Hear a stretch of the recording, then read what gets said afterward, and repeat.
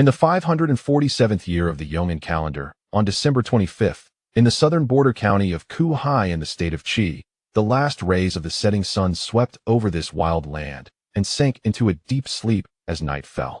The wind howled, and snowflakes fell like salt, blanketing the mountains and fields with a layer of white, cloaking everything in silver. Soon, a thick layer accumulated. Later, the snow turned into goose feathers, swirling chaotically with the wind, carrying the scarce starlight to an unknown distance.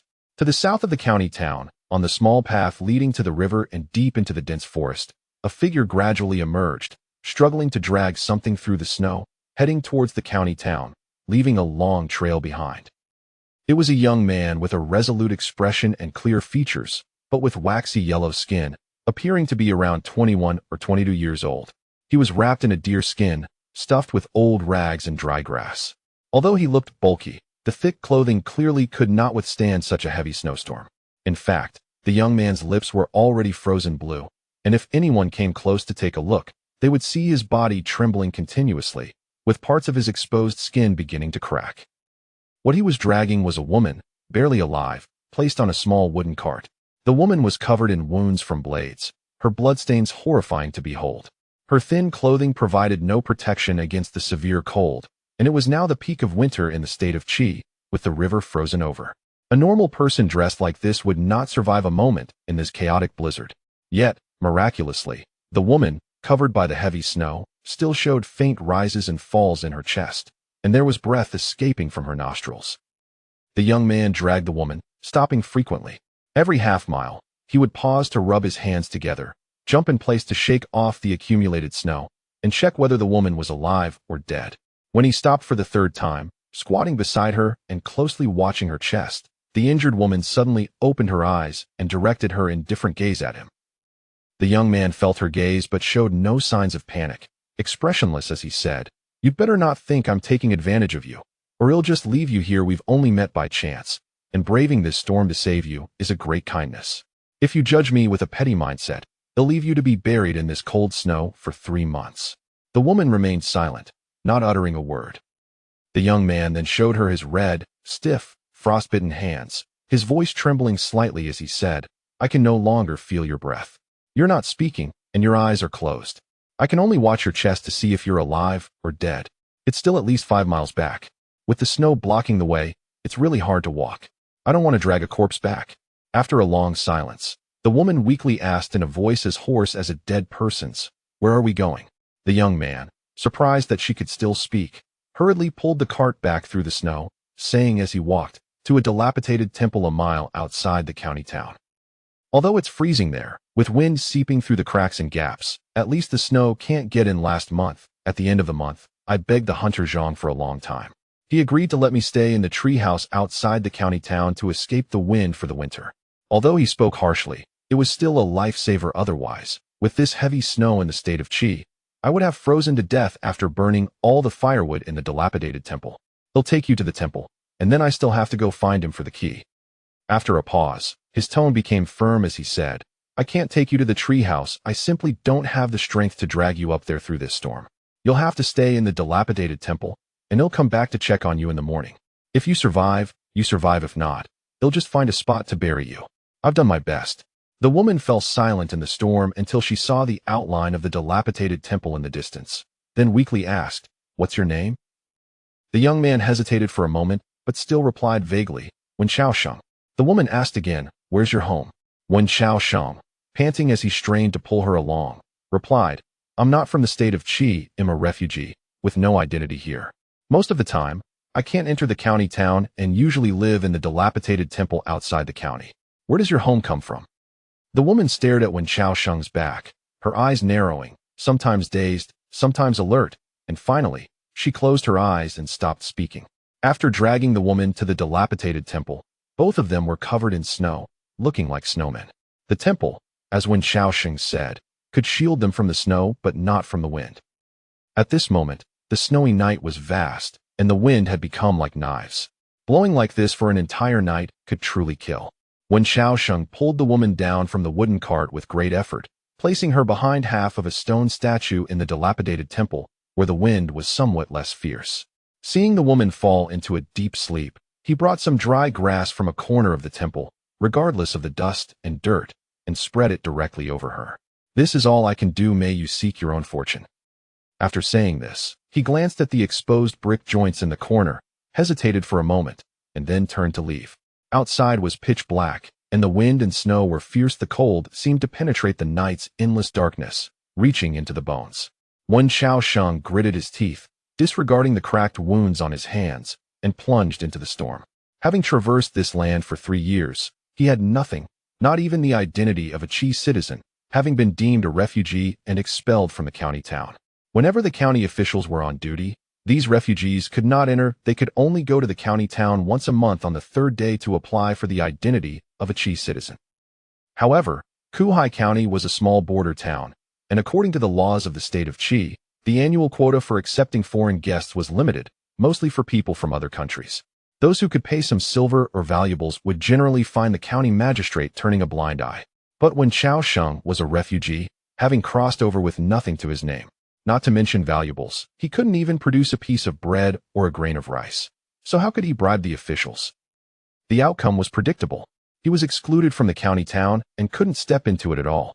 Later, Wenchao Sheng went to the county town regularly each month, trying to plead with the county magistrate for the identity of a Qi citizen, but every time he returned empty-handed.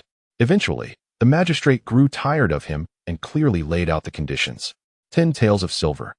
If Wenchao Sheng could bring him 10 taels of silver, he would grant him a legal identity as a Qi citizen and arrange a residence for him in Kuhai County, allowing him to live like other citizens, working from sunrise to sunset.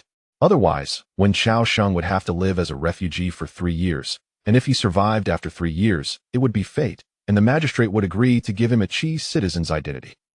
10 taels of silver were out of the question, not to mention that he was just a refugee in this small county town of Kuhai. Unless one came from a wealthy family, even 5 taels of silver would be hard to come by. For 3 years, just surviving had been tremendously difficult.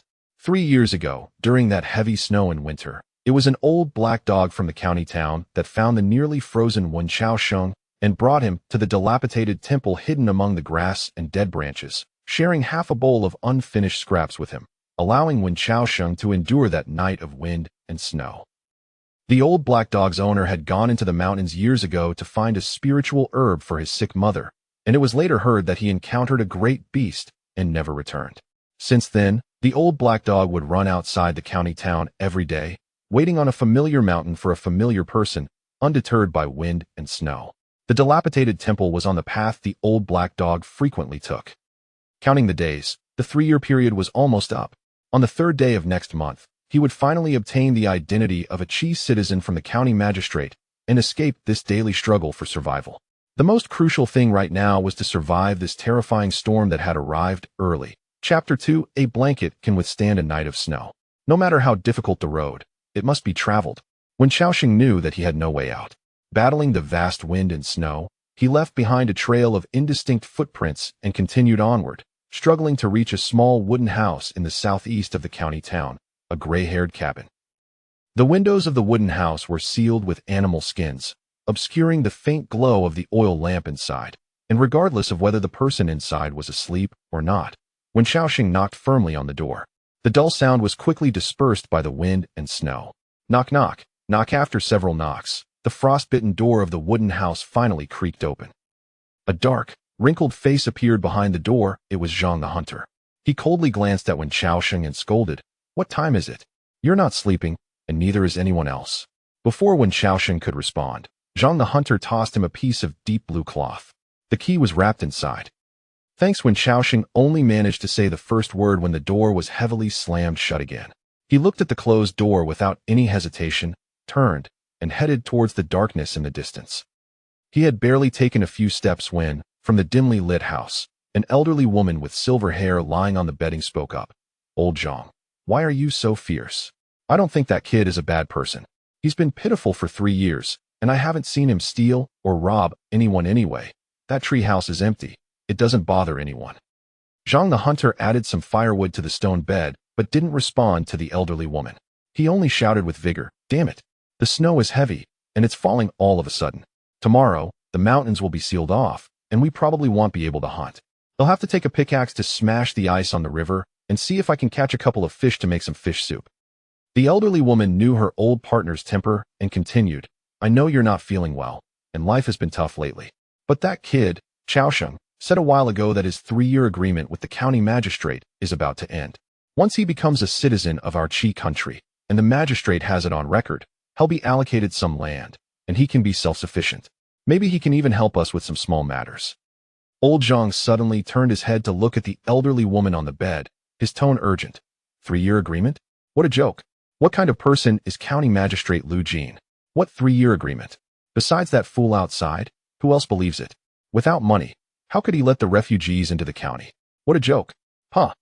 He spat into the fire, his tone dark and frightening. "Just watch. That fool outside won't survive this winter. If I were 10 years younger, I could still lend him a hand. But now we're like clay bodhisattvas crossing the river, unable to protect ourselves." The elderly woman listened to Zhang the hunter's sharp words, fell silent for a long time, and finally asked, "How about we move back to the county and let him stay in this house for the winter?"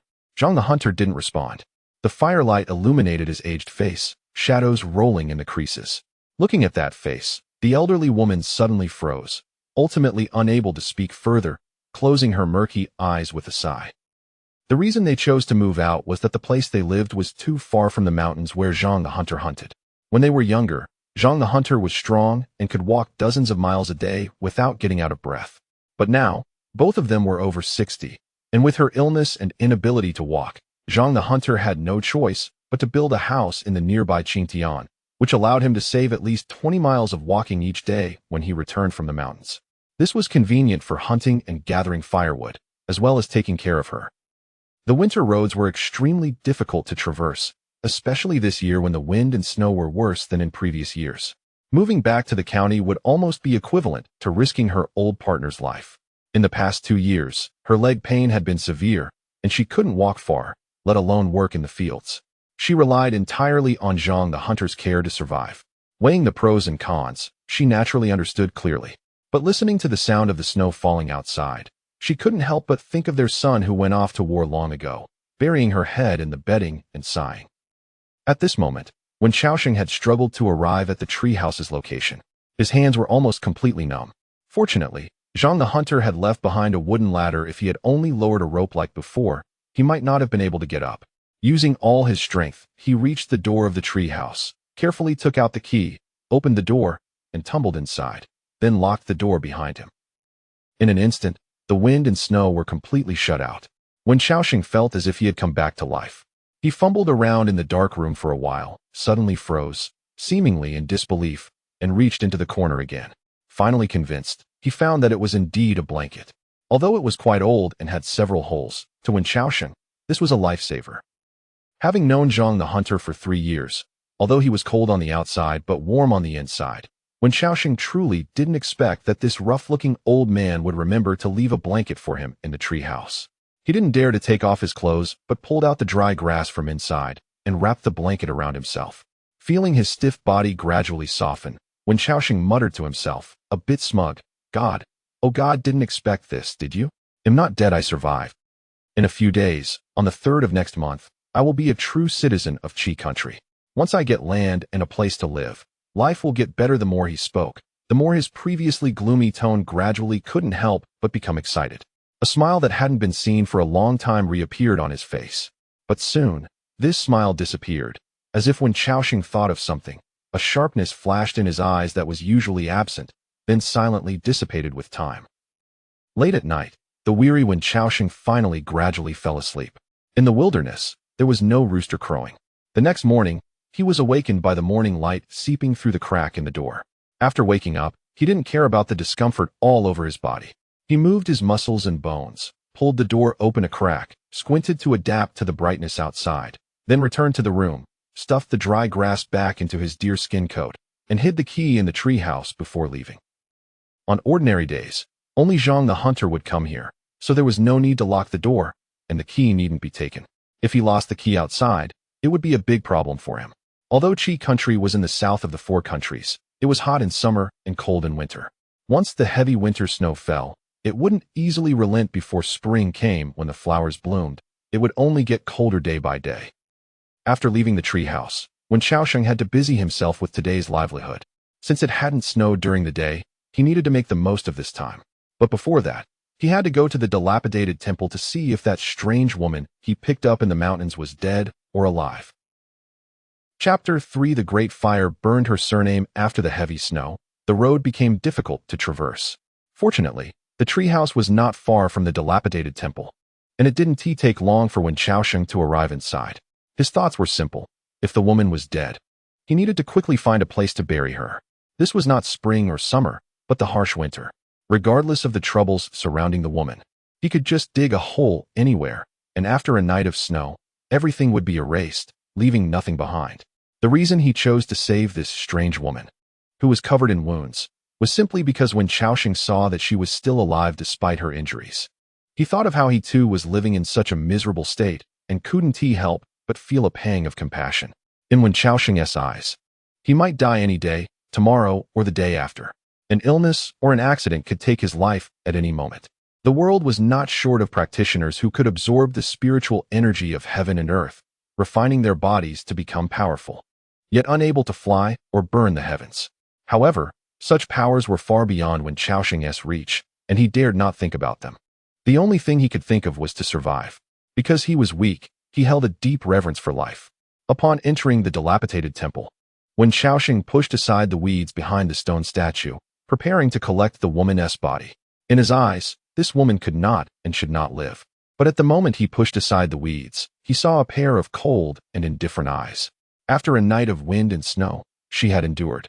For some reason, Wenchao Sheng was captivated by the light emanating from those eyes. The moment the woman opened her eyes, he caught a whiff of the smell of blood and death. Perhaps using those 4 words to describe the situation was not entirely accurate, but upon seeing her gaze, Wenchao Sheng had an instinct that the woman before him had killed before countless people. Yet the terrifying killing intent in her eyes only lingered for a moment before reverting to the lifeless expression from last night, her face full of deadness. "I somewhat regret saving you," Wenchao Sheng said frankly. "The wounds on you are all from weapons. I may not be a person of the martial world, but I can tell these are not marks left by the same kind of weapon. A person like you must be accompanied by troubles, and they are great troubles."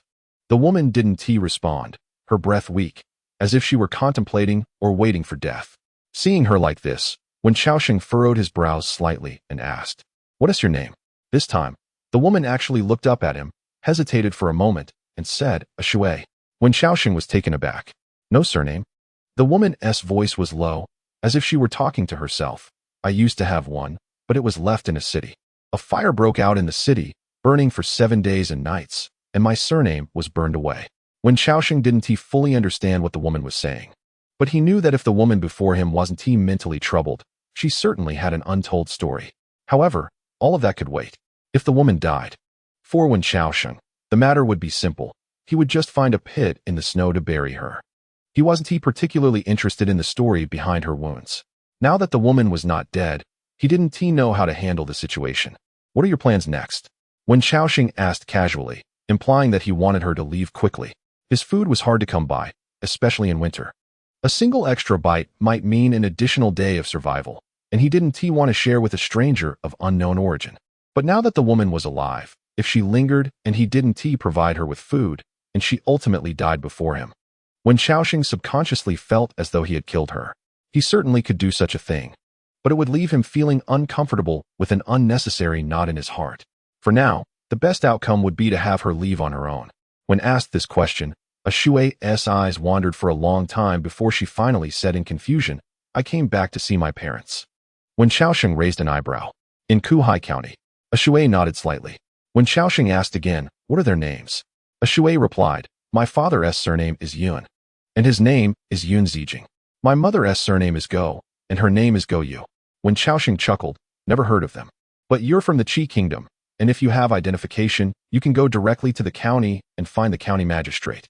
But looking at you, you have no money, and given Lu Jinshi's nature, he probably won't help you." He paused, and then said decisively, "No, he definitely won't help you. In any case, if you want to go, then go. The county is likely better than out here." A Shui lay in a pile of weeds, her hair disheveled, looking even more like a refugee than Wenchao Sheng. "I haven't been back in many years. I don't know the way, and I don't know anyone." Wenchao Sheng scoffed, What good is it to tell me? Do I know? A Shui then remembered that Wenchao Sheng had mentioned last night that he was a refugee and not from the Qi kingdom, and that he couldn't usually enter the county. Wenchao Sheng tidied himself up, feeling that his clothes weren't warm enough, and stuffed some weeds into his deer skin before preparing to leave. I'll tell you, there's little to eat outside. In winter, when the snow covers everything, there are no wild vegetables. The small river will freeze over thickly, and breaking the ice is a hassle. Moreover, even if you guard it all day, you might not catch a few fish. Without fish, I'll have to eat the food that Doggy shares with me. But in the past 2 years, Doggy has aged quickly, and this winter is particularly cold. If I eat too much, I fear Doggy won't hold out. As he spoke, he turned back to summarize for a Shui. In short, there's nothing for you to eat. If you stay here, you will eventually die. A Shui didn't seem to care much about her situation, but instead asked Wenchao Sheng an unimportant question: who is Doggy? Wenchao Sheng pointed in the direction of the county town. In another hour, you'll see it. I warn you, no matter how hungry you are, don't set your sights on Doggy. Otherwise, I'll fight you. He meant what he said. A Shui remained silent, closing her eyes and falling asleep again. Wenchao Sheng had no time to waste with her. With his keen eyesight, he could tell that the snow wouldn't stop for long. It might continue after half a day, and finding food was urgent. If he walked another 5 miles south, crossing a series of snow-covered hills, he would reach a stone bridge, which was lightly covered in frost and snow, but still showed signs of age. This bridge was older than Wenchao Sheng. Below the bridge was a ditch about a yard wide, which was the small river Wenchao Sheng referred to. However, at this moment, after a night of heavy snow, the small river was nowhere to be seen, covered by the vast expanse of white, and Wenchao Sheng searched for the marks he had left yesterday, finally finding a few wooden sticks sticking straight up from the ice surface. These sticks had been deliberately left by Wenchao Sheng the night before, each cut from living trees and inserted into the mud beneath the ditch to secure them. Last night, the ice was still thin, so it hadn't been too difficult to do this. Now, Wenchao Sheng had to rely on these sticks to break the ice. He took out an axe from his deer skin, a treasure thrown to him by a hunter, which combined a hammer and axe. He swung it forcefully at the frozen junction of the sticks and ice, immediately creating some cracks. Doing this wouldn't save him much energy, but it could cleverly reduce the recoil on his hands. In this season, he couldn't keep warm, couldn't eat enough, and his limbs were always cold. If the recoil was too strong, his hands wouldn't be able to withstand it. If he ended up with a large wound, winter would be difficult to endure. As Wenchao Sheng struck the wooden stick dozens of times, cracks spread across the surrounding ice surface. He took a few steps back, standing in a safe position, and delivered a final blow to the heavily cracked area. Crack! The ice shattered, revealing a large hole. Wenchao Sheng stared down into the hole, using the stick to check the approximate thickness of the ice below. It wasn't very thick. Beneath the ice, the water was as clear as a mirror. Wenchao Sheng squatted beside it and observed for a while, but he didn't see any fish swimming. He wasn't discouraged by this, as he was not here for the fish in the first place. He had lived in this area for 3 years, and no one knew better than him whether there were fish in the ditch during winter. The fishermen from Kuhai County would go to the north to the Shinsha River or to the east to Mian Lake, but they would never come to the south, because even in spring or summer, there were rarely any fish in this small ditch. Wenchao Sheng was drilling through the ice to measure its thickness. What he was looking for was the hibernating frogs. Common frogs typically like to hibernate in caves or under thick layers of fallen leaves, as the cold of winter drives away nearly all their natural enemies, making it hard for them to freeze to death. Thus, they can hibernate in slightly concealed places. However, the frogs in this world are different. They prefer to hibernate in groups in moist soil. Having determined today as search area, Wenchao Sheng immediately got to work. Although these frogs were rumored to be poisonous, their toxicity would disappear after being thoroughly cooked, and they tasted quite delicious. They were Wenchao Sheng's main food source during winter. Unfortunately, Kuhai County was located in a barren area.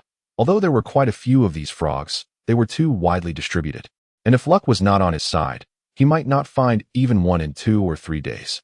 Chapter 4. A dog comes from the county town, just as Wenchao Sheng was busy. A Shui, who was sleeping in a pile of hay in a dilapidated temple, suddenly woke up. She slightly lifted her gaze and found a half-bald big black dog standing in front of her, holding a pockmarked, uneven iron box in its mouth, examining her as if confirming whether she was alive or dead. This black dog looked strange. Like Wenchao Sheng, it was wrapped in a deerskin. with the knots in the skin almost identical to those on Wenchao Sheng's. However, instead of hay, the black dog's deerskin was stuffed with tightly packed strips of cloth and a tattered pink women's garment. Shui stared at the black dog for a moment. When the dog approached her and sniffed, it placed the iron box next to her and stepped back 2 paces. Shui vaguely understood its intention, gently nudged the iron box, and discovered that there was actually some congealed porridge inside. Although the box was dog food, it didn't have any foul smell, only the fresh aroma of rice porridge. Looking at the clean edges of the box, Shui knew that someone must have washed it. If not Wenchao Sheng, then it would be someone from the county town who fed dogs. This dog was also discerning, not touching the food in the iron box, but waiting for her to eat first. Shui stared at the black dog for a moment before really picking up the iron box and scraping some to eat, but after just a few bites, she returned it to the dog.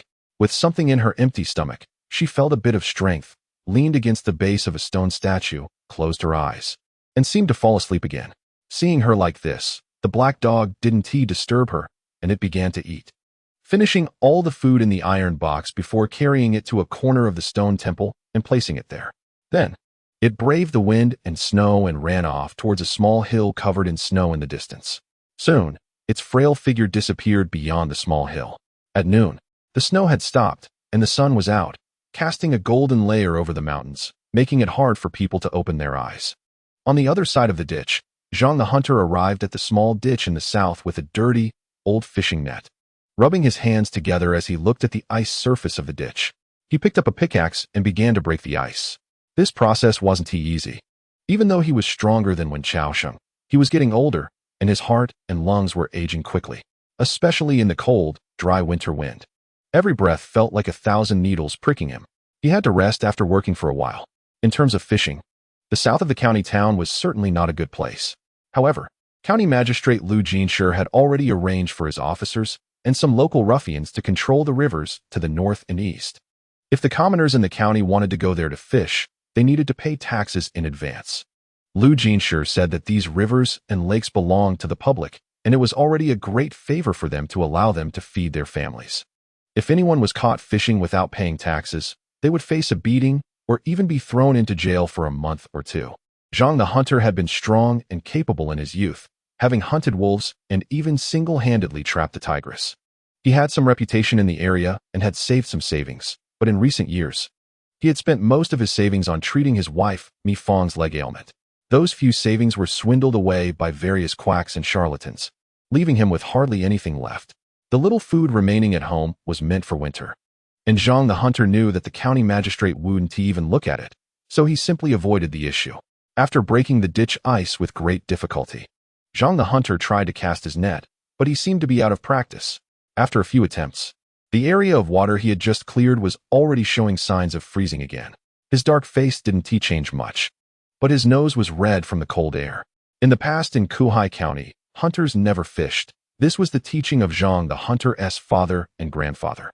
Hunters were reapers of death in the mountains and forests, and their targets were always vigilant and powerful beasts, not fish that had no ability to resist in the water.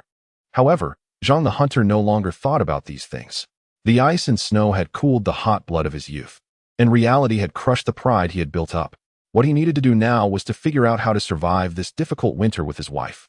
Winter days flowed by quickly, like water in a bamboo basket. After a day of struggling by the ditch, Zhang the hunter was still contemplating whether he should go to the county town to seek advice from those fishermen about fishing experience when the slowly falling snow had already mixed with the light of the setting sun. He shielded his eyes and gazed at the distant slanting sun, his dark face showing a look of inexplicable confusion. After a long time, he seemed to finally accept the reality. As he lowered his head to clean up the mess around him, a layer of frost fell from his brow. Today, he had caught nothing. The wind howled mournfully as Zhang the hunter walked back step by step, holding the iron pick and the fishing net soaked in cold river water. The sky darkened quickly, and the wind grew sharper. He walked with his head down, trying to avoid the snow falling from above from getting into his eyes. As he passed the small stone bridge, he suddenly stopped. On the stone bridge, Zhang the hunter saw another pair of legs. Those tattered pants stuffed with hay and cloth strips could only belong to Wenchao Sheng. Zhang the hunter turned his head to glance at him and said coldly, "What are you doing here?" Wenchao Sheng was holding a bundle made of old cloth with one hand, snow of varying depths clinging to him. as if he had been waiting for a while. Waiting for you. Upon hearing this response, the hunter fell silent for a moment before gruffly saying, There's nothing to eat today. Go back. Just as he was about to leave, he was called by Wenchao Sheng. I have something here. He handed the cloth bundle to Zhang the hunter, who hesitated for a moment, not reaching out to take it, but instead asked, Rabbit or snake? Wenchao Sheng replied, Neither. It's frogs. Hearing this, Zhang the hunter looked up at him and turned around without looking back, heading towards the bridgehead. I'm old now, but I'm not reduced to eating such things. In the snow, his voice carried a tone of unhesitating disdain. Indeed, no one in Kuhai County eats frogs. The people here have an innate aversion to such creatures, considering them disgusting in appearance and thus also in taste. Furthermore, the frogs surrounding Kuhai County are toxic, seen by the common folk as an omen of bad luck, making it even less likely for anyone to eat them. Moreover, he is a hunter. In response to Zhang the hunter's reply, Wenchao Sheng said, These frogs are toxic, but cooked they are not. I've eaten them for 3 years. And they don't taste as disgusting as the rumors say. They are somewhat like meat. Zhang the hunter ignored him and focused on his journey. And as his figure began to be covered by the snow and wind, Wenchao Sheng added, You don't eat them. What about Aunt Me? Does she not eat them either? I remember she is not well. On such a cold day, can't she at least have some porridge? Not far away, Zhang the hunter suddenly came to a halt. After a long while, the hazy figure became clearer again as he silently approached Wenchao Sheng, his dark face showing a hint of resigned numbness. The latter handed him the cloth bag again, saying, You have helped me. I will not harm you. I have cleaned and gutted the frogs. They are cooked, cooked, cooked. Important things must be said 3 times. Zhang the hunter looked deeply at Wenchao Sheng and still accepted the cloth bag he offered, turning to plunge back into the snow. After walking a few steps, he suddenly raised his hand, shaking the cloth bag to disperse the flying snow. Wenchao Sheng knew this was Zhang the hunter thanking him. Chapter 5. Sharpen this knife. Live like a person. Deep in the storm, the old hunter's silhouette bore the weariness of a hero in decline. A man who could once single-handedly hunt tigers in the mountains had now fallen to needing to eat frogs from the mud. After watching the direction in which Zhang the hunter disappeared for a while, the cold and the wind finally awakened Wenchao Sheng. He shook himself, using the remaining weak sunlight to hurry back. In his arms, wrapped in deer skin, were 3 frozen frogs. The cold from the hay was penetrating. Wenchao Sheng's meager body heat could not awaken them from their winter slumber, and they were unaware of their impending fate as soup. Returning to the dilapidated temple, Wenchao Sheng went to fetch some firewood from the side, first lighting a fire with hidden flint and dry grass, then dragging a broken pot, throwing in some snow, and placing it on the makeshift stone stove he had built. As the snow melted, he tossed the 3 frogs from his arms into the water. At that moment, he caught a glimpse of something out of the corner of his eye. Wenchao Sheng got up and circled around. Seeing a pile of chopped firewood stacked beside the stone statue's base, his body slightly trembling. After a moment, an idea struck him, and he went to the northeast corner of the dilapidated temple to crouch down and inspect.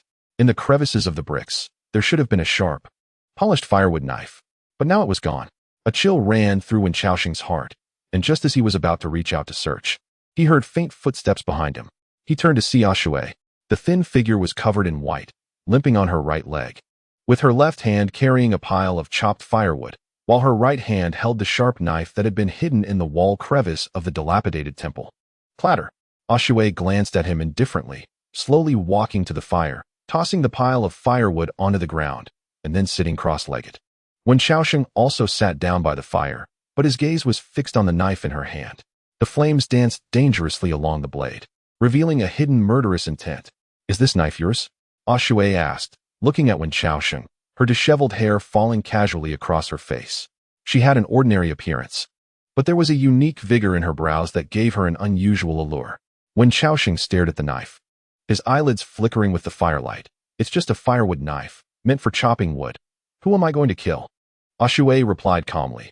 A firewood knife wouldn't be sharpened this much. The blade is too thin and unsuitable for chopping wood. I can smell the intent to kill on it. Wenchao Sheng fell silent, staring at the blade in a trance. Later, when the water in the pot boiled, he set the knife down, grabbed a stick nearby, washed it with snow water outside, and then put it in the pot to stir. A fragrant aroma immediately wafted out with the rising steam. Aren't you looking for your parents? Why are you still here? Wenchao Sheng asked. As for Ashui's question, he had buried it in the snow outside, merging it into the vastness, and Ashue did not pursue the matter of the knife any further, saying, "The Yamen officers won't let me in." Wenchao Sheng looked at her and chuckled. "So you are a refugee too?" "Ashue, I wasn't before, but now I am." Wenchao Sheng took a chipped bowl from the hay by the wall, poured himself a bowl of soup, blew on it a few times, and drank slowly. "How interesting. The wind outside is so fierce, it hasn't killed you after blowing all night. You must be no ordinary person. I sharpen that knife in the wall crevice regularly. It's very sharp. You should be able to get past the 2 Yamen officers guarding the county." Ashue didn't look at the knife again, but spoke to herself. "After so many years, I've finally returned once. I don't want to bring blood debts back to my homeland." When Chaosheng finished a bowl of soup, feeling warmth spread through his limbs, even able to sense the heat coursing through his veins. Leaning against the base of the broken statue, he handed the bowl to Ashue. "You are lucky. I found 8 frogs today, gave Jean the hunter 5, and there are 3 left.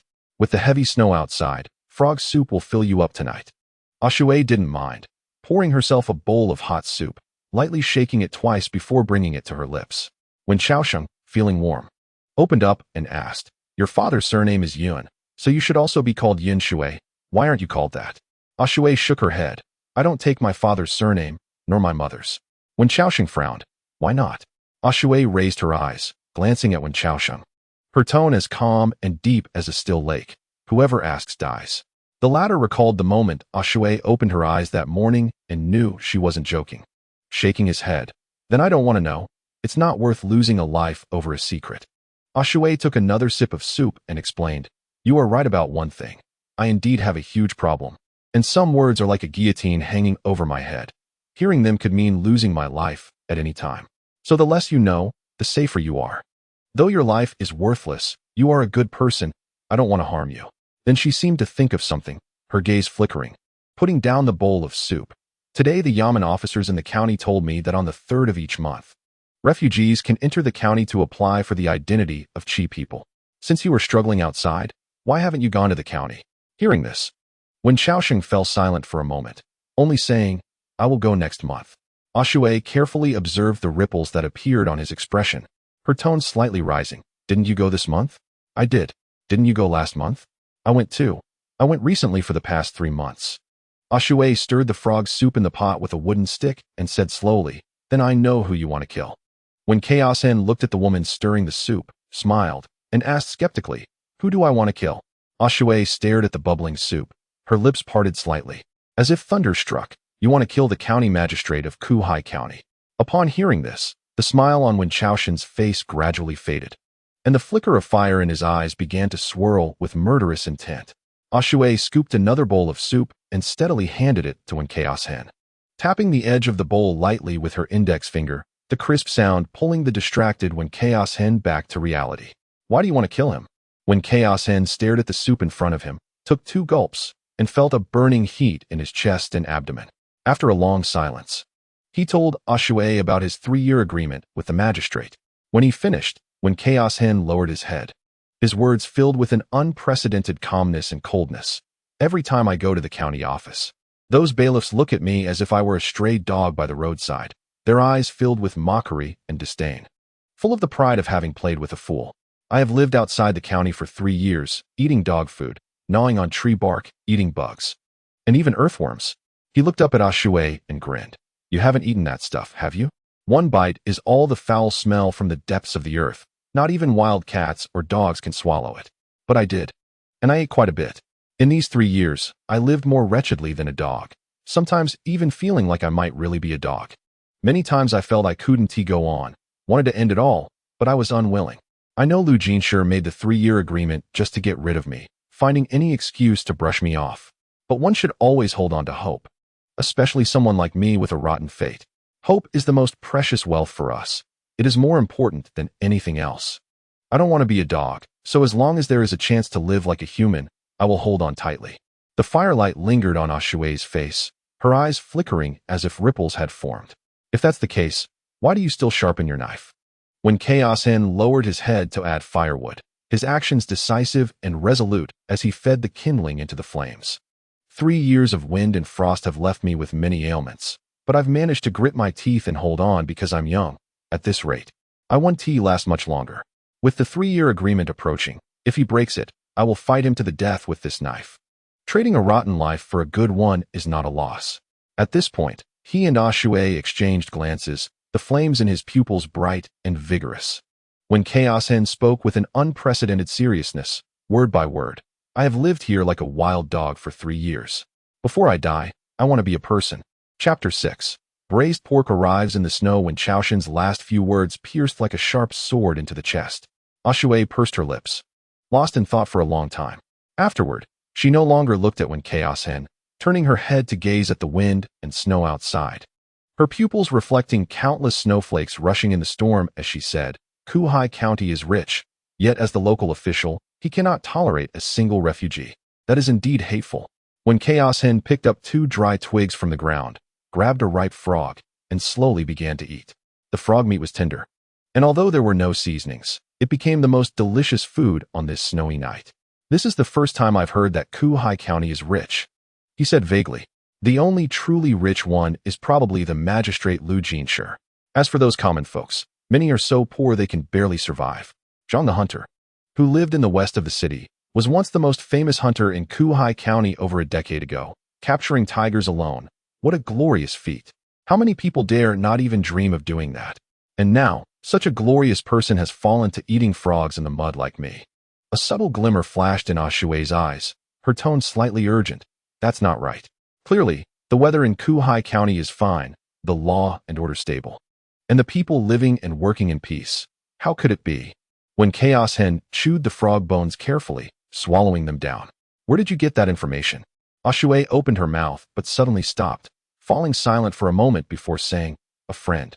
When Chaos Hen laughed, then after laughing said, then you should stay away from that friend in the future. Full of lies, you won't even know when you're sold out. Ashui's expression was blank, and she seemed to be lost in thought. After When Chaos Hen finished eating the 2 frogs in the pot, he stood up and walked outside the dilapidated temple to wash his hands in the snow piled on the steps. I'll leave you some soup. I'm heading back first. Ashui thought of something and casually asked, did you make the ragged clothes on that black dog? Without looking back, when Chao Shen's voice grew fainter, it was the dog that brought me here back then. It saved my life. And I can't let it freeze to death in this snow. In a way, you were also saved by the dog.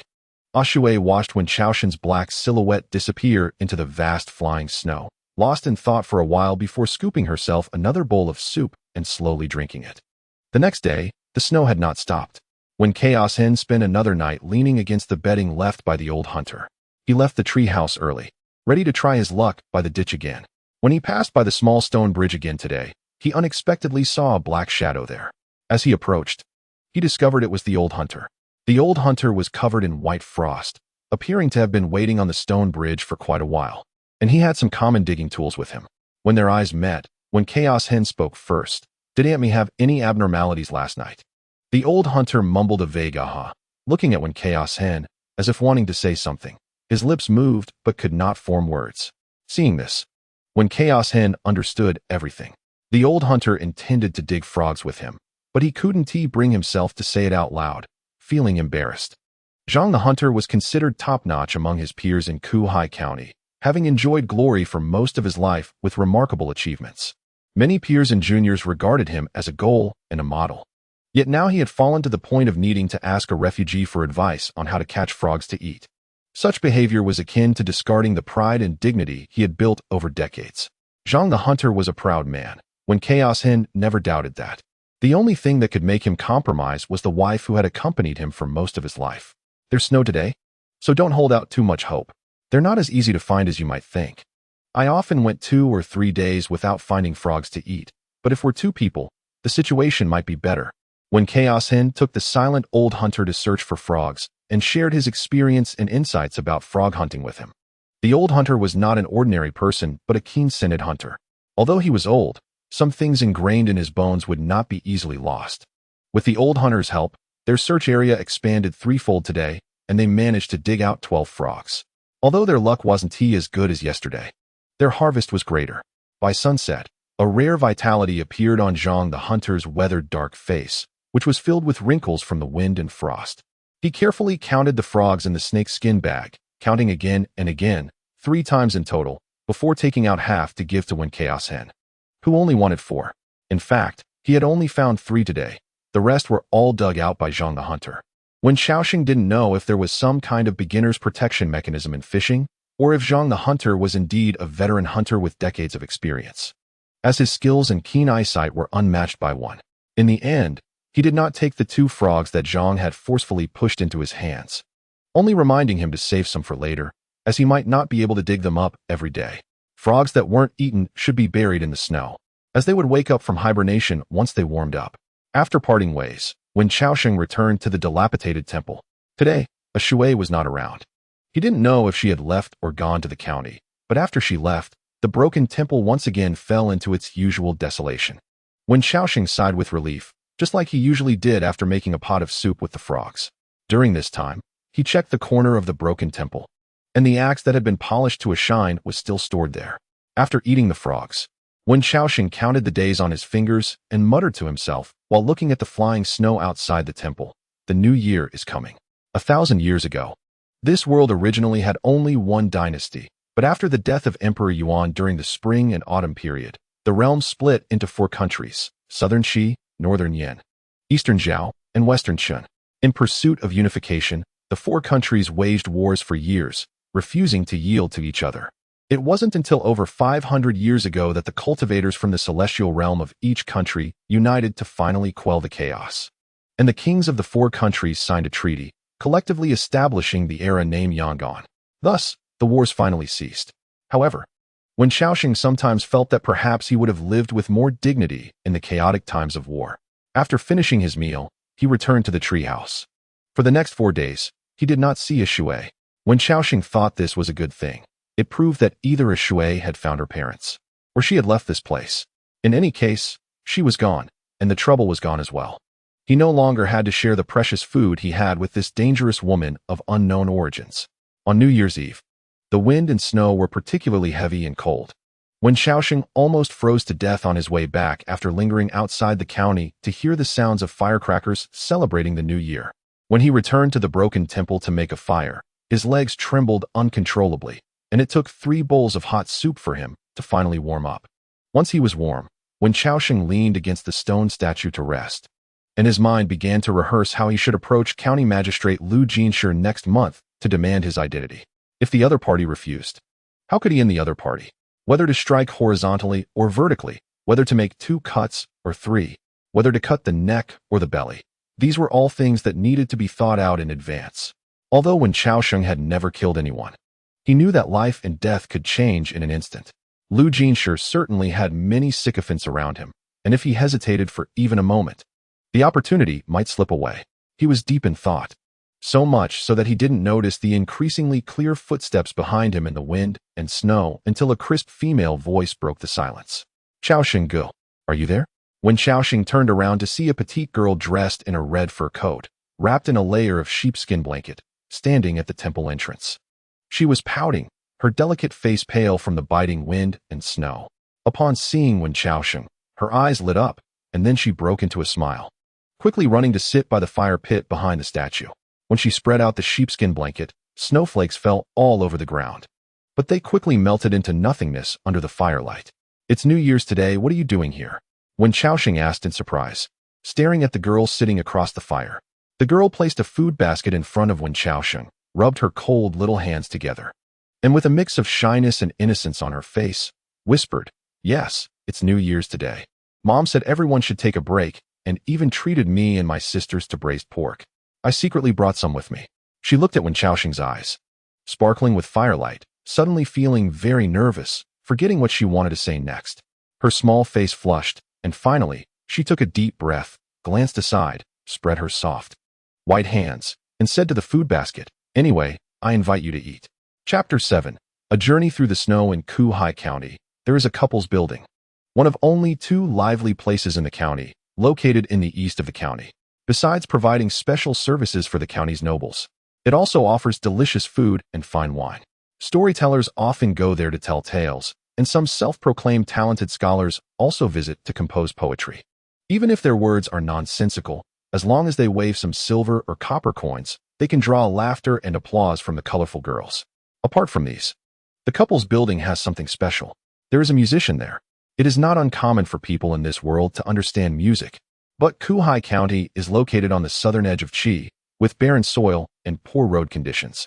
Moreover, the road to prosperous towns requires detours over many hills, often plagued by bandits and robbers who prey on travelers. Therefore, apart from merchant caravans, almost no one comes here. As such, the musician becomes extremely precious, adding a unique enjoyment to this desolate land that the vast royal grace hardly touches. This musician is Si Xiaohong. When she was young, her parents died of drought, and when she was on the brink of starving on the streets, the owner of the couple's building, Song Chenan, took her in. Initially, she was only kept in the backyard to chop wood and cook, but later, Song Chenan accidentally discovered that Si Xiaohong seemed to have a natural talent for music. Seeing her pitiable yet hard-working nature, he bought her a cheap guqin out of his own pocket as a gift.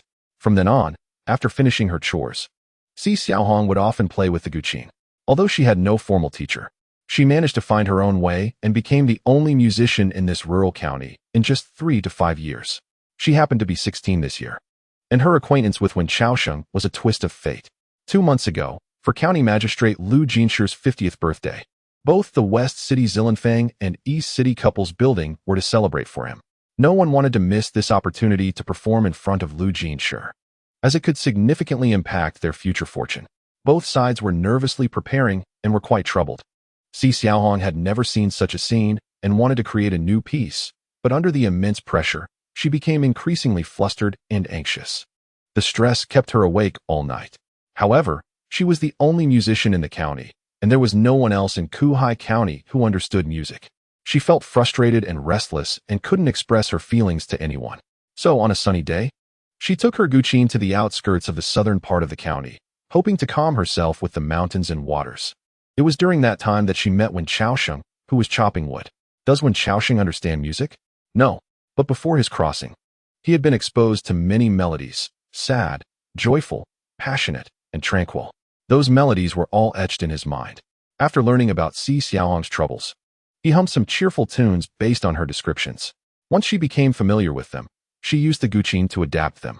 Later, this piece successfully helped Si Xiaohong smoothly navigate through Lu Jinshi's birthday banquet, allowing her to shine brightly at the event. Now, this bowl of braised pork had come through the snow as a token of gratitude from Si Xiaohong for the piece he taught her 2 months ago. Looking at the girl's nervous expression, Wenchao Sheng opened the food basket, and the braised pork inside had already turned cold and hard. But that was not a problem. It just needed to be steamed in the pot. While steaming the meat, Wenchao Sheng asked the girl, "Are people in the county setting off fireworks?" Si Xiaohong nodded yes. It's New Year's today. The couple's building is closed, and the nobles in the county have commissioned many fireworks, gathering around the lotus pond. The county magistrate has also arrived. It's very lively. When the fire ignites, the darkness in the sky explodes into countless stars. After she finished speaking, she looked at the entranced Wenchao Sheng and suggested, "It's snowing heavily outside, and it's the new year. Those guards must have gone off duty by now. If Brother Chaos Hen wants to take a look, we can sneak in later. No one will notice us." She knew some details about Wenchao Hen, as there were occasional rumors about him on the streets of the county. Last time, when discussing music outside the county, Wenchao Hen had talked to her a bit about it. However, Wenchao Hen did not respond to Si Xiaohong, but instead asked, "Xiaohong, do you want to eat a bit more?" Si Xiaohong waved her hand. "No, Brother Chaos Hen, I'm full tonight." As she spoke, she leaned forward curiously to sniff the few frogs boiling in the pot, her delicate nose wrinkling as she exclaimed, "Last time I heard from the sister at the Mandarin Duck Tower that frogs buried in mud taste quite good. I didn't expect it to be true." When Chaos Hen looked a bit surprised, "Is there really someone in the county who eats this?" Si Xiaohong's pretty little face gradually regained a warm flush in the firelight. "Generally, people don't eat this, but that sister liked to cook and enjoyed making some strange foods. Previously, she had fried a dozen red centipedes caught and dipped them in sauce, which had scared the other sisters." When Chaos Hen chuckled at this. Once the meat was steamed, he ate all the braised pork and rice clean in front of Si Xiaohong, then filled another bowl with hot soup and gulped it down. For the first time, when Chaos Hen felt a bit unaccustomed to being so full. After his limbs warmed up, he said to Si Xiaohong, who sat across the fire, "It's getting late, Xiaohong. Let's go back to the county." Si Xiaohong responded. He didn't rush to eat the frogs in the pot, but added some firewood to ensure the fire wouldn't go out for a while. Then he picked up the food basket Si Xiaohong had brought and entered the heavy snow with her, who was wrapped in a wool blanket. The wind and snow were fierce, and the two quickly became like snowmen, one tall and one short, moving in front and behind each other, swaying under the starlight as they walked through the deep snow, crunching with every step. The dilapidated temple was not far from the county, just about a mile away. As they got closer, they could see the brilliant fireworks bursting in the distant sky and hear the applause echoing in the heavens. Si Xiaohong excitedly called out, stretching her little hand, which was frozen red, to pat Wenchao Sheng's back, trying to signal him to look at the colorful, fleeting stars in the sky. However, she lost her footing, and as when Chaos Hen turned around, she fell to the ground. When she looked up, her small face was immediately covered in a layer of snow, looking like a ghost. Fortunately, the snow was deep, and she wasn't hurt. When Chaos Hen slowly bent down, struggling to pull Si Xiaohong up from the snow pit, and helped her wrap the snow-covered sheepskin blanket around her again. The girl fell silent this time, pouting and carefully watching her feet. When they reached outside the county, there were indeed no guards. The city gate was slightly ajar, and Si Xiaohong pointed at it, turning to Wen Chaos Hen with a smile. Look, they have all left. Wen Chaos Hen didn't respond to this, but handed the food basket back to her, reminding her, it's snowing heavily, hurry back. Si Xiaohong's smile froze for a moment as she looked at Wen Chaos Hen, who was covered in snow, and asked, Brother Chaos Hen, aren't you going to see the fireworks? When Chaos Hen replied, no. Si Xiaohong said, then why are you still? When Chaos Hen interrupted, it's snowing heavily, I'm sending you. After saying this, he waved to Si Xiaohong and turned back without looking back. Going back and forth, his legs were so cold that he could barely feel them, which was a serious matter. Skin frostbite could still recover, but if something worse happened, he could suffer from paralysis. Watching fireworks? Huh. What did such festivities have to do with him, a vagrant? He needed to keep his legs intact. If he could become a citizen of Qi, they would be indispensable in the future. If not, he could still use them to kill County Magistrate Lu Jinshi. Si Xiaohong stood at the county gate, wrapped in a sheepskin blanket, gazing at Wenchao Sheng's figure disappearing into the wind and snow, pursing her lips and watching for a long time. The hazy white obscured her vision. Si Xiaohong stood there, unable to see the distant figure anymore, yet she was reluctant to leave. Finally, under the unbearable cold, she reluctantly lowered her head, stomped her feet, and turned back toward the county. Chapter 8. In front of the temple. A sharp cut to the chase. Why was she called Xiaohong? Because her mother said that the cheaper the name, the easier it is to raise. But I'm a girl, so the name can't be too cheap. I have to keep some dignity. Brother Chaos Hen, are you really a spy from another country? Who said that? Neighborhood gossip. I heard it came from the county office. Then what do you think? Which country am I a spy for? I don't think you look like a spy. Why? Because if you were a spy, Brother Lu Jinshi would definitely want to catch you. Haha, that's a good point, makes sense. Oh right, Xiaohong, in front of others. Don't mention Lu Jinshi's name. Others call him County Magistrate, and you should too. Brother Chaos Hen, can you hum that tune again from earlier? In the dilapidated temple. When Chaos Hen stared at the boiling pot, and the scene of him and Si Xiaohong sitting on the small stone bridge appeared in the water, he was entranced. In the few relaxed and pleasant memories when Chaos Hen had, Si Xiaohong was like a stone that suddenly splashed into the water, quick and unexpected. When he was with Si Xiaohong, when Chaos Hen could temporarily forget some heavy, realistic things. Tonight was colder than usual, yet when Chaos Hen stayed in the dilapidated temple for half an hour longer, until the snow water in the pot boiled dry and the firewood in the fire pit turned to ashes, before finally using 2 dry branches to pick up the frogs that were about to be boiled to mush and ate them bit by bit. This half hour of memories was his unique kindness to Si Xiaohong. It wasn't for that bowl of braised pork, nor for the sound of the guqin from 2 months ago, but it was because in the clear, bright eyes of the girl, he saw a reflection of a person. When Si Xiaohong gazed at him, he could always find in her eyes a person who was both incredibly familiar yet completely strange. That was his true self. Thus, after finishing the frogs, when Chaos Hen began to sharpen his knife, sharpening a knife on the coldest snowy night, there wasn't much time left, he told himself, to die like a person. As the knife blade and whetstone scraped against each other, the cold seeped into his bones along with the sound. He trembled all over, but his hand sharpening the knife remained steady. The sharper the knife became, the more he didn't trust Lu Jinshi in his heart. He wanted to live more than anyone else because someone who had died once would fear death even more. Yet these 3 years, It seemed Wenchao Sheng had been preparing for death all along. Uncertain how much time had passed, the flying snow outside the temple disturbed Wenchao Sheng, who was sharpening the knife. When he looked up, he saw a person wrapped in black standing at the temple entrance. The person held a sword in one hand, their gaze cold as ice, and the aura they emitted made Wenchao Sheng feel paralyzed. In the past 3 years, Wenchao Sheng had never encountered a martial artist from the Jianghu and didn't know how terrifying those guys could be. He thought they were probably similar to the heroes in some martial arts novels. But the person in black standing in front of him suddenly made Wenchao Sheng realize he had been mistaken. The black-clad figure merely standing there, with their imposing presence, was enough to make it hard for him to breathe.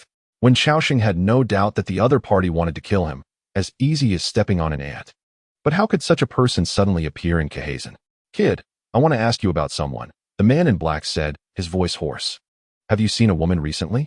She has an oval face, is somewhat thin, about 8 feet tall, and should have many scars from knives and weapons. In this world, 1 foot is approximately 20 to 22 centimeters, so 8 feet tall is about 1.6 to 1.8 meters, which matched a shui's height." Coupled with the man's following words, Wenchao Sheng basically concluded that this person was here for a shui. "A woman came a few days ago, but I don't know if she is the one you were looking for. She didn't say anything when I asked her, and then she left on her own." Wenchao Sheng didn't completely conceal the truth, but he also didn't reveal everything. The other party was clearly here to cause trouble, and he couldn't let it show that he had any connection to a shui to avoid bringing disaster upon himself. The man in black asked again, "Which direction did she go?" Wenchao Sheng thought for a moment.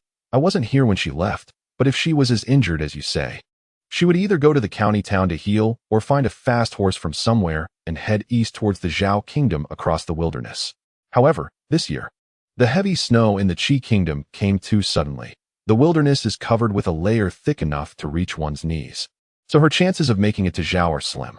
Even if she can endure, the horse can't. The man in black's gaze was cold, and without saying a word, his thumb had already pushed open the sword sheath. The sound was light, but it was not pleasant. Wenchao Sheng gripped the sharpened chopping knife tightly, raised his eyes to look at the man in black, and asked, "Are you going to kill me?" The man in black did not evade. "To silence you." Wenchao Sheng's breathing became slightly rapid as he asked, "Is there no room for negotiation?" The man in black drew his sword 3 inches from the sheath, the glimmering cold light bringing the biting chill of the snow outside into the temple. "Generally speaking, there is room for negotiation between people. You are living like this. Not even as good as the cats and dogs in the county town. If I were you, I would be so ashamed that I would commit suicide. How could the word negotiation come out of your mouth?" Wenchao Sheng, holding the chopping knife, fixed his gaze on the man in black, showing no fear. "Then come at me." Seeing Wenchao Sheng daring to hold a knife against him, the man's expression turned even colder. He felt insulted and did not hesitate to strike, making his move particularly ruthless. The first sword aimed directly at Wenchao Sheng's arm holding the knife. He wanted Wenchao Sheng to understand the gap between them, and then die in fear and regret. The man in black sword was exceptionally fast. Wenchao Sheng could see the down feathers on the birds in autumn flapping their wings, but could not see the sword strike. However, Wenchao Sheng instinctively swung the knife. He did not plan to survive. He just wanted to strike once before dying. A strike with all his courage. A strike with no room for mercy. In the moment enveloped by death, Wenchao Sheng unexpectedly laughed, his sharpened chopping knife reflecting half of his profile, showcasing the courage possessed only by a cornered beast. This strike, clearly the sword was fast and the knife was slow. Yet, the man in black's sword did not hit Wenchao Sheng, but Wenchao Sheng's knife successfully struck the man's arm. The sparks flying from the blade seemed to become real, burning the wound hot. The man in black's eyes widened. As the pain spread, he realized that his arm was mixed with blood and fell to the ground. "How is this possible?" he murmured, suddenly looking back. A limping woman covered in snow stood there, amidst the hazy confusion, quietly staring at him. Just now, a snowball had broken through the fierce wind and heavy snow, hitting his sword arm, causing the strike that should have hit Wenchao Sheng to miss and cut through the air. The man in black did not speak, but a second strike was already coming from behind. It was still Wenchao Sheng's unorthodox knife. Although the man in black did not look back, his body was already making evasive movements. The limping woman in the snow launched a second snowball. Whoosh! The snowball hit the man in black's leg, causing his movements to falter. It was this brief moment that allowed Wenchao Sheng's knife to slice into the man's neck, hot blood gushing from the wound. The man in black stared wide-eyed. Moments later, his body slumped to the ground. Wenchao Sheng's strike was extremely fierce. The man in black's protective aura was broken by the snowball, and how could his flesh and blood withstand such a life-threatening strike? His head was cleaved open at an angle, connected only by a layer of skin, and after his body fell to the ground, the light in his eyes quickly dimmed. In the end, only the flickering flames on the fire remained in his pupils. Wenchao Sheng was covered in blood, his body slumped to the ground. Half kneeling in front of the man in black's corpse, gasping for breath, his hand holding the knife, shaking violently. A shui entered the dilapidated temple, shaking off the snow from her body, and approached Wenchao Sheng, asking, "Do you still have strength?" Wenchao Sheng gasped for breath and replied, "What for?" A shui pointed at the man in black's corpse. "You killed him, you bury him." Wenchao Sheng ignored her, sitting down heavily on the ground. Leaning against the base of the stone statue, his voice trembling, unsure if it was from the cold or the after-effects of killing. "He came looking for you. I really shouldn't have saved you. I almost died." A shui replied naturally, "You should have saved me. If you hadn't saved me, you would really have died." Wenchao Sheng remained silent, focusing on catching his breath and unable to refute a shui's words. "Just now, you were helping me, right? This guy is really stupid. How could he dare to come looking for you when you are so powerful?" A shui squatted on the man in black's corpse, rummaging around, and pulled out a special jade pendant from his waist, tied with a black string. The pendant had a river pattern, exquisitely crafted, with the words Wanchuan engraved on the back. "He is certainly not alone," a shui said calmly. "Moreover, my head is very valuable, more than you can imagine." Wenchao Sheng was taken aback and then asked why. A shui met his gaze, a hint of pity and coldness flashing in her eyes. "Because of my surname." Wenchao Sheng asked, "A surname can be that valuable?" A shui took the jade pendant, placing it in the pocket of her thin, tattered clothing. "But this surname, even after burning for 7 days and nights, still hasn't been cleansed. Do you think it's valuable or not?" Chapter 9. I'll buy you a drink. Will you come? Wenchao Sheng stared blankly at the blood that had already congealed on the ground, saying, "Well, this is bad. The only place to make a fire and cook is gone. Having killed someone, his accomplices will probably trace it back to me soon." A shui said, "Bury him while it's still fresh. Heaven knows, earth knows, you know. And I know."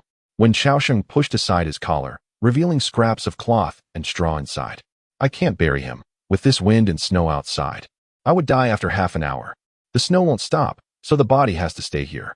After a pause, he smiled self-deprecatingly. "The good news is, he won't stink." A shui looked at the body on the ground, frowned, and said to Wenchao Sheng, "Give me the knife."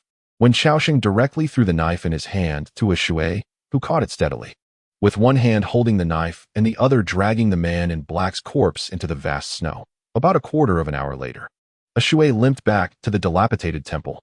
Wenchao Sheng was still there, not leaving, as he brought the accumulated snow from outside into the temple, slowly cleaning the bloodstains on the ground.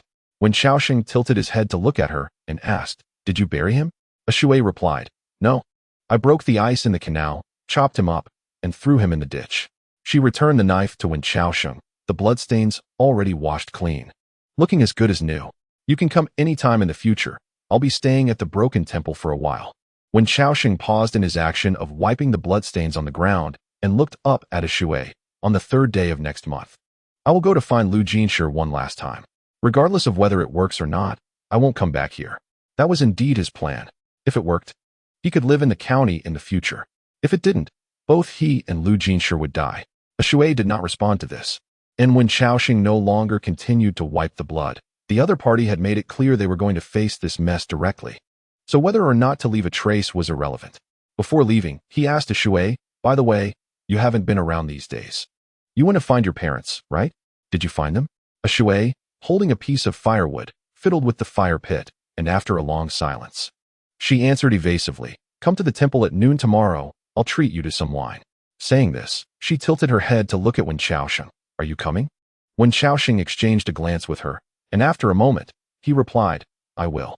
He returned to the treehouse, wrapped himself in the old cotton mattress, and his hands were still trembling uncontrollably. In 2 lifetimes, this was the first time he had killed one of his own kind, although it was for self-preservation. The shocking sensation of the blade cutting through flesh made Wenchao Sheng feel his blood boil, and it made him deeply understand a principle. In this world, if you want to protect yourself, The knife in your hand is far more real and effective than the law. After a night passed, the next morning, Wenchao Sheng went with the old hunter to dig out 4 frogs, not taking any for himself, only saying that he hadn't finished the food from yesterday. When the old hunter saw Wenchao Sheng leaving, he called out to him. When Wenchao Sheng turned back, he said, "I have a heated Kong in that house in Qingtian. My wife said if you can't stand it, you can come stay." Wenchao Sheng nodded and thanked him. The old hunter continued, "Lu Jinshi is not reliable. Some things he says can't be trusted, and you shouldn't take them seriously." Wenchao Sheng remained silent for a moment and replied, "Got it, Lao Zhang." Without looking back, Zhang the hunter stared at his back, his weathered eyes filled with complexity, the wrinkles on his face deepening. In the end, he only sighed and returned to the wooden house in Qingtian. Standing at the door, shaking off the snow, he finally pushed the door open. The old woman Mi Fong, lying on the mattress, said to him, "Lao Zhang, didn't Chao Sheng come back with you?" Zhang the hunter scooped clean snow water into a pot to melt it. His voice muffled, "He didn't come." Mi Fong was taken aback for a moment, then murmured, "How can this boy stand such heavy snow with just a broken quilt? He can't endure living in a treehouse." Sigh, counting the days, it's almost the 3rd day.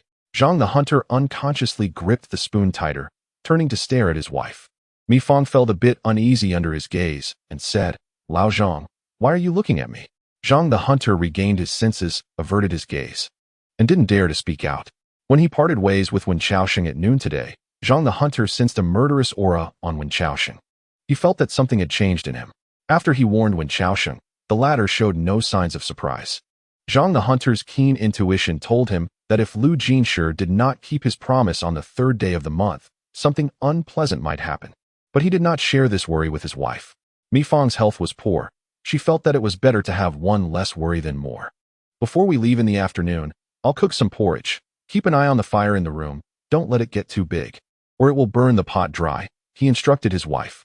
In the broken temple, Wenchao Sheng kept his promise and arrived. A shui had really brought 2 jars of wine. She opened one jar herself, as if she had already been drinking for a while, and her usually dull eyes had gained some sharpness. Seeing Wenchao Sheng, she called out, "Can you drink?" Wenchao Sheng sat cross-legged across from her. "Indifferent. We're about to die anyway. What can't we drink?" He removed the seal from the wine jar, and a fragrant aroma of osmanthus wine wafted over, making his mouth water. "This wine is probably not cheap. Where did you steal it from?" Wenchao Sheng casually asked. A shui extended her slender finger, her eyes slightly tipsy, and seriously pointed at herself. "Wenchao Sheng, how much do you look down on me? Steal? I took it openly, swaggering in." Chapter 10. An Unwarranted Trust. Wenchao Sheng took a piece of tile that a shui had found, still showing traces of being washed with snow water. He poured some wine into the tile and drank it in one gulp. The coldness in his chest felt like being cut open by a fierce knife. He let out a deep breath and reproached a shui. "You, with such great martial arts, could get 2 jars of wine. Couldn't you get 2 bowls as well?"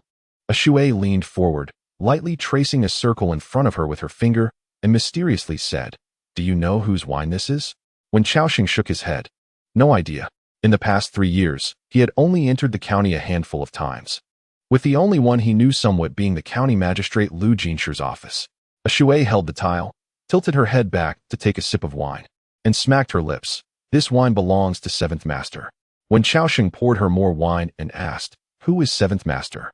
A shui replied, "The local tyrant in the west of the county, goat beard, hawk nose, with several martial artists under him who practice quite well. These guys often bully the common people, claiming to be in the underworld, yet they are all miserably stingy. I asked them for some wine, and not one was willing to give any. Infuriating. So, I smashed his hall, broke his weapons, and pulled off his goat beard." The faint scent of wine wafted from her lips, and her words and actions had a wildness that was not typical of ordinary women. "Refreshing," Wenchao Sheng praised. A shui took another sip of wine and wiped her mouth with the back of her hand. Later, I caught him by the collar and asked him if he wanted his life or wine. He said he wanted his life. This old guy was afraid he couldn't take a punch from me, so he also gifted me a horse and a cart. I came back with the wine. Upon hearing this, Wenchao Sheng paused in his action of holding the wine. "You just said he gave you a cart?" A shui nodded. "Yes." Wenchao Sheng was surprised. "I didn't see a cart when I came." A shui lifted the wooden lid off a broken pot nearby. The aroma of meat wafted out with the bubbling boiling water, mixed with the unique smell of horse meat. "First, we'll cook one leg." The rest is buried in the snow behind the temple. Take it as needed. Wenchao Sheng stared at the horse meat in the pot, his mouth twitching. In Kuhai County, horses are not cheap. Generally, a well-trained workhorse starts at 2 taels of silver. It can be said that the edible value of a horse is far less than its intrinsic value. This woman, A Shui, actually said she just slaughtered it. Then, what about the cart? He asked again. A Shui casually pointed to the newly added firewood next to the temple. Dismantled it. The cart is used to cook horse meat, preserving the original flavor. Wenchao Sheng. A Shui used 2 dry twigs as chopsticks to pick up a piece of horse meat, blew on it a couple of times, then put it in her mouth and chewed slowly. The wine bowls were used by people at the hall, and I found them dirty, so I didn't take them. If you ask me, in this cold weather, having wine to drink and meat to eat is already pretty good. Don't be so greedy. She spoke, staring at the oddly looking Wenchao Sheng, and continued. Hey, with that look in your eyes, you're not thinking that horse can be sold for silver, are you? Wenchao Sheng was poked by her and seemed to understand a little, but not completely. A Shui raised a cup of wine in front of him. Drink. Wenchao Sheng clinked glasses with her and took a big gulp, which made him cough violently, warming a large area of his chest and abdomen, with beads of sweat even appearing on his forehead. Good wine, he said hoarsely. A Shui put down the earthenware piece filled with wine and started to eat meat by herself. You don't understand the rules of these local snakes. That horse belongs to Master Qi. It has a brand on it. Others can't touch it. Touching the horse is like touching the wealth in Master Qi's pocket. If I sell it to other horse traders, with front legs gone, Master Qi can bring people to snatch the horse back. Selling horses means harming others. Wenchao Sheng was a bit confused. Are there still bandits in the county? A Shui corrected him. Not bandits, but official bandits.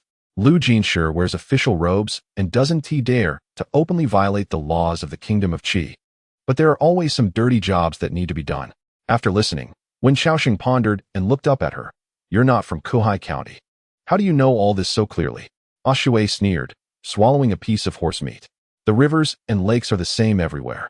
Wenchao Sheng stared at her, his gaze clear as water. No, that is not right. A Shui, you've seen Lu Jinshi, haven't you? A Shui's action of eating meat paused for a moment, and it was this brief pause that indirectly confirmed Wenchao Sheng's words. She raised her eyes, looking at Wenchao Sheng with a sharp gaze, and said with a click of her tongue, Wenchao Sheng, I used to not believe in fate, but after meeting you, I've started to believe a little. Wenchao Sheng didn't understand. What do you mean? A Shui even put a piece of horse meat into his wine bowl, and said, a smart person like you, if it weren't for fate playing tricks, would definitely not end up like this. Wenchao Sheng took several gulps of liquor, and the world around him blurred. He seemed to have no complaints about his miserable situation, but asked A Shui, back to yesterday's question, have you found your parents? A Shui pursed her lips. The fragrance of osmanthus wine lingered on her lips, but the scent turned into a chilling, killing intent. They're dead. 5 years ago, Kuhai County experienced a flood, and they were swept away. Their bodies have not been found till now. Wenchao Sheng felt the killing intent in A Shui's eyes and asked, what's wrong? Is there a hidden story? Was it not a natural disaster, but man-made calamity? A Shui opened her mouth, her lips trembling, but she couldn't speak. Finally, she took a swig of wine and said, whether it was a natural disaster or man-made calamity, it can no longer be pursued. What I want to know is, clearly my parents died 5 years ago, but why have I been receiving letters from them all these years, still saying they are fine? The last 4 words seemed to be squeezed out from between her teeth. Wenchao Sheng stared at her without speaking, and after a long while, poured wine into her earthenware piece. After A Shui finished drinking, she said, Lu Jinshi said to give him some time. He will give me an explanation on the 3rd day of this month. I'll go with you to see him. Wenchao Sheng hesitated for a moment and said, aren't you afraid he'll deceive you? A Shui's gaze shifted slightly, landing on Wenchao Sheng, and she said word by word, he doesn't dare. Chapter 11. Self-respect. The two of them ate meat and drank wine until only the bones of the horse leg were left in the pot, and the soup was almost boiled dry. Wenchao Sheng was pleasantly drunk and told A Shui he wanted to hear about her past, but A Shui refused. I don't want to talk about it, so don't ask. Her delicate fingertips pressed down hard, crushing the earthenware piece into powder. Under the stimulation of the strong liquor, painful memories surged forth, and A Shui could not resist. She could only grab the wine jar fiercely, tilting her head back to drink wildly until her snow-white abdomen, marked with knife scars, bulged, and then she finally stopped, throwing the empty wine jar aside. Crash! The broken wine jar shattered on the ground. She leaned against the base of the statue, resting one hand on her knee, her dispirited gaze passing by Wenchao Sheng and looking outside the temple.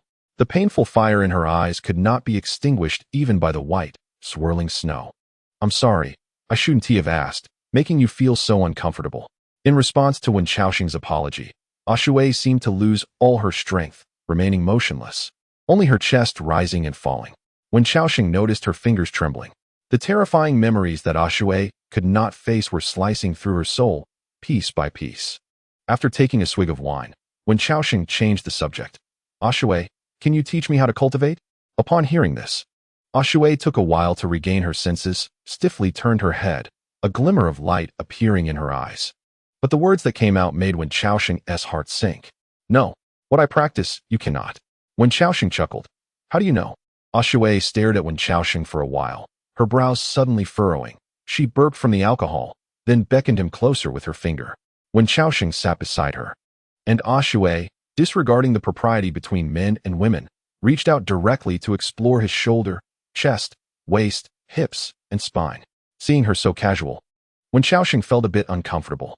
After finishing, Ashui said, "That's right, you can't practice.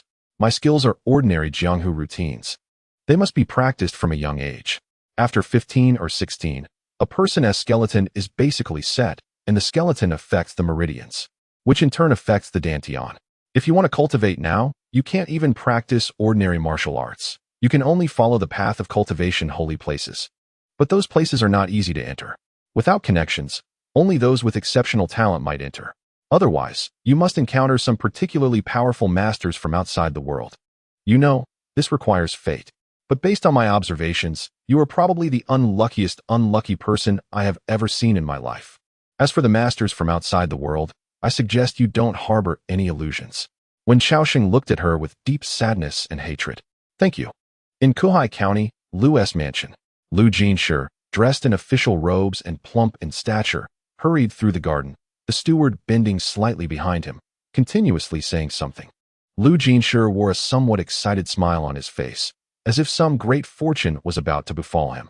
When passing the corner of the corridor pavilion, he didn't take care that the snow dirted his new boots, leaping over a stone bench, heading towards the reception hall while the steward repeatedly cautioned him to be careful. Upon reaching the door, he suddenly turned around and instructed the steward, "You go back and prepare the meal first. Don't come over without my news." The steward glanced at the reception hall, saluted Lu Jinshi, and quickly left. Pushing the door open, a spacious reception hall already had a middle-aged man in a red brocade robe seated, drinking tea with his head down. Upon seeing this middle-aged man, the usually high and mighty Lu Jinshi actually lifted his robe and knelt in front of him, bowing his head. "Mr. Lu, my hospitality has been lacking. Please don't take offense." The middle-aged man in the red brocade robe glanced at Lu Jinshi, laughed, and personally helped him up. "Ah, County Magistrate, what are you doing? Come sit." Lu Jinshi sat on a nearby chair, gently patting his hands, pretending to inquire, "I wonder what brings Mr. Lu to visit so suddenly today?" A middle-aged man, smiling gently, took out a delicate small box from his sleeve and placed it in front of him. "The last matter pleased the Lord greatly, and this is a token of gratitude." Lu Jinshi looked at the small box pushed in front of him by the middle-aged man, unable to suppress a gulp, his hands reaching out to take it. However, the middle-aged man suddenly pulled back his hand holding the box, causing Lu Jinshi's gesture to pause, and the smile on his face also froze. "Mr. Lu," he said, confused. Tentatively speaking, the man in the red robe leaned in slightly, smiling and whispering, "County Magistrate Lu, this matter is of great importance. If it gets out, no one can withstand the consequences, right?" Lu Jinshi's expression suddenly became serious as he raised 3 fingers and swore, "I, Lu Jinshi, swear to heaven, if I dare to reveal even a hint of information that would harm the Lord, may I die a terrible death." The red-robed man stared at Lu Jinshi's unwavering expression, which seemed as immovable as mountains and seas, and finally revealed a relieved smile. "Good, then I can rest assured." He stuffed the brocade box into Lu Jinshi's hands and said to him, "Open it and take a look." Lu Jinshi caressed the brocade box, having imagined countless times in his mind the rare treasure it contained, smiling broadly. However, when he trembled as he opened the box, he found to his shock that it contained a vial of poison. He had seen such small vials of poison before, All his eagerness and greed turned into sheer horror on Lu Jinshi's face at that moment. Mr. Lu, this. The red-robed man raised a finger to his lips and lowered his voice, saying, "This is the Lord's intention. County Magistrate, you have a wife and children, right? Once a person has a family, they can no longer think only of themselves, don't you agree?" After saying this, he gently patted the stunned Lu Jinshi on the shoulder and walked to the door. As he pushed the door open to leave, he turned back to look at the pale-faced Lu Jinshi and said with a smile, "The new county magistrate of Kuhai County is already on his way and should arrive in 2 or 3 days. I hope you will take care." Chapter 12. A Secret. 100,000 gold coins after leaving Lu's residence. A thin man in black clothing carrying a single-edged sword had somehow followed the red-robed man, Lu Chuan. After walking a short distance, he stepped closer to Lu Chuan and asked, "Mr. Lu, that Lu Jinshi looks greedy for money and timid as a mouse. What if he refuses to cooperate tonight and escapes?"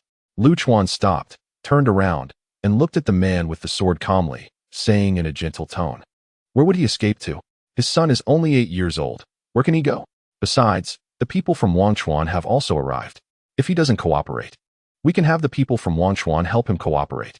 Mentioning Wenchao reminded Lu Chuan of something else, and he asked, "I heard that the bounty list from Wenchao has been changed to first place?" The man with the sword did not evade the question. Outside Lu's residence, there were normally no common people passing by, and the streets were very clean. He replied to Lu Chuan, "Yes, it has been changed. I don't know who placed the bounty. It is 10,000 taels." Lu Chuan was taken aback. 10,000?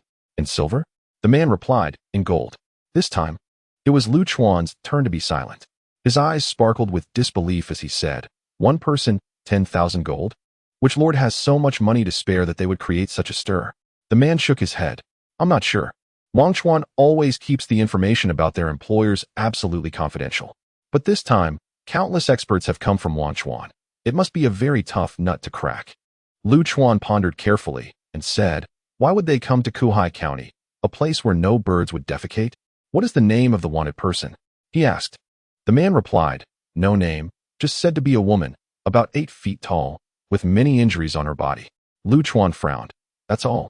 The man replied, "That's all." Lu Chuan scrutinized the man for a while, his gaze filled with suspicion. He wondered if this subordinate, who had been following him, was betraying him or hiding something.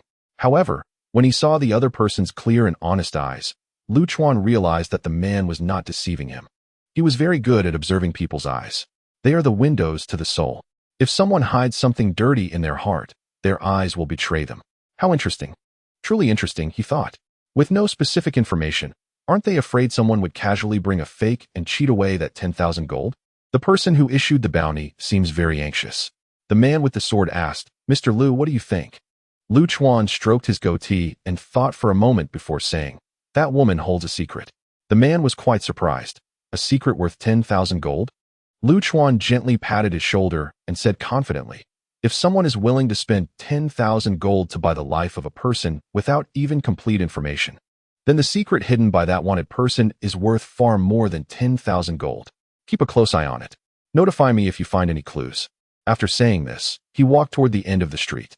The man with the sword stood in place, staring at Lu Chuan's back and asked, "Does Mr. Lu want that 10,000 gold?" Lu Chuan didn't turn back, his voice melodious. "I'm not interested in gold, but I am very interested in that secret."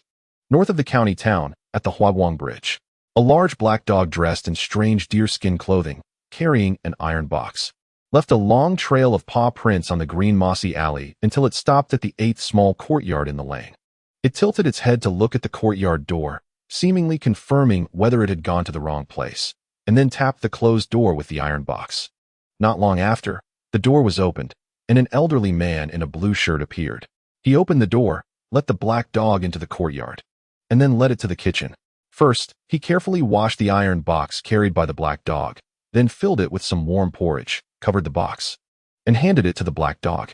After watching the black dog leave with the iron box, the blue-shirt man closed the door, and a white-haired woman appeared behind him. The woman had a graceful figure, wearing a velvet dress, with undeniable signs of age on her face. There were still some crow's feet at the corners of her eyes. But time had not hidden her beauty. Instead, it added a unique charm of maturity. "Jiming, is that boy still alive?" The blue-shirt man took out a broom from behind the door preparing to clear the snow in the courtyard. Old Hay is getting old. He can't finish the porridge alone. The porridge ran out a few days ago, but there has always been some left these days. With the strong winds and heavy snow outside, that boy might have frozen to death. The white-haired woman sighed. In this world, people die every day. That boy had nothing and couldn't enter the county. No one expected he could survive for 3 years. The blue-shirt man smiled at her and said, "Do you want to save him?" The white-haired woman looked at the blue-shirt man tenderly, her tone carrying a hint of subtle guilt. "Jiming, you have married me for 30 years. Due to my health, I have not given you a son, and I have always felt indebted. That young man has an extraordinary temperament. If he is not dead, it would be better to pay some money to that county magistrate to bring him back as an adopted son. You can teach him to practice swordsmanship, so that when I am gone in the future, you won't be alone." The blue-shirt man stepped forward, embracing the white-haired woman, breathing out white mist in her ear, and smiled. "You worry too much. If you leave, I will just break the peepa branch in the courtyard and return to the sword pavilion of Yin country. I still fear not having a place to go. Having children or not, it's all fate. What do you owe me?" he said, glancing at the distant horizon, gently patting his wife's back. "But since you have the heart, on the 3rd day of this month, I will bring some valuables to Lu's residence. If he is not dead, I will grant him the identity of a Chi person, hire him to chop firewood and cook for us. How about that?" The white-haired woman felt the warmth enveloping her and sighed deeply, saying, "I will follow your arrangements." Chapter 13: Truth versus Life. Outside the county, in a dilapidated temple. The snow had paused. The old black dog once again brought the iron box here, but upon entering the broken temple, it found Wenchao Sheng and Shui sprawled out, turned into mud. It approached the two, sniffed them, and confirmed they were not dead before extending its paw and nudging Wenchao Sheng. Unlike Shui, Wenchao Sheng was weak in constitution, and at this moment was barely resisting the pervasive cold of the broken temple thanks to the effects of alcohol and the nearby embers that had not completely died down. When the big black dog nudged him, he immediately opened one eye. He rubbed his head and saw the black dog's nose swaying in front of him. Realizing that the dog had come, he took out the iron box from the dog's mouth, opened it, and set it aside. Then used the stick he had used to eat meat to pick out a few slices of horse meat from the newly boiled water and place them into the dog's food box. "Dog, in the past, I mostly ate your food. Today, I will treat you to some meat." Wenchao Sheng pushed the food box in front of the black dog, which did not stand on ceremony, and began to eat eagerly. In no time, it finished the meat, leaving half of the porridge. After eating, the big black dog took the food box back to its usual spot, then turned and walked out of the broken temple without hesitation. Just as it exited the temple, Wenchao Sheng suddenly called out to it, "Dog." The black dog stopped and turned back, its dark eyes looking at Wenchao Sheng, seemingly understanding his call. Wenchao Sheng sat cross-legged by the fire, looked at the black dog for a moment, pressed his dry lips together, and said, "Dog, don't go. You want tea, come back." The black dog stood there for a long time, unsure if it understood or not, but eventually turned and trotted off towards the snow-covered hills as before. After it left, Wenchao Sheng let out a long sigh. Shui's voice, laced with drunkenness, came from behind him. "It's so smart, it knows everything, but like people, it can't let go of a lost love, and doesn't know how to hold on." Wenchao Sheng turned to look back. Shui was awake but still lying sprawled on the ground, staring at the black tiles of the broken temple ceiling. "When will you leave?" he asked. Shui was taken aback by the question. "Leave? Where to?" Wenchao Sheng replied, "So many people are looking for you." Although Kuhai County is not small, it is located on the southern border, and now that the heavy snow has sealed the world, they should have blocked the east, west, and north roads. If you are found, you can only head into the wilderness, but I fear no one can survive in the winter wilderness. While they haven't pinpointed your location, you still have time to act. Shui patted his right leg. "Look, see? I'm limping. The only thing I can do now is lie here in this broken temple and sleep." Wenchao Sheng shook his head. "Although I don't understand the ways of the martial world and have never seen other cultivators, I feel that among cultivators, you should be quite powerful. A limp leg shouldn't affect you that much. You don't want to leave? It's just that you want to get the truth from Lu Jinshe, but now is not the right time." Shui tilted his head to look at Wenchao Sheng and said after a long pause, "Wenchao Sheng, which do you think is more important to me? The truth or life?" Wenchao Sheng, "The truth." Shui smiled, pointing at Wenchao Sheng. "I didn't invite you to drink for nothing. Since you understand, why persuade me further?" Wenchao Sheng stared at Shui's face, finally nodded, and sighed. As twilight gradually enveloped the sky at Lu Jinshi's residence, red lanterns lit up everywhere, bathing the entire mansion in a warm sea of red. These lanterns were made from the finest materials by the best craftsmen in the county, with wicks changed daily. Lu Jinshi, seeking festivity, had ordered that the lanterns must not be taken down until the New Year's cold winter passed and spring flowers bloomed. The steward bent his body and quickly approached the door of the reception room. After hesitating for a moment, he knocked on the door. Knock, knock, knock. Master. It's late. The lady and young master are waiting for you to eat. During the day, Lu Jinshi had clearly instructed him not to disturb him without notice. But he couldn't afford to offend the lady, so he could only brace himself and come. However, after knocking several times, there was still no response from inside. He frowned, a sense of foreboding passing through his mind. Just as he was about to push the door open, the door creaked open. Behind the door stood a pale face, looking lost. Seeing this disheveled Lu Jinshi, the steward hurriedly stepped forward to support him, asking, Master, are you all right? Lu Jinshi gradually came back to his senses at the stewardess call. He stared at the steward with an odd look, tightly grabbing his wrist as if wanting to say something, but his lips trembled violently, unable to form a complete sentence for a long time. Master, take your time. Take your time. The steward sensed something must have happened, but didn't he ask, first comforting Lu Jinshi while helping him back. Just when they were about to reach the room where he usually dined, Lu Jinshi suddenly grabbed the steward and pulled him to the wall. Looking into Lu Jinshi's bloodshot eyes, the steward was so frightened he didn't dare move, stuttering, Master, if you have any orders, just say it. I will make sure it's done. Lu Jinshi breathed heavily, gripping the steward's hand tightly, and said, Changui, how have I treated you all these years? The steward nodded vigorously. The master has treated Changui with great kindness, great kindness. Lu Jinshi first stared into his eyes, then glanced around to ensure no one else was present before leaning closer to the steward and lowering his voice. Changui, in this mansion, I only trust you. Help me with one last task, and I will grant you wealth and honor. How about that? Changui replied, Master, just give the order. I will not refuse what I can do. Lu Jinshi took a deep breath and said, Listen, I buried a package that does not soak in water at the center of the fish pond in the mansion, underneath the rockery. Tonight, when no one is around, dig it up and take the map. Over the years, I have stored my wealth scattered across the northern Xinguang mountain. The map clearly marks it. Tomorrow morning, set off north with the lady and young master. The farther the better. Changui, I know you are not fond of gambling. This wealth is enough for you to indulge for a lifetime. I only have one request. Ensure my wife and child do not suffer from hunger and cold, and never return to Kuhai County, understood? Chapter 14, Avoiding her in the dead of night. On a deserted street in Kuhai County. The piled snow had not been cleared. A large and a small pair of footprints extended into the distance.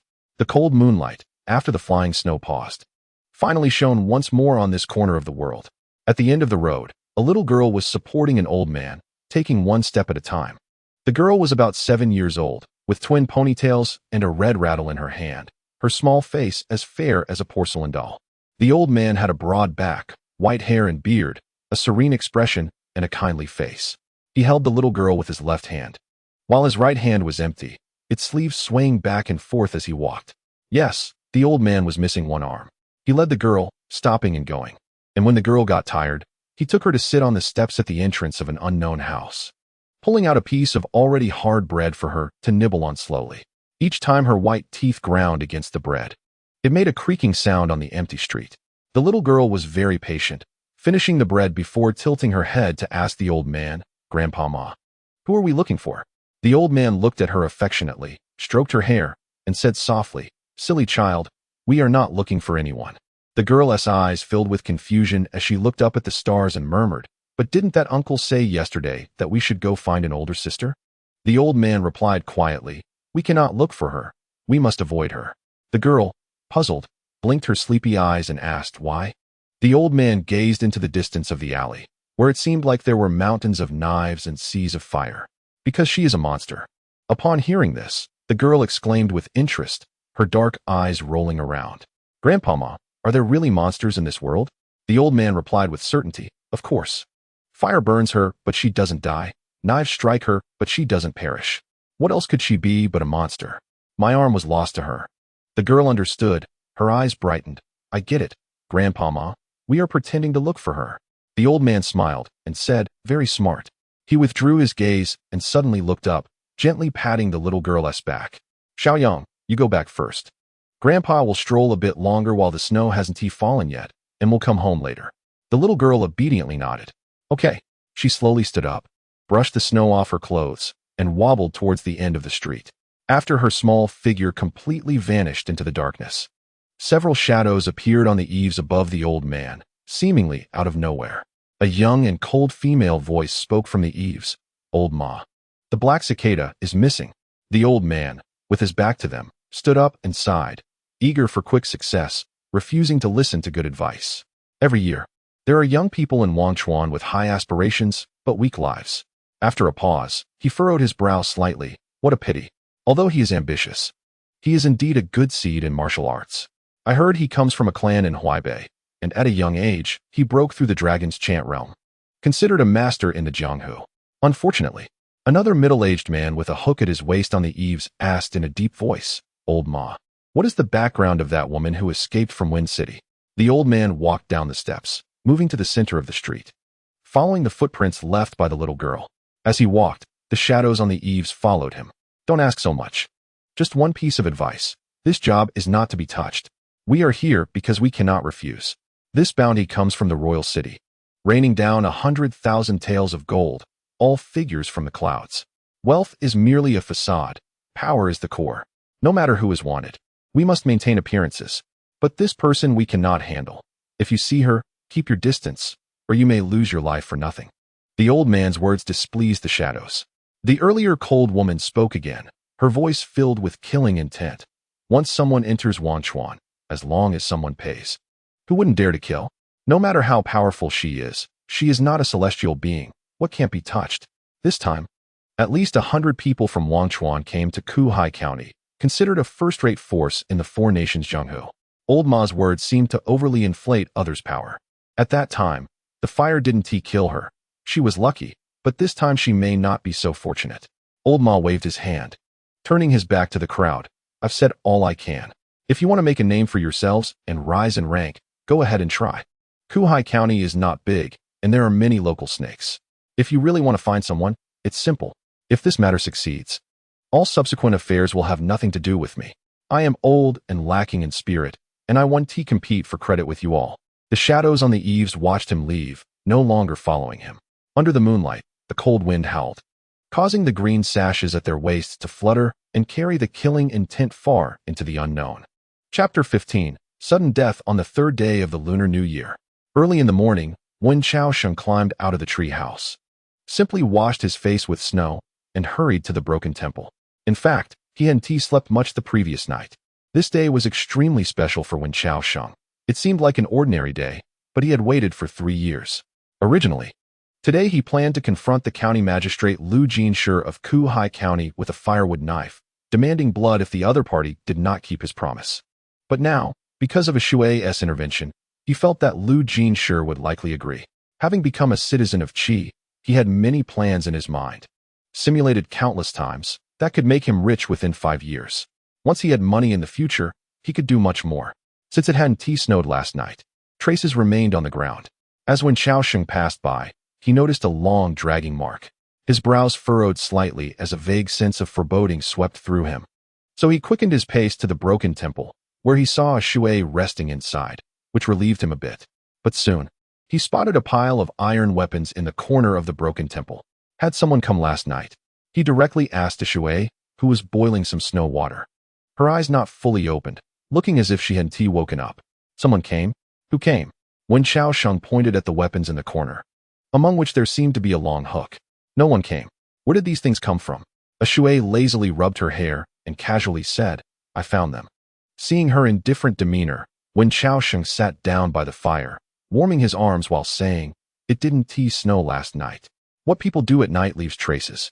You should at least clean up the traces, right? That long dragging mark in the snow. Even an outsider like me can see the problem, let alone. Seeing him seriously listing these points, a Shuai sighed, first rubbing her brow, then propping her face with one hand, staring at him. Stop being so tedious.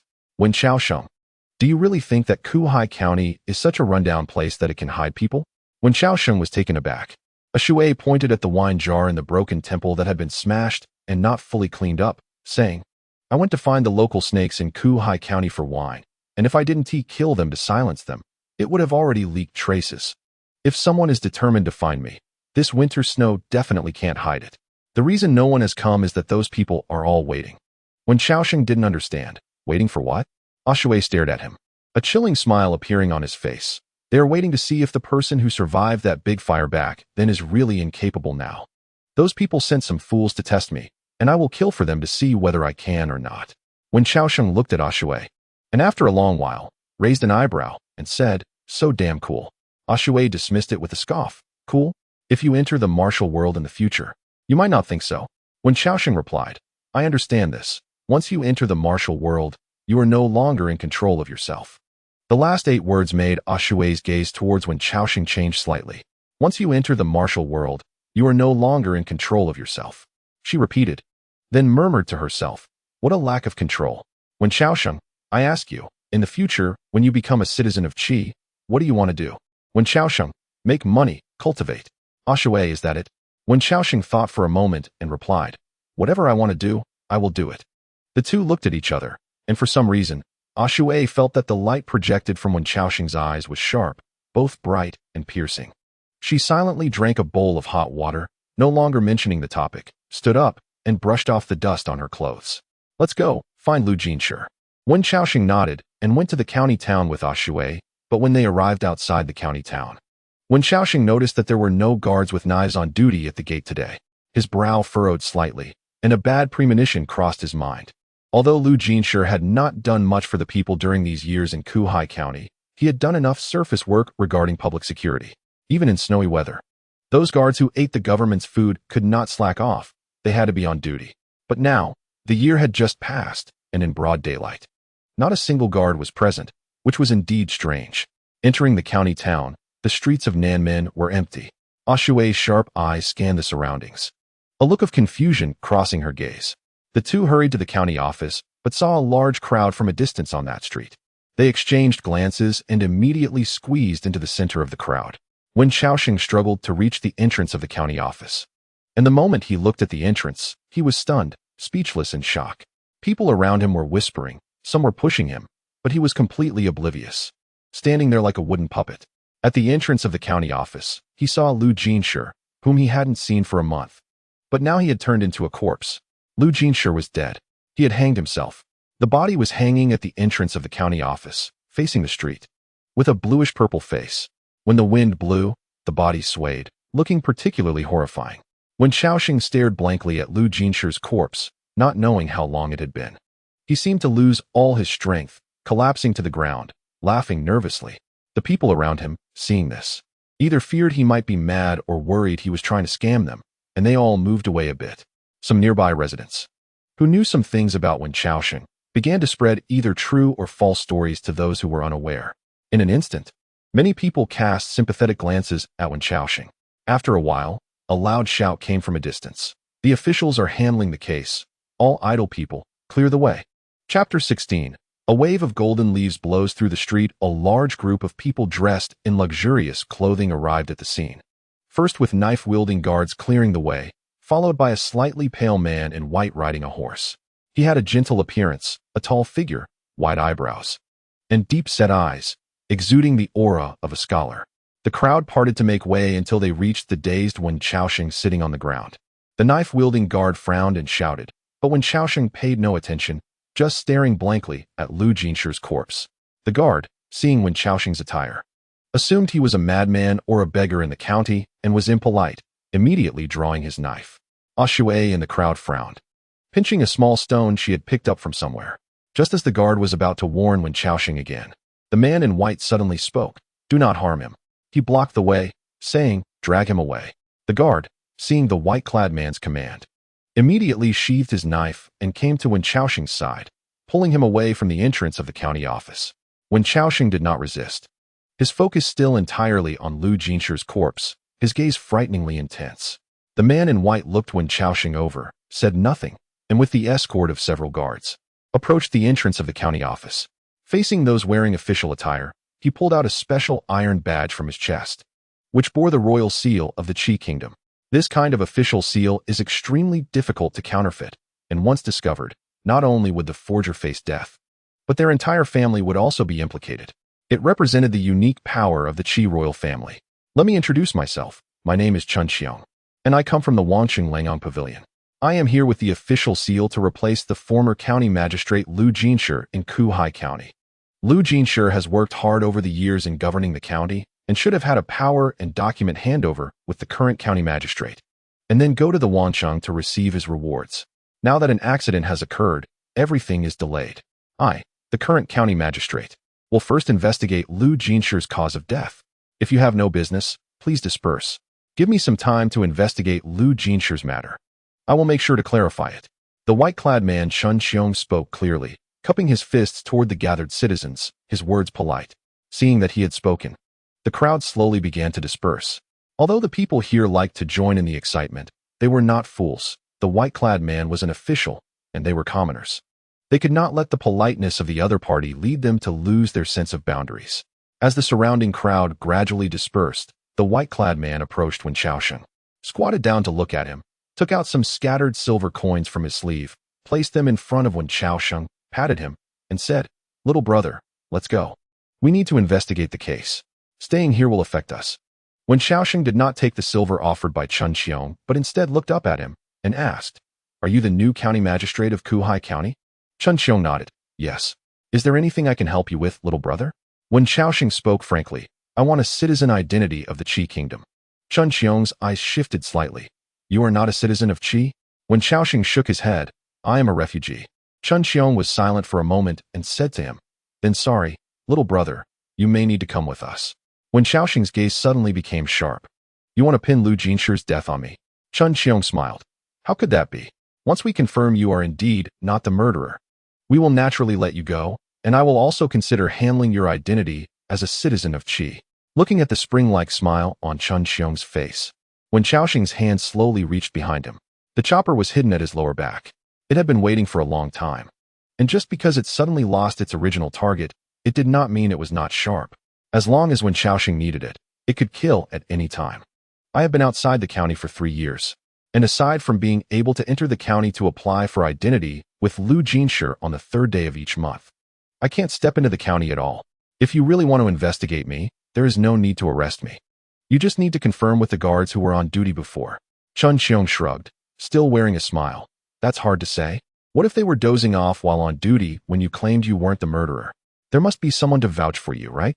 Seeing him like this, Wenchao Sheng knew he had no room for choice. He can bet that this person in front of him is sincere, but he can't convince himself. In 2 lifetimes, his eyes have become too sharp. No matter how well the other party hides, the light in Wenchao Sheng's eyes still pierces through that layer of facade, striking deep into the other person's thoughts. Just as he was about to draw his knife, an ordinary, deep voice suddenly appeared not far away. "He is not the murderer. I can prove it." The crowd turned to look, and a tall, broad-shouldered man in a blue shirt stood not far away, his gaze calm. The wind blowing through the street gently stirred his sleeves. The crouching Chun Xiong's eyes narrowed, and he slowly stood up, asking the man in the blue shirt, "Who are you?" The man in the blue shirt walked over slowly, glanced at Wenchao Sheng, and said, "My surname is L, and I'm called L Jiming. I've lived in Kuhai County for 30 years. Yesterday, I went outside the county to relax and saw him." Chun Xiong stared at L Jiming, then laughed after a moment, asking, "You watched him all night?" The man in the blue shirt lightly shook his sleeve, and with his fingertips, he pulled out a piece of gold leaf and handed it to Chun Xiong. "As long as you think so, then it is." Chun Xiong looked at the gold leaf in his hand, waited, but did not immediately accept it. Instead, he brought the gold leaf in front of L Jiming and said meaningfully, "A drifter is not worth this price. I originally believed him, but now that you've shown up, I have some doubts." L Jiming's eyes remained calm, and he replied with a faint smile, "It doesn't matter. If he is from the Qi Kingdom and stays here, the magistrate can catch him anytime if there's a problem." Chun Xiong and L Jiming exchanged glances for a moment, rubbed the gold leaf with their fingertips, and ultimately, he accepted it. No wonder Lu Jinshi didn't want to leave. This magistrate really knows how to make money. As he sighed, he turned around and casually pushed aside Lu Jinshi's hanging corpse, walking into the magistrate's office without looking back. El Jiming bowed to his back, his voice loud. Thank you, sir. The Yamen runners dared not touch Lu Jinshi's body, fearing they might leave something behind and be labeled as criminals. It was Chun Xiong's followers who took down Lu Jinshi's body and carried it inside. They all entered the magistrate's office and finally closed the door. At this moment, a Shui arrived at the magistrate's door, looking up at the rope and hook, her eyes flickering with light, lost in thought. Chapter 17. The disappearing intestinal poison. As the footsteps of Chun Xiong and the Yamen runners faded away behind the door, El Jiming looked down at Wenchao Sheng and said, From today on, come to my house to chop wood and fetch water. Food and drink will be plentiful, and you'll be paid daily. Wenchao Sheng rubbed his stiff leg, struggled to stand up, and loosened his grip on the chopping knife. Such good fortune exists in the world. You spend a piece of gold leaf to exchange a drifter's identity for that of a cheap person, only to have him chop wood and fetch water? El Jiming countered. What do you think I should let you do? Wenchao Sheng looked directly into El Jiming's eyes, trying to see through him as he had with Chun Xiong. But El Jiming was different. It seemed he hid his true thoughts in an unknowable place, making it impossible for Wenchao Sheng to catch even a hint. Wenchao Sheng's thoughts raced, quickly scanning through all his potential uses, not considering himself as a person at all. Finally, he said to El Jiming, What kind of dirty work do you need me for that you trade gold for my worthless life? El Jiming smiled. You are hard to kill, not worthless. Besides, you are so thin and weak that you can't do much dirty work. Wenchao Sheng shook his head. I don't believe in free lunches. If I believed it 3 years ago, I don't believe it now. You spent a lot of money to give me a cheap person's identity. And you have done me a favor. I shouldn't speak to you like this, but I think you should at least be honest. You should receive as much as you paid for. El Jiming waved his sleeve, still smiling. If it weren't for the need to be so clear. You have benefited from me for more than just a day or two. Besides that piece of gold leaf, there's also countless porridge and food. If you count all these, shouldn't you give me your life? Wenchao Sheng's body trembled slightly at his words. El Jiming turned and walked back along the path he came. His voice melodious. I live in the 8th house on Osmanthus Alley west of Huagong Bridge. The alley is deep. If you haven't wandered around the county town, I'll guide you through it. If you want to go, just follow me. Wenchao Sheng hesitated for a moment, glancing at a Shui at the magistrate's door. Her gaze remained fixed on the iron hook above and the severed rope on the ground that had not been taken inside, her face thoughtful. Seeing her like this, Wenchao Sheng followed El Jiming. What do I call you, little brother? Wenchao Sheng. Good name. Wenchao Sheng looked curiously at El Jiming's back and respectfully said, Have you been feeding the dog all these years? El Jiming replied evasively, Why do you call it dog lord? Wenchao Sheng didn't feel embarrassed. It saved my life. I have nothing to repay it with, so calling it lord still counts as me gaining something. El Jiming led him into the alley and pointed to a nearby fence with red apricots blooming over it, saying, Count from here, the 8th house ahead. Remember, it's this way, don't go the wrong way. Upon entering El Jiming's residence, the first thing that caught the eye was a loquat tree in the courtyard, standing straight like a sword thrust into the ground. Wenchao Sheng stared at the loquat tree, feeling that it was somewhat strange, but he couldn't pinpoint exactly why. The courtyard only had this one tree, while the rest were flowers and plants. El Jiming walked to a stone table in the house, brewed a pot of tea, and handed it to Wenchao Sheng, saying, The owner of the black dog used to be my neighbor. After he left, the black dog came to my door to beg for food, and since my family didn't lack food, I raised it. As soon as he finished speaking, the wooden door in the courtyard was pushed open, and a white-haired woman in a blue fur dress appeared, saying to the two outside, The porridge is ready. Let us eat first. Inside the magistrate's office, Chun Xiong stood in front of Lu Jinshi's corpse, reaching out to touch his neck, his eyes shining. The guards who had escorted him to Kuhai County stood outside the door like a row of pines, and in the room, only Chun Xiong and a knife-wielding guard in his 50s remained. This guard was different from the others. He held a knife in his left hand, and his left arm seemed to extend unnaturally longer than his right, as if he had a congenital disability. But his eyes were bright and sharp, like candles in the night. Wu Xia, cut open his belly, Chun Xiong ordered, and the guard immediately drew his knife and cut open Lu Jinshi's abdomen. Looking inside at the colorful contents, Chun Xiong's brow gradually furrowed. Is Master Chun looking for poison? Wu Xia seemed to know what Chun Xiong was questioning and asked lightly. Chun Xiong narrowed his eyes. The poison given by Lu Chuan is intestinal poison. For ordinary people, consuming it would immediately cause their intestines to rupture. But there are no signs of poison consumption in Lu Jinshi's body. Don't you find it strange? After all, it's still suicide. He chose to hang himself. Specifically at the magistrate's door. Wuxia pondered for a moment. Anyway, he's dead, isn't that good? He died, and the secret is gone. Isn't that what the gentleman wanted? Wenchao examined the body, took out a clean wet cloth to wipe his hands, and said, I am very worried. Is this secret really gone? Or has it been hidden away by him? The implications of that incident are too great. If the news leaks out, the state of Qi and even the world will be thrown into chaos. We are here to help the gentleman clean up, and we cannot leave a trace. We need to confirm repeatedly. Lu Jinshi died not long ago, just before dawn. At that time, there should have been someone watching him. Wuxia, help me find Lu Chuan and ask what Lu Jinshi was doing before he died. Also, go out and instruct the servants outside to search the entire county office. Before dark, I want to see the unused intestinal poison from Lu Jinshi. Chapter 18. The loquat is not a loquat after finishing his meal.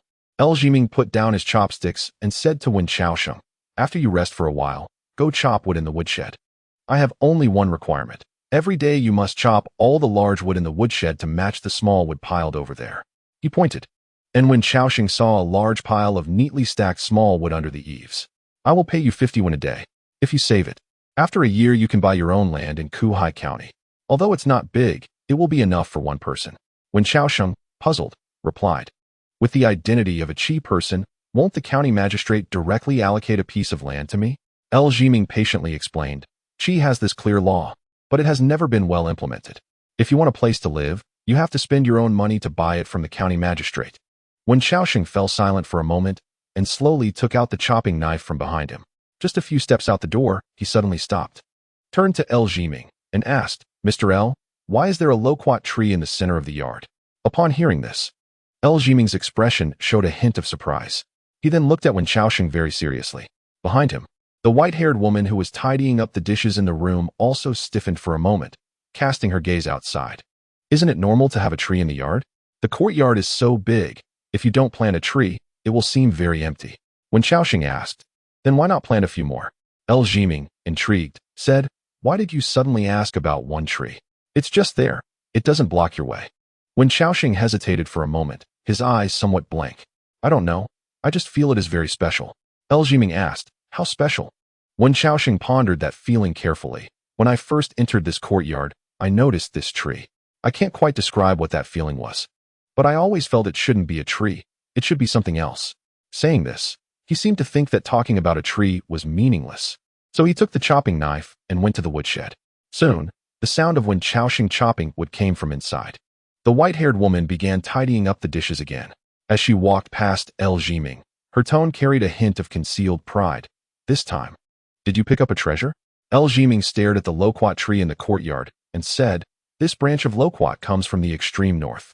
Although the Yin people are born in the northern lands, they are accustomed to loquats and only see loquats. Who would have thought that in this extreme southern land, there would be a real person with real eyes, able to glimpse the true meaning within the branches and the exquisite beauty among the leaves? It is indeed a trick of fate. The white-haired woman asked, are you going to teach him? Jiming shook his head. No one in this world can teach me, and I cannot teach anyone. However, this loquat tree has always been here. If he comes every day, he will see it every day. How much he can perceive from that tree is his own fortune.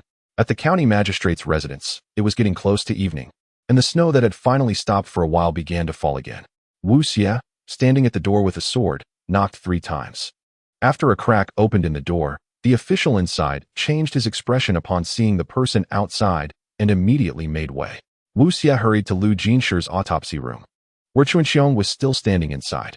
Many candles cast a faint light, illuminating the room and amplifying the seriousness in Wenchao's eyes. Why has it taken so long? Wenchao asked. Wuxia replied in a low voice. The people from Wenchao were diverted last night, and for a period of time, no one saw what Lu Jinshi was doing.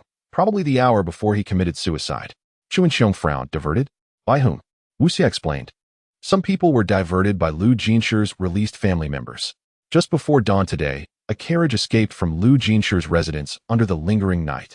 Some of Wenchao's people who were supposed to watch Lu Jinshi followed it, thinking it was Lu Jinshi escaping, but unexpectedly it was Lu Jinshi's wife, children, and steward.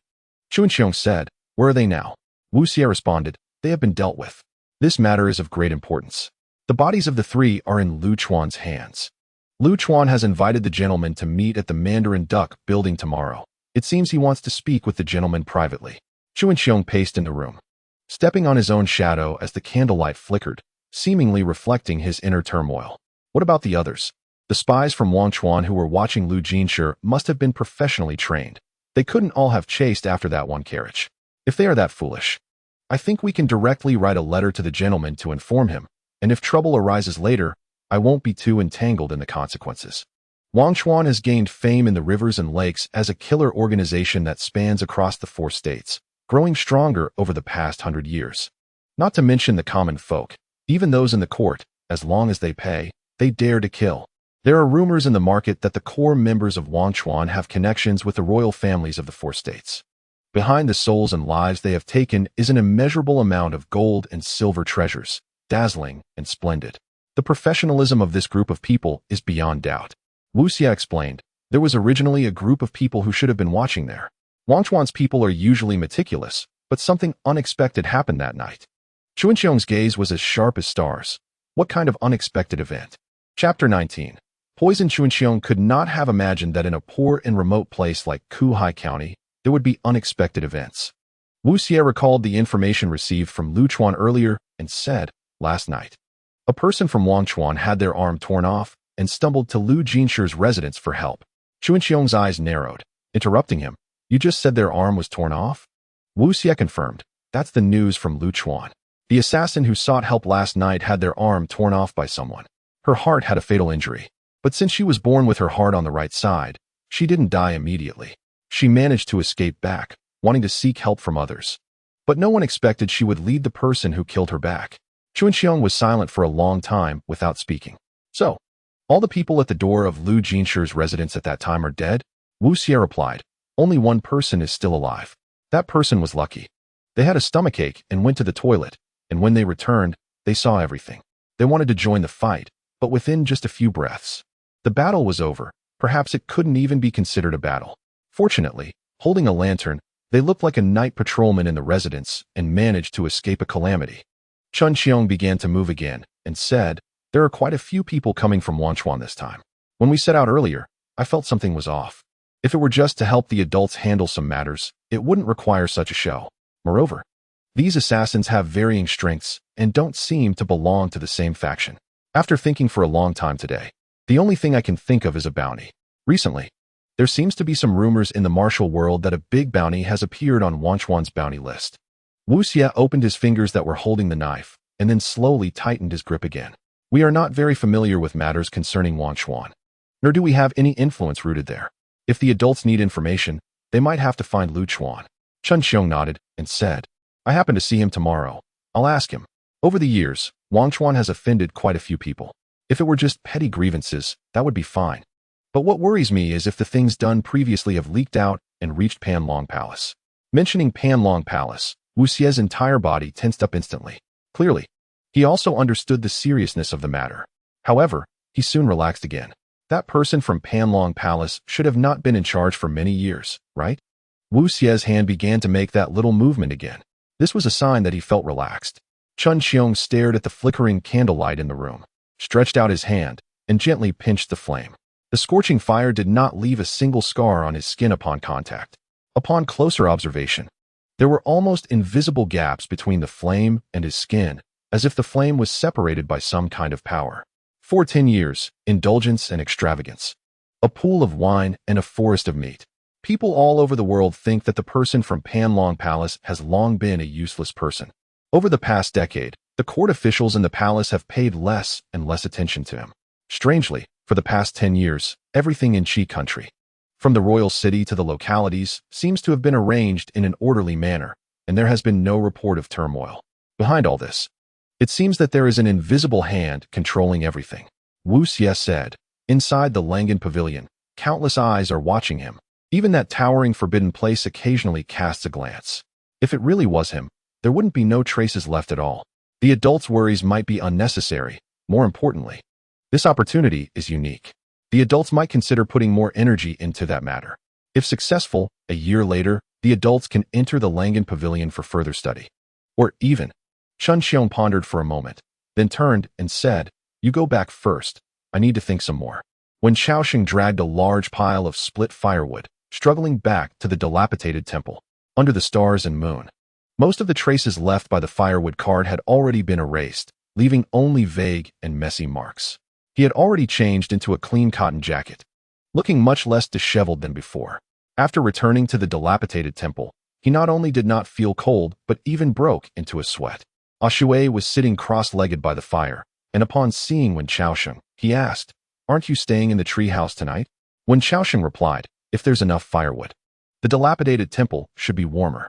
Come, lend a hand." Shui stepped forward, with a little effort from her slender arms. The cart was pulled back into the dilapidated temple. "Did you split all this?" "Yes." Wenchao Sheng placed the firewood in the corner, and then asked Shui, "Shui, what were you watching at the county office all day?" Shui, not lifting her head, replied, "Lu Jinshi was forced to death." Wenchao Sheng stared at her. "How do you know?" Shui casually tossed a small object, which rolled onto the floor of the dilapidated temple. Wenchao Sheng focused and saw that it was a vial of poison. Chapter 20. Night Talk. What is this? Wenchao Sheng picked up the small vial, took a few pieces of firewood, and sat down by the fire, adding some wood to the flames. Intestinal poison.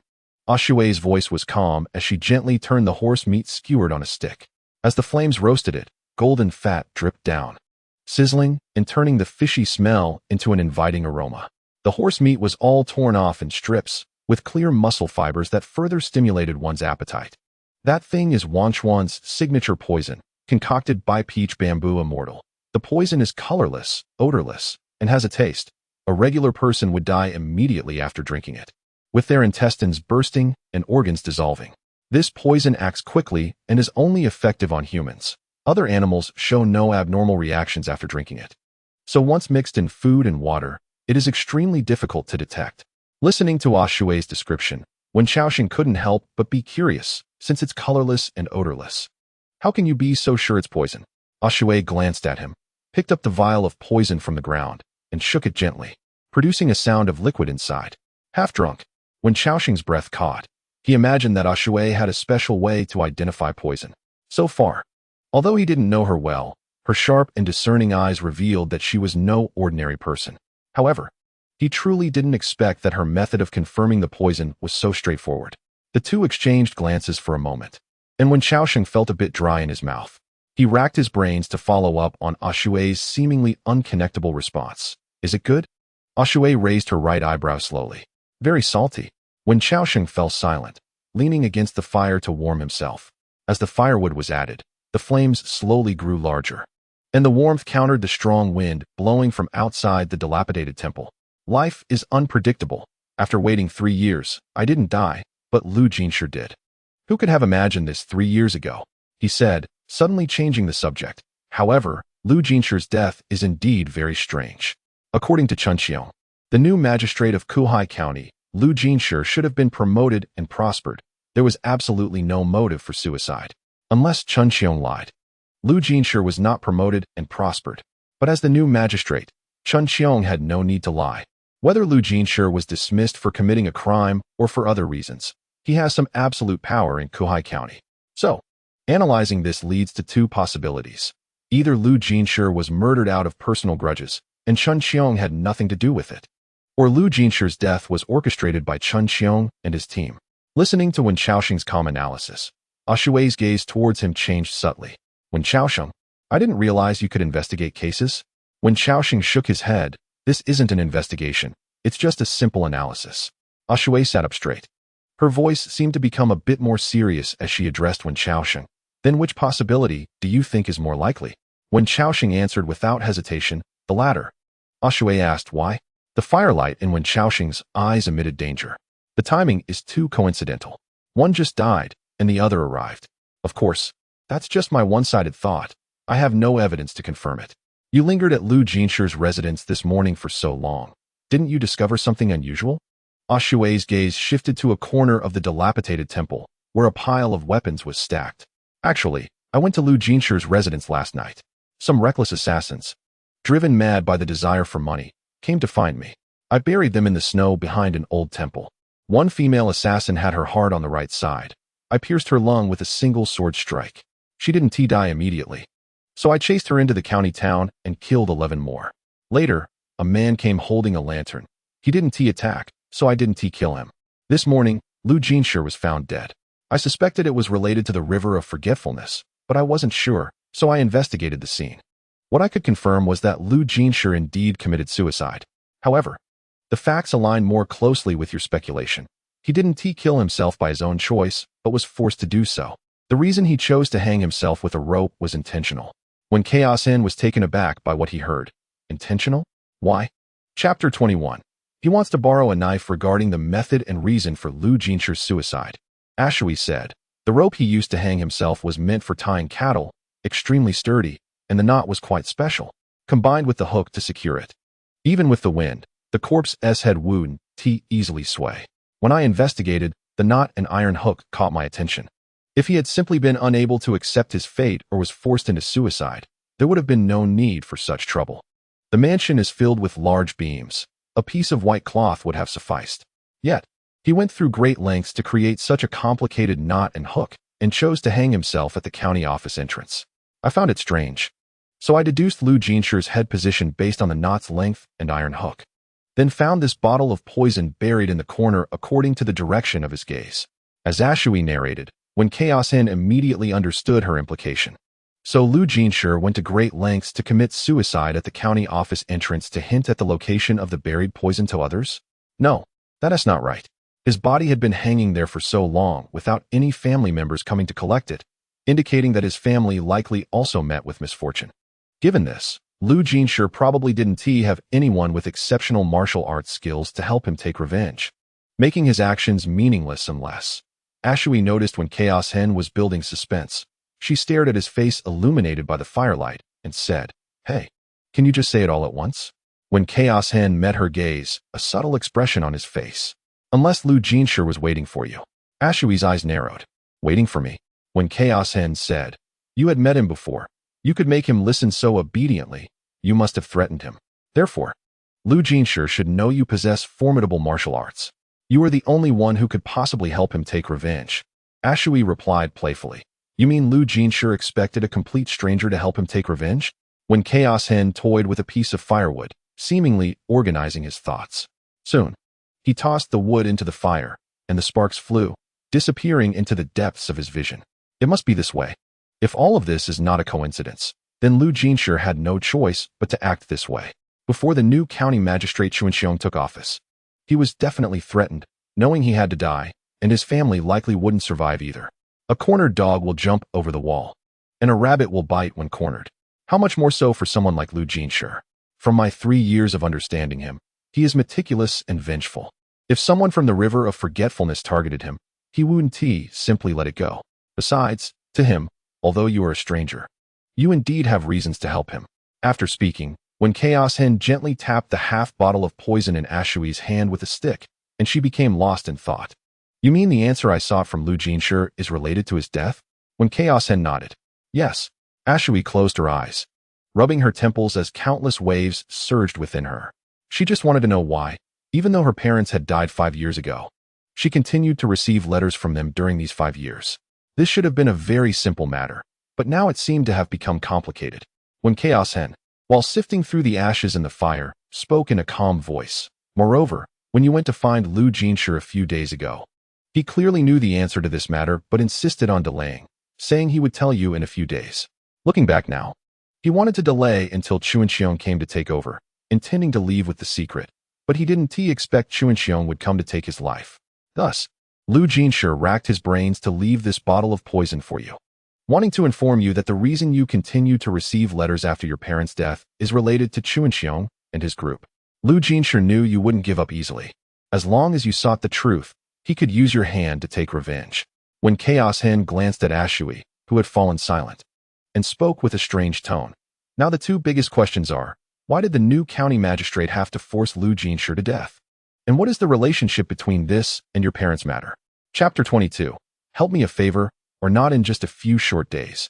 The events occurring in this remote border area of southern Qi seemed to be inexplicably connected by some strange force.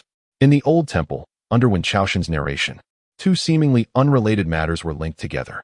When Wenchao Sheng looked at Ashui, who was deep in thought. He originally wanted to ask about her past, but hesitated at the painful expression she had shown earlier. He was curious, but couldn't fathom what kind of terrifying experience could make such an indomitable person like Ashui unable to face it. She endured the cutting night snow, resisted terrifying assassins. Countless people in Kuhai County wanted to stab her. Yet neither those buried behind the old temple nor those watching from within Kuhai County could truly harm this nameless woman. Clearly, this woman found by Wenchao Sheng in the wind and snow was far more terrifying than the storm itself. Tomorrow, I will meet Wenchao. After much contemplation, Ashui made her decision. She didn't want to be someone else's knife, especially not for a dead man. But the matter concerning her parents was equally important to her. It was the last straw for her. If she didn't seek the truth in this matter, the memory of the fire that turned Wind City to ashes would eventually consume her completely. She was lucky to have survived, but the inner demons had taken root. She thought she had escaped, yet she was still ensnared. When Chaos Hen sighed inwardly and suddenly thought of something, he said to the fire, "Today, while walking in the county town, I saw many black birds on the eaves and many hidden poisonous insects in the alleys. Although I had never wandered in Kuhai County before, I knew these things shouldn't exist in the world where normal people live." His voice was heavy, as if persuading, but Ashui had made up her mind, responding with a cold indifference. "What does it matter? Kuhai County is my home. I was meant to die here." Listening to Ashui's words and staring at her half-visible face illuminated by the blazing firelight, when Chaos Hen curiously asked, "Ashui, is the truth about your parents really more important to you than your life?" Ashui seemed to have hit a nerve and directly retorted to Wenchao Sheng, "Is there nothing more important than life to you?" Wenchao Sheng decisively shook his head. "No. To survive in this world, I have given up everything I could, including my dignity. Life is everything to me. As long as I am alive, there are countless possibilities for the future." Ashui sneered, "Really? Who was it a few days ago that told me if I dared to harm Doggy, he would fight me to the death?" Wenchao Sheng fell silent at her mockery, but Ashui persisted with her question. She reached out and hooked her finger around Wenchao Sheng's collar, pulling him closer and staring into his face, curiously asking, "Wenchao Sheng, would you really fight me to the death for a dog?" Wenchao Sheng certainly understood what Ashui meant. She wanted to ask which was more important to him, his life or Dogye's. However, Wenchao Sheng did not want to delve into the answer to this question, so he replied, "Your question is easily misunderstood. As if you were asking me who is more important to me, you or Doggy. But to both you and Doggy, I am just a trivial passerby in your lives, a stone by the roadside. My thoughts are completely irrelevant to you, so why pursue this to the end?" Ashui was taken aback by his answer, and then realized her question had somewhat misled the conversation. She looked at him a couple of times before finally letting go of her grip. "Do me a favor," she said. Wenchao Sheng shook his head. "No." Ashui frowned. "I haven't even said what I need help with, and you refuse so decisively?" Wenchao Sheng threw a piece of firewood and said, "What else could you want me to do? You just want me to help investigate a case. Let me tell you, don't even think about it. Whether it's the so-called Wanchuan or anyone else, I can't afford to offend them. I've just managed to gain the identity of a Qi person with limitless prospects ahead. If you want to seek death, don't drag me into the gutter with you." Ashui glanced at him, nodded, and fell silent. One night passed, and as dawn broke, Wenchao Sheng entered the county town with his firewood axe. This time, the gate guards did not stop him. Their minds were no longer on this refugee, but were whispering among themselves, discussing the death of Lu Jinshi. As Wenchao Sheng passed by, he happened to overhear that the new county magistrate, Chun Xiong, seemed to be searching for something. Remembering the poison Ashui had obtained last night, he had already guessed most of it. However, he did not show any signs of abnormality and kept the events of last night to himself. After buying soy milk and steamed buns at the morning market, he filled his stomach and headed to Hohot Lane west of Huagao Bridge, following the room with the red apricots growing over the wall all the way to the 8th room. The door seemed to have been left ajar just for him. When Wenchao Sheng pushed the door open, he coincidentally bumped into an old woman with white hair coming out. He slightly nodded and said, "Good morning, Madame Lu." The old woman nodded, her wandering gaze lingering on him for a few seconds before she headed to the vegetable market.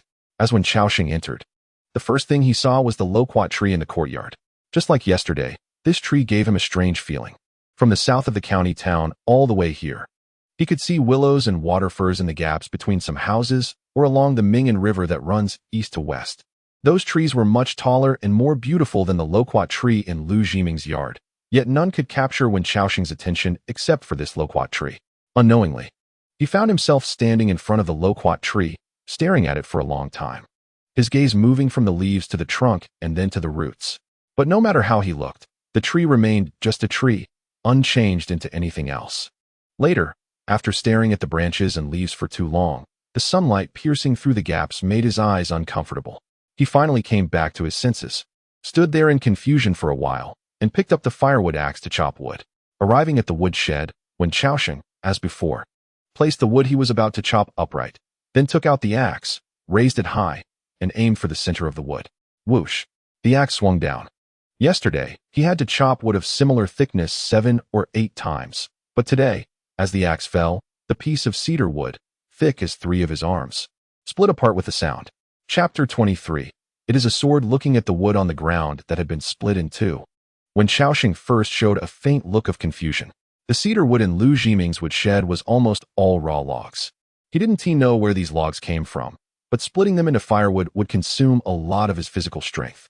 Yesterday, his workload was only 1/3 of today's, and after finishing, he was almost exhausted, eating a meal at Lu Jiming's house and resting for a long time before finally pulling the cart back to the dilapidated temple. But just now, he casually swung the axe and easily split the hard cedar wood into 2 sections. The change during this time was truly remarkable, leaving Wenchao Sheng astonished. Staring at the split cedar wood on the ground, Wenchao Sheng picked up another piece of wood and, mimicking his previous action, struck down hard. Crack! The blade of the axe struck the hardwood, but this time, he couldn't easily split this tough piece of wood. Fragments flew everywhere, falling haphazardly around Wenchao Sheng. The workmanship of this axe was quite rough. Without a wooden handle, the vibrations from the axe blade were intense, causing his hands to tingle, and he nearly dropped it. He frowned and made a sound of surprise. Was the previous piece of wood more brittle? No. Wenchao Sheng discovered a problem. The feel of the axe during this strike was vastly different from the first strike he made today. He continued to chop several more times, trying to replicate the first strike he made in the woodshed, but he never succeeded. Wenchao Sheng seemed to be somewhat addicted, wiping the sweat from his forehead. He ignored the soreness in his arms and hands and continued to try. In the yard outside the woodshed, Lu Jiming adjusted his clothes, picked up a watering can, and began to water the flowers and plants in the yard. The plants in this courtyard were indeed more lush than those elsewhere. They grew freely because Lu Jiming watered and tended to them regularly. Even in the hottest summer or the coldest winter, they never had to worry about nutrients. However, after finishing watering the flowers in the courtyard, Lu Jiming deliberately neglected the loquat tree in the center of the yard. He didn't water the tree but sat on a stone bench nearby, brewed himself a pot of tea, and rested while sipping. Crack! Crack! The sound of Wenchao Sheng chopping would continue to come from the wood shed behind him. Lu Jiming crossed his legs and stared at the loquat tree in front of him, seemingly lost in a distant memory. How long had this loquat tree been here? 15 years or 20 years? As time continued to trace back, he recalled when he had just come down from the sword pavilion. The casually promised words that had taken away 30 years of his life. Indeed, practitioners live longer than ordinary people. But 30 years is a long time for both practitioners and ordinary people. Over time, it becomes easy to forget many things, but if one does not forget, it can become the root of suffering. For example, the young man next door who raises a big black dog often plays chess with Lu Jiming. The black dog used to wander around frequently, loving to lie under the loquat tree to enjoy the shade or the breeze. When a game of chess ended, the young man would take the black dog back to his home to prepare some porridge for his elderly mother. After the young man left, no one accompanied Lu Jiming to play chess, and he felt much lonelier. He could no longer see the black dog under the loquat tree. Not knowing how long he had been lost in memory, Lu Jiming was suddenly interrupted by a peculiar sound from the woodshed. Crack! After this sound, there followed the noise of chopped wood rolling onto the ground. Lu Jiming, in the yard, lowered his head and took a shallow sip of hot tea, muttering to himself. The tea isn't cold yet. Wenchao Sheng walked out of the woodshed, drenched in sweat and panting heavily. Lu Jiming poured him a cup of tea and invited him to sit down and rest. Wenchao Sheng gulped down 2 cups of hot tea and, hearing Lu Jiming's question, asked, "Do you know how to play chess?" Wenchao Sheng hesitated for a moment. "Can you explain the rules?" Lu Jiming patiently went into the house to get a cloth that wrapped the chess pieces. Seeing they were black and white, Wenchao Sheng guessed they were likely related to Go or 5 in a row. As El Jiming explained the rules of the game, when Chaos Hen began to laugh. Gold corners. Silver edges, grass belly. Isn't this Go? He mentioned that when he was with Si Xiaohong, he couldn't understand melodies and could only hum tunes. However, he was indeed familiar with Go, chess, and 5 in a row. I can play. Let's play a game. Then I'll go chop wood, when Chaos Hen said. El Jiming said no more. He let when Chaos Hen choose black or white, and the latter unhesitatingly chose white. El Jiming asked, aren't you going first? When Chaos Hen shook his head, I like white.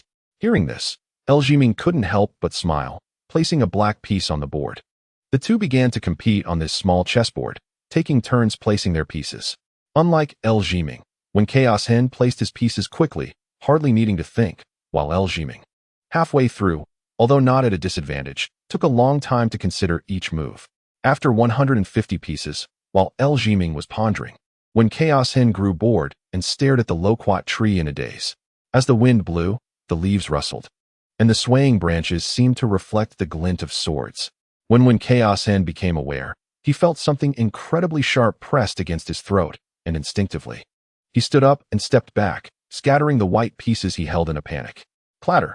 The white pieces rolled and scattered across the yard, resembling a defeated army.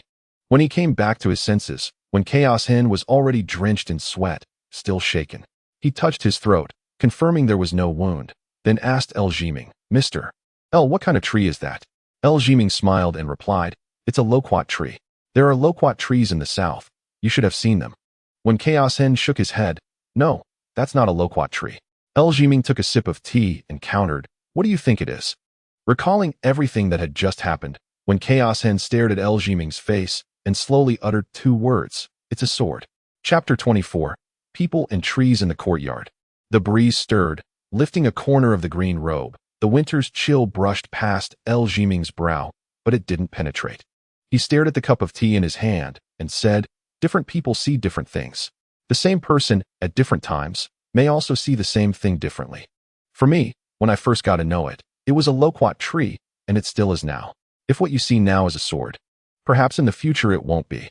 When Chaos Hen stood in the chaos of white pieces, quietly gazing at the tree before him, the sword light he had seen earlier seemed to be merely a momentary figment of his imagination within the chess game. The cold sweat on his back dried with time, but the swaying loquat tree no longer emitted a killing aura. It could still catch Wenchao Sheng's attention immediately, but when he tried to see something within it, he saw nothing at all. When Chaos Hen looked up, peering into the branches and leaves of the loquat tree, and asked El Jiming, Mr. El, has this loquat tree ever borne fruit? El Jiming confidently replied, yes, when it was in the state of Yin, it bore fruit every year.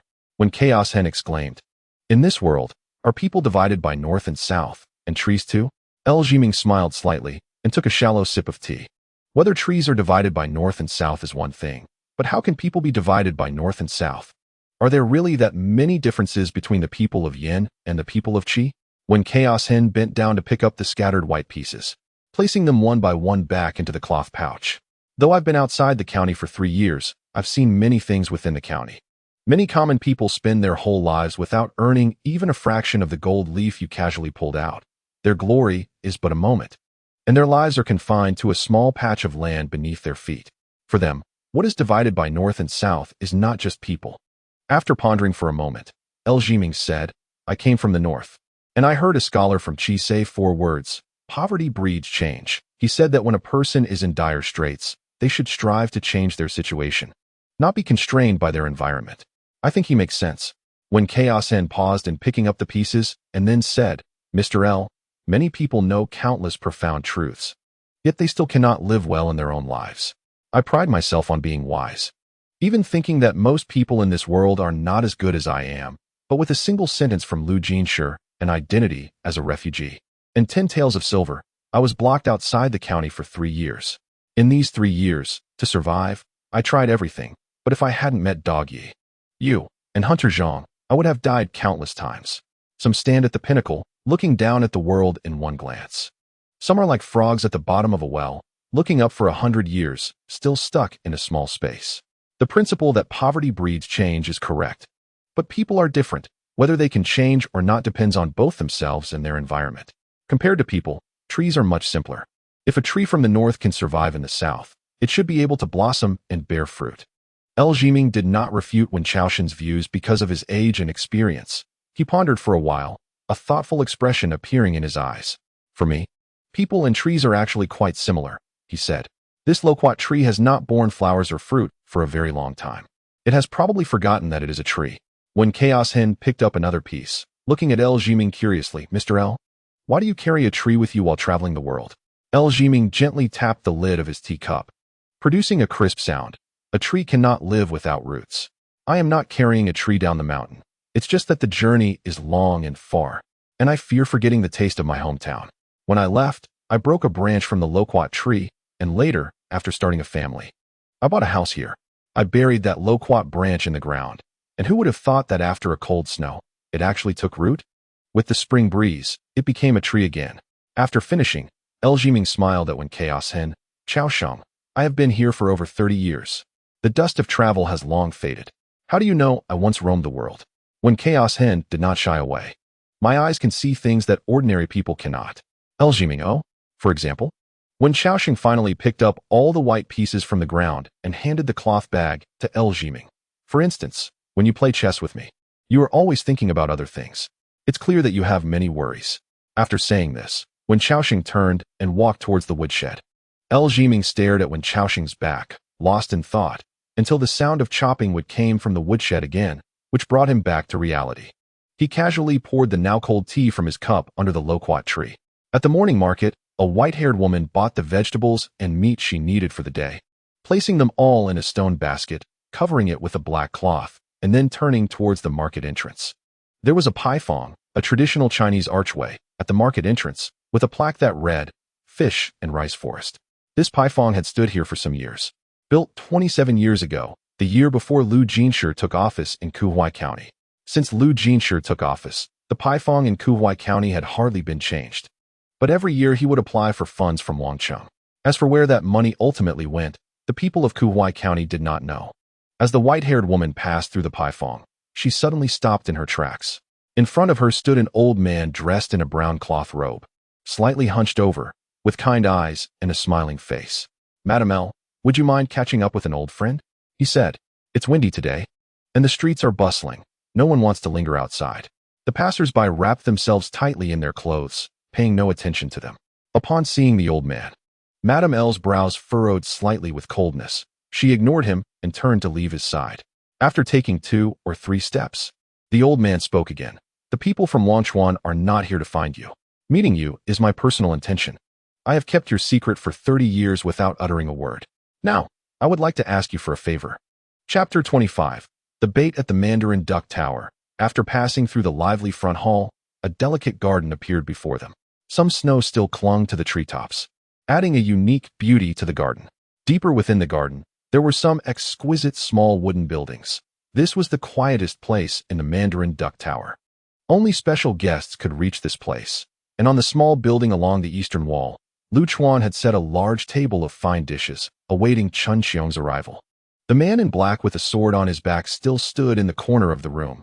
Rather than a person, he seemed more like a stone. Lu Chuan did not wait long before Chun Xiong knocked on the door. As he entered, Lu Chuan, sitting at the table, saluted him. "Welcome, County Magistrate." Lu Chuan pays his respects. Watching Lu Chuan's exaggerated performance, Chun Xiong's face showed indifference as he said lightly, "In this place, you and I need not pretend to observe these formalities." Hearing this, Lu Chuan smiled and replied, "Formalities? For hundreds of years, the state of Qi has governed the world with culture, and the Confucians have chronicled the spring and autumn annals. Next time, please don't say such things, or else the opportunity that the magistrate has worked so hard to obtain might just slip away." Chun Xiong narrowed his eyes, coldly staring at Lu Chuan, saying no more. He sat down opposite Lu Chuan, poured himself a glass of wine, and drank it all in one go. "What happened last night?" Lu Chuan said. "I have already informed the guards sent by the magistrate about the specific situation, but some matters are better discussed face to face. That day, I sent Liu Jinshi a bottle of poison, thinking it would allow him to save face. There was originally nothing wrong, but unexpectedly, he caused such a commotion." Before Lu Chuan could finish, Chun Xiong interrupted him, his voice icy as he said, "There are many ways to kill Liu Jinshi without leaving a trace. You could have waited until he finished his business with me, then acted after he left the county. This year's snow came early, A single snowfall could erase any trace. Yet, you had to rush and didn't do it cleanly, leaving me to clean up your mess. Lu Chuan, do you even know who we are working for now? Do you know how big of a problem your oversight could cause? Do you know what will happen if we anger that lord? Faced with Chun Xiong's reproach, Lu Chuan's originally smiling expression gradually cooled, and he retorted in a dangerous tone. Do you know that the people from the White Dragon Guard have appeared outside the county? Each one a top-notch expert? Kuhai County is desolate. Compared to other rich places, describing it as barren is not an exaggeration. Can you guess why the White Dragon Guard is here? Chun Xiong's expression changed slightly. Lu Chuan continued, to let Lu Jinshi leave the city. Do you want me to snatch him back from the White Dragon Guard? Mentioning the White Dragon Guard, Chun Xiong's hand holding the wine glass trembled slightly. He gently rubbed the smooth bottom of the glass and said, So, the one from the Panlong Palace has already realized something? Lu Chuan squinted, remaining calmer than Chun Xiong. Whether he has realized anything is not important. What matters is that he cannot have evidence. Otherwise, why would I go through so much trouble to get a bottle of poison and shift the blame to Wenchao? Do I not know that it would be more straightforward to just kill Lu Jinshi outright? It's just that I didn't expect Lu Jinshi to be so ruthless. To bite back at us. He didn't even spare his own wife and children. Listening to Lu Chuan's dark narrative, Chun Xiong suddenly looked up in shock. Wait, are you saying Lu Jinshi let his wife and children escape under the cover of night? Lu Chuan coldly replied, Do you think Lu Jinshi is really a fool? Would he not know that people from Wenchao are watching him? He merely used his own wife and children as bait. If you ask me, even a tiger does not eat its own cubs. For a person to do such a thing is truly ruthless. I actually kept an eye out. That night, I had already instructed the people from Wenchao to be cautious of Lu Jinshi's ploy to lure the tiger away from its mountain den and escape secretly. But I didn't expect that an accident would still occur. Chun Xiong understood what had happened earlier and knew that a master from outside the county had launched a massacre against the Wenchao assassins near Lu's residence. Could it be the people from the White Dragon Guard? Lu Chuan shook his head. The White Dragon Guard hides very well. They have not actually exposed themselves. I know they are here because I have special informants. Those guys are all outside the county. They have not come in. As long as I do not reveal any information, the people from Wenchao will definitely not discover them. Chun Xiong fell silent for a moment. The assassins from Wenchao this time were mostly affiliated with the flags of Lin, Hua, and Shan. Anyone who could blend in with the Lin flag would not have low martial arts skills. They each had their own loud reputations in the rivers and lakes of the four nations. Among the assassins guarding Lu Jinshi earlier, there was one person from the Lin flag. This person's surname was Li, given name Shan, ranked 47th in the Lin flag. Had been in the business for 7 years and had killed 433 people. The previous night, he had acted in front of Lu Jinshi's residence. But after a single strike, his weapon was broken, and the broken blade pierced into his throat, causing him to die immediately. Chun Xiong's understanding of Wenchao was not as deep as Lu Chuan's, but because he had been informed beforehand, he knew that some of Wenchao's experts would come to Kuhai County. In such a desolate place, even if there were really high-level experts, they would definitely be reclusive guests, unlikely to have personal grievances with Wenchao, let alone engage in a major fight. Lu Chuan expressed his thoughts, then shifted the topic. However, I heard that the first place on Wenchao's recent sky-high bounty list has changed. Someone is offering 100,000 taels of gold for a person's life. And that person just happens to be in Kuhai County. Chun Xiong picked up the chopsticks, selected a piece of green fern, and slowly put it in her mouth. 100,000 gold for a life. Lu Chuan lightly rubbed the green jade ring on his finger and smiled.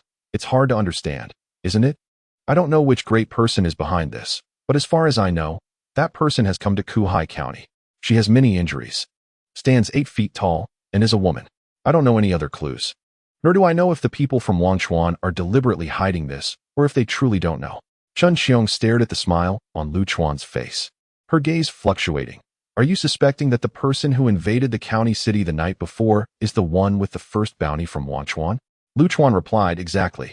I have no interest in 100,000 gold, but I am very curious about the secret behind it. How about it? County Magistrate, lend me a hand. Chapter 26. A request by the riverside to the north of Kuhai County, the Qinsha River. This river is the only one in Kuhai County that doesn't freeze in winter. Even during the harshest moments of winter, the yellow river water can still splash large droplets when it collides with the stones. Dressed in thick clothing, Fishermen with their tools gathered in small groups and had already rowed their boats to some calm river mouths to occupy advantageous positions, starting their busy day. On a stone platform near the dense forest on the west side of the river, an old man dressed in brown cloth and a white-haired woman stood facing the river. The old man's face was calm, but the river flowing in his eyes told of the hardships he had endured in the past. You left 30 years ago. Life and death unknown. Since Meng Pa no longer holds her position in Wenchao, the 10 Yama kings have gotten angry and mobilized many forces in the Jianghu to search for you. Many have died internally. Lady Lu spoke. Without a hint of remorse, we are all stained with blood. There are no innocents in Wenchao.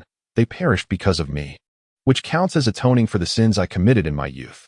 After a pause, she asked the old man, "What about you? What brings you to find me?" The old man sighed. "I risked my life to keep your secret for 30 years, allowing you to live freely for those 30 years. Now, I want to take 10 years from you." Lady Lu stared at the rushing river for a long time before saying, "I have been out of the Jianghu for 30 years. I can no longer wield a weapon or kill." The brown-clothed old man chuckled. "Then I Haven T found the wrong person." Lady Lu glanced at him curiously, pondering what this familiar acquaintance, whom she hadn't seen for 30 years and who had killed thousands since entering the profession at 17, really wanted. "You didn't come to me to kill, so why?" The brown-clothed old man slowly took out an old rattle drum from his sleeve and gently turned it, the small balls hitting the drum surface, producing a muffled sound. However, the sound was quickly swallowed by the waves on the river. 2 years ago, I found a 7-year-old girl in the Qin kingdom. At that time, she was unconscious in a pile of grass outside a wall, with 2 feathered arrows piercing through her chest, covered in blood. I, Ma Huan, have killed all my life without blinking, yet at that moment, I felt pity. Later, I pulled the arrows out, used my internal strength to stop her bleeding, and used strong liquor to dispel the evil from her wounds. I watched her nearly recover. But unexpectedly, she contracted a severe plague and had a high fever that wouldn't go down. I searched for doctors everywhere without success and had already prepared a coffin for her, but in the end, she managed to pull through on her own. When she woke up, she looked at me and called me grandfather. From that moment on, I treated her as my own granddaughter. After listening to this brief story with no clear beginning or end, Lady Lu's earlier indifference softened slightly. She tilted her head and carefully examined the old man, saying, "When a person has attachments, their killing intent will fade. You also want to withdraw from Wenchao. Aren't you afraid of being discovered?" Ma Huan sighed. "The water of Wenchao is for ghosts to drink, not for humans. Once you enter Wenchao, there is no possibility of withdrawal. I have killed for a lifetime in Wenchao and am neither human nor ghost now. With my injuries and illnesses, I only want to steal a few years to raise the little girl to adulthood, ensuring her future is settled, and that would be enough for me." Lady Lu hesitated for a moment and said, "How do you want me to help you?" Ma Huan put away the rattle drum and turned to her. "I want you to re-enter the Jianghu in the identity of Meng Pa and pretend to kill me. I once had the fortune to practice a strange technique with a person from Beihai when I was young, called whale dive. This technique allows my body to feign death for several days while my consciousness remains intact. You help me escape, and after that, we can write off the grievances and friendships of 30 years. How about it?" Lady Lu shook her head. 30 years ago, I promised him not to get involved in Jianghu grievances again. Ma Huan, you came too late." Ma Huan frowned slightly. "That boy." Lady Lu was taken aback, a look of shock that didn't match her age appearing on her beautiful face. After a moment, she suddenly murmured, "A boy? Has it been 30 years already? Time flies." Ma Huan stared at Lady Lu, the curiosity suppressed for 30 years now gushing out like a spring. He asked, "I really want to know. What did that boy say 30 years ago that made the fearsome Meng Pa of the Jianghu put down her knife and willingly withdraw from the Jianghu?" Remembering the events of that year, a slight smile appeared at the corners of Lady Lu's mouth, reminiscent of a spring breeze, but she quickly returned to normal. As she turned, a gust of wind passed by, and she was already several meters away. Ma Huan called out to her back, "Sui Xian, only you can help me now." Lady Lu paused, but was unwilling to turn back. "After working for Wenchao for so many years, is there no one you can trust?" Ma Huan hunched his back, the white whiskers on his face swaying in the wind, and retorted, "Is it sad? That's how Wenchao is. Everyone has countless lives on their hands, dying for wealth, perishing for fame. How can one speak of trust? I kept your secret for 30 years, allowing you to live a normal life for 30 years. But what about me? I only want 10 years to watch my granddaughter grow up. That's enough. You help me. It's merely changing my place of seclusion. Now that Wenchao has a new big cargo, there won't be too much attention on you. Lady Lu remained silent for a long time, neither agreeing nor refusing, and left directly. Ma Huan watched Lady Lu's figure disappear into the distance along the riverbank. After a long time, he lowered his head and took out the rattle drum, gently turning it. The faint sound lingered in his ears, bringing a hint of kindness to his indifferent gaze. Tap, tap, tap, tap in the evening, Wenchao Sheng dragged a pile of firewood back to the dilapidated temple. Snowflakes fell from the sky as he arrived at the temple, unloaded the firewood, and said to Shui, who was leaning against the base of a stone statue, "Didn't you go looking for Chun Xiong? Why are you back so soon?" Shui ignored Wenchao Sheng. He took some cold buns to Shui, but his gaze slightly froze. He saw that Shui's chest was stained with large patches of blood, her head hanging down, long hair covering her face, as if she had fainted. Chapter 27. So, will you listen? Seeing Shui like this, Wenchao Sheng was truly stunned. In fact, when he first saw the blood on Shui's chest, he thought it must belong to someone else.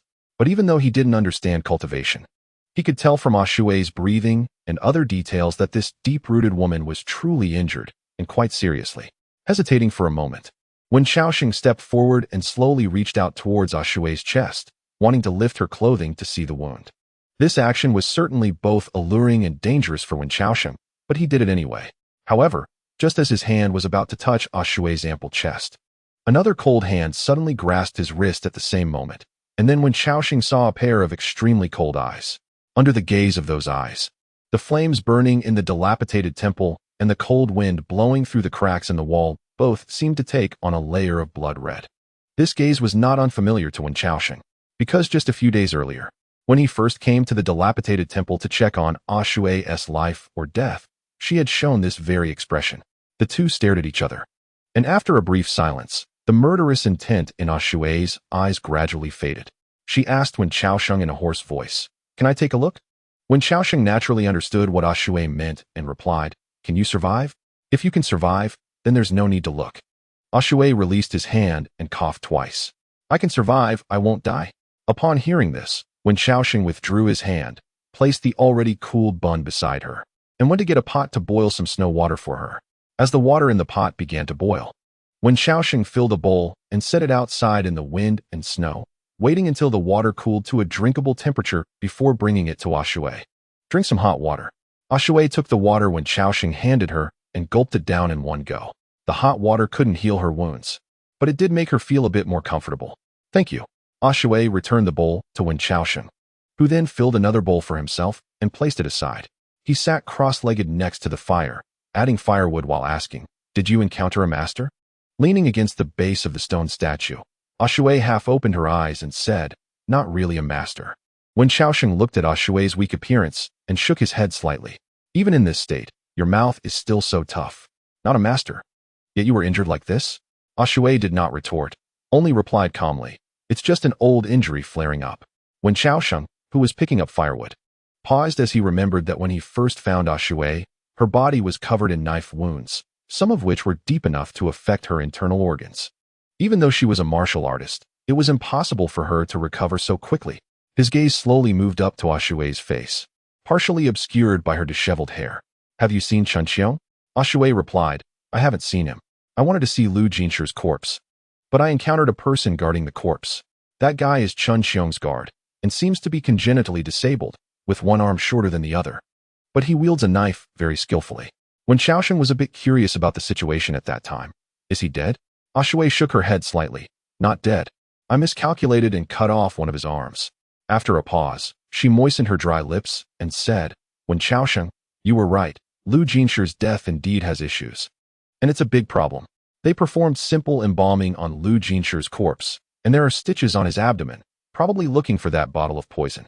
Wenchao Sheng scoffed, "Those guys are also foolish. Since they wanted to kill Lu Jinshi, why not just slice him open? Or bury him quietly? Or directly choose a scapegoat to take a stab for Lu Jinshi? After all this, it ended up like this." Wenchao Sheng stared at the flames in front of him. As the fire flickered, the mocking expression on his face gradually faded, and he suddenly became serious. "Unless they have reasons they cannot avoid." Just as he finished speaking, a small stick was tossed, lightly hitting the back of his hand. Wenchao Sheng came back to his senses and looked at Ashui. What are you doing? Ashui raised her face slightly and said, didn't you say you wouldn't get involved? Aren't you afraid of dying? Wenchao Sheng and she locked eyes, both remaining silent for a long time without speaking. Finally, Wenchao Sheng shook the firewood in his hand, tossed it into the fire, and a few sparks flew up, saying, so, are you willing to listen? Ashui nodded. I will listen. Wenchao Sheng changed his sitting position and spoke to her in detail. These people are not ordinary desperados. Lu Jinshi's death is clearly organized and premeditated by them.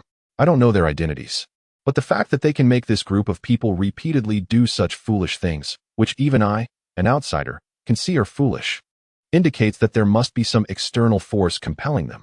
Think about it. It's clearly a matter that could be resolved with a single stab. Why do they insist on poisoning Lu Jinshi? Ashui closed her eyes and said softly, just say it directly, don't ask questions. If you make me think, I just want to sleep. Wenchao Sheng shrugged and directly expressed his thoughts, diverting the blame, spreading some troubles and attention into the martial world. Chapter 28. The mysterious man Wenchao Sheng was like a cold, calculating machine, constantly pondering the thoughts of those people.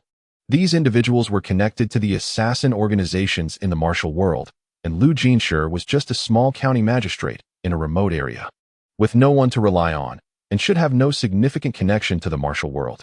His life or death was completely irrelevant to those in the martial world. Therefore, the pressure that Chun Xiong and his group faced did not come from the martial world, but from the court. Their preservation of Lu Jinshi's corpse could indirectly confirm this point. The corpse was ultimately going to be handed over. As he spoke, his tone became more uncertain, and he glanced towards the outside of the wind and snow. On the other side of the chaotic white, there was an unseen, deathly silence. The truly interesting thing was that for someone like Lu Jinshi, he was also just a tiny speck of dust to the royal family of Qi, no more noble than I am. Logically, even if someone in Qi really wanted to take care of this matter, they would not let Chun Xiong and his group face such great pressure. It would simply be a normal procedure, investigating the case, concluding it, and reporting the files. All these irregularities indicated that there was something about Lu Jinshi that we did not know, and this matter was significant. Listening to Wenchao Sheng's description, Ashui weakly opened one eye. Listening to you speak, it gets more and more mysterious. A small place like Kuhai County, where could there be so many secrets? Wenchao Sheng retorted, want to bet? Under the firelight, Ashui's chest rose and fell gently, stabilizing.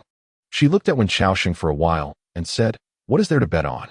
The things I want, you can't give me. The things you want, I can't give you either. Wenchao Sheng brought his hands closer to the flames, feeling the heat. Do you know what I want? Ashui smiled. What a person lacks, they will desire. You, a person like this, have too deep thoughts, too sharp vision, but your fate is too poor. You will inevitably want to stand above millions, to soar above the clouds once, and to glance down at your world. But money and power, I can give you neither. The flames burned on Wenchao Sheng's face, and in his pupils, light flickered and shadows danced. He did not refute Ashui, remaining silent like a stone, as the firewood burned down. Wenchao Sheng got up again to gather more wood in the dilapidated temple, but just as he brought the wood back, he encountered a white-clothed man wearing a conical hat. The man's clothing blended with the heavy snow outside, looking more like a night gear from the spring and autumn period. The clothes were not warm, yet the man stood at the entrance of the dilapidated temple, his back to the biting wind that cut through the snow, his body not trembling at all. He held a long sword made of red-spiked black iron in his hand, and his earlobes were slightly large and reddened from the cold. The moment Wenchao Sheng saw this man, he did not hesitate at all and directly threw the knife he had on the ground next to Ashui. Although Ashui was heavily injured, she was still not someone he could compare to.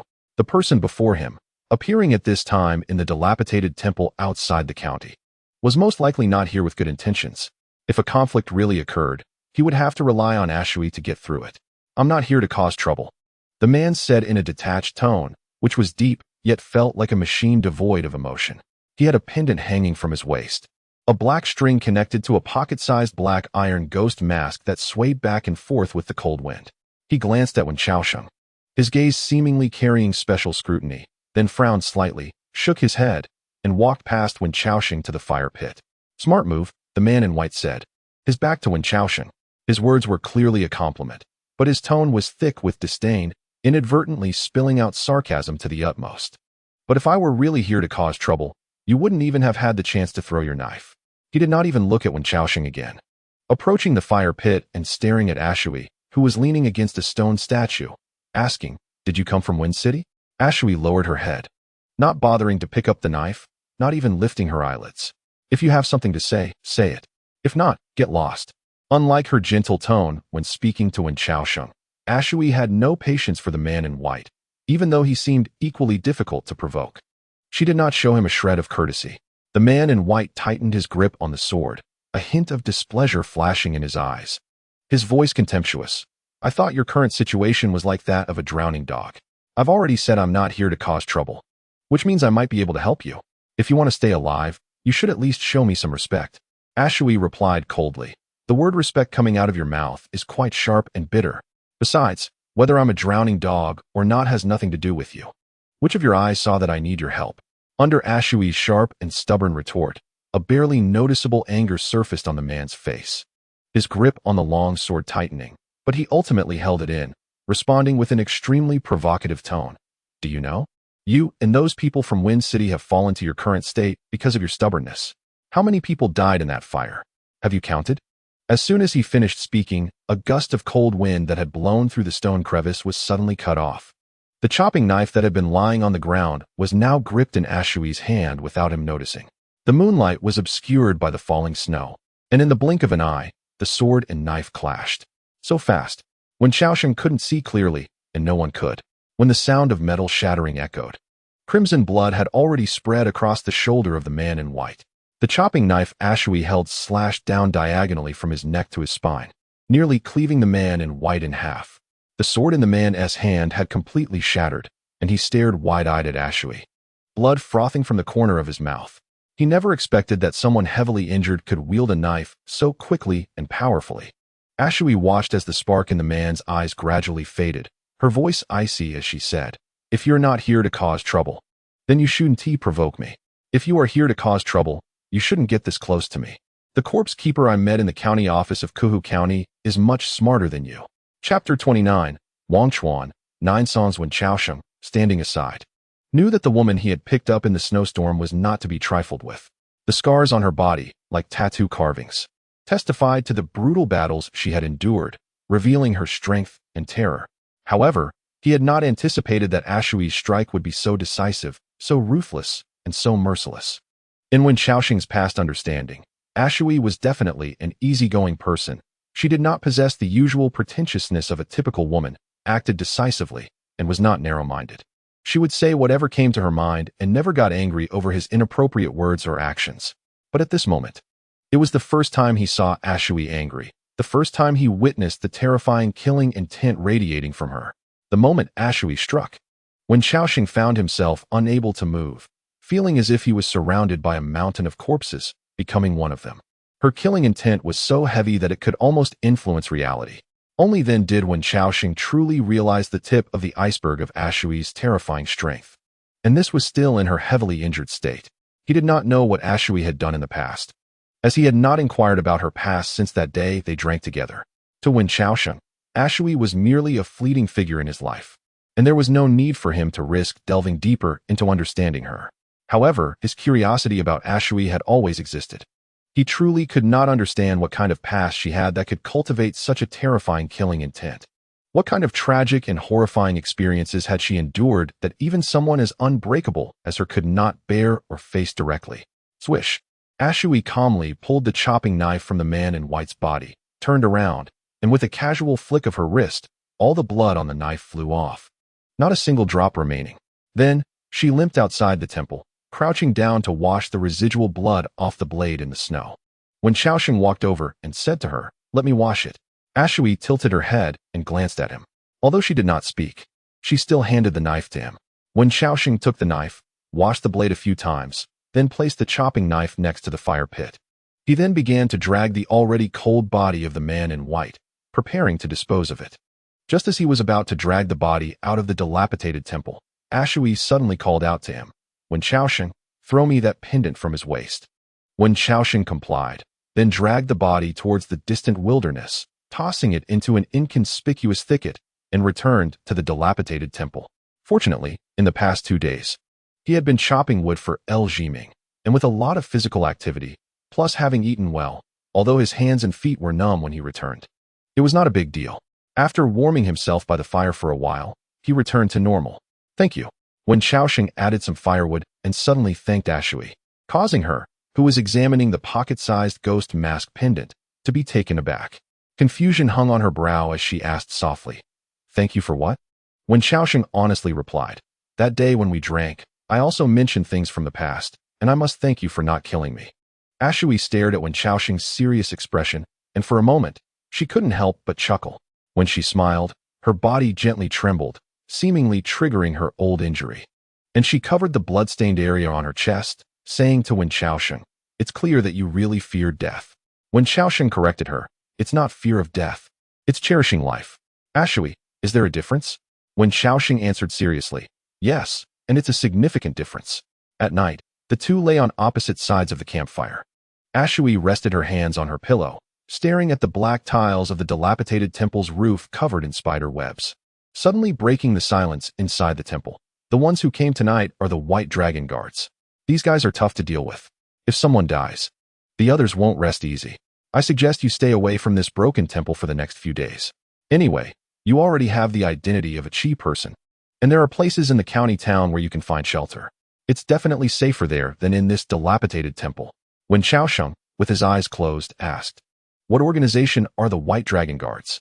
Ashui didn't find it troublesome and patiently explained, "The White Dragon Guards are a force from the palace, extremely mysterious, rarely showing themselves in the martial world, but they have a high reputation. Even Wang Chuan and Zhouge are reluctant to easily provoke them." Wenchao Sheng asked again, "And what about Wang Chuan and Zhouge?" Ashui replied, "Wang Chuan is the #1 assassin alliance that spans the 4 nations. Every year, they spend a lot of money buying death row inmates from the royal families of the 4 nations, then train these inmates through extremely cruel methods to become emotionless killing machines.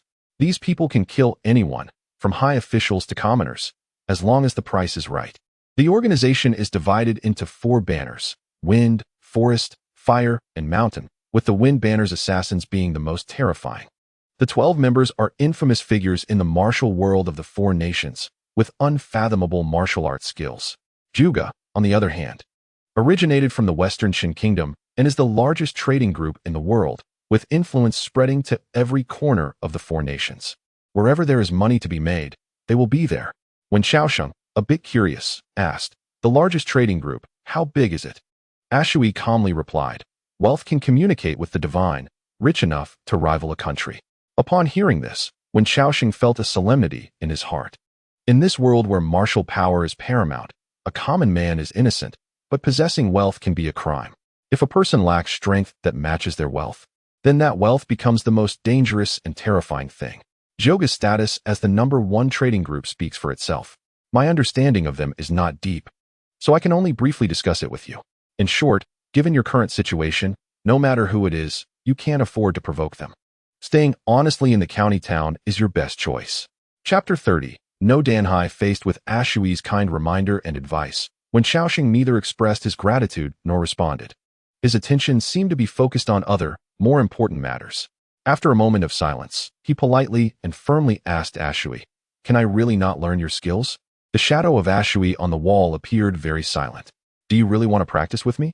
Wenchao Sheng sincerely replied, "I really want to very much." Ashui slightly tilted her head, her gaze slipping through the narrow slit of her eyes, passing through the flickering flames, landing on Wenchao Sheng's face. "Why?" This time her question seemed more serious than the last. Wenchao Sheng's answer remained succinct. "Because you are strong enough." "Can someone as powerful as you be ranked in the martial world of the 4 nations?" Ashui lazily said, "I don't know. I'm not a person of the martial world." Wenchao Sheng opened his eyes, looking sideways at Ashui. He initially thought she was just brushing him off, but when he saw her eyes, he couldn't help but believe her. There was no need for her to deceive him. "So, can you teach me to practice?"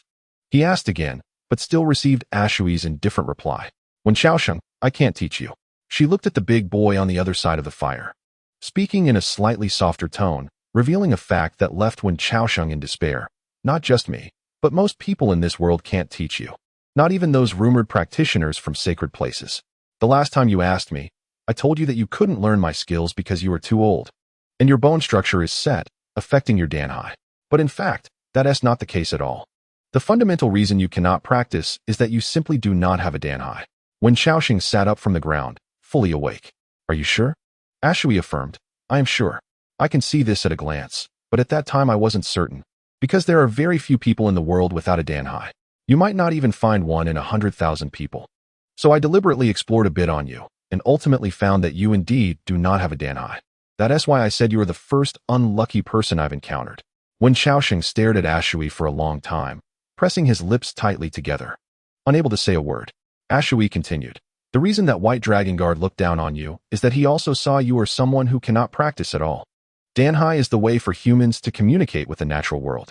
The human body has 720 acupoints, all of which have their uses. But only the power of a refined Danhai can activate these acupoints, releasing potential, making one move like the mysterious wind in the mountains, the raging tides at sea, resonating with the earth and sky, bursting forth like divine thunder. No matter how ordinary people train their bodies, their muscle and bone strength can never compete with the powers of nature. Thus, ordinary people in front of martial practitioners are as weak as infants, completely incapable of resistance. You were born lacking a Danhai, and no matter how hard you try later, your potential will ultimately be limited. You are a good person, and I didn't want to discourage you like this, but sooner or later you will come across this layer of truth. Hiding it too long may be more harmful to you. Wenchao Sheng's gaze appeared particularly hollow in the firelight. After a while, he returned to normal, looking at Ashui lying on the ground, still unwilling to give up, sincerely asking, is there really no way at all? Ashui shook her head. I don't have any way. Such things are inherently rare, and I am not a master who specializes in teaching disciples, so I have no experience in teaching. If you insist on learning from me, I can only teach you a Taoist method of health preservation. Wenchao Sheng hesitated for a moment, but still asked, what method? Ashui replied, the Beihai Taoist traveled the world and carved 3 self-created unique techniques on the cliff at the extreme east of Zhao Kingdom, namely Whale Dive, False Speech, and Fountain of Youth. The technique I know is the Fountain of Youth.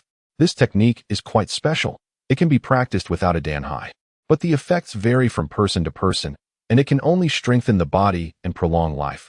It cannot give you the strength to crush mountains and stones. Wenchao Sheng was not discouraged, and said, practicing is better than not practicing. You are right. I am indeed the unluckiest person in the world. But even the unluckiest have their own way of living.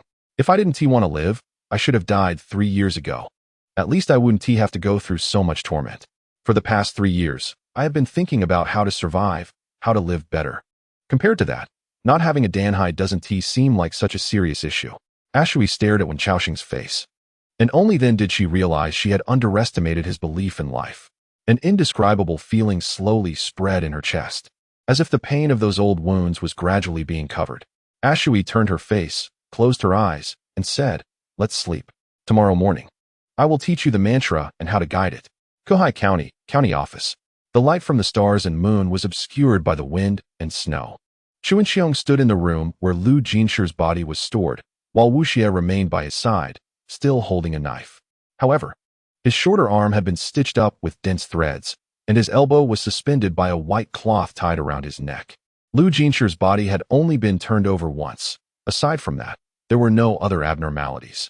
After inspecting Lu Jinshi's body, Chuanxiong incredulously asked Wuxia beside him, you mean to say that the limping woman who came today is more powerful than you?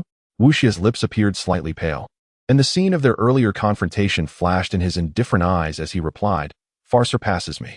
Chuanxiong's expression grew serious, his gaze sweeping over Wuxia's injured arm as he asked, can you discern her martial arts style? Wuxia shook his head.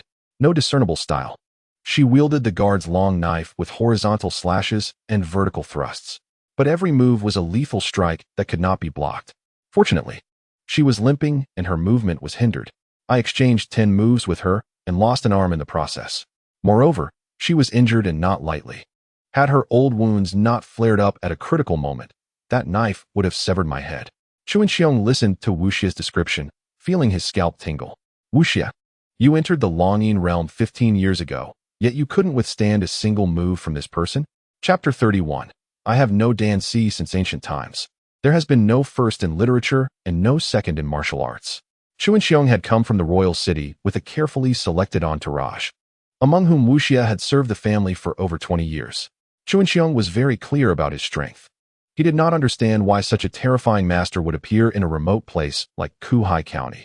For a moment, he couldn't help but feel anxious, thinking that perhaps someone from the palace had discovered some clues and secretly dispatched one of the 3 instructors from the White Dragon Guard to investigate.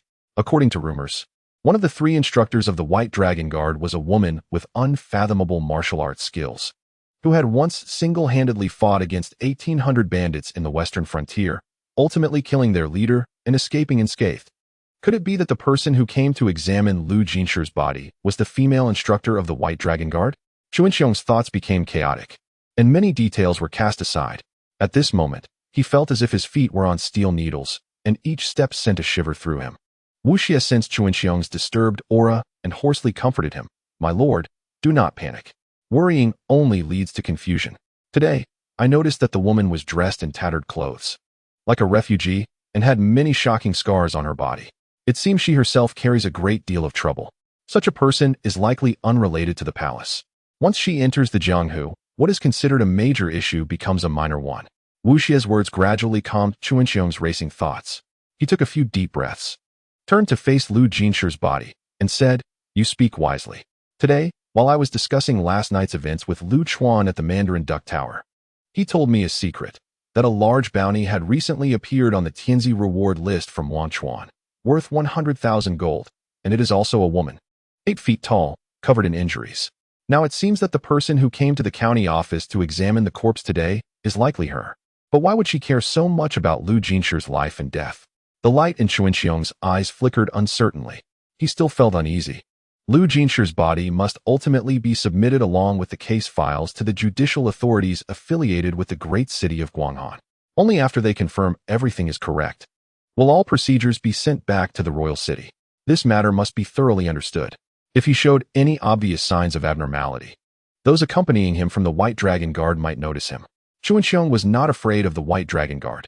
He had come to Kuhai County not only to seek an opportunity to help him pass the Longan Pavilion's examination this year, but also to assist a significant figure in the clouds with some minor troubles. As long as he needed it, Lu Chuan would always extend a helping hand and mobilize all available resources to assist him. What truly made Wenchao wary was the power behind the White Dragon Guard and the potential consequences of revealing any clues that could bring unwanted trouble to that significant figure in the clouds. If this matter were mishandled, it would not only be unfortunate for him, but could even implicate his entire family. Although the Qi state had long respected Confucianism and Taoism, those who rose to the clouds did not rely on a few flowery words to defend their status and power. Wenchao believed he understood this better than anyone else. 76 years ago, during a political upheaval in the Qi royal family, unprecedented chaos erupted. At that time, the court was unstable, and his grandfather, overly trusting in the righteousness of Confucianism, insisted on remaining neutral, refusing to form factions or engage in personal interests. Ultimately, he was marginalized by various parties, losing his life and position, leading to the decline of their family to the current state. "My lord, if you wish to know more, why not cooperate with Lu Chuan to investigate?" Wuxia, too, did not understand how a small county magistrate like Lu Jinshi could possibly know such formidable martial artists. The motive behind the other party's visit to examine Lu Jinshi's body seemed very strange. Wenchao placed his hands behind his back, lightly rubbing his fingertips as if in deep thought. After a long while, he let out a long breath. "Today, I initially did not agree to Lu Chuan's proposal. The person he serves is far too dangerous for me to offend, and I do not want to do anything that could lead to unforeseen complications. If I were to provoke trouble out of nowhere, it would not only implicate me personally, but it seems I have no choice now. Wuxia, I will draft a letter tomorrow, and you will help me deliver it." Wenchao Sheng sat in the loquat garden, engaged in a second round of competition on the chessboard with El Jiming. This time, he became as distracted and unfocused as El Jiming during the game. After 70 moves, El Jiming suddenly asked, "Chaos Hen, why have you also become like me today?" When Chaos Hen came back to his senses, sighed, and gave a wry smile. "Yes, after a nap. I have some worries." El Jiming looked at him with interest. "What worries do you have?" When Chaos Hen took a sip of tea and countered, "Shouldn't you already know?" El Jiming smiled. "I'm not a worm in your stomach. If you don't say, how would I know?" When Chaos Hen sighed and shook his head, "Mr. L, I have no dance. Without the ability to cultivate, my future is destined to be an ordinary life." El Jiming also took a shallow sip of tea. Who says you can't cultivate without a danci? I have no danci. Chapter 32. A sword piercing the heart. Jiming's casual remark ignited a spark in Wenchao Sheng's eyes, which had been dim for an entire night. He stared at this seemingly simple, yet mysterious middle-aged man, and couldn't help but recall the transcendent master mentioned by Ashui. Coupled with Jiming casually producing a gold leaf earlier, Wenchao Sheng felt increasingly that Jiming's presence was shrouded in mystery and grandeur. Please, Mr. L, do not hesitate to enlighten me. Wenchao Sheng clasped his hands in a respectful gesture, speaking earnestly. Jiming did not hold back, smiling as he asked, "How much do you know about cultivation?" Wenchao Sheng thought for a moment and recounted what Ashui had told him. The human body has 720 apertures. Cultivation is the way for humans to communicate with the heavens and the earth, condensing power in the danci. Then using the power of the danci to activate the apertures, releasing the true potential hidden within the body, allowing it to burst forth with great potential. By the way, Mr. L, what exactly is the danci? Is it the dantian? Jiming steadily poured himself a cup of tea and said slowly. The dantian is a description of a region in the human body, generally located 2 to 3 inches below the navel. While the danhai is the connection point of the 720 acupuncture points in the body, it can appear in any area of a person. Although the danhai truly exists, it does not manifest in the physical body. It is more of a mysterious and precise feeling. If you are a practitioner, you can have such a magical experience. The power of the danhai can instantly penetrate the extraordinary meridians and reach the acupuncture points, awakening potential. However, there are countless people in the world, each with different potentials.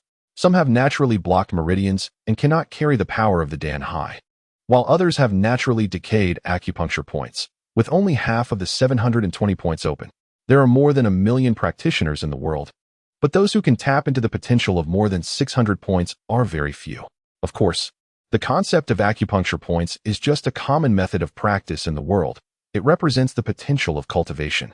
And it is not necessarily the case that the more points one has open, the higher one's cultivation. In the far north of Yin Kingdom, there is a sacred place for cultivation called the Sword Pavilion, and its master, Tu Shanbai, dedicated his life to cultivating just 1 acupuncture point in his palm. Yet he also traversed the world with great prowess. Wenchao Sheng felt a surge of inexplicable excitement upon hearing this. He had previously read in novels about someone who practiced only 1 move for a lifetime and became invincible upon leaving the mountain. There seemed to be a similarity between the two. In the world, heroes are merely opponents for a moment. How exhilarating is that? Mr. L, if there is no danhai, how can one cultivate and activate the potential of the acupuncture points? Jiming smiled slightly and replied, the great way in the world is interconnected. As long as the mind is focused, where is not a place for cultivation? Eating, sleeping, walking, chopping wood. Look, hasn't he only been 2 or 3 days? Aren't you chopping wood more skillfully now? Wenchao Sheng fell silent for a moment and said seriously, it is different from before, but the cultivation I want to learn is to give me the ability to protect myself when facing those true practitioners, and not just become fish meat in their eyes. Jiming spoke softly.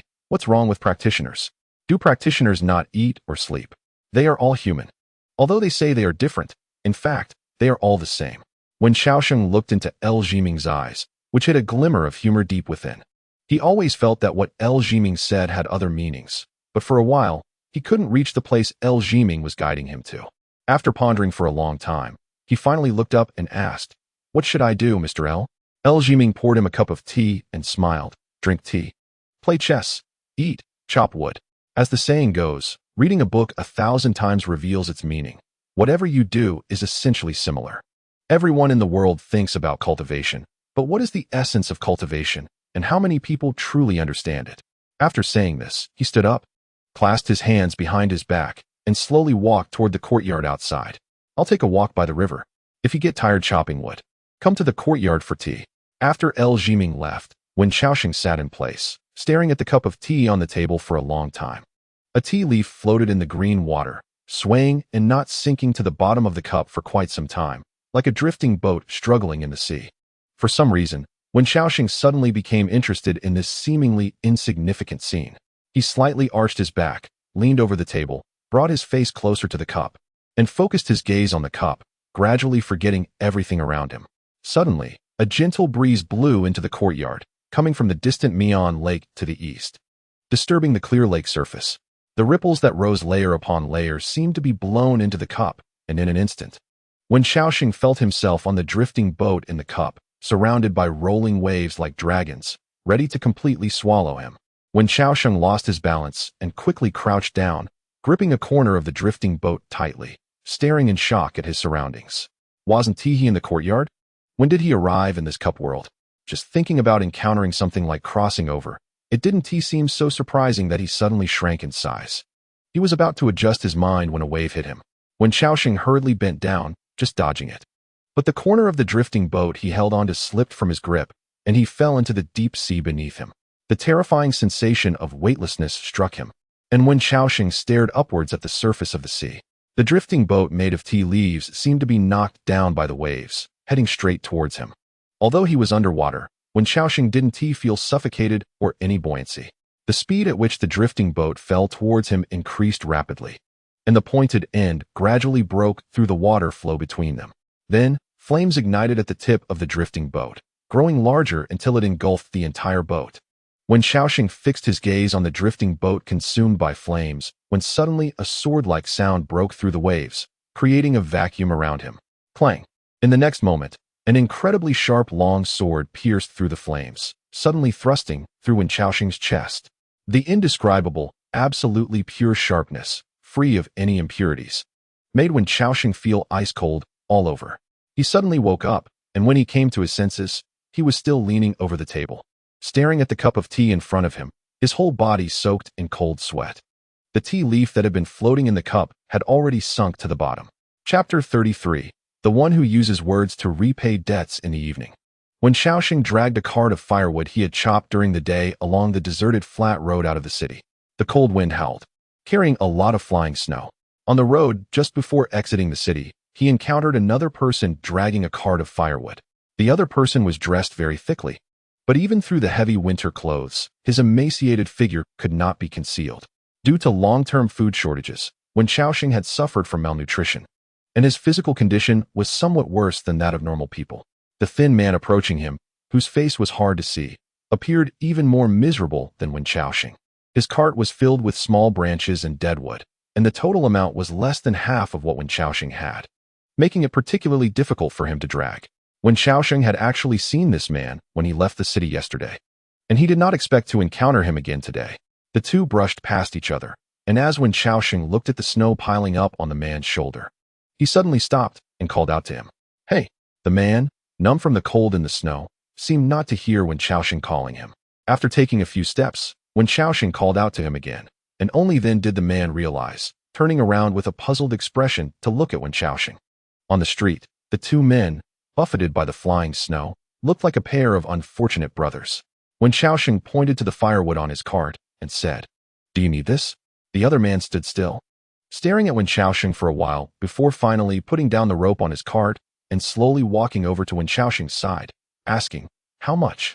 Wenchao Sheng noticed the man's dry, cracked hands, but judging from his face, he appeared to be a young man in his 30s. He couldn't help but feel a bit emotional and said, "If you really need it, I can give you some for free." There was a lot of firewood at Jiming's place every day. He had told Wenchao Sheng that he couldn't burn all the firewood he chopped each day, so he would sell some of it, and some of the money became Wenchao Sheng's wages. Upon hearing that Wenchao Sheng was willing to give him firewood for free, the man showed no signs of joy on his face. He thought for a moment, reached into his sleeve pocket, but after rummaging for a long time, he found nothing. Finally, he said to Wenchao Sheng, "A gentleman does not accept food that comes unbidden. There are places in the city where firewood is sold. I know the prices. If you are willing, I will buy the firewood from you at half the market price. The remaining half." He pondered carefully and said earnestly, "I will exchange it for words." Wenchao Sheng raised his eyebrows slightly. "Words? What words?" The thin man in front replied, "The words I wrote. Do you want them?" Hearing this, Wenchao Sheng couldn't help but chuckle for a moment, but after laughing, he agreed. "Deal." The thin man nodded, looked around, and pointed to the southern gate of the county town in the distance, saying, "I didn't bring any money today. Tomorrow evening, when the sun sets, I'll bring the money and the writing and wait for you there. How about that?"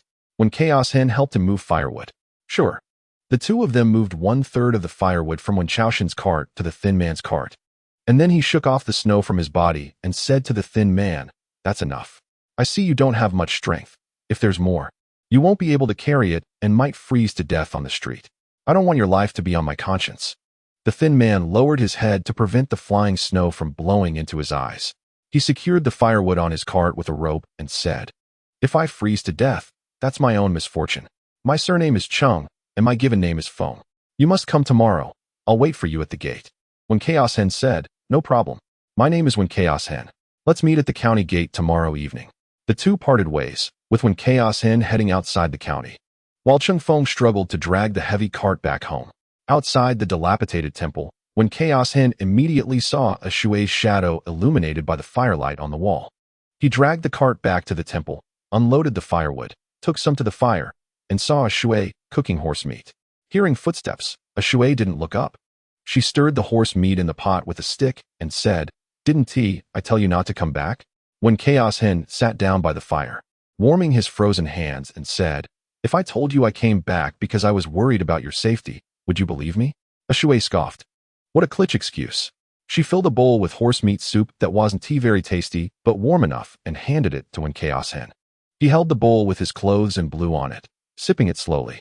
The soup had a bit of a gamey taste, but Wenchao Sheng even found it enjoyable as he drank.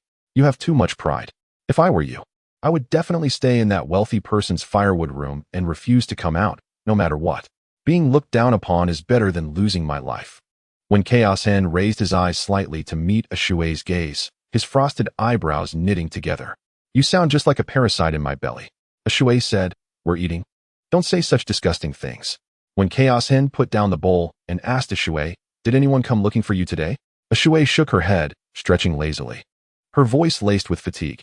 "No one disturbed me today. I slept very well." Wenchao Sheng thought for a moment and continued, "I pondered over last night's matter for a long time. Didn't I tell you before that the people from Chunyuan might be under pressure from the court? Do you think the ones pressuring them could be the White Dragon Guard?" At Wenchao Sheng's reminder, a Shui's expression changed subtly. During the day, she had been busy recovering from her injuries and hadn't thought that much. Wenchao Sheng picked up a piece of the boiled horse meat from the bowl and chewed it carefully. The distance from Kuhai County to the royal city was indeed too far. The influence of the palace shouldn't be able to reach this place so quickly. So even if something happened, Chunyuan would have more room to maneuver. But if it was the White Dragon Guard, things would be different. Although they worked for the royal family of Qi, they were a force in the martial world, often moving freely, and they might have a presence in many places. This powerful martial force backed by royal power could pose a direct threat in any corner of Qi. The only possibility I can think of that might lead Chunyuan to make a mistake is that whatever they plan to do must not be known to the White Dragon Guard. Or ideally, they shouldn't even alert them. But from another perspective, whether it's Chunyuan or the White Dragon Guard, they both serve the big shots in the palace. If there is a conflict between them, doesn't that mean there are also undercurrents swirling in Qi's royal city? Wenchao Sheng spoke calmly, and a Shui fell into deep thought by the fire, the flickering flames seemingly reflecting the shock in her heart. After a moment of silence, she looked at Wenchao Sheng as if he were a freak and asked, "Wenchao Sheng, what exactly did you do before?" Wenchao Sheng also fell silent for a moment, then pointed to his head and said, "I got hurt here, and I forgot all my memories before the age of 18, only remembering these 3 years outside the county. Don't ask me what I did before. I can't even remember who my parents are, but I think I probably don't have any extraordinary background. Or else I would have either been found by my family and become a child of the powerful or have already been wiped out by my family's enemies. Only the unluckiest person in the world wouldn't be remembered by anyone, don't you think?" Chapter 34. Tonight, I teach you to kill, of course. He couldn't really tell a Shui about his time travel. If he did, others would either not believe him and think he was crazy or believe him and bring endless trouble and disaster upon him. So he might as well keep it to himself. Regarding Wenchao Sheng's words, a Shui didn't know whether to believe them or not. But she didn't ask any further, continuing to eat the horse meat. After a moment of silence, Wenchao Sheng seemed to have eaten enough. He rubbed his belly and said to a Shui, who was still eating and drinking, "In the coming days, you need to be more cautious. No matter which side you're on, if Chunyuan finds out you disturbed Lu Jinshi's corpse, he will certainly become suspicious. The worst outcome is that he colludes with those forces in the martial world that are looking for you. And we don't know what kind of trouble that will bring." A Shui said nonchalantly, "Just a bunch of rabble." When Chaos Hen felt around his body and surprisingly pulled out a small flask of wine, tossing it to a Shui. She raised a hand and caught it steadily, raising an eyebrow and saying, "You brat, you have money to buy wine?" When Chaos Hen replied, "Last time you treated me, this time I'll treat you. There's not much money, just bought this small flask, so drink it sparingly." A Shui smiled, removed the cork with one hand, and tilted her head back to take a swig. The warmth surged from within, and she let out a low sigh. "Nice." When Chaos Hen, with this flask of wine, you have a bit of conscience. When Chaos Hen continued the previous topic, advising, Chun Yuan is not simple, you'd better not underestimate him, even if they're not your opponents. In your current state, you can't be sure that you won't aggravate old injuries when you fight someone. A Shui swished the strong liquor in her mouth, gulped it down, and spat it into the fire in front of When Chaos Hen, causing the flames to flare up brightly for a moment before gradually returning to normal. At worst, I'll return to my roots. What is there to worry about? She had long since become indifferent to her own life and death, showing no concern whenever it was mentioned. When Chaos Hen couldn't agree with her attitude of so casually dismissing life, his tone laced with sarcasm. If you're so intent on dying, why bother seeking the truth? When a person dies, a handful of dirt is all that remains. Everything turns to bones. What difference does it make whether you know or not? If you really care about this matter, you should at least make sure you can survive first. He looked at a Shui, his gaze sharp enough to seem as if it could tear through flesh and bone, piercing deep within.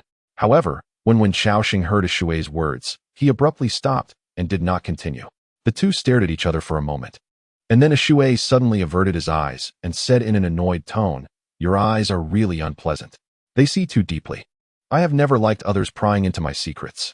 Wenchao Sheng lowered his head and tossed a piece of firewood into the fire, helplessly saying, "I don't want to either. But I'm born this way. If I don't say anything, just pretend I didn't see it."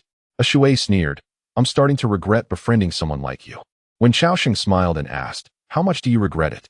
A Shui thought for a moment, raised her arm, and extended a slender index finger. Wenchao Sheng could vaguely see the calluses at the joints of her finger, marks left from long-term handling of weapons. "As much as a horse regrets," she replied. Hearing this, Wenchao Sheng became inexplicably interested and asked, "Why a horse?" A Shui said, "When I first escaped, I was seriously injured and my mind was muddled. Many people were looking for me, and I had no reason to be alive here. It was an old horse that carried me across the wilderness for thousands of miles. But it froze to death in the snow, and I stumbled into the mountains, where you found me. So if it weren't for that horse, I wouldn't have met you."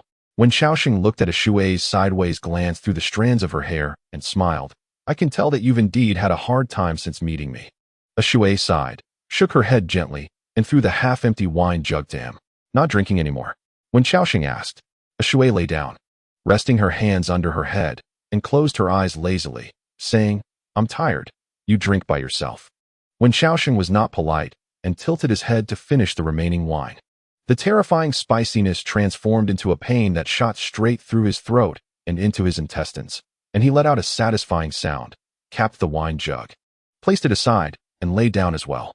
Closing his eyes, the effects of the alcohol quickly surged up, making Wen Shaoxing feel as if the world was spinning. His body light as a feather. It felt somewhat comfortable. This was the perfect time to sleep. However, tonight was different from usual. Outside the temple, the snow fell heavily, and several crow-like black shadows appeared in the sky. In places unseen by the human eye, the sharp sound of weapons sliding out of their sheaths cut through the air, leaving several footprints in the snow. Inside the temple, the flames flickered, and when Shaoxing had barely fallen asleep when a hand suddenly yanked his collar, pulling him up from the ground. Realizing something was wrong, he opened his eyes and saw a Shui's face close at hand, causing his heart to tighten, thinking that she might be so enraged by the alcohol that she would want to gouge out his eyes. "What is it?" he gasped. A Shui squinted and said, "Someone's coming. 36 people, a mile to the north." When Shaoxing was taken aback, although he was still under the influence of alcohol, his eyes immediately searched for his axe. He did not ask a Shui how she knew about the situation a mile away, as he understood that it was not surprising for someone with her cultivation to have such special abilities. The most important thing now was to find a way to protect his life. A Shui whispered, "Don't look for it. The axe is in my hand." When Shaoxing said, "There are so many weapons in the temple. Why do you have to take my axe?" A Shui lightly waved the axe, and her wrist turned, holding the knife with a steadiness that completely belied the fact that she had been drinking. This axe for chopping wood is quite good. It suits me well. Wenchao Sheng was speechless and pointed at himself, asking, if you use my axe, what do I use to defend myself? Shui replied, with so many weapons in the temple, are you afraid you won't have anything to use? Wenchao Sheng raised his hands in defeat. I don't know how to use them. Shui released her grip on his collar and said calmly, then just grab any knife or sword. Wenchao Sheng, don't you want to learn martial arts from me? Tonight, I'll teach you how to kill. Chapter 35. Night Battle. Wenchao Sheng's intoxication had not yet fully faded. The remnants of the strong liquor burned in his internal organs. Although there were no double images before his eyes, he could clearly feel his feet floating as he walked. He stumbled into the falling snow, nearly falling over. I feel like in my current state, going out to fight is just asking for death. Shui casually drew a long sword from a corner of the dilapidated temple and threw it to Wenchao Sheng, who immediately lunged to the side, narrowly dodging what could have been a deadly strike for him. If you keep throwing things like that, I might not survive to see those enemies. He clumsily got up from the ground and picked up the long sword stuck in the snow. He tried it out, but felt quite unaccustomed. Shui stepped into the snow, her voice sounding particularly cold and sharp in the wind and snow, whether on the battlefield or in the martial world. The enemy will never give you a chance to adjust your state. When blades meet, it's a matter of life and death. Everything else is impure. Wenchao Sheng held the sword and followed Shui, opening his mouth to speak, but the biting cold wind rushed in. I don't know martial arts, and my physical condition isn't good. To them, I'm just a wild dog that can be easily kicked to death. Following you tonight, I probably won't see tomorrow's sun. Shui coldly replied, it's just your own choice. Did you hear me when I said not to come back? Just as her words fell, a killing intent swept in from the distant, vast whiteness, blowing their hair wildly. Shui's hand gripping the axe seemed even more relaxed, and she turned back to look at the flustered Wenchao Sheng, saying, are you afraid? Do you regret it? Wenchao Sheng's body trembled, not knowing if it was from the killing intent in the snow or from the storm itself. The white mist he exhaled obscured his eyes. I'm a bit nervous. Shui said, nervousness is normal. I was nervous the first time I killed someone. Some of the people coming this time aren't cultivators. Just ordinary fighters from the martial world, their steps not even concealed. Wenchao Sheng looked at Shui in surprise and said, you can hear that clearly? Shui replied, when the wind is strong, you can hear clearly, but you can only hear some ordinary sounds. If there are experts or someone lurking, your ears won't be as effective. Just as she finished speaking, a crossbow bolt suddenly pierced through the hazy curtain of the world in the heavy snow, heading straight for the two. A falling crystal snowflake was shattered at the center by the arrowhead wrapped in killing intent and coldness. In an instant, the arrow had traversed Tenjong, barely half a foot from Wenchao Sheng's brow, but it was caught firmly by a slender hand. In the next moment, Shui flicked her hand, sending the crossbow bolt back the way it came, disappearing into the indistinct snow surface far away. After a dull thud, a patch of crimson began to stain the white snow. Wenchao Sheng hunched over, his back drenched in cold sweat, and as the biting east wind blew, the alcohol completely sobered him up. Such a powerful crossbow under the night sky posed little threat to Shui, but for him, it was an unavoidable deadly strike. By the time he noticed the crossbow bolt, it might have already pierced through him. The best course of action was to lower his body, minimizing the area exposed to enemy attacks, and not distract Shui. After the owner of the crossbow bolt was killed, the surroundings fell completely silent, and it was unclear if there were other powerful crossbows hidden in the snow. Shui gazed into the distance, a layer of frost covering her eyelashes. In front of her appeared many black-clad figures, around 30 in number, all with their faces concealed.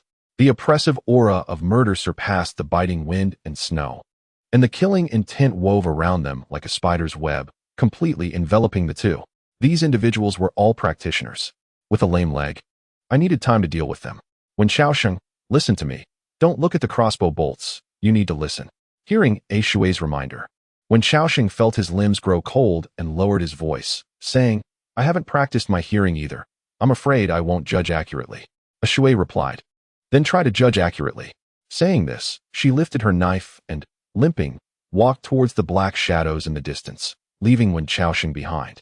He did not call for help from Shui, but instead focused on calming his heavy breathing, attempting to rely on his ears to ascertain the potential crossbow bolts that might appear around him. For someone as inexperienced as Wenchao Sheng, this was not an easy task, especially since it concerned his life. There was almost no second chance. and the pressure of life and death was even greater. The piercing cold wind howled as a shui approached the group of black-clad figures, step by step, and said to them, "Who among you will die first?" All the black-clad figures had tokens of Wenchao hanging from their waists, with varying levels of strength. Most were young, and among them was a middle-aged swordsman dressed in black robes, his face uncovered, with hair already turning gray, whether from age or the falling snow, it was unclear. They stood in the snow like sculptures, coldly staring at the woman in front of them. The one surnamed Lu said, "Your head is worth a lot. Killing you will get us into the wind flag." The middle-aged swordsman spoke with a hint of provocation, showing no interest in what a shui was saying. The wind flag of Wenchao was difficult to enter because regardless of how many strong individuals were below, there were only 12 positions in total. To enter the wind flag, one must not only be strong enough, but also have made significant contributions to Wenchao. Those who entered the wind flag would have their own power in Wenchao, possibly leading to the 10 halls in the future. The 10 halls represented the core power and influence of Wenchao, the ultimate goal of countless assassins. A shui lifted her gaze, glancing sideways at him. "Why don't you try and find out?" The middle-aged swordsman smiled slightly, waved his hand lightly, and the overwhelming killing intent could no longer be concealed. The sound of countless blades being drawn echoed around, and the murderous aura blossomed like a lotus, scattering numerous snowflakes. As the first black-clad figure approached, a shui raised her knife and tasted blood, cleaving both man and blade in half. It was a simple, unadorned strike, yet it was an unstoppable one. A shui swung her knife again and again. Each stroke was slow to the extreme, as if it had come from a century ago. However, when the blade finally kissed the enemy's neck, they realized that it was not a slow knife at all. It was clearly a killing blade, too swift to resist. Cold sweat poured forth, and by the time these individuals finally sensed something was wrong, over a dozen corpses lay sprawled before a shui. The middle-aged man, who had previously worn a mask of indifference and madness, now looked increasingly serious. His right thumb pressed against the sword sheath, lowering the sword slightly. This was his habitual gesture when drawing his sword. By lowering the blade, he could hear the pleasing sound of friction when unsheathing it, a sound he regarded as the echo of life slipping away and the prelude to the slaughter he was about to unleash. Whoosh!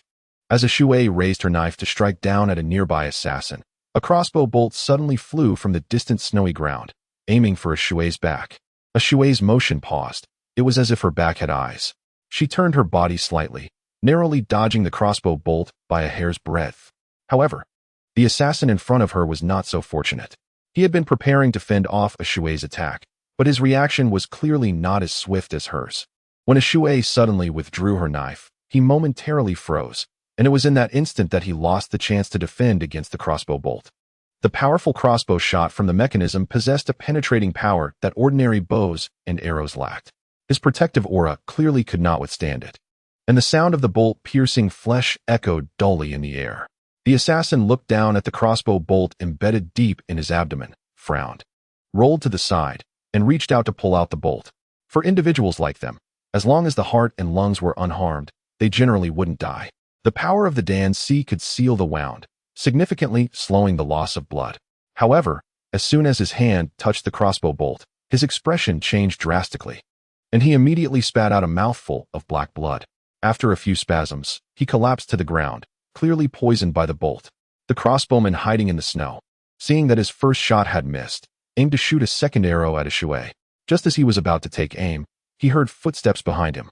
The crossbowman, being cautious, turned and shot an arrow directly at the source of the footsteps. Whoosh! The first arrow missed completely. He was about to shoot a second arrow at the black shadow that had darted to the side. But the other party seemed to have their potential unleashed in this life and death moment. A long sword, which he had never held before, suddenly thrust straight at him. A sense of death enveloped the crossbowman, and he instinctively turned his head to dodge, but unfortunately, most of his body was buried in the snow, making it impossible to make a significant movement. Puff! The sword came down more decisively than he had imagined. Even if he had not been buried in the snow, he would not have been able to evade. Wenchao Sheng, gripping the sword, plunged it into his throat, the hot blood gushing out and splattering around. In that moment, he seemed to return to that drifting boat in the deep sea, surrounded by surging waves, and the boat he had once stood on now transformed into a long sword. Wenchao Sheng indeed could not steady himself.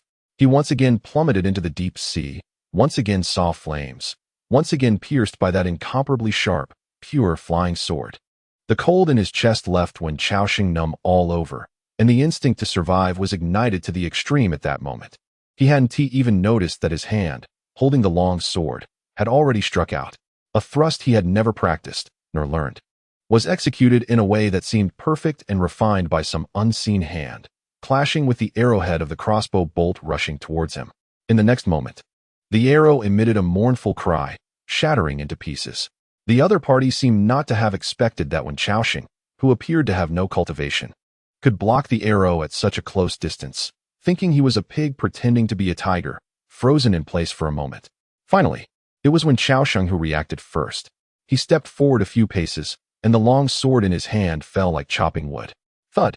Good night, and Merry Christmas.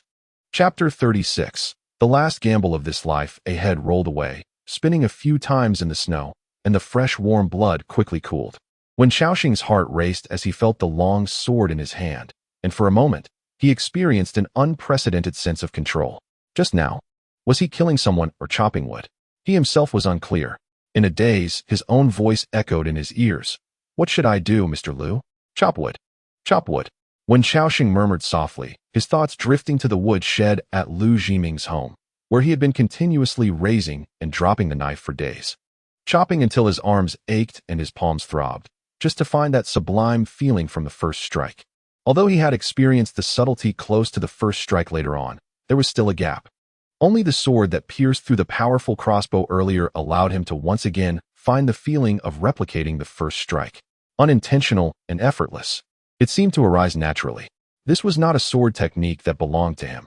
It felt more like the essence of the Tao that originally existed in the world, which he accidentally captured and then merged into his swordsmanship to unleash. After this strike, Wenchao Sheng stood motionless in the snow, seemingly in a moment of enlightenment. In the distance, a second crossbow bolt came riding on the wind. Wenchao Sheng heard the sound of the wind and, without hesitation, swung his long sword toward the flying snow. This action, so ordinary, he had practiced many times in L. Jiming's woodshed. It was just chopping wood. The unfamiliar motion suddenly became familiar.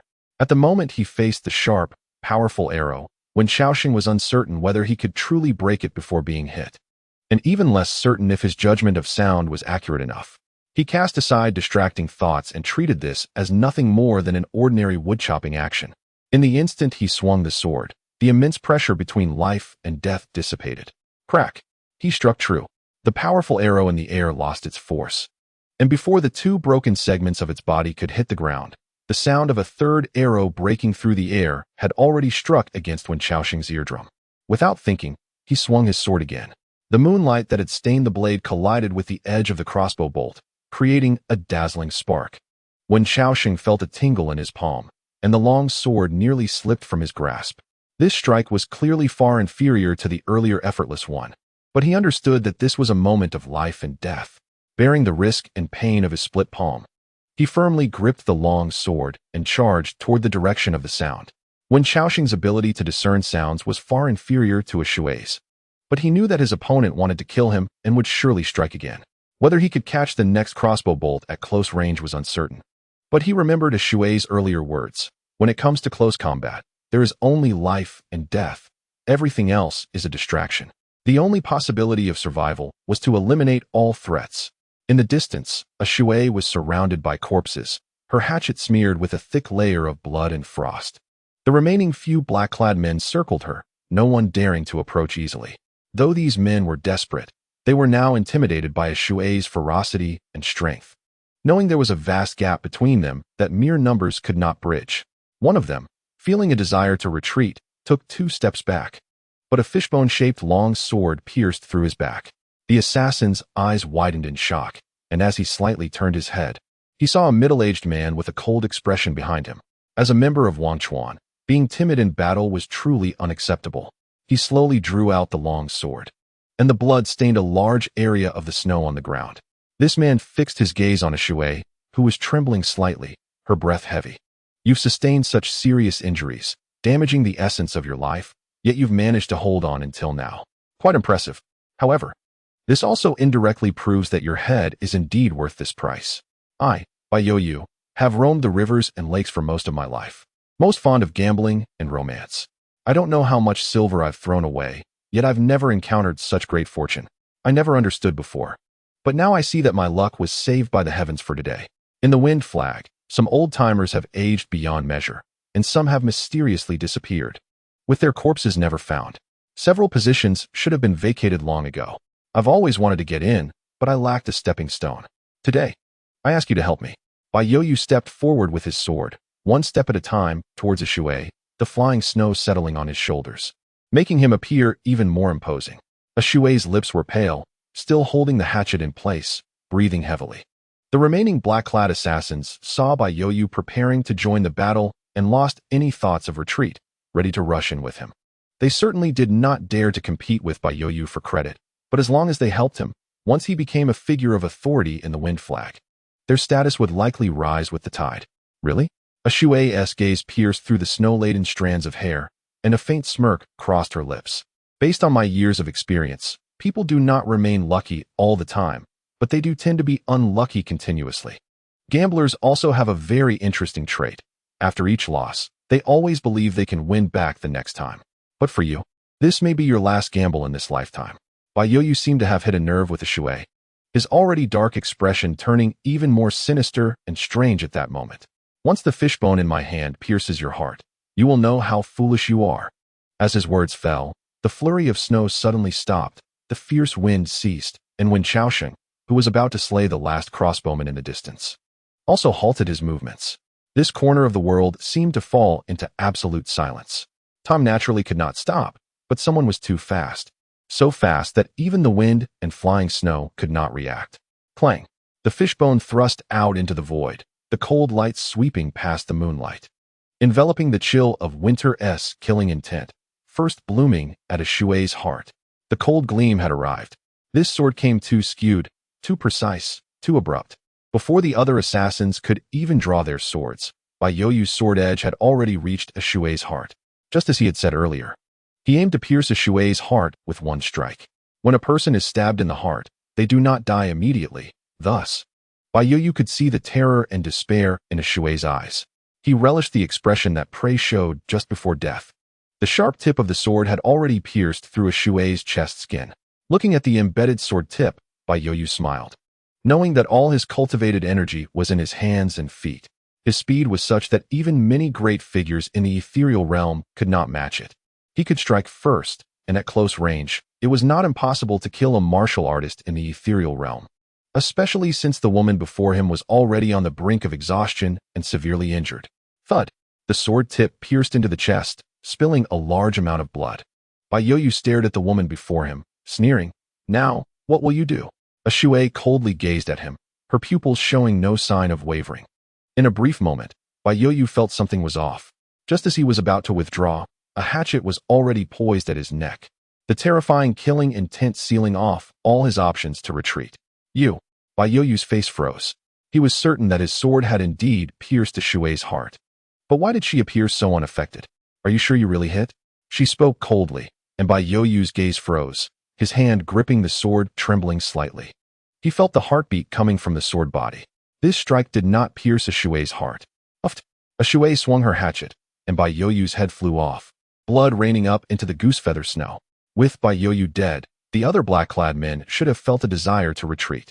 However, one bold and shrewd person noticed Shui's poor condition and stepped forward with a knife, ready to risk his life to escape. This blade came cutting through the snow, directly aimed at Shui's neck. The latter did not evade or defend, but turned to strike at this black-clad man, seemingly intent on exchanging lives. In this battle, although Bai Yoyu's sword did not deal a fatal blow to Shui, she was already heavily injured. Now, with injuries piled on top of injuries, her strikes had lost their previous swiftness. As the black-clad man's long knife was about to strike Shui's neck, at a critical moment, a crossbow bolt pierced through the wind and snow, accurately embedding into the black-clad man's lower abdomen. He grunted, his long knife losing its strength, and the next moment, Shui's hatchet cleaved open his chest, spilling blood everywhere. As soon as he died, the remaining 3 men in black were so frightened that they dared not stay, turning to flee deeper into the snowstorm. Shui coughed up a mouthful of blood, and when she looked back, she saw Wenchao Sheng aiming a powerful crossbow at her. The double vision before her flickered. She held on for a moment, but ultimately collapsed into the vast snow, unconscious. Chapter 37. Surviving when the battle in this place ended. In less than a quarter of an hour, the snowstorm nearly covered all traces. The corpses were first covered with a layer of frost, then became part of the snow-covered ground, with only the weapons stuck in the ground still telling the tale of the brutal battle. Soon after, footsteps were heard again. There were 4 in total, 1 in front and 1 behind. The leader was Lu Chuan, dressed in a fur robe, along with Chun Xiong. TSK. No wonder it's worth 100,000 gold.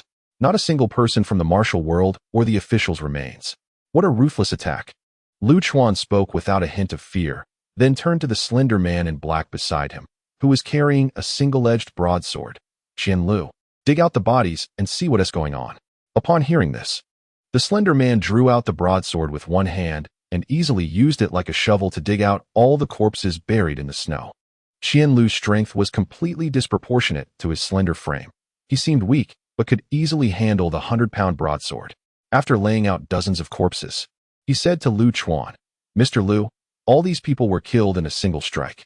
Lu Chuan shook off the snow on his shoulders, his tone becoming much more serious. "All in one strike?" Qian Lu confirmed. "One strike. Was it the same person?" These assassins from Wenchao were all killed by the same person. Lu Chuan turned his head and exchanged a glance with Chun Xiong, saying, "This time we've truly found a big prize." Wenchao had dispatched a total of 42 people this time, 35 of whom were young assassins from the Huazi banner, and 7 from the Linzi banner. The assassin by Youyu, who wielded a fish-spine sword, was a well-known expert, with 1 foot already in the Tongyu realm. He was originally from the Qin kingdom, but later gained fame in the Qi kingdom, known for his gambling and womanizing, yet his skills were indeed impressive. He had once killed 3 martial artists in the Tongyu realm, and his fish-spine sword ranked 66th on the Mingjian list of Tianji Tower. Many believed he was likely to advance to the Fengzi banner in the future. Unexpectedly, such a person met such a hasty end in the desolate Kuhai County. As he spoke, he suddenly frowned and asked Qian Lu, "Did you find the fish spine?" Qian Lu shook his head.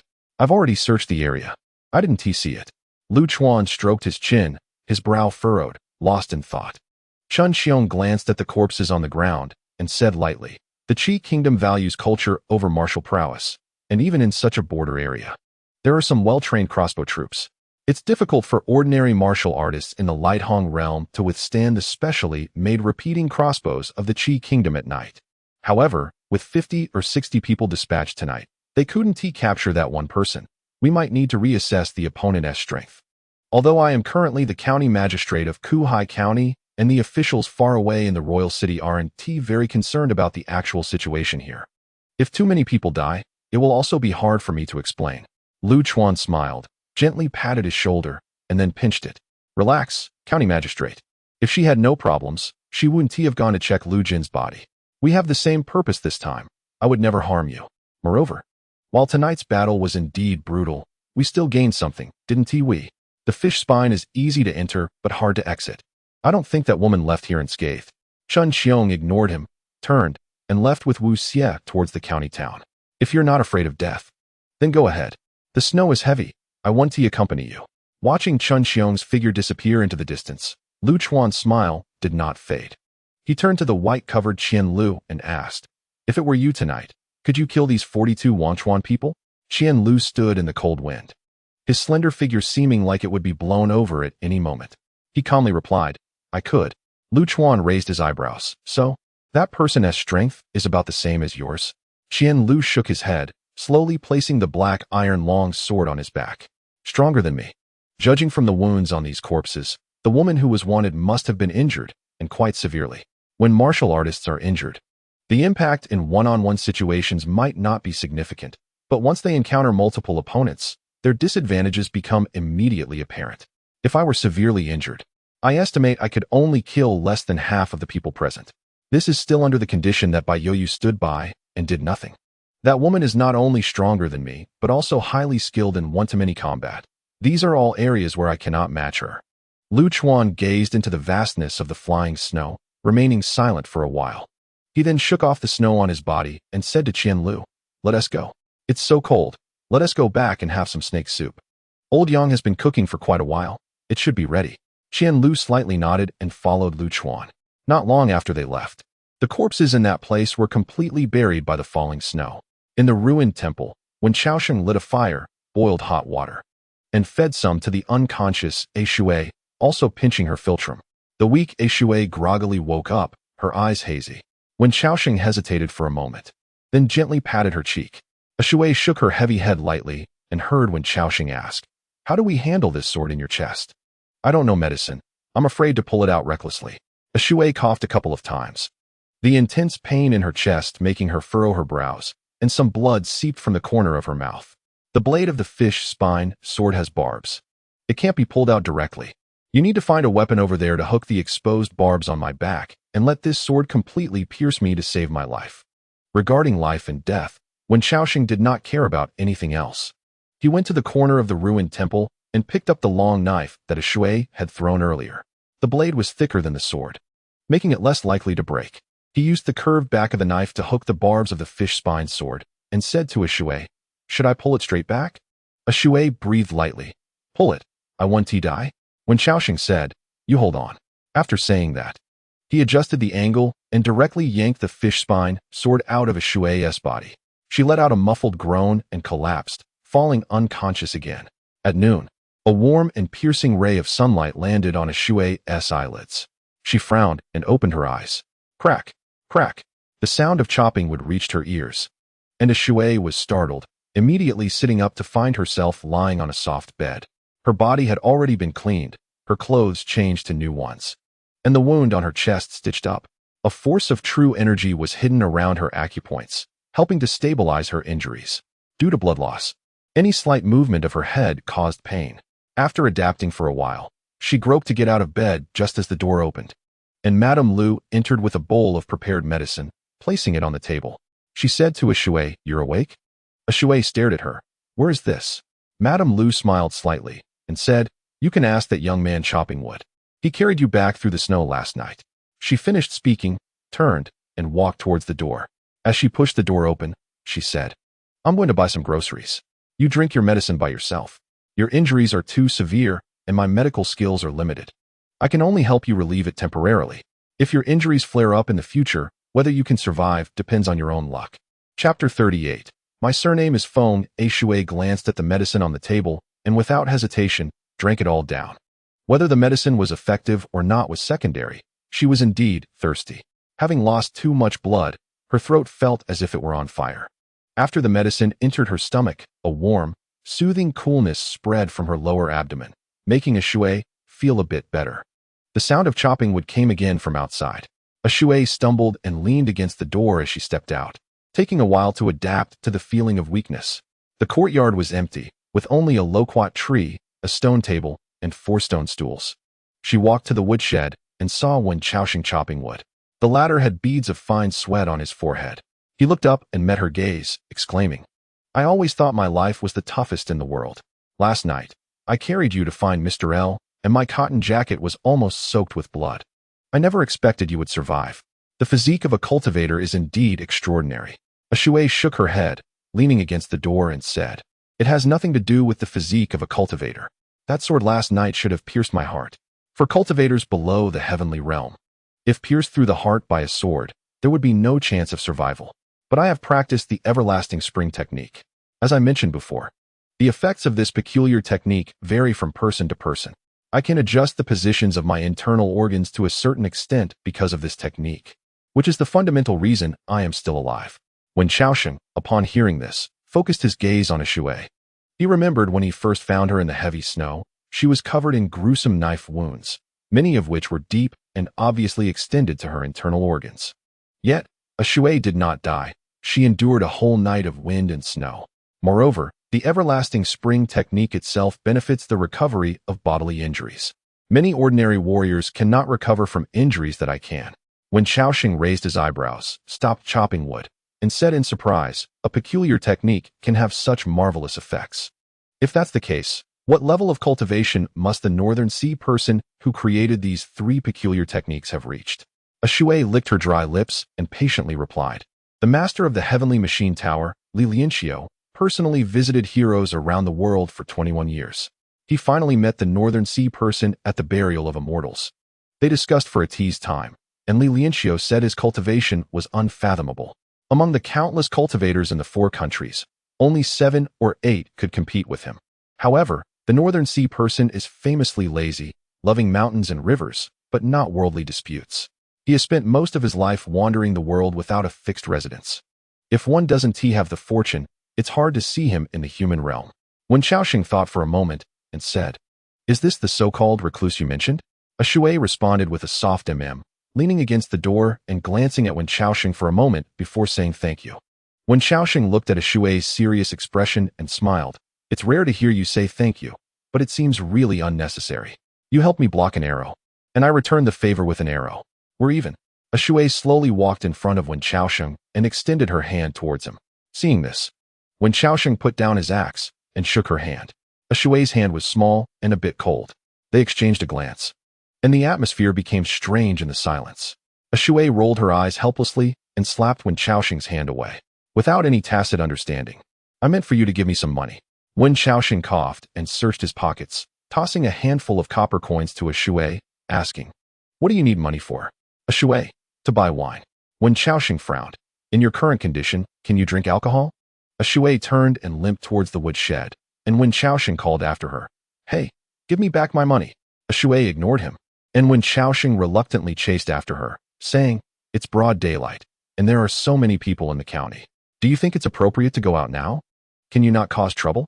The corner of a Shui's mouth lifted slightly as she slowly turned, slapping the copper coins against Wenchao Sheng's chest, raising an eyebrow at him. "Then you go buy it for me. Go out, turn right, and there's a wine shop within a mile." Wenchao Sheng hesitated for a moment. Turning right from the door led to the Huaguang Bridge, which he had never been to. "How do you know?" A Shui looked directly at his face. "I can smell it. That wine shop has the best aroma. I'm thirsty. Hurry up. Next time I'll treat you." Seeing her like this, Wenchao Sheng knew he couldn't refuse, sighed helplessly, and reminded her not to cause trouble, or it would bring disaster to Mr. L, which would be a case of biting the hand that feeds you. Then he set out to buy wine. When he returned with a pot of wine, he saw a Shui sitting on a stone stool in the courtyard. Wenchao Sheng placed the wine on the table, and she eagerly poured herself a bowl. The wine carried the fragrance of peach blossoms. Although it wasn't strong, it had a hint of sweetness, and when savored slowly, it tasted quite good. A Shui drank 3 bowls in a row, and when her pale cheeks finally showed a hint of redness, she sighed and said, "So refreshing." Wenchao Sheng shook his head helplessly. "I don't know how a woman like you can be so fond of wine." A Shui tapped her wine bowl with her finger lazily and said, "After drinking, the pain goes away. That's why wine is the best in the world." Wenchao Sheng was stunned. He looked at a Shui's bright eyes and nodded after a while. "That makes sense. Then I'll drink with you." He poured more wine, and the two of them drank one bowl after another without chatting, until the drunkenness in their stomachs surged to their heads. Wenchao Sheng couldn't take it anymore and waved his hand. "No more, no more.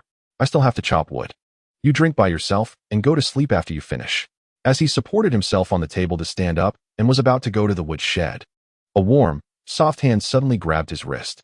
Wenchao Sheng turned his head, looking at a Shui with drunken eyes, shaking his head. "I really can't drink anymore. If you want to drink, I'll finish my work first, and we can drink at night." A Shui was panting, her fingers gripping Wenchao Sheng's wrist tightly. "Wenchao Sheng, my surname is Feng." Wenchao Sheng looked at her blankly, slightly confused. "What are you saying? You're treating me?" A Shui paused for a moment, then smiled and nodded. "Yes, I'm treating." Wenchao Sheng looked at a Shui and also smiled. "Hey, I was just joking with you. I heard you say your surname." He didn't finish the sentence before being interrupted by a Shui waving her hand. "All right, you go do your work. I'll drink a bit more." Wenchao Sheng shrugged, exhaling. "Then I'll go." He turned back and walked a few steps when a Shui suddenly called out, "Wenchao Sheng, remember, don't tell anyone about what just happened if you don't want to die." Chapter 39. Mahuan's kindness. Wenchao Sheng heard a Shui's warning and turned back, muttering, "If it's so dangerous, then why did you tell me?" A Shui shot him a sideways glance, saying, "Didn't you ask me about my past last time? Now that you know, are you regretting it?" Wenchao Sheng stood still for a moment, then shook his head. "Regret what? I'm going to work." As he went to the woodshed, the sound of chopping wood soon echoed from inside. A Shui sat down on a stone bench, no longer drinking, resting her chin on her hand and staring blankly at the woodshed, lost in thought. with the weariness of drunkenness washing over her. She eventually laid her head on the table and fell asleep. By the banks of the Shinsha River, colorful snowflakes fell. Lady Lu, with silver hair flowing in the wind, stood on the riverbank, her purple velvet skirt dancing in the breeze. The fine snowflakes falling from above were separated by an invisible barrier. An old man in brown cloth, Ma Huan, leaned on a cane and approached a large stone, gazing steadily at the murky river. In the distance, many fishermen could be seen casting their nets. Lady Lu thanked Ma Huan, her tone less cold than before, slightly softened. "Thank you for last night's matter," she said. Ma Huan sighed. "What is there to thank? I've spent my whole life doing this. If you asked me to do something else, I might not be as adept." After a pause, he recalled last night's events, his graying eyebrows slightly raised as he asked, "That young man, what is his background?" Lady Lu was taken aback by his question. "Who?" Ma Huan replied, "The one you took in." Realizing he was referring to Wenchao Sheng, Lady Lu shook her head. "I don't know his past. This young man suddenly appeared in Kuhai County 3 years ago. My husband and I have been here for many years and had never seen him before." Ma Huan was somewhat surprised. "You haven't?" he asked. Lady Lu replied lightly, "Everyone has their own secrets. Why dig too deep? Asking around doesn't change anything." Ma Huan chuckled, gently rubbing his cane in his palm, seemingly reminiscing about the past. "It's been 30 years. You've really changed a lot. Meeting you again feels like talking to a stranger." After saying that, he changed the subject. "That kid last night showed some grit. He must have seen the shadows of crows on the eaves and the insects in the alleys. He had no cultivation, wielded a chopping knife, carried a person, and refused to back down, wanting to fight. I'm old now and can't stand this youthful bravado. I don't know if I admire or pity him. If you hadn't taken him in, I would have wanted to take him as a disciple." Lady Lu shot him a glance. "That young man has no dance. Can you teach him?" Ma Huan replied. "Teaching some killing techniques wouldn't be a problem. It's useful for self-defense in the Jianghu." Lady Lu shook her head, her words carrying a warning. "Old Ma, this boy may not have a dance, but he has a remarkable talent. My husband has pointed him out. If he gains enlightenment in the future, his prospects will be extraordinary. Don't ruin his future with mundane techniques." Ma Huan smiled and lowered his head. "I know what you're worried about. I don't even want to mix in the Wangwa River anymore, so why would I drag others into it? I've roamed the Jianghu for most of my life and have some skills. What can be passed on depends on fate." As soon as he finished speaking, he suddenly felt something and looked up towards the opposite bank of the river, his gaze piercing through the vast snow fog. He saw a young man in a blue robe pacing along the bank, his figure flickering in and out of sight, and after a long time, he completely disappeared into the distance. "Is that the boy?" Ma Huan asked. Lady Lu gazed in the direction where the young man had vanished and softly replied, "Yes. He often walks by the Shinsha River and the Mian Lake, looking at the water and feeling the wind. He has done so for over a decade." Ma Huan pondered for a moment and then asked, "How many years has he not practiced swordsmanship?" Lady Lu answered, 30 years. Ma Huan widened his eyes slightly. "He stopped practicing swordsmanship after meeting you?" Lady Lu replied, "It's also possible that he no longer needs to practice." Ma Huan shook his head and clicked his tongue. "The Sword Pavilion produces a swordsman every 30 years to roam the world, challenging famous experts in the 4 nations, regardless of their age or experience, to hone themselves and elevate their swordsmanship to the peak, striving for the title of the world's number 1. Looking back at the past swordsmen from the Sword Pavilion, those who survived were basically the strongest in the world. In the past 300 years, only the last swordsman sent out by the Sword Pavilion, Lu Jiming, was such a young man. I heard he defeated the romantic figure of the Forgetting River, Bai Lu, and Wu Ji with just a loquat branch while on a mission with you. Such talent is unprecedented. If he hadn't fallen into the mortal realm and practiced swordsmanship for another 30 years, he might truly have defeated the elderly Xian Yuan, who can sever rivers with a finger and take the title of the world's number 1. But 30 years ago, with a single word from Chunfeng, the most fearsome assassin of the Forgetting River put down his blade and willingly chose to live in seclusion, allowing the young swordsman with boundless prospects to lay down his sword and return to the fields. Fate is indeed remarkable. Lady Lu sighed and spoke softly. It's also possible that I never wanted to be an assassin, and he didn't want to be the world's number 1. After 30 years of acquaintance, my husband has never mentioned this matter. He truly has no interest. Whoever desires to be the world's number 1 can be. But isn't the elderly Xian Yuan, who has guarded the barren monument for 180 years, lonely? After saying that, She glanced at the sky and said, "It's about time. I need to go back and cook. Have you really dealt with last night's matter? At your age, don't stir up trouble," she added. Ma Huan chuckled. "Is there anything more effortless for us than killing? Not many saw that young man last night, and he had no defenses against me. Killing him was easy. Who would care if a few insignificant outlaws disappeared?" Lady Lu fell silent for a moment before turning to walk back along the riverbank with her vegetable basket. "Regarding your matter, I'd like to discuss it with my husband when I get back. I'll reply to you later. Anyway, you've already waited so long. It's not urgent these days." Chapter 40. 8 characters, 32 coins in Kuhai County, at the county magistrate's residence. After Lu Jinshi's death, the mansion he spent a fortune building was occupied by Chun Xiong. The plaque outside was changed to Chun's mansion. But Chun Xiong didn't seem to have such strong demands or possessiveness about the residence. There were no internal renovations, and even the servants who had previously served Lu Jinshi were not replaced. He delayed concluding Lu Jinshi's case because the missing poison made him uneasy, as he always felt that the unresolved poison would eventually cause big trouble. As the evening sun cast its golden light across the land, Chun Xiong still sat in his study, the dim light illuminating the ink stains on the paper, making them gleam. He was copying the On Governing a Nation, written by Qi Kingdom scholar Wang Shenghai, who had devoted 60 years of effort into it. For the land of Qi, Wang Shenghai was a very special figure.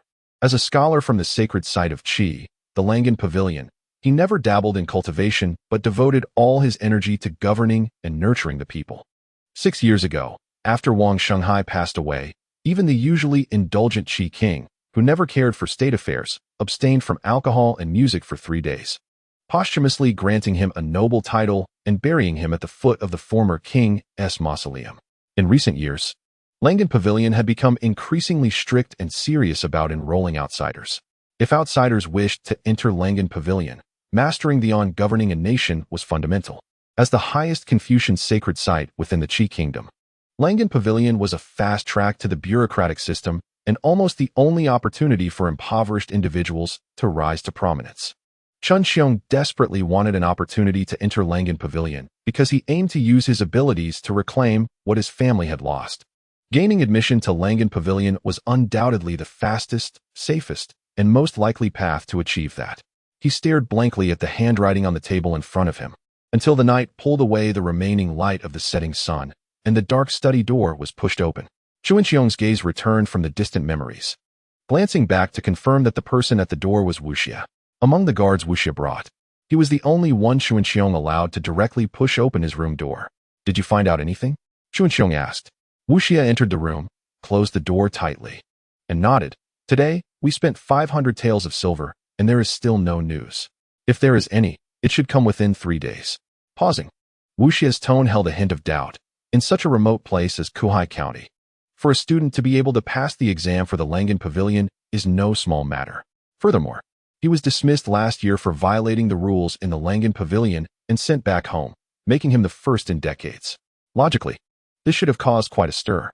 Yet when I questioned people in Kuhai County today, no one seemed to know anything about it. It's truly strange. As he spoke, he took out a fire stick and lit the candles and oil lamps in the room. Chun Xiong pondered for a moment and shared his thoughts. A person who can enter the Langan Pavilion must understand the rules. Things can't be that simple. Moreover, if he really committed a serious offense, the people from the Langan Pavilion wouldn't just let him go back home. There are countless secrets within the pavilion. How could they let him leave so easily? Additionally, I asked the elders in my clan to verify through some connections left by my grandfather, but there is almost no information related to the student who was sent back from the Langan Pavilion. This is too abnormal. However, regardless, he has returned. Kuhai County isn't very big. If we investigate slowly, we will definitely find him. At that time, I will know about last year's examination questions and the related assessments of the Langan Pavilion, and I will smoothly enter the Langan Pavilion. As he spoke, a barely visible smile flickered across his lips, but it quickly disappeared along with the flickering candle flames in the room. In the county, at the south gate, Wenchao Sheng had spent a few days' worth of money to buy a roast goose and was dragging some firewood towards the gate. The guard responsible for watching the gate had already left his post. Although the wind and snow were not heavy, the biting cold was pervasive and truly difficult to endure. However, there was not only the fierce wind and snow. A thin, frail figure was standing next to the city gate, with a worn redwood book box on his back. He was holding a lantern, swaying precariously in the snow. This person was Chung Feng, who had agreed with Wenchao Sheng to meet here to deliver the firewood money the day before. He indeed had not left and had been waiting in the biting cold. Wenchao Sheng dragged the firewood cart to this spot, exhaling white vapor from his mouth and nose. I'm really sorry. I drank with someone during the day and missed the appointment. He handed over some firewood. Here, take some firewood as compensation. I can't let you wait for so long. Chung Feng's body trembled in the cold wind. His originally sallow face turned pale. He looked at the firewood Wenchao Sheng brought and did not refuse it. He first took out a money pouch and handed it to Wenchao Sheng, then untied the rope from the book box and took out a rolled-up piece of paper, handing it to Wenchao Sheng. 8 characters, worth 32 Wenchao Sheng leaned against the wind, turned the paper open, and saw the words written on it. Forget hometown in one word, 100 years in the world. Good words. He raised his eyebrows and sincerely praised. The characters in this world were no different from those in the previous life. Wenchao Sheng thought of himself as someone with good handwriting, but upon seeing Chung Feng's strokes, it was like a sword being unsheathed, flowing like clouds, and the whole piece was executed in one breath. Observing the charm between the characters, the 8 characters were also different. The former strokes were firm and decisive, yet every dot and line seemed constrained, as if the mind was trapped and unable to break free, while the latter was like a dam bursting with floodwaters, hasty yet natural, the ink flowing like a dragon. Carefree and unrestrained. Your writing truly has reached a state of transformation. If you were to venture into Wang City, you would surely be a master of calligraphy. Why would you fall into poverty in this small, impoverished place? Chung Feng silently tied the firewood Wenchao Sheng had given him with a rope and self-deprecatingly said, I would rather my writing not be so good. Wenchao Sheng was taken aback by his words, sensing a story behind Chung Feng's tone. Why do you say that? Chung Feng tilted his head, his cracked lips moving. Do you want to know why? Wenchao Sheng nodded. I do. Chung Feng's tone originally carried mockery and dissatisfaction. But upon seeing Wenchao Sheng's sincere gaze, he suddenly lost interest and pointed at the piece of paper. Everything you want to know is in these 8 characters. Thank you for the firewood. After saying this, he directly dragged the firewood cart and trudged into the county town. Wenchao Sheng watched Chung Feng's gradually disappearing figure, finally letting out a helpless sigh, and took the roast goose outside the county. Chapter 41. It was not a letter sent by him if it weren't for the old man from last night. Wenchao Sheng probably wouldn't have chosen to leave the county town at this time. The county town had its own rules. Lu Jinshi couldn't do openly what he dared not do, and Chuanxiong might not dare to do it either. If a county magistrate could arbitrarily take lives, he wouldn't secretly spend so much money to hire rogue elements from the Jianghu to do his dirty work. However, the safety of the county town during the day did not guarantee safety at night. Many people saw Wenchao Sheng's face last night, saw him carrying the severely injured Shui. For Wenchao Sheng, this was a very bad thing. After all, the land of Qi was vast, but Kuhai County was very small. However, those who saw Wenchao Sheng's face last night should have had their bodies dealt with by now. As long as he did not bring a Shui, there shouldn't be a big problem. He had even carefully wiped off his fingerprints from the military crossbow used last night. No matter how they investigated, they wouldn't find anything on him. At this moment, there were still 2 hours until the curfew. Enough time for Wenchao Sheng to make a round trip. Carrying the already cold and stiff roast goose, Wenchao Sheng arrived at Zhang the hunter's wooden house, knocked on the door, and a rustling sound came from inside. After a while, an old woman opened the door. Wenchao Sheng asked in surprise, Aunt Mi, has old Zhang not returned yet? Seeing it was Wenchao Sheng, Aunt Mi cheerfully opened the door, inviting him to sit inside. Although the small wooden house was covered with thick white snow, it was still warm inside due to the presence of a stove. Wenchao Sheng turned around, keeping the biting wind and snow outside, and helped the frail Aunt Mi, who was leaning on a wooden crutch, to the bed. Chao Sheng, you have been doing well lately. Aunt Mi excitedly struggled to speak, her face somewhat flushed, the words caught in her throat, unable to express herself. Seeing Aunt Mi like this, Wenchao Sheng went to the stove to add firewood while smiling at her. I've been doing well, Aunt Mi. The new county magistrate has taken office. I've obtained my identity as a citizen of Qi and found a good job. Upon hearing this, Aunt Mi gently patted her chest and nodded. That's good. That's good. I heard old Zhang talk about this matter before. I was so worried. Luckily, the new county magistrate seems like a good person. You must live well in the county town and not associate with bad company. Chao Sheng, let me remind you, you are still young. as long as you work hard. I believe that soon you will have a better life." Wenchao Sheng simply smiled at this and did not respond much. Amidst gazed at his eyes, somewhat lost in thought, murmuring, "It's a pity that my son hasn't returned from the army. He should be about your age now. It's been 7 whole years since he last came home." Upon hearing this, Wenchao Sheng paused his hand that was adding firewood and turned his head to look at Amidst. "Amidst, is the military control in Qi really that strict? Can't he even come home for the new year?" Mi Fang shook her head. "With a journey of thousands of miles, it's not something you can just return from. Old Zhang and I have aged, and we no longer have so many hopes. As long as he is alive, that's better than anything." Wenchao Sheng nodded in agreement. "No problem, Amidst. The world has been peaceful for 500 years, with no wars. The borders only face some nomads or bandits causing disturbances, which can't stir up much trouble, so the soldiers are naturally not in much danger."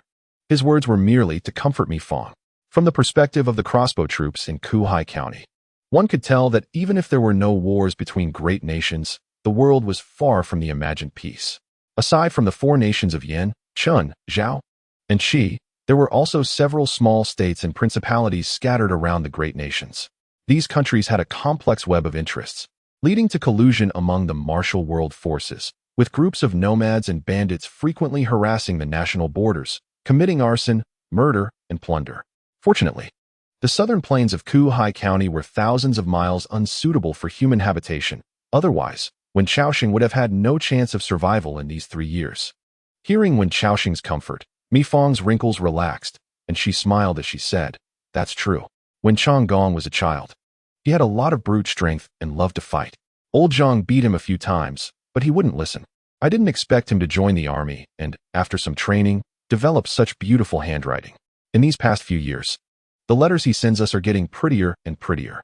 As she spoke, she reached under her pillow and rummaged around, indeed pulling out several letters. Although they were somewhat wrinkled on the surface, they were generally well preserved. "I take these letters out every month to warm them by the stove, to prevent them from getting moldy." She held the neatly arranged letters in her arms, her tone betraying her pride. "Let old Zhang take a good look. Our Chang Gong has truly made something of himself. Otherwise, every day when I mention his child, he makes that disdainful face. Humph, this old man. I know him too well. If the child really comes back, he will definitely be happier than anyone else. Hey, Chao Sheng, you can read. Come and take a look at the letter Chang Gong wrote." Wenchao Sheng responded and stepped forward to take the envelope from Mi Fang's hands, extracting the letter and unfolding it. After scanning it, his expression became slightly stiff, perhaps due to the dim light in the room. Mi Fang did not notice the subtle change in Wenchao Sheng's face, still talking to herself, continuously recounting trivial matters about her son who went to the army. He did indeed have a good command of calligraphy, and coupled with his naturally sharp eyes, Wenchao Sheng immediately discerned the scholarly elegance in the lines of the letter. This was not the handwriting of a soldier. There was no sharpness, no killing intent, no hostility. What was present was merely a lackadaisical indifference born from a life of comfort, cold lines devoid of emotion. In other words, this was not a letter sent by Mi Fang's son, Zhang Changgong. Chapter 42. Letters Amidst Wind and Snow. Wenchao Sheng was almost 100% sure of this because the Qi kingdom was different from the other 3 nations. Even exiles like Wenchao Sheng knew that when someone joined the Qi military, the first thing they did was not to go to the battlefield. New recruits sent to the border, even if they did not encounter war, would only serve as cannon fodder against fierce bandits and nomads. With survival rates barely 1 in 10, the first task of these selected recruits was to receive basic education. The Langan Pavilion would specifically send scholars to teach these recruits the simplest 1,000-character classic for future military needs and daily use. Therefore, any soldier who had served in the Qi military for more than a year would certainly be literate and able to write. If they really needed to write home, there would be no need to find a ghostwriter. For this reason, Wenchao Sheng was certain that the letter Mi Fang had received was not written by her child, Zhang Changgong. This was not the first time such a thing had happened.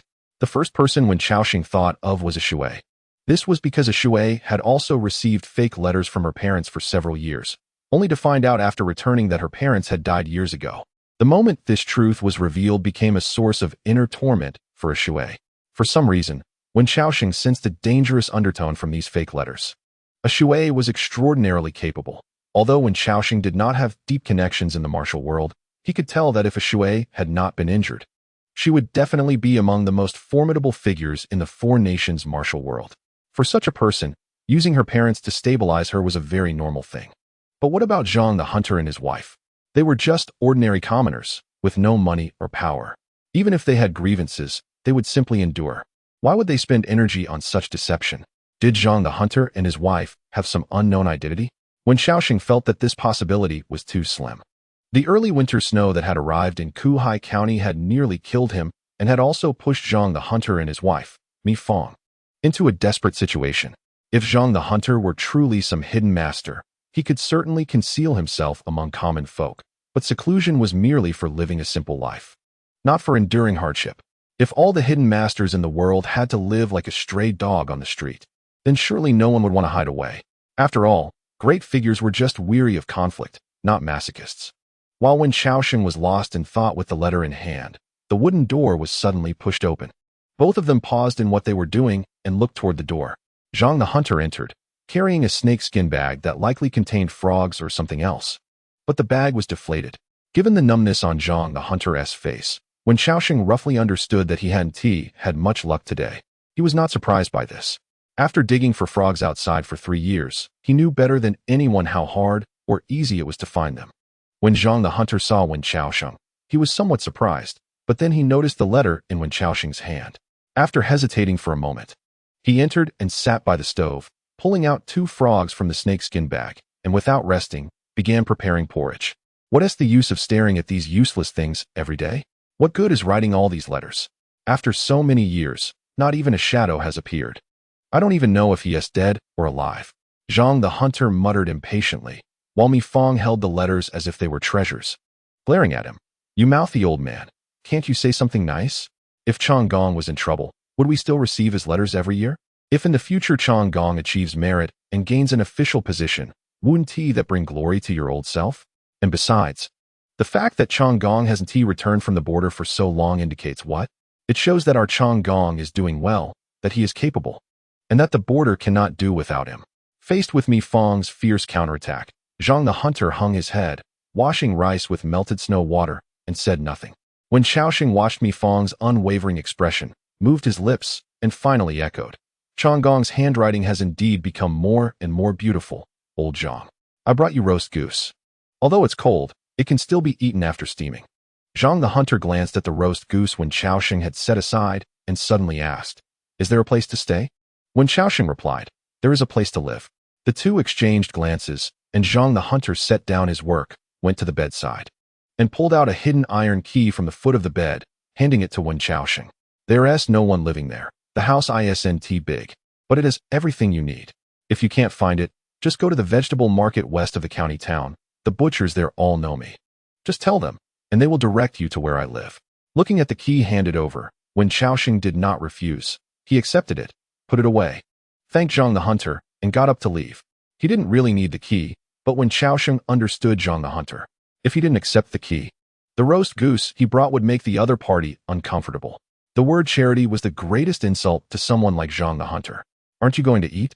Zhang the hunter asked Wenchao Sheng, who was about to leave. The latter opened the wooden door, half of his body already immersed in the flying snow. "No. I already ate when I came in the afternoon. It might snow heavily again tonight, so I need to go back early. You all should rest early. Oh, by the way, Aunt Mi, can I borrow this letter for a few days? Brother Chang Gong's handwriting is really beautiful. I want to practice copying it. I'll return it to you another day." Hearing her son being praised, Mi Fong couldn't help but smile widely, cheerfully saying, "No problem, Chao Sheng, take it to practice. I have others here too. If you need, come find Aunt any time." After saying that, she glanced sideways at the silent Zhang the hunter and huffed, "See? I remember that Chao Sheng's handwriting was beautiful too. He said it's nice, so it must be really nice." Zhang the hunter seemed tired from the wind and snow today, lacking the energy to retort, so he remained silent. After Wenchao Sheng thanked them, he closed the door and disappeared into the snowstorm. After he left, Zhang the hunter, facing the fire, had a blank expression. The firelight reflected on his face seemed to reveal his complex emotions. Listening to his wife's voice as she collected the letters and muttered, he hid the sadness that was nearly exposed in his weathered eyes. Bang! He threw another piece of firewood, and the flames instantly brightened, burning away all the emotions in his eyes. "I can't finish the goose. I'll go cut half of it," he said to his wife. Chapter 43. The Hidden Secret. After leaving Zhang the hunter's home, Wenchao Sheng walked alone in the deep snow, his hand holding the letter shaking continuously. He wasn't cold. The first time he went to Lu Jiming's residence, Madame Lu had given him some thick clothes.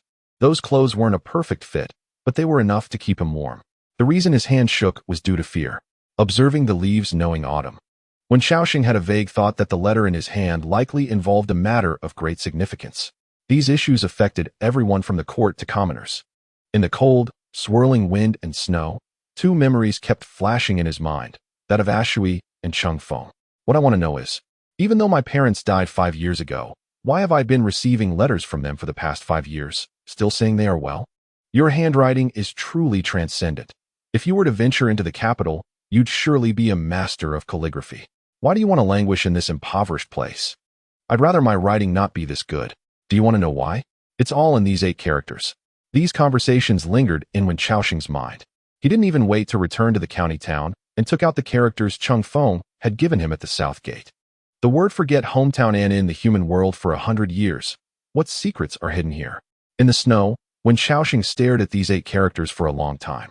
Later, as dusk completely covered the snow, he finally came to his senses, put away the letter, and plunged into the county town, heading to the small courtyard next to Lu Jiming's. Lu Jiming told Wenchao Sheng that the courtyard next door belonged to Fan Yue, the ancestral property of the dog master. After Fan Yue disappeared into the mountains, Lu Jiming still helped him pay the corresponding land tax each year, so that house had not been reclaimed by the government. If Wenchao Sheng was willing, he could find an empty room to stay there. As for Fan Yue's mother, she had passed away the year he went missing, and it was still Lu Jiming who helped with the funeral. Pushing open the courtyard door, Wenchao Sheng immediately saw the dog master lying under the eaves in a doghouse. After Fan Yue disappeared, the black dog stopped entering his house. One winter morning, when Lu Jiming noticed the dog master hadn't come to his door for food, he went next door and found the black dog nearly frozen to death under the eaves. Fortunately, he rescued it in the end, but its fur was mostly frozen off, leaving patches that looked like skin disease. Later, Lu Jiming simply made a doghouse to shield the black dog from the wind and snow, placing it at the entrance of Fan Yue's residence. Upon seeing someone enter, the dog master lifted its head, and when it recognized Wenchao Sheng, it comfortably buried its head back into the doghouse to rest. Wenchao Sheng closed the courtyard door, went to the vacant side room, where a lamp was lit. The light was dim under the paper covering the window. Wenchao Sheng thought Lu Jiming had left it for him. So he pushed the door open and unexpectedly saw Ashui sitting by the bed, fiddling with the fire in the brazier, waves of warmth radiating. The warmth spread through the corners of the room, finally easing Wenchao Sheng's frozen hands and feet. "Where have you been?" Ashui casually asked. Wenchao Sheng glanced at her, turned around to close the door, and paced back and forth in the room twice, his voice trembling slightly. "Ashui, I want to ask you, were you a soldier before?" The movement of the fire tongs paused. Ashui raised her eyes slightly, the lake-like depths of her gaze rippling with a thrown stone's impact. But in the moment they locked eyes, Ashui averted her gaze again, lazily asking, "Why the sudden question?" Wenchao Sheng rummaged in his pocket and handed Ashui the letter he had received from Mi Fong. She shifted slightly, using the light from the brazier to examine the contents of the letter. After a moment, she said, "A letter from a soldier to his parents, just simple greetings. Nothing unusual. What's that got to do with your question earlier?" Wenchao Sheng stared at Ashui intently. "You really don't see anything wrong?" She rolled her eyes. "Are you going to talk or not? If not, I'm going to sleep." Wenchao Sheng helplessly approached Ashui, pointing at the handwriting on the letter. The owner of this letter should have been a soldier. This handwriting is not at all like that of a soldier. Even if some people have naturally beautiful handwriting, the sense of privilege and unique scholarly flavor in this writing cannot be imitated. So this letter, like those that were sent to you by your parents, is fake. Mentioning her parents, Ashui's expression changed slightly. She once again scrutinized the letter in front of her. And under Wenchao Sheng's guidance, she indeed noticed some clues. "Is there more?" she asked. Wenchao Sheng continued, "I don't know. I encountered someone before whose calligraphy was excellent. But he was unknown, not making money from it, even selling a character for 4 coins to me." Pausing, he added, "I know, for ordinary people, 4 coins for a character is already outrageous. After all, how much effort and energy does writing require? But you have to trust my judgment. I have a keen eye for calligraphy. That person, although he looks desolate, surely counts as a master of calligraphy. If he were in any prosperous capital of Qi, he would surely make a name for himself. A word worth 1,000 gold is no joke in a Confucian state. Ashui shot him a glance. Aren't you a refugee? How do you know so much? Wenchao Sheng shook his head. I am a refugee, but I am neither deaf nor blind. Speaking of that person, he seems to be troubled by some matters. He previously said that he would rather not write such good things. Honestly, before I returned, my mind was filled with conversations with this person, and I didn't even know why. I always felt that many strange things happening recently are somehow interconnected. Chapter 44. Ways to make extra money by the fire pit. Ashui's face seemed to be burning as well. The gaze emanating from the depths of her eyes was carried away by the flames to a distant past, to the city of the surname Foam, to an unquenchable raging fire. She turned her head, wanting to share that unbearable memory with Wenchao Sheng, but the countless dead in the fire, the swords buried under corpses and ruins made Ashui swallow those words back down. There were already enough dead in that city. There was no need for another. So be it. She lowered her head, her tone complex as she said lightly, maybe you are overthinking it. This place, Kuhai County, is full of inconsequential people. Any connections are probably just coincidences. In such a vast world, where do so many conspiracy theories come from? Wenchao Sheng laughed, and Ashui shot him a sidelong glance, coldly asking, what are you laughing at? Wenchao Sheng rested one hand on his knee and replied, do you know, there was fire in your eyes just now. Ashui's eyebrows slightly knitted together, a not-so-obvious character appearing in the center of her delicate brows. What fire? Wenchao Sheng said, a great fire. You want to say it, but aren't willing to, so let me say it. Listen carefully. Just now, I pondered for a moment. Whether it's the fake letter you received or the one that Zhang the hunter got, they should have similar patterns. If we want to determine whether there is a big hand controlling everything behind this, the method is very simple. We just need to find some other soldiers' families, or perhaps, when you left Kuhai County back then, did you have any friends accompanying you? Their families should also be in Kuhai County. As long as we find these people, we can verify my guess. Ashui stared at Wenchao Sheng, her eyes seemingly trying to pierce through him. After a long while, she said lightly, think it through. You might uncover something and find some unburnt embers, and the fire will burn onto you. Wenchao Sheng replied without holding back, so you should take care of your injuries. Once you're healed, you can protect me. Ashui raised her right eyebrow slightly, her tone laced with mockery. You, a grown man, want me, a woman, to protect you? Isn't that shameful? Wenchao Sheng sighed. You have seen my downfall. Being ashamed is better than losing my life. Besides, you are different from Mr. L. He has been very kind to me and owes me nothing. I certainly hope to live with dignity in front of him. As for you, you owe me a life and a jar of wine. So it is only right that you protect me. If one day you stand in front of me, I won't feel ashamed at all. Upon hearing this, Ashui looked at Wenchao Sheng seriously, from head to toe, her surprise evident in her gaze. I thought that you could survive as a refugee outside Kuhai County for 3 years because you had some remarkable qualities, at least some unique skills. But now it seems that your remarkable quality is your shamelessness. Wenchao Sheng helplessly shrugged. So you just now discovered my shamelessness? I thought you had already found out. After all, this trait is hard to hide. Ashui looked at him speechlessly and finally said, tomorrow I will give you 3 addresses. You can go take a look. It has been many years, and I am not sure if those places still have people living there, or if the people living there are still the same ones from back then. When you come back, remember to bring 2 jars of wine. No, 3 jars. I can drink 2 jars by myself. Still the same place. Wenchao Sheng took out the copper coins on him, carefully counted them, and frowned. Shouldn't it be you treating me to drinks? Ashui lazily replied. Sure, you give me the money, and I'll treat you. Wenchao Sheng counted the money in his hand twice, and, without hesitation, pocketed it, shaking his head. Using my money to treat me to drinks. You are too shameless. Ashui said proudly. If I associate with a shameless person, then I should also become a bit shameless. Otherwise, I wouldn't benefit. Wenchao Sheng looked at Ashui, rummaging through the ink in his belly, and began to preach to her, trying to persuade her. As the saying goes, wine is poison that travels through the intestines, and lust is like a steel knife scraping bones. You are injured. Drinking too much wine is not good for your wound. Ashui interrupted him. No problem. I will still drink the poison. Wenchao Sheng was at a loss for words. He suddenly remembered that in the dilapidated temple, this fierce woman had really drunk half a bottle of poison. After a moment of silence, Wenchao Sheng's voice carried a hint of subtle resentment. By 2 bottles. I won't drink. You can drink them all. At this rate, when can I afford to buy a house? A shui slapped Wenchao Sheng's shoulder with one hand. Squinting her eyes, buying a house. Why are you thinking so narrowly? This money should be saved for drinking and eating meat. Isn't that more enjoyable? Wenchao Sheng ignored her and muttered to himself, 51 a day is definitely not enough.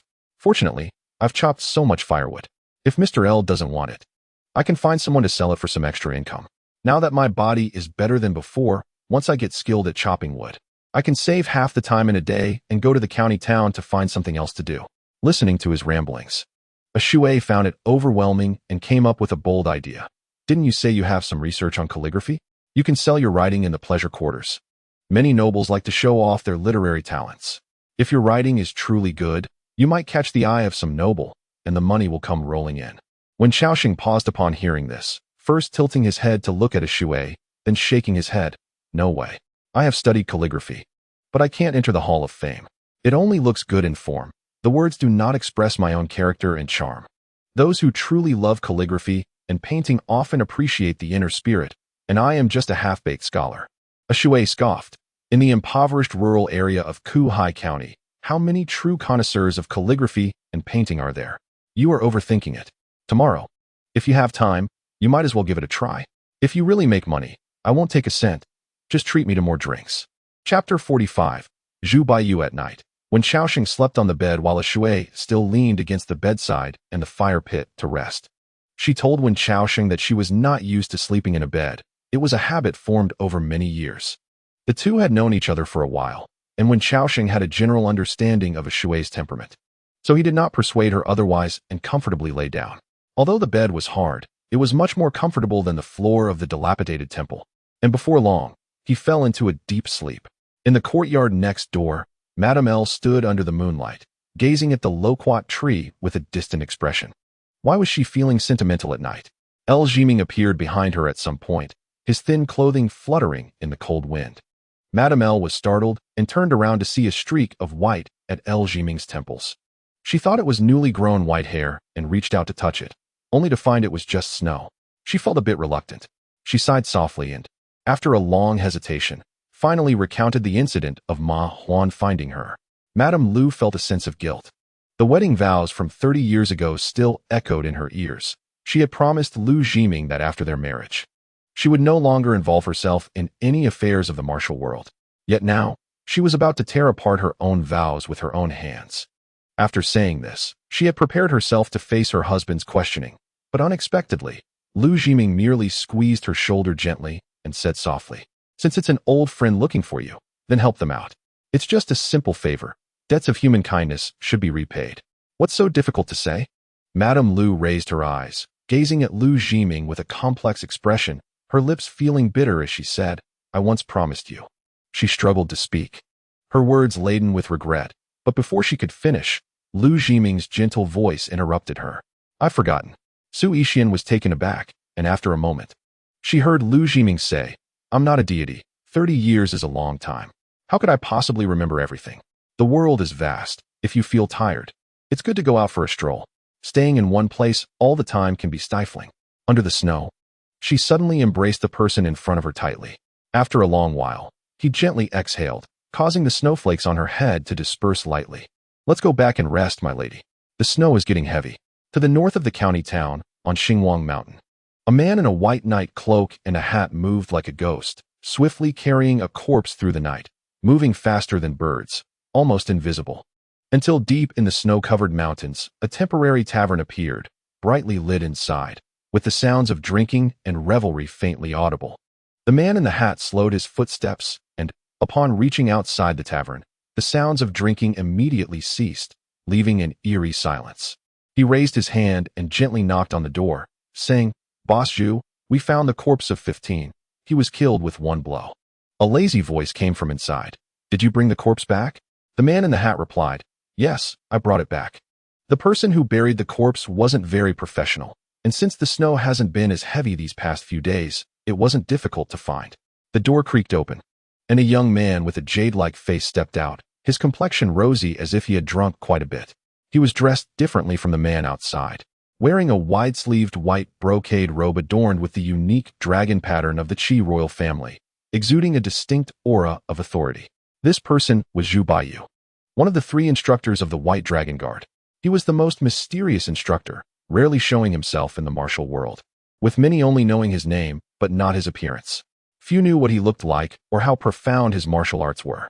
People only knew he was an expert in using hidden weapons and poisons, having killed no less than 100 martial villains with the 3-inch fairy hidden in his sleeve.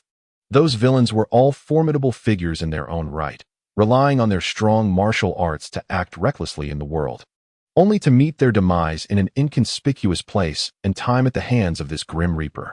Zhu Baiyu shook his sleeve, lightly scratching his brow with his right thumb, forcing himself to compose himself, his tone still laced with drunkenness.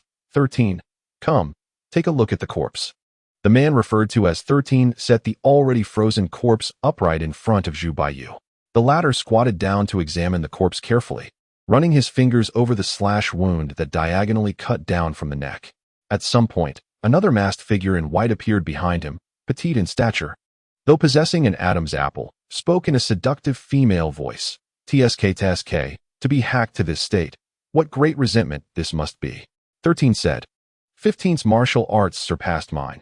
He could rank among the middle in the Yong'an realm, skilled with the sword. To be cut down like this, Boss Zhu.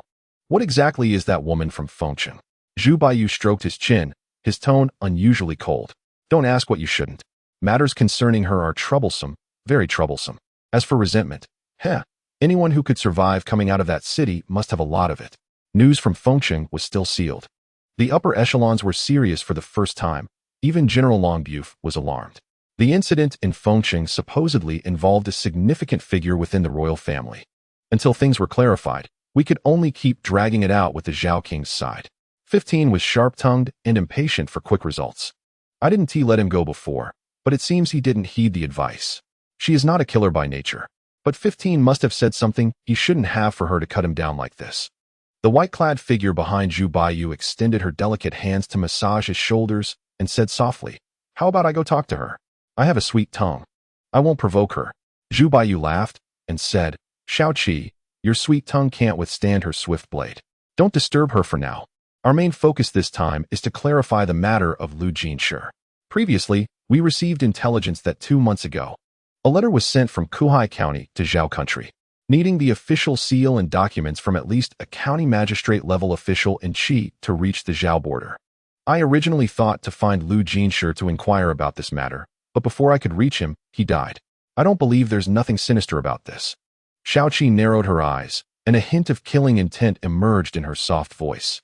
In a poor border place like Kuhai County, even desperate criminals usually avoid coming here. Yet suddenly so many experts from Wangchuan appeared along with that Chunke. I investigated a few days ago, and this guy has no past achievements, nor has he ever taken the imperial examination. Suddenly, he received a formal document appointing him as the county magistrate here. It's quite interesting. Chapter 46. Cultivation realms to hold an official position in Qi country. One either smoothly passes the selection test of the Langan Pavilion and is recommended by them after further study, or comes from a family with a history of governance and has not severed ties, being selected by the elders of the family to start from a minor official position. This leads to the fact that official positions in Qi country are particularly hard to pursue for some people. Perhaps many have made a name for themselves in the martial world, even becoming famous and wealthy, but without connections, they ultimately end up as idle personnel without formal posts, unable to even attain a position like county magistrate. Although the county magistrate position is small, it represents a rare path for advancement. Once one achieves some accomplishments and gains the attention of the officials in the royal city of Qi, they can be transferred to prosperous cities, and their power will gradually grow. Official positions symbolize the influence of the Qi royal family. Because of this, the officials in the royal city may not care at all, or even remember who Lu Jinshi is. Even if Lu Jinshi embezzled or engaged in small schemes in the borderlands, as long as the news doesn't go too far, no one would bother to take a look. However, if Lu Jinshi died, the matter becomes significant. Those who do not care about Lu Jinshi's life may still care about their own reputation.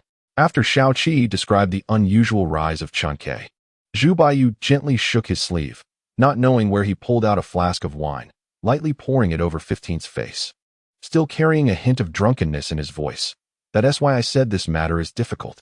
It's not easy to casually insert an outsider into the officialdom of Qi country, and even Langan Pavilion hasn't posted any records. One can imagine what kind of power the person who appointed Chunke as the county magistrate in Kuhai County holds in the royal city. It's likely just those 3 generals and 5 officials. General Longbuff can be confirmed to have nothing to do with this matter, and the rest. Zhu Baiyu's voice grew increasingly intoxicated as he pinched his brow, his expression tense. Shaoqi behind him gently pressed his shoulder and said softly, "The White Dragon Guard can't investigate everything, especially matters involving the royal family. 6 years ago, Master D was so impressive, on the brink of reaching the heavens. Yet he still ended up like that. If it's not possible, you can just leave the mess after your investigation to the higher-ups. Moreover, if we force our way into the city, we might have significant friction with Wenchao." After a long while, a faint sigh was heard in the wind and snow.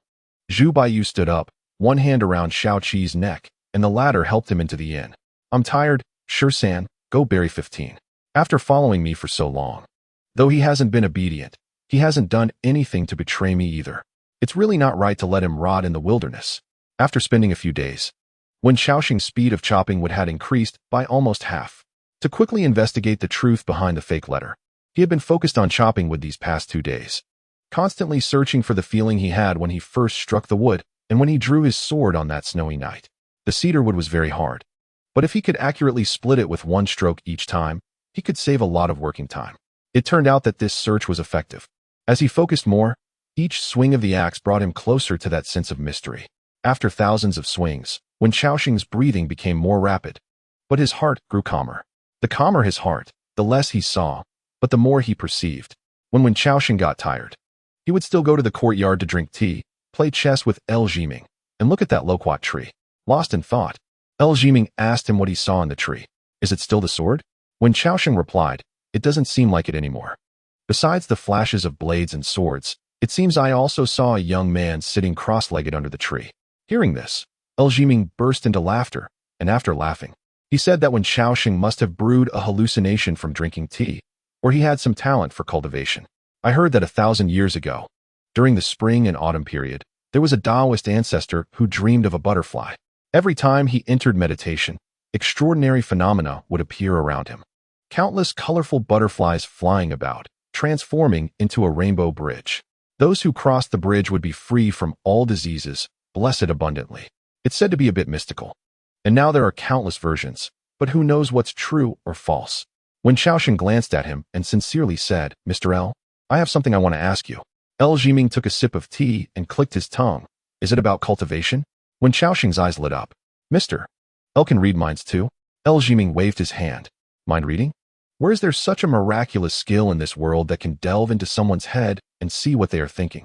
If such a skill existed, those high officials and nobles of Qi would be trembling in fear. God knows how many shady things they've done in their lives. You usually have no worries about food and drink, and your mind isn't on these matters, so you must be looking for me for cultivation-related issues." Wenchao Sheng coughed and said, "Mr. L, your insight is like a torch. Although I've become much more skilled at chopping wood now, I still haven't truly entered the realm of cultivation, and I'm unfamiliar with many things related to it, such as realms, or how to discern the strength of an enemy, etc." El Jiming carefully recalled and said with some regret, "I haven't practiced swordsmanship for 30 years, and during that time, I haven't been in touch with the matters of the martial world. Every day I just drink tea, take walks, and tend to flowers. Being suddenly asked about these matters by you has left me a bit muddled. If I remember correctly, martial artists in the world have divided cultivation into 5 realms.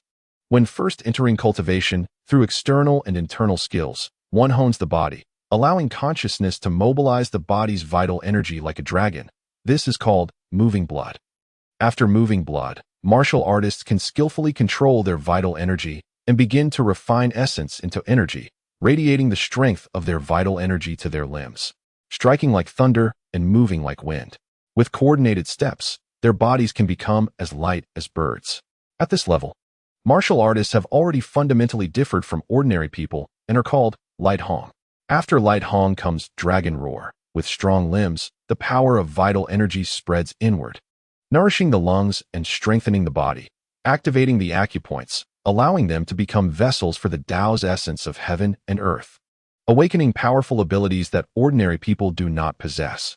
When the power of the acupoints is refined to perfection, the essence of heaven and earth will feed back into the person's body and soul.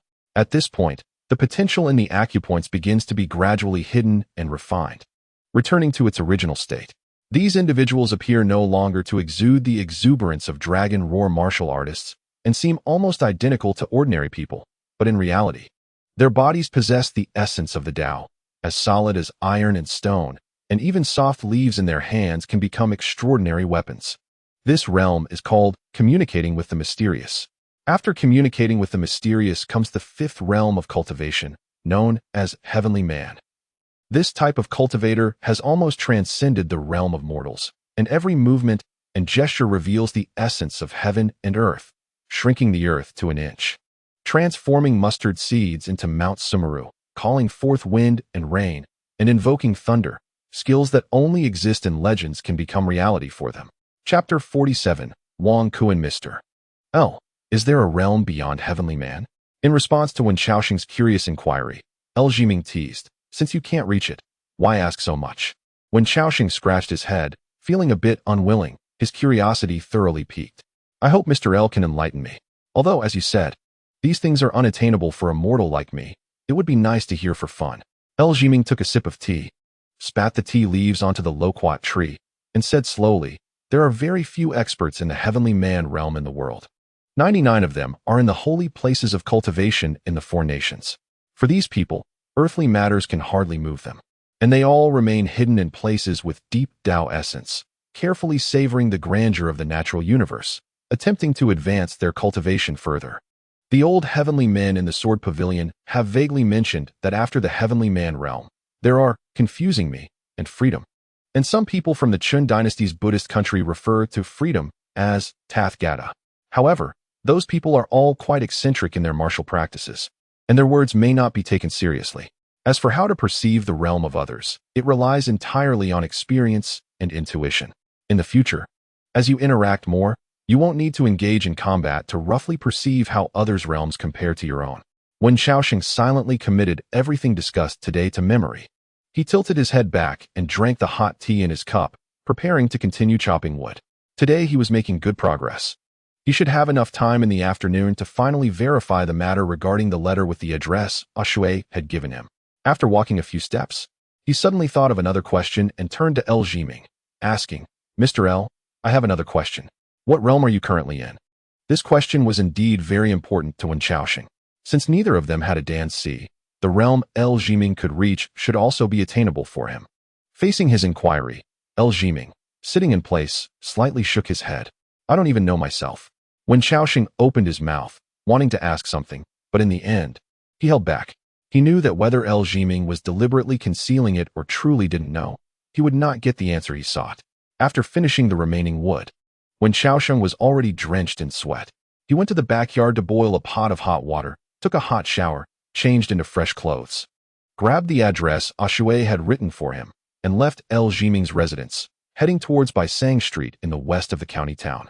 He walked while asking, and following the directions given by passers-by living nearby, he finally arrived at the first address Shui had provided him. As soon as he arrived at the door, he saw that the entrance of the house was covered in signs of decay, and the snow piled on the wall had not been cleared. He knocked on the door and called out a few times, but there was no response from inside. Helpless, Wenchao Sheng went to the second address given by Shui. Although there were people living there, the residents were no longer the Chui family mentioned by Shui. According to the owner there, the house had changed hands twice, and the previous owner's surname was Ya. He had no idea who the Chui family was. Wenchao Sheng felt defeated there, still with nothing to show for his efforts. Looking at the dimming sunset in the distance, he hesitated for a moment but decided to check the third place. After all, the third house was not too far from where he was, so he might as well investigate it as well. Light snow began to fall from the sky. The wind was not strong, and Wenchao Sheng wrapped his arms around himself, quickly arriving at his destination. He was too lazy to check if anyone lived there and directly knocked on the door knocker. Knock, knock, knock. Wenchao Sheng knocked several times, but no one came to open the door. He thought this place must also be uninhabited, so he turned to prepare to go back to buy some wine. Just as he took a couple of steps, the door of the house across from him suddenly opened. A middle-aged woman in an apron came out carrying a basin of water, and without paying any attention to Wenchao Sheng, she shook her arm. splashing water like a celestial maiden scattering flowers into the alley in front of her. Wenchao Sheng hurriedly dodged and then said to the middle-aged woman, "You should watch where you're throwing that." The middle-aged woman shot him a disdainful glance and coldly laughed. "Don't you have eyes? I've never seen you in this alley before. What? Are you just another idle good-for-nothing sneaking around at night, trying to steal something? If you don't leave, I'll call the authorities." Wenchao Sheng was bombarded with her words but did not retaliate. He took out the paper that a shui had given him and said to the woman, "Don't report me just yet. I want to ask you something. Is the family across the street named Wang, and is one of them called Wang Kuan?" The middle-aged woman initially thought Wenchao Sheng was just another idle second generation who had come to steal, but when she heard him mention Wang Kuan, she let out a surprised "oh," and her expression changed from disdain to curiosity. She looked him up and down and asked, "Who are you?" Wenchao Sheng's eyes flickered, and he replied, "You don't know me. I'm not from Kuhai County. I just moved here not long ago. I'm looking for Wang Kuan because someone asked me to deliver a message to him." The middle-aged woman's expression turned cautious as she continued to question, "Who asked you?" Wenchao Sheng hesitated for a moment and replied, "A young man. I was paid for this, so I need to keep the details confidential. It's just a little hard-earned money, please understand." Upon hearing this, the previously harsh middle-aged woman softened a bit, losing her earlier aggressiveness. He lived there for a long time. Wenchao Sheng pressed on, "Then where did he go?" The middle-aged woman shot him a glance and turned back into the house. "Wait," she said, and not long after, a voice from the yard called out, "Old Wang, there's a young man outside looking for you." Soon, a man who was still adjusting his clothes ran out. His face was covered with pockmarks, and he had a patch of gray at his temples, wearing an expression of surprise mixed with anxiety. "Are you Wang Kuan?" Wenchao Sheng asked uncertainly. The man nodded, "Yes. I am Wang Kuan, the owner of this house. What do you want from me?" Wenchao Sheng stared into his eyes and got straight to the point. "Did your son Wang Yi go to the army 17 years ago?" Mentioning his son made Wang Kuan freeze for a moment. Then he stepped forward and grabbed Wenchao Sheng, asking with some agitation, "How do you know? Wang Yi?" Wenchao Sheng was shaken by his grip and quickly pulled away to maintain some distance. "Wang Kuan, don't panic. Your son is fine." To calm Wang Kuan down, he began to speak confidently, though he felt a bit guilty in his chest. Hearing this, Wang Kuan finally relaxed a little, slowly patting his chest and gasping, "It's good if there's nothing wrong. You scared me half to death, my God." Wenchao Sheng tilted his head slightly and carefully observed Wang Kuan's facial expressions, saying, "Over the years, you must have received letters from your son, Wang Yi, right?" Chapter 48. Oh no. This seemingly casual probe was actually what Wenchao Sheng really wanted to ask. For him, what mattered was not the person but the letters. With this hint, Wang Kuan had no doubt and eagerly nodded, saying he had received them. Perhaps he was just too concerned about his son's safety, without even being asked. He hurriedly searched his pocket for the keys, opened the door, and led Wenchao Sheng into the house. Like Mi Fong, Wang Kuan had kept his child's letters in excellent condition. Wenchao Sheng took out 3 or 5 of them, and under Wang Kuan's eager questioning, he casually said that when he saw Wang Yi, he only looked a bit worn but had become stronger and more robust. Wang Kuan spared no effort in his imagination. Picturing his child, whom he hadn't seen for over 10 years, growing into a tall tree, his pockmarked face brimming with longing and pride, unable to stop smiling. Wenchao Sheng quickly glanced through the letters. Although he wasn't familiar with Wang Kuan and had no children, he felt increasingly guilty at the sight of the proud, fatherly smile on Wang Kuan's face. After discussing briefly, he decided to take one of the letters with him and reminded Wang Kuan not to tell anyone about his visit today. Wang Kuan agreed. "I'll come back in a few days with more letters." As he was leaving, Wenchao Sheng noticed the thin layer of white covering Wang Kuan's head and asked, "Has he ever sent you money? Or have you sent him any?" Wang Kuan nodded. "Yes, we've sent money before. Years ago." He said the situation at the border was tense, that those nomadic bandits frequently caused trouble, and asked for some money to prepare for emergencies. Later, when the situation eased, he sent some money back, though it was little. "But as parents, knowing our child is safe and sound is enough." After he finished speaking, Wenchao Sheng tightened his grip on the letter he was holding, turning it into a fist, and decisively turned to leave. He didn't want to stay any longer. "I'm leaving now. I'll come back in a few days with more letters," Wang Kuan replied, watching Wenchao Sheng leave. His smile gradually fading into the wind mixed with light snow. Wenchao Sheng hurried back, his mind occupied, his expression somewhat cold. As he passed through an alley, he suddenly stopped. His gaze swept forward, and in the night outside the snow, he saw a flash of red. It was a man dressed in red. The two were about 100 steps apart, although Wenchao Sheng couldn't clearly see the man's face. He had a distinct intuition that the man was smiling at him. The moment he saw this man, he felt something was amiss. Could it be that the events of that night had been exposed? It shouldn't be. That old man was ruthless. And Wenchao Sheng could tell at a glance that he was an experienced player. Such people rarely left behind mistakes. Moreover, even if there were mistakes, there shouldn't be anyone coming to find him. After hesitating for a moment, Wenchao Sheng chose to turn around. The sense of unease the man in red gave him was too strong, and he didn't want to approach. However, things were not as simple as Wenchao Sheng thought. As he turned around, he saw a thin man in black clothes, carrying a single-edged black iron sword on his back. The man was very close to him, so close that if he made a move, the sword would instantly sever Wenchao Sheng's head. The sense of death's crisis spread, and from the gaze of the man in black, Wenchao Sheng detected a strong threat. "Go back," the thin man said. Wenchao Sheng's hand moved towards the machete hidden at his waist, but as soon as he made a move, the sharp sound of the blade cutting through the flying snow made his ears ring and his vision blur. A chill spread across his neck, and in an instant, he realized that the man's sword was already across his throat. His pupils constricted, and he understood just how great the gap was between him and the man in black. That black iron sword weighed at least 100 pounds, and the man's physique looked to be only around 120 or 30. Yet he could wield it with one hand and control it with precision. Such strength was beyond his comparison. "One last time, go back." The cold words of the man in black carried a hint of murderous intent. Wenchao Sheng's gaze dropped, cautiously moving his neck away from the black iron sword in the man's hand, then slowly exhaled a puff of white mist and turned to walk towards the man in red in the distance. A coldness enveloped him, and Wenchao Sheng constantly rummaged through his thoughts, wondering how to escape this predicament. But at this point, no matter how calm or composed he tried to be, the final outcome was a blank. Ashui was not by his side, Mr. L was not there, and the old man from that night was also absent. There was no possibility of resistance. Right now, he could only speak normally to a person and speak ghost stories to a ghost. He stepped closer to the man in red, who had his hands crossed in front of him and wore a peaceful smile, appearing harmless. "Qinlu, put away the knife. Why scare the kid?" He reproached the man in black behind Wenchao Sheng, who obediently returned the black iron sword to his back. The man in red waved at Wenchao Sheng. "Come here, young man. Don't be afraid. I want to eat you." Wenchao Sheng silently took a few steps toward him, and the man in red gently placed his hand on Wenchao Sheng's shoulder. Although his palm was warm, it made Wenchao Sheng feel a chill run down his spine. "Have you eaten?" Facing his warm greeting, Wenchao Sheng blinked and cautiously asked, "Have you eaten?" The man in red shook his head. "Not yet." Wenchao Sheng nodded. "Then I haven't eaten either." The man in red paused for a moment, then burst into laughter, squeezing Wenchao Sheng's shoulder, causing him to wince in pain and break out in a cold sweat, but he laughed along. "You're quite interesting.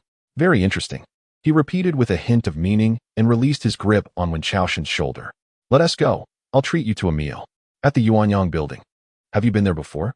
Upon hearing the name, Wenchao Sheng's heart suddenly stirred, recalling his earlier chat with Si Xiaohong outside the county town, and immediately shook his head. "I haven't been there. I have no money." The man in red praised. "I like your honesty.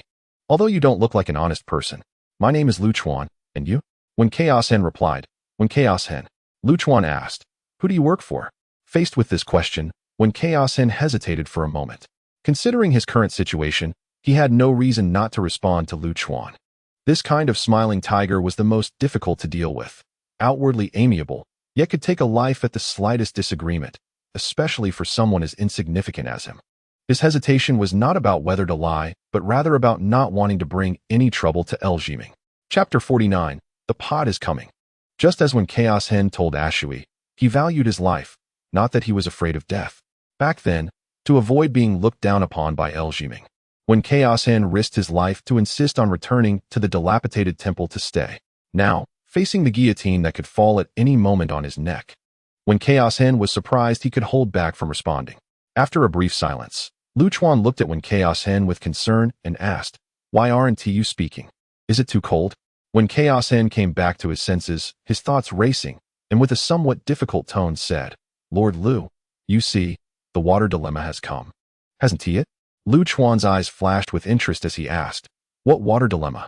Wenchao Sheng explained, "It's roughly like this.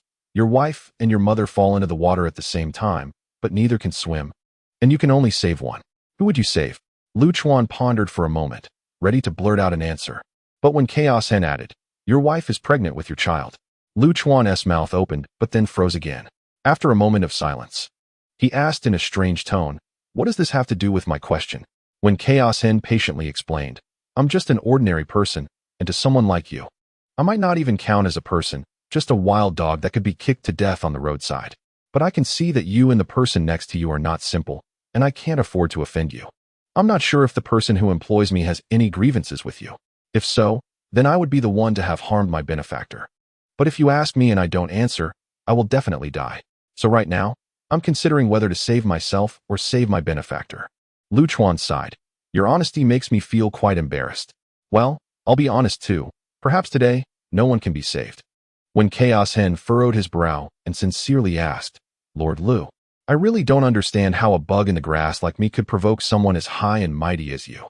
Lu Chuan pointed at the brightly lit tall buildings across the small river and smiled. "Hey, don't rush. It's just a few steps away. Let us go get something to eat, and we can talk while we eat."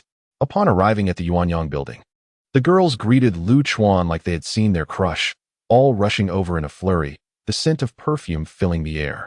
Lu Chuan didn't mind and cheerfully took out some silver from his pocket to distribute, allowing him and Wenchao Sheng to escape from the crowd with difficulty and head to the main hall of the tall building. Of course, some girls noticed the serious expression on Wenchao Sheng's face, but this was a place of pleasure, and they never asked about matters beyond that. As Mama Song had always advised them, the Yong'an building received a large number of guests every day, and all sorts of characters came and went. The less they knew, the safer they were. They came from humble beginnings, with no backing, and if they stirred up any big trouble, no one could protect them. In the hall of the Yong'an building, guests were seated in various places, some composing poetry and toasting, while others chatted about business and bragged. A young woman was supposed to be seated at the musician's spot on the stage, but when Wenchao Sheng entered the hall, he did not see anyone. His heart sank.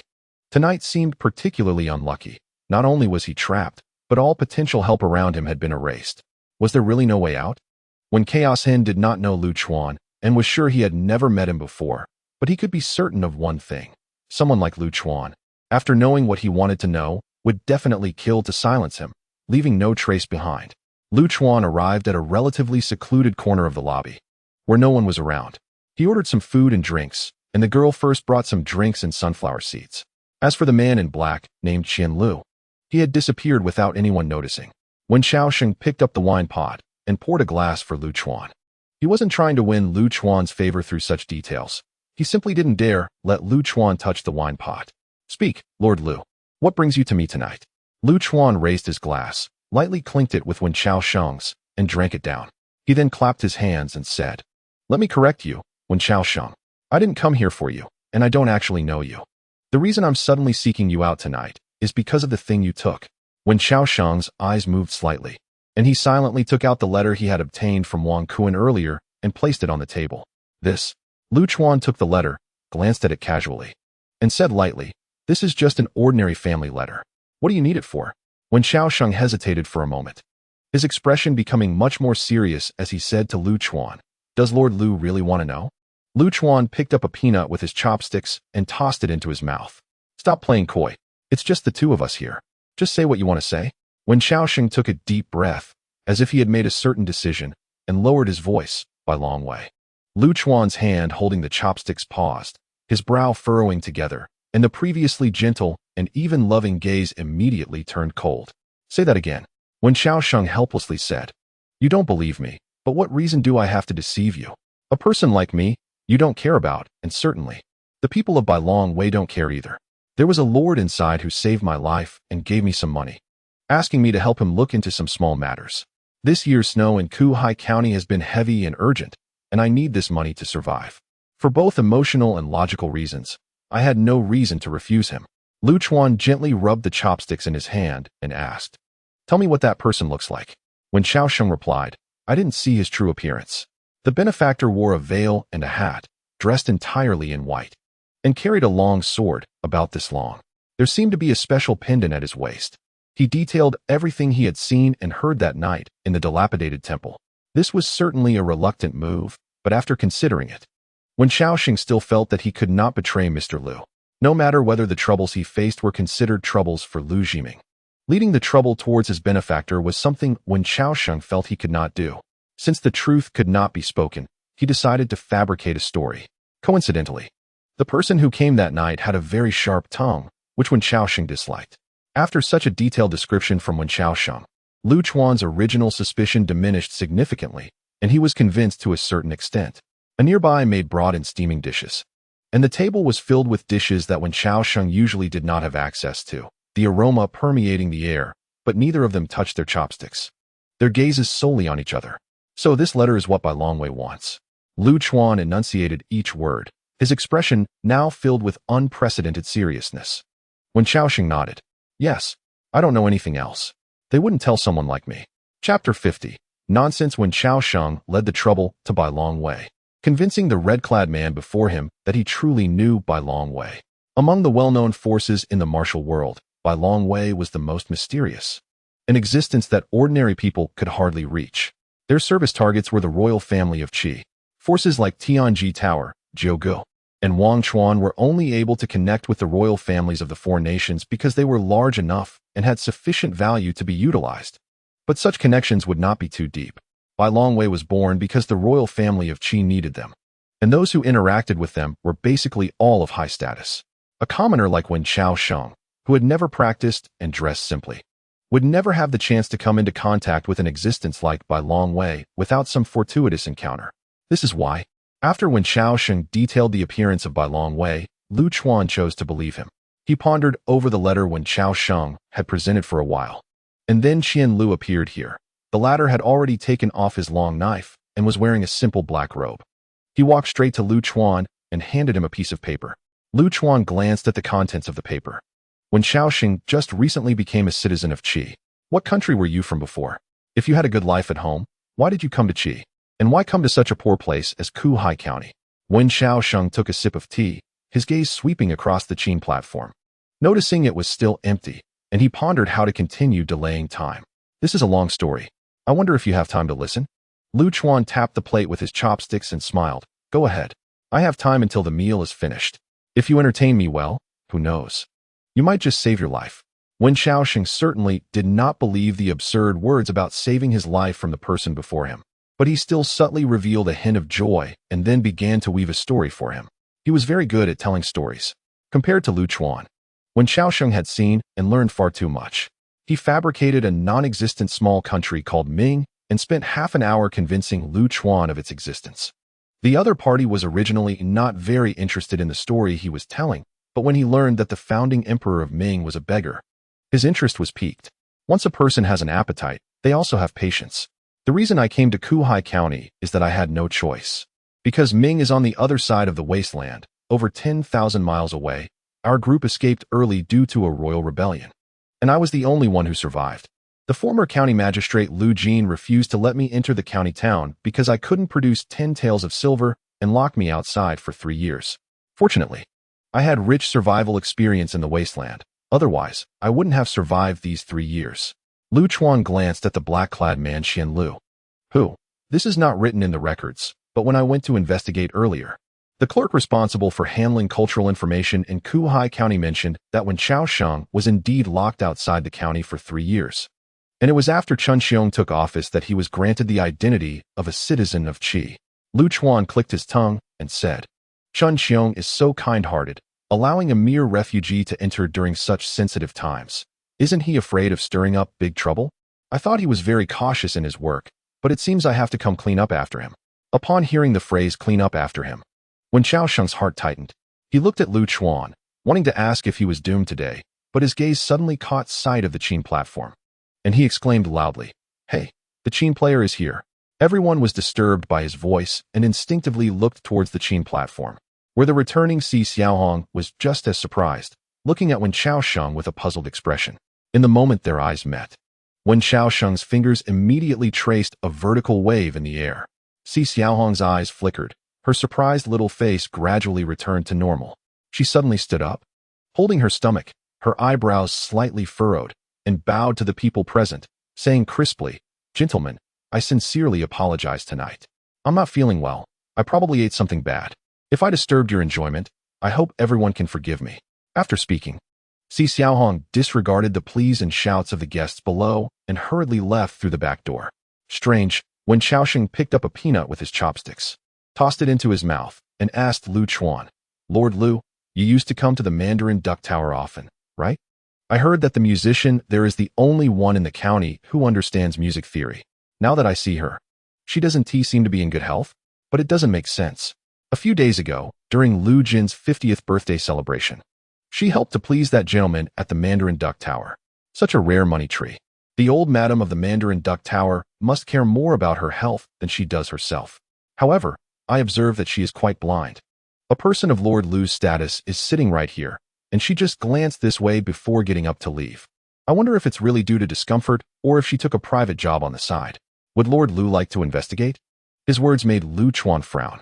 Si Xiaohong's behavior was indeed somewhat unusual. She had just returned and immediately left again. He felt something was off and had originally planned to send Qian Lu to follow her, but when Chao Sheng's words struck a nerve, lifting him up invisibly. If he really did that, it would seem like he was jealous over a lowly courtesan from a remote border town. His status and pride held him back.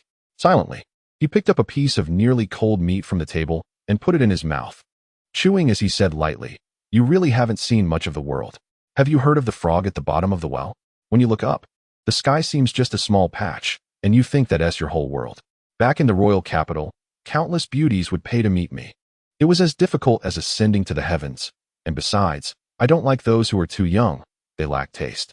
When Chao Sheng's eyes shifted, recalling some internet master's famous saying from his previous life, and continued the conversation. "That's true. Women are like wine. If they don't ferment long enough, the flavor isn't rich, and it's bland, no different from drinking water. But if they ferment too long, the flavor becomes too strong. And most people can't handle it." Lu Chuan's eyes flickered at his words. Just as he was about to pull something from his sleeve pocket, he stopped and looked at Wenchao Sheng, clicking his tongue in curiosity. "You young fellow, without talent or power, and no woman looking at you. Where do you get your experience from?" Wenchao Sheng lowered his head, smiling mysteriously. "Wrong. Lord Lu, I am indeed without talent or power, but not long ago, I found an injured woman outside the county town. To repay my life-saving grace, she gave me a night of intimacy." Lu Chuan's expression changed subtly as he recalled the corpse from the snowy night outside the county town not long ago. "Oh, you little brat got such a big advantage. What was that woman like, in looks and figure?" When Chao Sheng gave a thumbs up, one word, "cool." Lu Chuan was amused by when Chao Sheng's pleased expression. He took a drink, paused for a moment, and said in a tone that almost felt like a promise, "All right. You tell me the woman's appearance and physical characteristics in detail, and I will let you leave the Mandarin Duck Tower alive today. How about that?" When Chao Sheng's eyes brightened, then he tentatively asked, "Does Lord Lu like this type?" Lu Chuan raised his cup, his gaze filled with deep meaning. "Very much." When Chao Sheng pondered for a moment, biting his lip in distress. "You see, although I can read, I was young and playful, so I don't have much knowledge. Plus, it was dark that day and there was no fire outside. I really didn't see clearly. I don't know how to describe her. Lord Lu, do you have any way to get paper and pen? I can draw for you." Lu Chuan nodded, raised his hand to call over a girl, gave her some money, and asked her to help get paper and pen. The Mandarin Duck Tower often had self-proclaimed literati visitors, so they always kept paper and pen handy. The girl returned shortly with the items, and when Chao Sheng wasted no time, searching his mind for some strange images to draw. Since ancient times, calligraphy and painting have been interconnected, testing the strength of one's wrist and imagination, fundamentally pursuing beauty. Thus, most people who study writing often have some skill in painting. As for drawing, it comes naturally. When Chao Sheng didn't draw facial features, his pen tip moved with varying pressure, and before long, a sensual spring scene appeared on the paper. The girl serving beside them merely glanced at it, and immediately turned red, biting her lip, thinking how could this guest really draw such a thing in public. After finishing, just as when Chao Sheng was about to hand the spring scene to Lu Chuan, a limping woman suddenly walked in from outside. She wore a plain light blue dress with her sleeves rolled up at the wrists. The surrounding guests occasionally glanced at her, thinking she was just a servant working in the Mandarin Duck Tower, and ignored her. However, The woman walked straight to Wenchao Sheng's side, glanced at the spring scene, grabbed him by the back of the neck, and lifted him up like a chick. Out at this hour, messing around here? Shui's cold voice rang in Wenchao Sheng's ears, and at that moment, the tension in his heart finally relaxed. His expression awkward. He introduced to the slightly surprised Lu Chuan, "This is my sister." Shui's sudden appearance disrupted Wenchao Sheng's logic and thoughts. By instinct, he almost said this was his wife to help disguise Shui's identity, but recalling her cold gaze when she killed someone, he changed the last word to sister. Although he had a bond of life and death with Shui and had drunk together, Wenchao Sheng always felt a distance from this mysterious female killing god who harbored secrets. A moment of thoughtlessness could lead to a lifetime of silence. Quickly go back. Next time you come to this place to mess around, be careful, I tell mom and dad. Do you think they want to break your legs? Shui was not rigid either, playing along with Wenchao Sheng as she pulled him toward the exit. He turned his head, looking at Lu Chuan, who was frowning, waving the spring scene in his hand. Lord Lu, the picture. Lu Chuan looked at him, but didn't he take it? Until the two disappeared outside the hall. He turned to Qian Lu beside him. Why didn't you stop them? Qian Lu shook his head. Without my knife. That woman is an extraordinary master. If I rashly act, I fear I might injure the gentleman. Lu Chuan squinted. This guy is full of lies. He has been a vagrant outside the county for 3 years. Where does this sister come from? This woman's identity is hard not to raise suspicion. Qian Lu hesitated for a moment and said, although that woman resides within, she is a hidden dragon among men, her aura like a shining abyss. Her cultivation not beneath mine. This time going south, the master instructed me that my main task is to protect Mr. Lu's safety. I hope Mr. Lu understands. Lu Chuan waved his hand, looking at the dishes on the table, then touched the poison in his sleeve. After a long time, he slightly shook his head, seeming to lose interest, and got up to pay and leave. On the way, Shui and Wenchao Sheng trudged back through the wind and snow, and the latter said to her, I guessed right. There is indeed a problem behind those false letters. That person named Lu Chuan today is indeed after the letter. Beside him, Shui stared at the spring scene in Wenchao Sheng's hand, remaining silent. Wenchao Sheng continued to talk to himself. The person you asked me to check is named Wang Kuan, and he has a son named Wang Yi, who joined the army 17 years ago and hasn't returned home since. All I have are letters sent from him, one every year, and they're not all written by the same person. Although the handwriting is similar, you can tell there's a difference. As he spoke, he and Shui entered a small alley. Suddenly, Shui grabbed his collar, turned him around, and pressed him against the wall, with her other hand pulling out a hidden machete from Wenchao Sheng's waist and placing it across his neck. Wenchao Sheng was startled by this sudden action, leaning against the cold wall, motionless. What do you want to say? He asked. Shui's tone was as cold as frost. When did you see it? Wenchao Sheng was taken aback by her question, quickly recalling in his mind, confirming that he hadn't done anything to betray Shui, which gave him a bit more confidence. See what? Seeing his expression, Shui leaned in closer. That mole on your chest, when did you see it? Wenchao Sheng was dumbfounded by her question. After a few breaths, he finally understood what Shui meant. The corners of his mouth twitched unnaturally. Miss. I just drew it casually. He wanted a picture, and to buy time for someone to rescue me, I added some details to make him believe it. And even if I wanted to sneak a look, there would have to be a suitable time. On ordinary days, let alone sneaking a peek. Even if I got 3 inches closer to you, you would notice. The only possibility is that night you were unconscious, but you were dying then. Your chest covered in blood.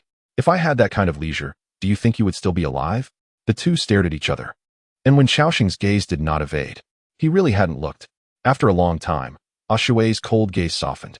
She released her grip on Wenchao Sheng's collar and tucked the machete back into his waist before turning to walk ahead. I'll trust you this once. Chapter 52.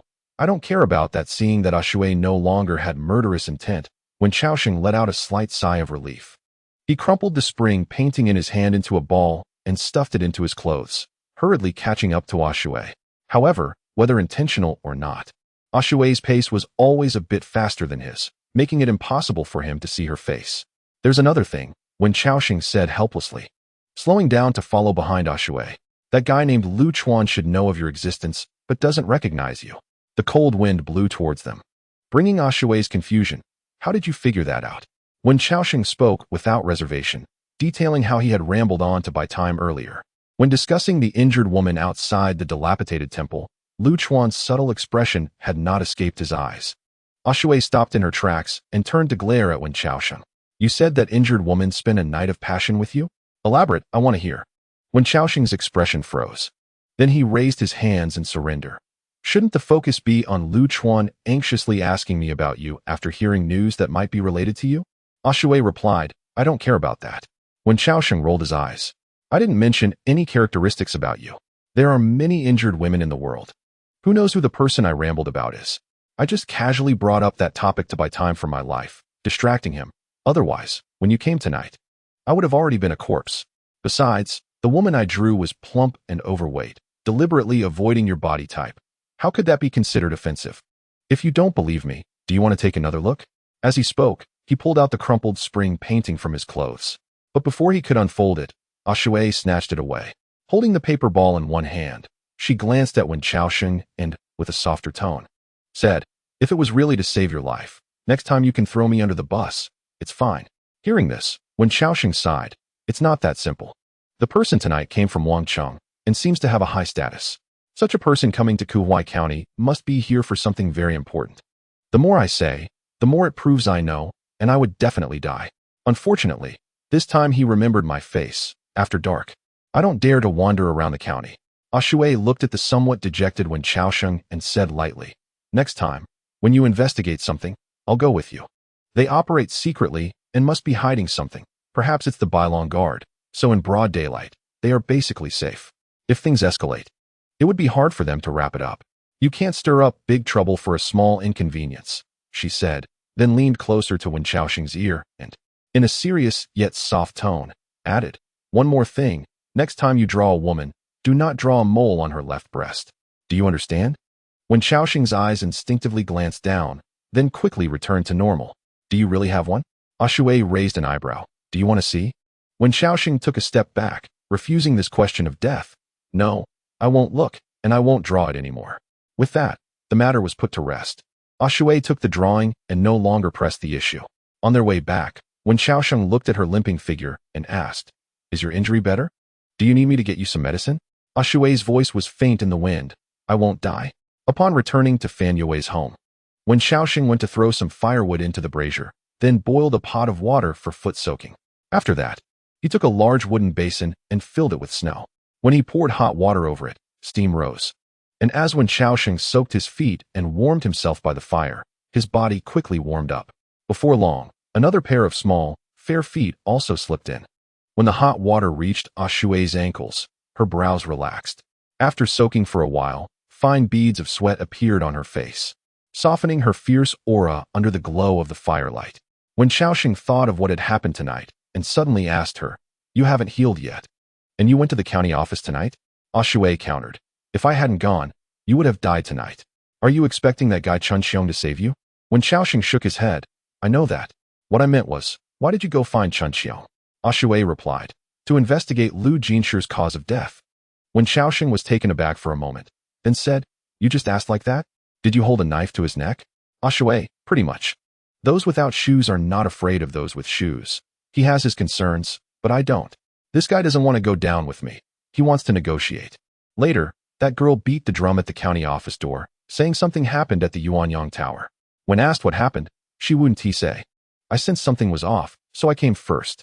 Hearing this, Wenchao Sheng couldn't help but chuckle, thinking of those who have a little power and consider themselves superior, only to find themselves helpless against a direct and bold woman like Ashui.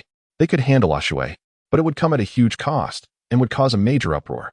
Wenchao Sheng knew that the Bailong Guard had already arrived in Kuhai County, and from Lu Chuan's reaction, it was highly likely that their purpose for coming this time was related to Lu Chuan and the others. The interests of both parties were in conflict, making it easy to breed grievances. After soaking his feet, Wenchao Sheng went out to pour water. When he returned, he saw Ashui staring at him, so he set down the basin and asked, what are you looking at me for? Ashui curiously asked, if I remember correctly. There were two people watching you at that time. The thin guy in black clothes has a pretty good cultivation level. How did you manage to communicate with that girl right under their noses and ask her to go to the county office for help? She may not think as deeply as Wenchao Sheng, but having lived this long, Ashui is certainly not a fool. She pondered this question for a long time and couldn't understand it. Wenchao Sheng smiled, got onto the bed, wrapped himself in the quilt, and sat cross-legged, saying, "My acquaintance with her was a matter of fate. During Lu Jin's 50th birthday, the piece she played was taught to her by me. At that time, I chatted with her outside the county for quite a while, and one of the melodies was the sound that would come from the vehicles when the authorities dispatched someone. At that time, I hummed this tune for her while making a hand gesture," he said, moving his fingers up and down in the air. Shui seemed to be pondering, then asked, "Wait a minute, Wenchao Sheng, what does dispatching authorities mean? And why would a horse-drawn carriage make a sound?" Seeing her sincere inquiry, Wenchao Sheng tilted his head and thought for a moment, then explained with difficulty, "Dispatching authorities refers to the officials of that country going out to capture criminals. As for why the carriage would make that sound, well, it's because there would usually be a musician on the carriage playing a suona, producing such sounds." Shui squinted her eyes, leaning slightly back, clearly shocked by this unexpected image. Officials capturing people in horse-drawn carriages, and even bringing a musician? Wenchao Sheng coughed. "It has a deterrent effect, I suppose.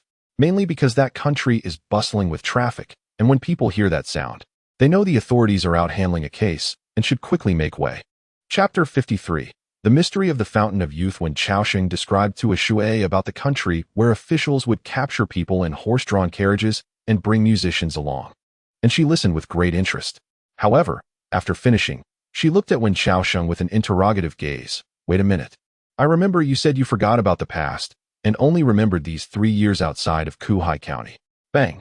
Before she could finish her sentence, Wenchao Sheng suddenly rolled his eyes and fell asleep, his eyes not completely closed, and he was already snoring. But the next moment, Shui pulled him up from the bed. "Sleeping this early, how's your practice with the Fountain of Youth going?" Wenchao Sheng helplessly opened one eye and replied, "I've practiced for a few days, but I haven't felt any innate qi." Shui frowned slightly. "Not at all? Did you remember the guiding method? Is your tongue against the roof of your mouth? When breathing, did you feel any stagnation in your meridians?" Wenchao Sheng shook his head. "No. Everything is being done according to your teachings. However, even though I haven't sensed any innate qi, my body has indeed undergone noticeable changes." Shui blinked.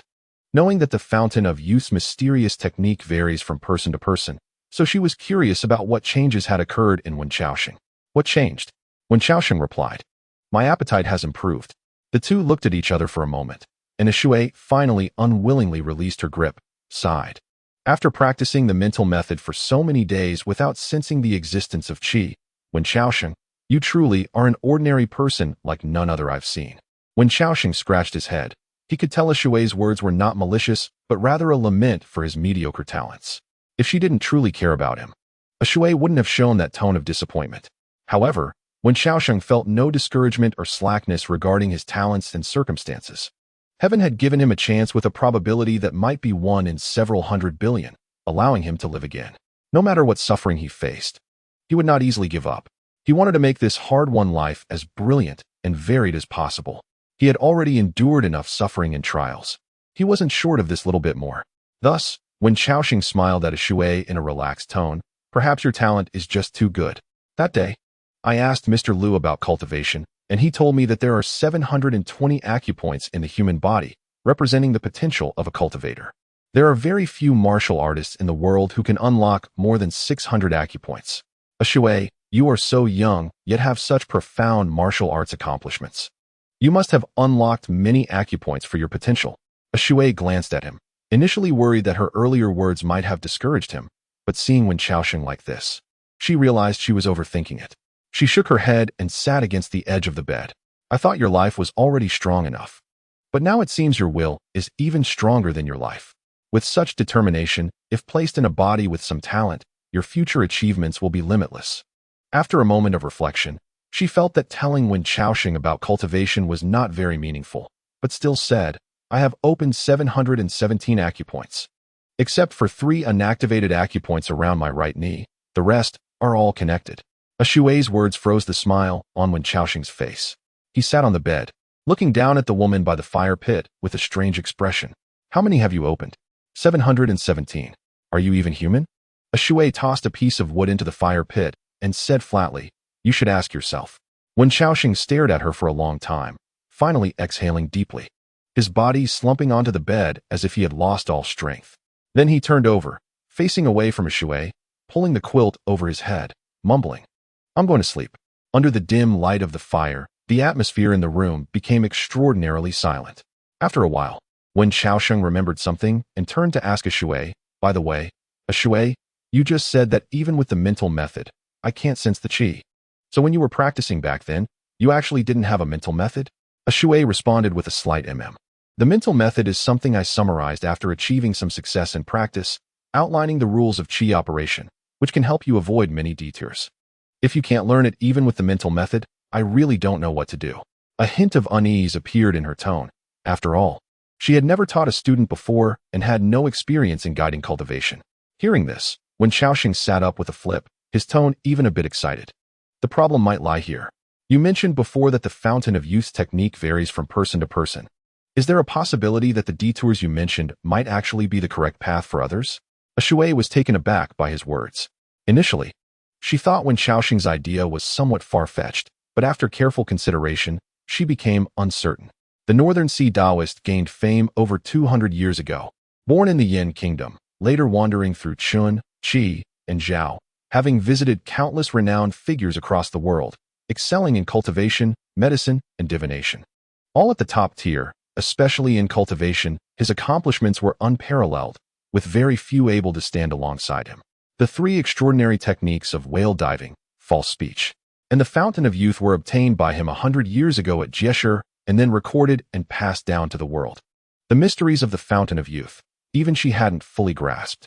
Then let me tell you about the original method of practicing the Fountain of Youth. Shui stood up, instructing Wenchao Sheng to sit cross-legged on the bed, placing his hands on his knees and closing his eyes to focus inward. She then began to explain the original mental method of the Fountain of Youth. It was hardly even a mental method. As Shui spoke calmly, Wenchao Sheng's consciousness gradually drifted away, as if passing through the vast snow outside the house, reaching a starry sky akin to a deep sea. He had never experienced such a mysterious sensation before. His consciousness separated from his body, sometimes fluid like water, sometimes free like wind, drifting freely, moving with his heart. The wonderful feeling of being able to freely roam through the vast heavens made Wenchao Sheng unable to stop himself. The next day, when he returned after buying breakfast and chatted with Shui, he excitedly said that he had truly found the right path this time, and that he was simply different from ordinary people in terms of physique, but his comprehension was extraordinary. If this continued, he might shine brightly in the future. Shui listened to his narration in silence, focusing on her soy milk and steamed bun. When Wenchao Sheng's enthusiasm gradually waned, he noticed Shui's silence and awkwardly asked her, "Hey, Shui, was my state last night called entering a meditative state?" Shui pursed her lips, looked at Wenchao Sheng's flushed face from excitement, hesitated for a moment, and finally couldn't bear to deceive him, exhaling a puff of white mist. "No, you just fell asleep." After a pause, she added, "You slept like a pig." Hee ha ha. Chapter 54. Lip weapons at the county's morning market. A large crowd gathered. Recently, Fei Shui, who had been strict with the county residents, had eased up a bit. The rare sunshine warmed them as they strolled about, and the elderly, who were usually seldom seen, wrapped in thick clothes, chatted with each other. They engaged in heated debates, comparing their children and grandchildren, or discussing gossip they had heard from who knows where, embellishing the tales, eager to sharpen their tongues that had been dulled by the wind and snow in recent days. On this bustling and seemingly cheerful day, the county office appeared particularly lifeless. The wind blowing into the door felt cold and gloomy. Chun Xiong, dressed in official robes, stood before the waxy yellow corpse of Lu Jinshi, which had gradually changed due to the preservative. His expression was grave. He held a crumpled scroll of paper in his hand, and his lost gaze suggested he was entangled in some thoughts. Beside Lu Jinshi lay another corpse, Wuxia. His neck was sewn up with needles and threads, meticulously concealing the smooth wound, leaving only a pale hue unique to the dead. Last night, Wuxia and Shui had their second confrontation. Everything was nearly the same as before, except this time, his luck was not good. Shui's old injuries did not flare up again. The mistake he made with one strike was now accurately delivered to Wuxia's neck, and, unsurprisingly, his head was severed. The entire process was seamless. Chun Xiong had no time to feel sorrow or anger. The bloodstained knife was already at his neck. At that moment, Chun Xiong clearly realized the gap between him and Shui, understanding that he could not provoke this woman. Those who observed Shui's battles often fell into an unrealistic illusion, thinking that every swing of her knife, every kill, was so ordinary, so devoid of spectacle. She always seemed to be just a bit faster than her enemies, but only just a bit. Thus, many spectators would think that if they were just a little faster, they could easily take her down. Those who harbored such thoughts ultimately paid a heavy price. When they finally faced a Shui and her knife, they realized that this slight difference was an insurmountable mountain, an ocean that could never be filled. Of course, Chun Xiong had feelings for Wu Xie, the old gatekeeper who had served their family for many years, but it was not to the extent that he would risk his life against someone he couldn't defeat. He buried this hatred deep in his heart, allowing it to take root and sprout. Chun Xiong had started to ponder how to cooperate with Lu Chuan and Wang Chuan to deal with this woman who had caused trouble in his county office twice and killed his guard. While he was lost in thought, a dark shadow suddenly appeared at the entrance, and the footsteps brought Chun Xiong back to his senses. After last night's incident, he instinctively tightened his grip on the soft sword he carried. "Who?" Chun Xiong asked, and a voice from outside responded, reporting to the Lord. "A commoner dressed in plain clothes is outside and wishes to see you." Chun Xiong, feeling annoyed, replied, "I do not see guests today. If there is nothing urgent, do not disturb me." The officer at the door hesitated for a moment and then said, "That person claims to know the woman who came here last night." Upon hearing this, Chun Xiong tightened his grip on the soft sword, and his gaze unconsciously swept over Wu Xie's cold corpse. After a brief silence, he changed his response. "Is he alone?" Reporting to the Lord, "He is alone." "In that case, bring him in." The officer turned and hurried away. Before long, he returned with a young man, who pushed the door open and entered. The moment their eyes met, Chun Xiong's pupils suddenly tightened. "It's you," he murmured, recalling something. "Right. That day when I first came to the county office, after dispersing the other citizens, only you and she remained." In recent days, he had been too troubled, and he had not thought of this until last night. The visitor was none other than Wenchao Sheng. He glanced at Chun Xiong and quickly shifted his gaze to the corpses of Lu Jinshi and Wu Xie. Pointing towards them, "Has Lord Chun decided when to close the case?" Chun Xiong, with his hands behind his back, stood tall in front of Wenchao Sheng, his demeanor becoming somewhat imposing. Last night, when facing a Shui, he had been cautious about his life and dared not speak loudly. Today, standing before a completely untrained Wenchao Sheng, who was once a refugee from outside the county, Chun Xiong's pent-up anger and fear finally found an outlet. "When I close the case, does it concern a refugee like you to urge me?" Wenchao Sheng crossed his arms in front of him, slightly bowing to Chun Xiong, and said calmly, "Thanks to your grace, I am now a true citizen of Qi." Chun Xiong took a few steps forward, leaning slightly towards Wenchao Sheng with his chin raised, slowly saying, "Remember, what I can give you, I can also take back." "What is it?" "You came to me to talk about that woman from last night, right?" Wenchao Sheng lowered his gaze, staring at the soft sword at Chun Xiong's waist and the hand gripping it, softly saying, "If I remember correctly, when you first came to Kuhai County, you weren't wearing a sword at all. After one night, you suddenly don't part with your sword, being much more cautious now." Chun Xiong followed Wenchao Sheng's words and glanced down to see his hand gripping the sword. His gaze turned dangerous, and he lost patience. "I can't kill her. But can I deal with you for speaking to me like this? Are you tired of living?" Wenchao Sheng smiled, showing no fear. "On the surface, it's about that woman from last night, but essentially, it's still about you, Lord." He pointed again at Lu Jinshi's corpse, but his gaze did not leave Chun Xiong's face for an inch. "It's also about him." Inside the room, the candlelight flickered, and the killing intent spread along with the sound of the soft sword being drawn. In the face of Chun Xiong's impatience and killing intent, Wenchao Sheng not only did not retreat but moved closer, speaking lightly. "Lord Chun, you better think it over. My life is cheap, killing me is a small matter. But if the missing poison and the secrets left by Lu Jinshi get out, then it will be a big deal." Chapter 55. Tongue Sword. The reason Wenchao Sheng dared to speak to Chun Xiong in this manner was simply due to two confirmations. First, as the county magistrate, even if he disregarded human life, he would not easily take action himself. If blood stained his official robes, it would damage the royal family's reputation. He certainly would not sacrifice his life for an ordinary commoner, but who could say it wouldn't affect his career? Such things are not without precedent. Over the years, Confucian thought has indeed found its way into some people's hearts. Compared to other countries, the state of Qi is significantly higher in terms of both morality and law.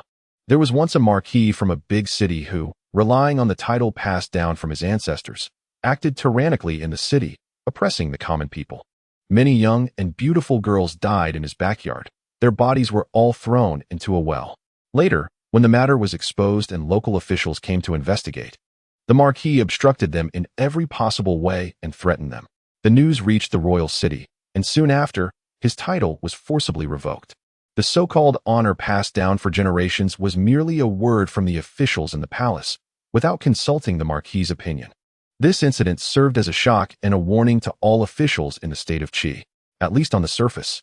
Qi's attention to its citizens far surpasses that of other countries. Secondly, after a discussion with Ashui in the morning, Wenchao Sheng clarified his chaotic thoughts and confirmed that there was a huge secret behind Lu Jinshi's death, which must be related to Chen Qiong. Otherwise, the timing of his appointment in Kuhai County would not be so coincidental, and Lu Jinshi's case would not have been dragging on without resolution. It was originally a simple suicide, whether by poison or hanging, which had no significant impact. Chen Qiong's continual delays clearly indicated a concern that Lu Jinshi's death might be investigated by others, which was enough to prove that Lu Jinshi not only had secrets but also had an entangled relationship with him. Grasping these 2 points, Wenchao Sheng managed to persuade Ashui to come and meet Chen Qiong alone. For him, Chen Qiong was far safer than the Lu Chuan he encountered last night. After all, Chen Qiong held an official position, which imposed some constraints on his behavior, and there were more interests to weigh. Indeed, Wenchao Sheng's speculation was not wrong. The earlier remark completely grasped Chen Qiong, who released his grip on the soft sword he had been holding tightly and turned to the door, slowly pushing it open. Sunlight flooded in from outside. Chen Qiong turned to look at Wenchao Sheng. Half of his face remained hidden in the shadow. Let's talk somewhere else. There are 2 corpses in this room. It's ominous. Wenchao Sheng did not refuse and followed behind Chen Qiong. They passed through the corridor and Chen Qiong stopped, looking at the wide artificial hill and clear pond beside him, and asked, "How is Lu Jinshi's courtyard built?" Wenchao Sheng glanced at it and perfunctorily praised. The mountains and waters complement each other, rich in elegance and creativity. Chen Qiong shook his head. What creativity? It's all the blood and sweat of the common people and the embezzled funds. Wenchao Sheng smiled slowly. Don't say it so harshly. It's as if you're a clean official. Everyone is in the same boat, whether it's dirty or not. Harmony can bring wealth. Chen Qiong said lightly. Do you think I'm the same as Lu Jinshi? Wenchao Sheng remembered clearly and sighed. You took a piece of gold leaf on your first day in office. Lu Jinshi probably doesn't have your achievements. By that measure, you are indeed better than him. His bland words were full of sarcasm and mockery, but unexpectedly. Chen Qiong was not angry at this moment, and instead sighed. Lu Jinshi, he's been the local emperor of Kuhai County for many years, and the wealth he extorted from the common people was so much that his mansion couldn't hold it, and he had to bury it on the north side of Xinguang Mountain. TSK. You know, he actually didn't commit any major offenses here. If he had slipped some gold to the city guard or the supervising official of Guanghan City, he would have been promoted long ago. But he never left. Why?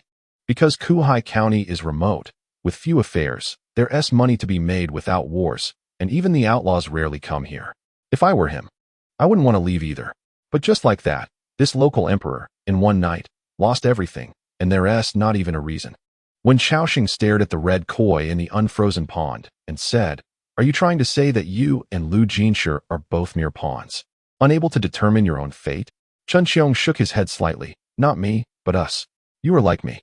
Everyone in Kuhai County, including the woman you know, is the same. Wenchao Sheng leaned slightly, glanced at Chen Qiong, and smiled. No, I am different. Lord Chen, I can't be considered a pawn.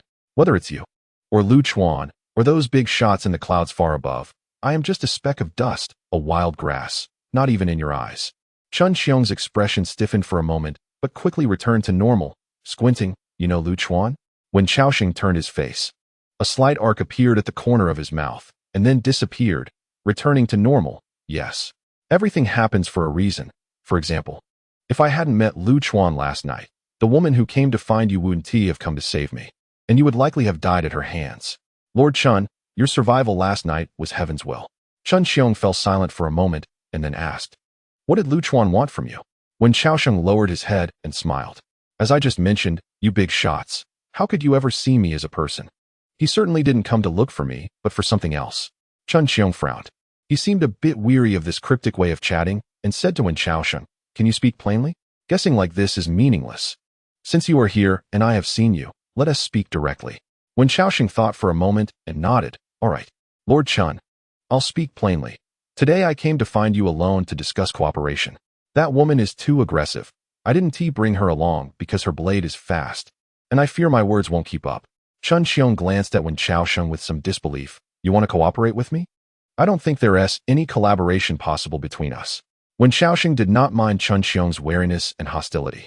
He walked to one side of the corridor pavilion and sat down, leaning against the stone pillar, smiling. First, let me clarify, Lord Chun, we are not enemies. Strictly speaking, we can even be considered companions in the same boat. I know you must think I'm talking nonsense, but you'll understand once you hear me out. The reason you haven't concluded Lu Jinshi's case for so long is related to two things. First, the poison given to Lu Jinshi by Wang Chuan has disappeared, and he chose an extremely troublesome way to commit suicide, which makes you uneasy. The second, of course, is the white dragon guards outside the county. Am I correct, Lord Chun? Looking at Wenchao Sheng's smiling face, Chun Xiong's eyes struggled to hide his shock, but it ultimately spilled out little by little. His hand unconsciously gripped the soft sword at his waist, and his palm began to sweat. In that moment, Chun Xiong suddenly realized that this person he had always underestimated and even ignored, a mere commoner, was so mysterious and terrifying. When had those secrets, hidden deep in his heart, been uncovered? Chapter 56. Persuasion. 1. Some secrets are worth more than the lives of many people, including Chun Xiong himself. Therefore, whether he truly knew or was merely guessing, he buried all these secrets deep within himself, afraid to let them see even a sliver of sunlight. Once the secrets are exposed, many people in the state of Qi will die. When Wenchao Sheng uttered the words white dragon guards, Chun Xiong's body trembled imperceptibly. This may just be to cater to the shivering of winter, but it certainly didn't escape Wenchao Sheng's eyes. Chun Xiong revealed many small details inadvertently, all reflecting Wenchao Sheng's previous guesses. The white dragon guard who came to find them that day was indeed not one of Chun Xiong's group, which was fantastic news for Wenchao Sheng. Chun Xiong held an official position, which meant more restrictions. Many things were beyond his control, coupled with pressure from other forces. He lived in a tight spot, making it more likely that he would need external help. Wenchao Sheng originally had little leverage to talk to Chun Xiong, but coincidentally, there was a female warrior in his current camp. A person with unfathomable martial arts who wasn't afraid of death could privately help Chun Xiong fend off many troubles. Her value was immense, and Chun Xiong would not only be tempted, but might even rely on her in the future. Wenchao Sheng, when did you see the white dragon guard? It had only been a short quarter of an hour since the two had met in Lu Jinshi's room. But Chun Xiong's attitude towards Wenchao Sheng had undergone a tremendous change. He was no longer arrogant or high and mighty. His tone was filled with suspicion, uncertainty, fear, and killing intent. Clearly, Wenchao Sheng had completely taken control of the conversation. Faced with Chun Xiong's inquiry, Wenchao Sheng smiled slightly. Lord Chun, you're so clever. Think again. The former pondered seriously for a moment, his eyes flickering, and immediately corrected his statement. It was the white dragon guard who came to find you.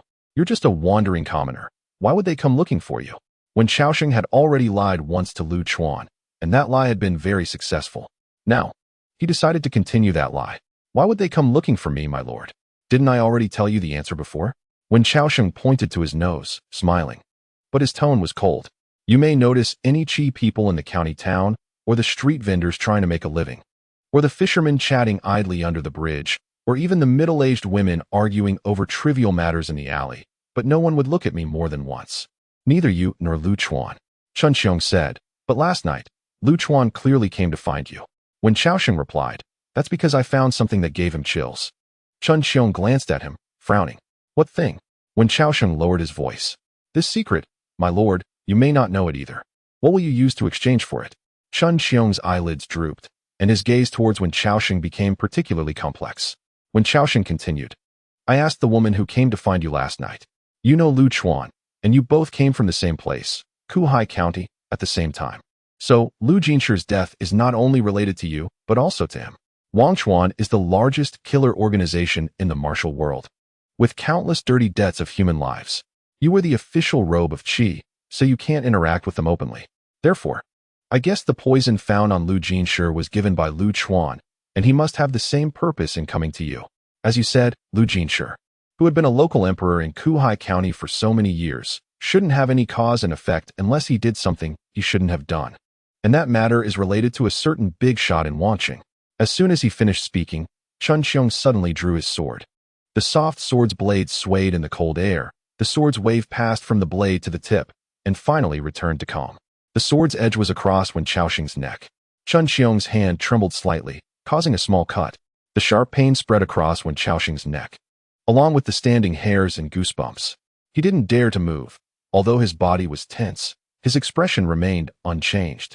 Wenchao Sheng held his sword across Wenchao Sheng's neck. His eyes filled with bloodshot fury, and the surging killing intent came in waves, sealing off all the surrounding space. Listen to my advice. Your life is hard one. Don't seek death yourself. I've heard your story. You survived for 3 years outside the county, which proves you're someone who cherishes life. Some things are best left unsaid for a lifetime. Faced with Wenchao's almost final ultimatum of a terrifying threat, Wenchao Sheng stepped forward instead of retreating, moving closer to him, staring into those beast-like eyes. Lord Chun, Lu Jinshi's body hasn't even been buried yet. Why don't you invite a soul-calling expert to ask him a few questions about how he died? At your age, how can you still be so naive? How have you survived until now? The words of the living cannot be as reliable as those of the dead. Wenchao glared, his teeth clenched tightly. This loss of composure was not from anger, but from fear. Wenchao was afraid. Afraid of Wenchao Sheng. Afraid of the secrets he discovered. Afraid of that big shot in Wenchao, who was on high ground. Seeing him like this, Wenchao Sheng grinned widely, smiling like a madman. Lord Chun, let's be honest. If I bring that poison today and tell you everything in detail, can I leave your county office alive? Wenchao's lips trembled, and after a long moment, he struggled to retract his sword. No.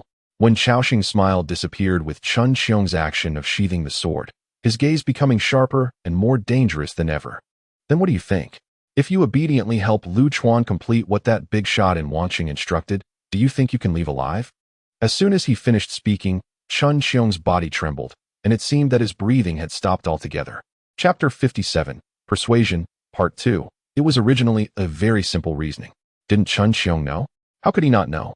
But he would rather choose to comply with everything from that big shot, hoping to eventually exchange his merits and hard work for a bit of trust from that big shot, rather than have any rebellion or resistance. He didn't dare. The courage of a young calf is temporary, but the ferocity of a fierce tiger is ever present. Do you know how childish you are when you mock me?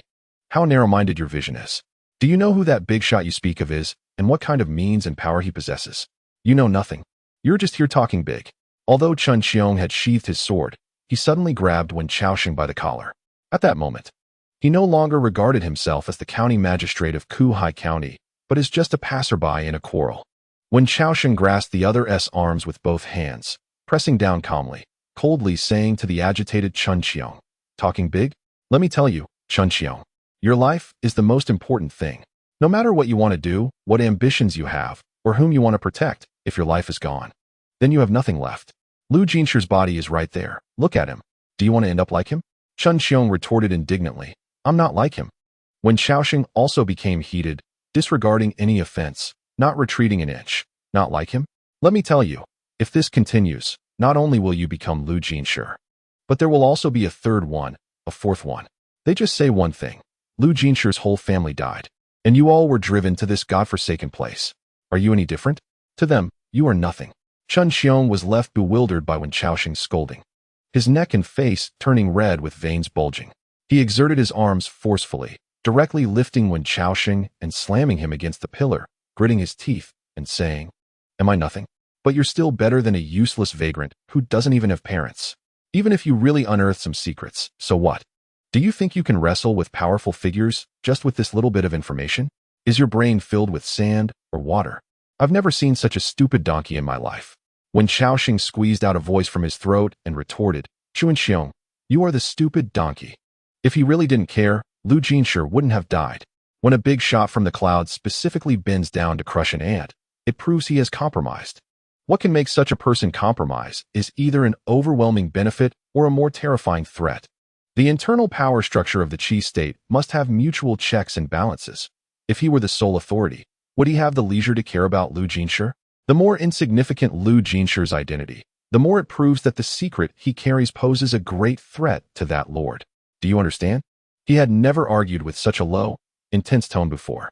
But this victory was crucial for both Wenchao Sheng and Ashui. From those fake letters, Wenchao Sheng sensed an indescribable danger. He knew it would be very difficult to completely clear himself from Ashui's side. But whether it was Lu Chuan or the Bailong Guard, the waters were too deep, and they were not bound by many restrictions, mixed with all kinds of people, coming and going freely.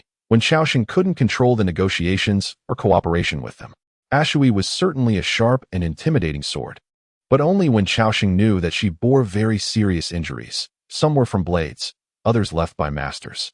Even though she had practiced the eternal spring, these injuries wouldn't heal in a day or two. They required long-term recuperation.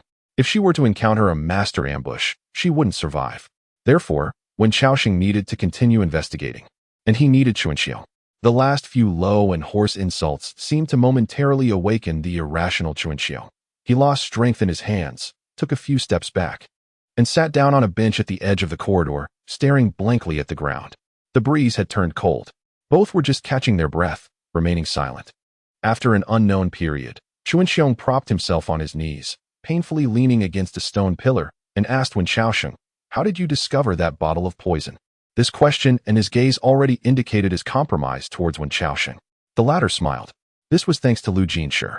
This guy was a ruthless person in the literal sense, willing to sacrifice his family just to take a bite back. He recounted how Lu Jinshi hid the poison that day, merely omitting Ashui's involvement. After hearing this, Chuanxiong vaguely guessed why Ashui had previously come to investigate Lu Jinshi's corpse. But this guess made his heart tremble violently, almost jumping out of his throat. "From your expression, it seems you've understood," Wenchao Sheng said calmly. Lu Jinshi knew that his inexplicable suicide would raise some suspicions above, and he was determined to fight back. So what that lord in the royal city wanted to destroy was likely preserved by him in some form. That night, he was watched by people from Wangchuan. Although they were later diverted, Lu Jinshi had little time left. As a person who had no martial arts skills or cultivation, he couldn't go far. So this secret was either in his residence or in his corpse. "Lord Shun, I have to say, your intuition is really accurate, and it saved your life. If you had simply closed the case and handed over the documents with Lu Jinshi's body, who knows what kind of trouble you would have stirred up now." Chuanxiong slowly raised his head, surprise in his eyes. "How did you know I was going to hand over Lu Jinshi's corpse?" Wenchao Sheng retorted, "Otherwise, why would you be applying preservatives to it? Keeping it to sleep with you?" A hint of obscure fear flashed in Chuanxiong's eyes. But this fleeting fear, unseen by anyone, disappeared in an instant. In this empty pavilion, he, through the winter wind, asked in a trembling voice the question Ashui had asked before. "Wenchao Sheng, what did you do before?" Wenchao Sheng replied calmly, "Oh, I used to be a scholar." "What books did you read?" "Any book." The two exchanged glances for a moment, and Chuanxiong slowly stood up, brushing off the dust from his clothes. The Lu Jinshi case had dragged on too long. The city lieutenant of Guanghan had been urging me, and the documents and his body must be delivered together by noon tomorrow. You brought that woman to see me today. You can take one last look at his corpse. Saying this, he shot Wenchao Sheng a sharp glance. As for the others, I can consider what you just said, but I need to ensure you are a trustworthy person. Wenchao Sheng smiled and said, "Like you, I want to live, and I have no choice. If I had any options, I might have come to find you today instead of Lu Chuan or the Bailong Guard. Coming to find you is not to help you, it's to help myself." Chuanxiong turned to leave, his back and hair looking somewhat disheveled. After dusk in the county town, there would be many pairs of eyes. She has high martial arts skills, so be more careful when you come over. Don't bring trouble with you. Chapter 58, Gratitude after leaving the county office. Wenchao Sheng immediately saw a woman standing against the wall with her arms crossed.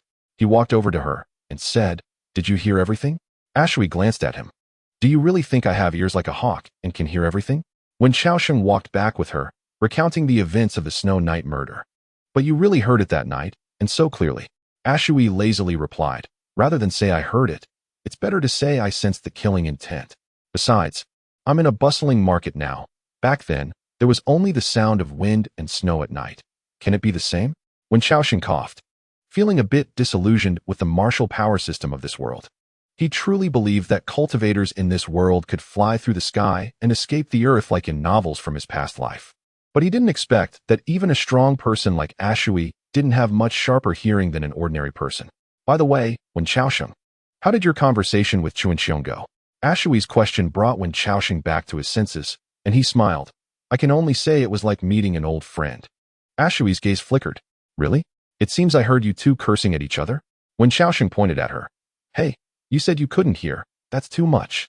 Ashui coughed lightly and gently brushed his hand away. I didn't hear what you were specifically saying. It was too noisy outside. Outside is noisy. I'll tell you when we go back. Wenchao Sheng and Ashui returned to the courtyard of El Jiming, where he recounted what had happened that day to Ashui.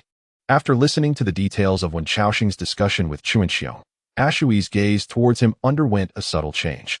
Her tone seemed to show surprise and astonishment for the first time. Wenchao Sheng, with your eloquence and thoughtfulness, you could rank among the top 3 of the people I know. You are completely capable of being an envoy. In the future, you could achieve merit in foreign lands and leave a name in history, even if you can't cultivate. Wenchao Sheng scoffed at this and laughed. But where's the path? Once they investigate my past, I'm just a vagrant. Who would dare let such an unknown person hold an official position? A shui leaned against the loquat tree, the fallen green strands of hair rustling along with the branches and leaves. She said seriously, this official position is different from those in the royal city or the palace. For most people, it's not a good job. Therefore, as long as you're willing to pay some money and pass the assessment, you can take the position. When Chaos Hen poured himself a cup of tea that had already cooled down, tilted his head back to drink it, and then headed towards the woodshed. I have this money. I might as well invite you for a drink. He then added, I'll finish my work quickly, have lunch. And during the girls' nap time at the Yuanyang Tower, I need to thank Xiaohong. Thanks to her last night, I was able to save my life. By the afternoon or evening, we should go to the county office to have Chun Xiong's body examined properly. I feel that there should still be some clues on Lu Jinsher's corpse. A shui watched Wenchao Sheng's disappearing figure in the woodshed, her gaze gradually becoming absent, her thoughts drifting somewhere unknown. At noon, during lunch, Madame Lu prepared a table full of delicious dishes. Since when Chaos Hen arrived, she had intentionally changed the dietary arrangements to help him make up for the losses of the past 3 years. After the meal was finished, when Chaos Hen washed the dishes and then left Hohot Alley, heading towards the Yuanyang Tower. To prevent any accidents, a shui followed him. On the way, when Chaos Hen asked the shui if her injuries had improved, she replied, the flesh wounds heal quickly. In at most half a month, I should recover quite well. The scars will disappear in a few months, but the hidden injuries left by some skilled fighters are harder to say. Perhaps when I break through in martial arts, I might be able to wash them away. After saying this, she seemed to understand Wenchao Sheng's concerns and gently said, although my injuries are quite severe, they don't really affect my normal activities. Otherwise, I wouldn't have been able to kill that guard who attacked Chun Xiong with one strike. As long as I don't leave the city, what happened that night outside the county won't happen again. If it weren't for the previous exhaustion, Bai Yoyu's sword would never have hit me. When Chaos Hen tilted his head to take a look at a shui, nodded, and said no more. When they were close to the Yuanyang Tower, a shui told When Chaos Hen to go in by himself while she waited outside. Once inside, When Chaos Hen went through several twists and turns, finally slipped some coins to a young girl who looked relatively young, asking her to inform Si Xiaohong. After getting Si Xiaohong's consent, the young girl named Lu Zhu looked at When Chaos Hen with surprise, thinking that the usually aloof Si Xiaohong would suddenly change her mind today. However, she didn't ask many questions and simply led When Chaos Hen to Si Xiaohong's own small building. The girls at the Yuanyang Tower have the most likable quality of never asking questions that shouldn't be asked. This was a residence specially managed by Madame Song Chun Nan for Si Xiaohong, usually quiet and secluded, where others wouldn't disturb her while she practiced the piano. And her practice wouldn't disturb others either. Brother Chaos Hen, were you alright last night? Upon seeing When Chaos Hen, Si Xiaohong, who was playing the piano in the courtyard, let out a sigh, and the furrow in her brow seemed to relax a bit. Of course I was fine, Xiaohong. It was really thanks to you last night. I don't have much money to repay you, but now that I've obtained the identity of a chi person and settled in the 7th courtyard of Hohot Alley, if you ever need a new tune or any other help, feel free to come find me. Si Xiaohong nodded, hesitated for a moment, and still somewhat awkwardly asked, Brother Chaos Hen, what exactly happened on your side last night? Madame Song had of course warned Si Xiaohong not to casually inquire about anything other than romantic affairs concerning the guests of the Yuanyang Tower. Don't pry. Don't ask, just make money. However, for Si Xiaohong, When Chaos Hen clearly did not belong to the category of guests. The two were considered friends. Although they had spent a short time together, their relationship was quite good, especially for a girl like Si Xiaohong, who had a strong social anxiety trait. A friend she could talk to would seem even more precious. Chapter 59. The poet Cheng Feng. Everything about Luchuan seemed particularly dangerous. When Chaos-In certainly wouldn't pull a similarly unfortunate girl like Si Xiaohong into a pit of fire. He didn't answer Si Xiaohong's question, but instead gave a perfunctory reply and told her that his problems had been completely resolved. Perhaps when Xiaoshen's acting was too superb, he had deceived Luchuan and naturally also fooled Si Xiaohong, who finally felt relieved. When Chaos-In was about to leave, she suddenly thought of something, called out to him, and ran back to her room to bring out a small box, handing it to Chaos-In with a hint of embarrassment. "Brother Chaos-In, could you do me a small favor?" Seeing Si Xiaohong's slightly abnormal rosy face and her fidgeting fingers, Chaos-In understood and smiled as he asked, "Sure, who is it for? I promise to deliver it." Upon hearing this, Si Xiaohong's youthful face turned even redder, and she hurriedly waved her hands, explaining, "It's not what you think, Brother Chaos-In. 3 months ago, there was a banquet held for some nobles at the Yuanyang Tower, and during a poetry meeting, some nobles got drunk and made a scene, making everyone uncomfortable. I heard that those people had some status in the county and were on good terms with Lu Jinshe. Madam had to offer apologies and gifts, but they were unyielding, insisting that Madam Song find someone in the literary field who could surpass them, or they would not relent that night. Everyone drank a lot that night, and there were plenty of people stirring trouble and watching the fun. Both the nobles and Madam were at a loss, and as the situation escalated, a drunken guest stood up to help and wrote a poem on the wall pillar of the Yuanyang Tower, which finally quelled the dispute. When Chaos-In pondered for a moment and smiled, that person must be quite talented. Si Xiaohong's face showed a hint of embarrassment, but she still said with a slightly flushed face, "Brother Chaos-In, don't tease me. It's been 3 months since that incident, and I haven't had the chance to thank him. I originally wanted to wait until he came back to the Yuanyang Tower to express my gratitude, but I never saw him again." Upon hearing this, a glimmer of light flashed in Wenchao Sheng's eyes. He collected his thoughts and nodded, "All right, I'll help you deliver this gift. Do you have his address and name?" Si Xiaohong replied, "I heard from the sisters in the tower that his name is Cheng Feng, Cheng as in future, and Feng as in mountain peak. He lives at number 10, Bending Water Alley in the northern part of the county. If Brother Chaos-In has time, please help me deliver this gift to Brother Cheng." When Chaos-In truly did not expect to hear the name Cheng Feng from Si Xiaohong, and he stood there in a daze for a moment, only regaining his senses after Si Xiaohong's reminder. He left the Yuanyang Tower, and outside, a shui glanced at the box in Wenchao Sheng's hand and said, "You're quite hidden, huh? In such a place of pleasure, other men go in with money and come out empty-handed. But you, on the other hand, went in empty-handed and came out with something. You and that girl have only met a few times, yet you could make her feel this way?" After she finished speaking, when Chaos-In sighed and placed the delicate little box in front of a shui, saying, "It's for someone else. I'm just running an errand." A shui was taken aback. "For someone else? Who?" When Chaos-In replied, "Cheng Feng." A shui asked, "Isn't Cheng Feng the one you mentioned?" When Chaos-In nodded, "Yes, that's him." A shui looked at him and sighed. Kuhai County really is small. It feels like everyone knows each other. Wenchao Sheng moved swiftly like the wind, striding towards the address mentioned by Si Xiaohong. Earlier, when he encountered Cheng Feng, he was curious about how Cheng Feng had fallen into such a miserable state. But now he had a vague answer in his heart. On the way, he recounted to Ashui how Cheng Feng met Si Xiaohong. Upon reaching number 10 Wanshui Alley, the walls along the roadside were covered with peeling marks, and green mold and moss grew at the foot of the wall, especially today, with the intense sunlight. The smell after the snow melted was particularly foul. As he approached Cheng Feng's house, a strong stench hit him, and Wenchao Sheng thought it was not good. He hurried to the entrance, only to find that Cheng Feng's house didn't even have a door, as if it had been violently demolished, and there were many dead rats piled up at the entrance. Normally, these corpses would not smell when frozen, but today the sunlight melted the covering snow, exposing the rat bodies. Ignoring the nauseating stench, Wenchao Sheng squatted down next to the rat corpses, examined them closely, and said, "In such cold winter days in Kuhai County, even if the sun shines for a couple more days, these rat bodies shouldn't have decomposed like this. Moreover, the fur on the ground is matted, clearly soaked with a lot of water. Someone must have soaked the rat bodies in hot water to decompose them before dumping them at Cheng Feng's door." Listening to Wenchao Sheng's analysis, Ashui frowned slightly, looking towards the interior of the house. Ordinary people wouldn't commit such disgusting acts. And the demolition of the front door was probably related to the grievances formed 3 months ago at the Yuanyang building. No wonder Ching Feng was living so miserably now. Incidents of theft were not uncommon in Kuhai County, mainly because the punishments for theft were not severe, coupled with the fact that Changfeng's front door was smashed open, making it easy for thieves to come and go at will. Wenchao Sheng and Ashui stepped over the dead rats and entered Changfeng's home. After calling out a few times, the old, drafty house finally opened. A wary face was hidden in the darkness behind the door, and when he recognized Wenchao Sheng, the hostility in his eyes slowly faded.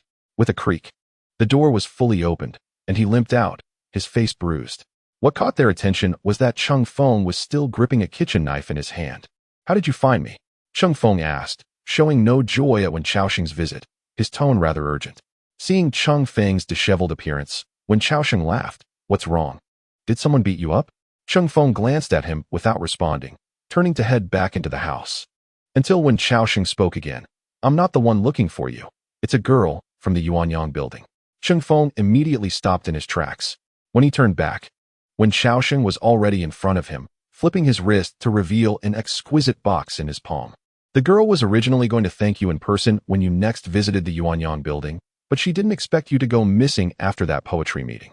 She asked her sisters in the building for a long time before finding your address. This is a gift from her. Take it." Cheng Feng stared at the box in Wenchao Sheng's hand, silent for a moment, and finally said with dry lips, "I appreciate her kindness. But could you return the gift for me?" Wenchao Sheng noticed the messy hair on Cheng Feng's head, where he could vaguely see dried blood clots.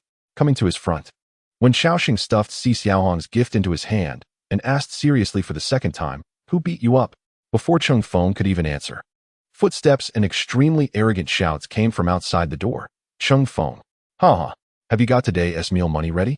Brothers, we're here to collect the debt." Chapter 60. Severed Fingers. 7 small-time thugs walked in through the doorway without a door, stepping over the dead rats with great familiarity.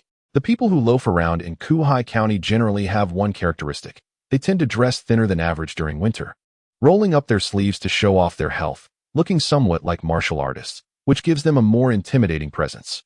In fact, if they truly reached the blood-moving realm, their resistance to cold and heat would indeed be much stronger than that of ordinary people.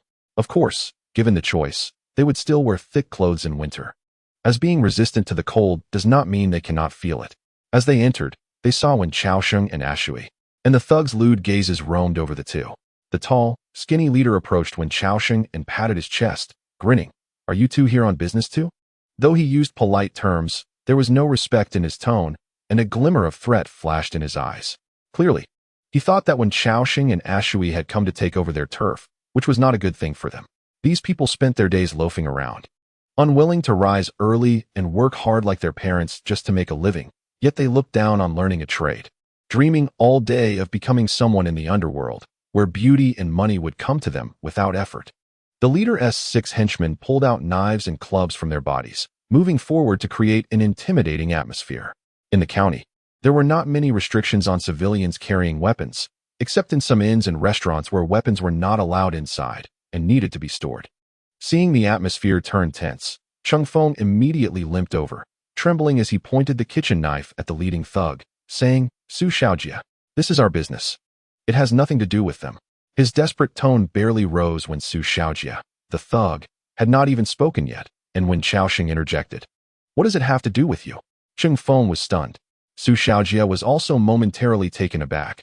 Then he started laughing uncontrollably, stepping closer to Wenchao Sheng, poking his finger at his chest, and saying, "No matter who you are, listen well. This place has been ours for 2 months. If you know what's good for you, get lost quickly. If you don't leave, my brothers behind me might not be happy, and will clean you up too. Got it?" Ashui stood by silently, and Wenchao Sheng glanced at him before pointing at the entrance of Cheng Feng's yard, asking, "Did you break the door?" Su Xiaojia lazily replied without looking back, "I broke it." Wenchao Sheng, "And those dead rats soaked in hot water, did you throw them too?" Upon hearing this, Su Xiaojia's expression froze slightly. This was a scheme he had come up with after a whole night, and he didn't expect Wenchao Sheng to see through it at a glance.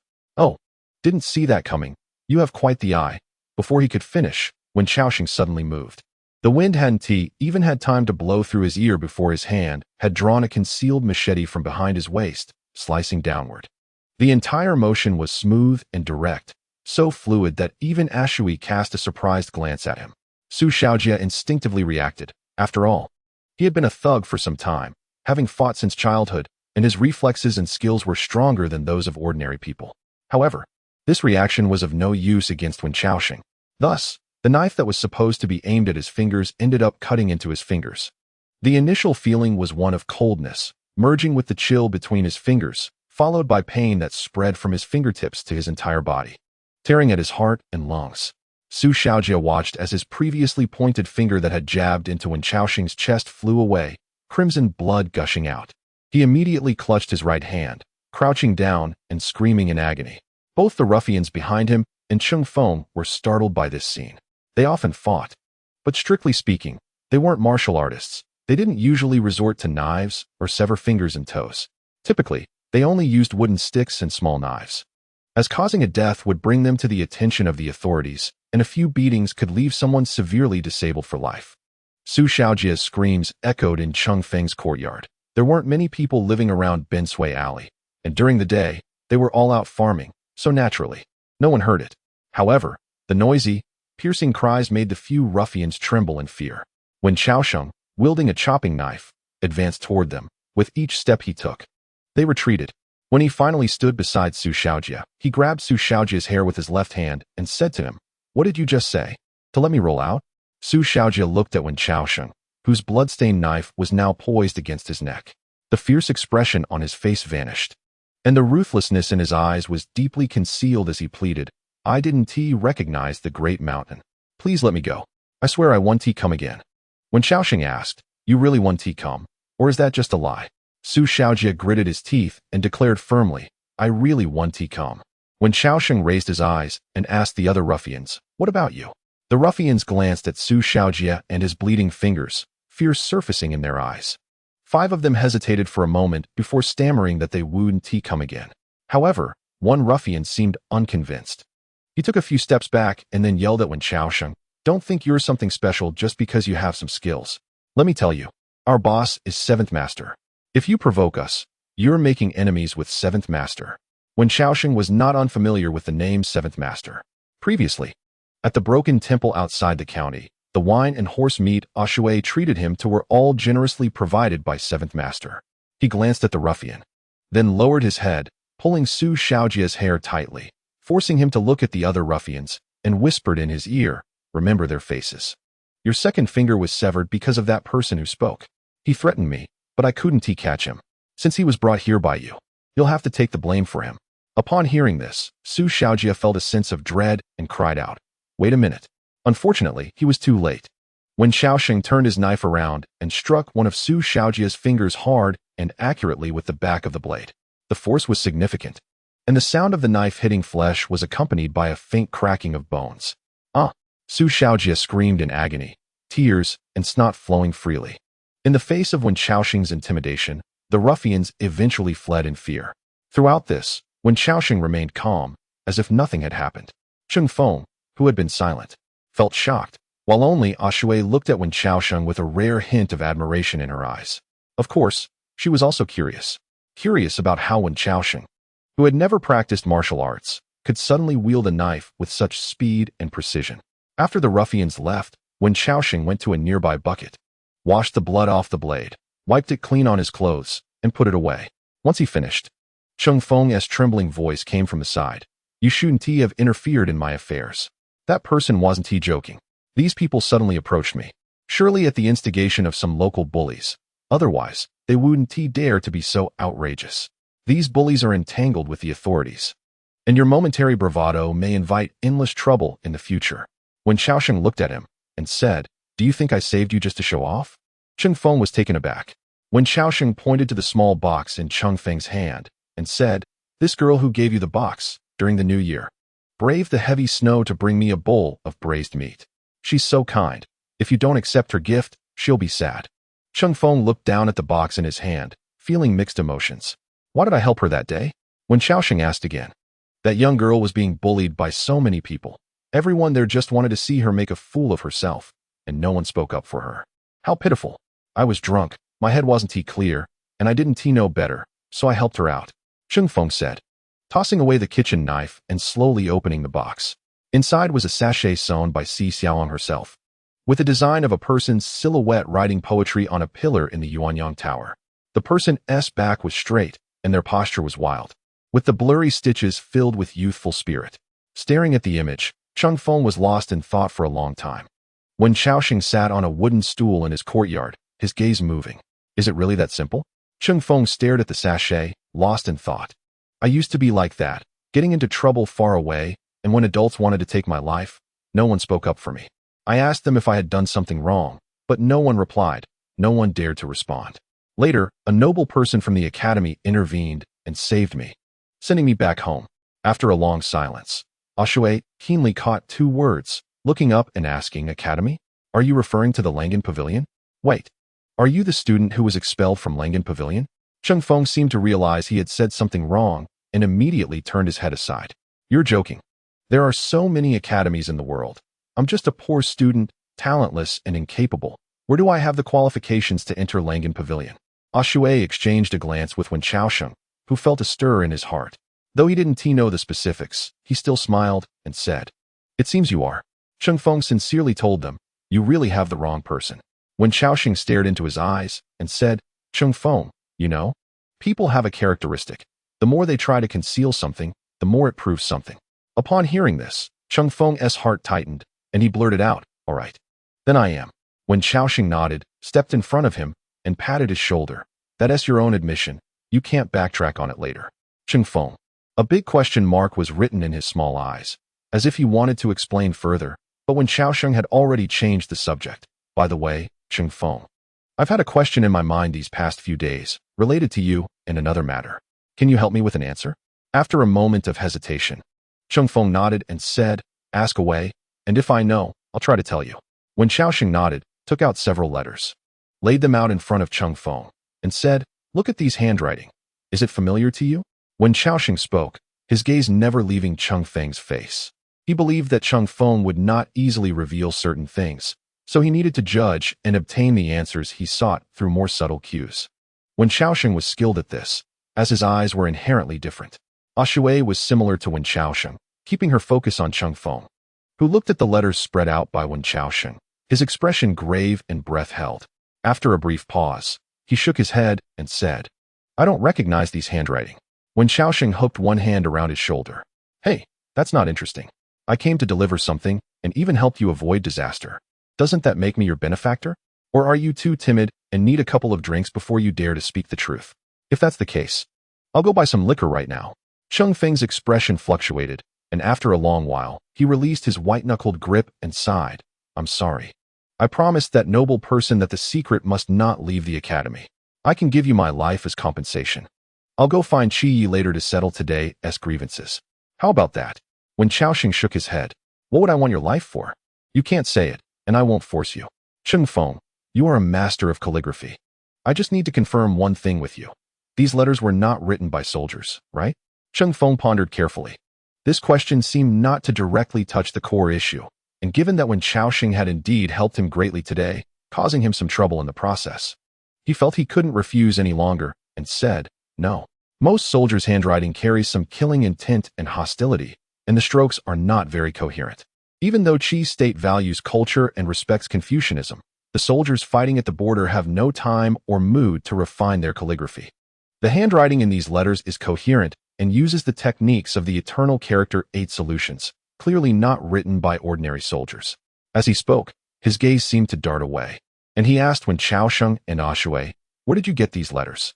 Wenchao Sheng got the answer he wanted and began to collect the letters, putting them back in their original places, calmly and slowly responding, from the parents of children who have not seen their sons go to war for several years, or even over 10 years. These letters were sent back from the border, written in the children's voices to greet their parents at home, 1 letter each year. Just a few strokes, but the letters are full of longing. As he said this, he recalled Mi Fong and couldn't help but smile. But the smile on his face was entirely sarcastic. Meanwhile, Ashui's gaze had turned as cold as ice. The evolution of the second beast was underway. After writing tens of thousands of words, It seemed that the bro had found some feeling. Chapter 62. Go see for yourself. Cheng Feng sat down on the cold ground, staring blankly at the wide-open courtyard gate for a long time, as if he had lost all strength after learning where the letters came from. Seeing his appearance, Wenchao Sheng asked him again about the letters. After a long silence, Cheng Feng sighed. In principle, I cannot reveal anything about the academy. After all, this is not just my matter. However, if Brother Chao Sheng really wants to know, there is a way, but it is too dangerous. When Chao Sheng asked curiously, "Oh, what way?" "Tell me." Cheng Feng replied, "You can enroll in the Langang Pavilion and go to the academy to find the answers you seek." When Chao Sheng laughed at the suggestion, "Me? Go to the academy? Forget about the tedious academic assessments. I haven't even read Mr. Wang Shanghai's governance, and if I go to take the exam, I'd be eliminated in the first round." The warm sunlight shone on Cheng Feng, making him feel hot. He seemed to be caught in some kind of decision. His tone complex and conflicted. "I might be able to write a recommendation letter for that noble person." When Chao Sheng gradually reined in his smile, looking at him with some surprise. "With a recommendation letter, I won't have to take the exam?" Cheng Feng replied, "Of course, you still have to take the exam." When Chao Sheng scoffed, turned around, and waved his hand, "What a waste of effort." Cheng Feng's voice grew louder behind him. "But the exam won't be on those classical texts, nor on Mr. Wang's governance." When Chao Sheng stopped and turned back to meet his gaze, "Then what will it be on?" Cheng Feng raised his head, speaking mysteriously. "They will test you on what they need." "Brother Chao Sheng, the academy is a place of chaos, vastly different from what outsiders say. It's a place where water and fire cannot coexist. If you enter it, you may find yourself unable to extricate yourself, and it won't be easy to get out again. If you've thought it through, come find me tomorrow, and I'll teach you how to pass the assessment." After pondering for a moment, when Chao Sheng agreed, "All right," he left Cheng Feng's courtyard with Shui and walked onto the bustling street. After a long silence, Shui asked him, "When did you become so good with the knife?" She had noticed the clues. Just now, when Chao Sheng's strike was something even an ordinary person, let alone an average light wind realm martial artist, might not be able to execute. In Shui's view, this was something that absolutely shouldn't have happened. Regardless of whether when Chao Sheng had no Dan Si and couldn't cultivate, even if he could cultivate, his progress couldn't possibly be so rapid. Facing Shui's inquiry, when Chao Sheng smiled and said, "It's what you taught me, don't you remember?" Shui was taken aback. "I taught you? When?" When Chao Sheng replied, "That night in the snow, you said you would teach me to kill, and I learned. I first killed a few crossbowmen, took their crossbows, and then killed a Wanchuan assassin. No, strictly speaking, that assassin was killed by you, but I did hit him." A hint of fluctuation appeared in Shui's tone as she shook her head. "Impossible. The knife techniques I taught you, even if you could learn just by looking, would still require a lot of honing and practice. Just because your eyes learned it doesn't mean your body did." When Chao Sheng tilted his head, noticing the rare look of confusion and incomprehension on Shui's face, and explained, "I practiced. Chopping wood every day is just practicing with the sword and knife." After hearing this, Shui seemed to ponder. "Practicing knife skills by chopping wood? That's interesting. It's the first time I've heard of it." While she was deep in thought, when Chao Sheng led her into a less crowded alley and asked her a very strange question, "Shui, did you notice anything odd about Mr. Lu's courtyard?" When Chao Sheng's question brought Shui back to reality, she thought carefully and shook her head. "No? Is there something odd about it?" When Chao Sheng rubbed his chin and changed the question, "When you look at the loquat tree in Mr. Lu's courtyard, did you notice anything else in it?" Shui answered decisively, "No. It's just a tree. What else could be on it besides loquat fruit?" Hearing Shui's response, when Chao Sheng seemed to understand. Not everyone could see something else in that loquat tree, and it had nothing to do with one's cultivation level. To see something different in that loquat tree required fate and certain qualities that are difficult for ordinary people to acquire. "Did you see something on the loquat tree?" Shui asked casually. When Chao Sheng shook his head and said, "Maybe it was a dream, or I was seeing things. I used to often see some strange things. And I still do now." Shui didn't dwell on this, reaching out to swipe the already dull machete from Wen Chao Sheng's waist into her hands. When Chaos Hin loosened his waist and immediately asked, "What do you want my knife for?" Shui skillfully played with the machete and lazily said, "I'm going to find 7th Master for some wine. You broke 2 fingers of that thug today, and they've done plenty of bad things at Cheng Feng's place before.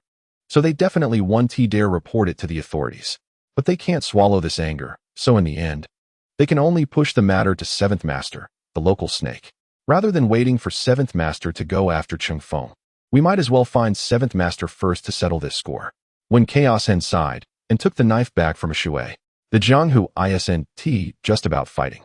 There are also human relationships. I'll handle the matter with 7th Master.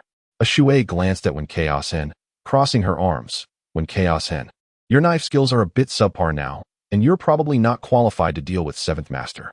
Be careful, or you might end up getting beaten so badly you won't even find your teeth.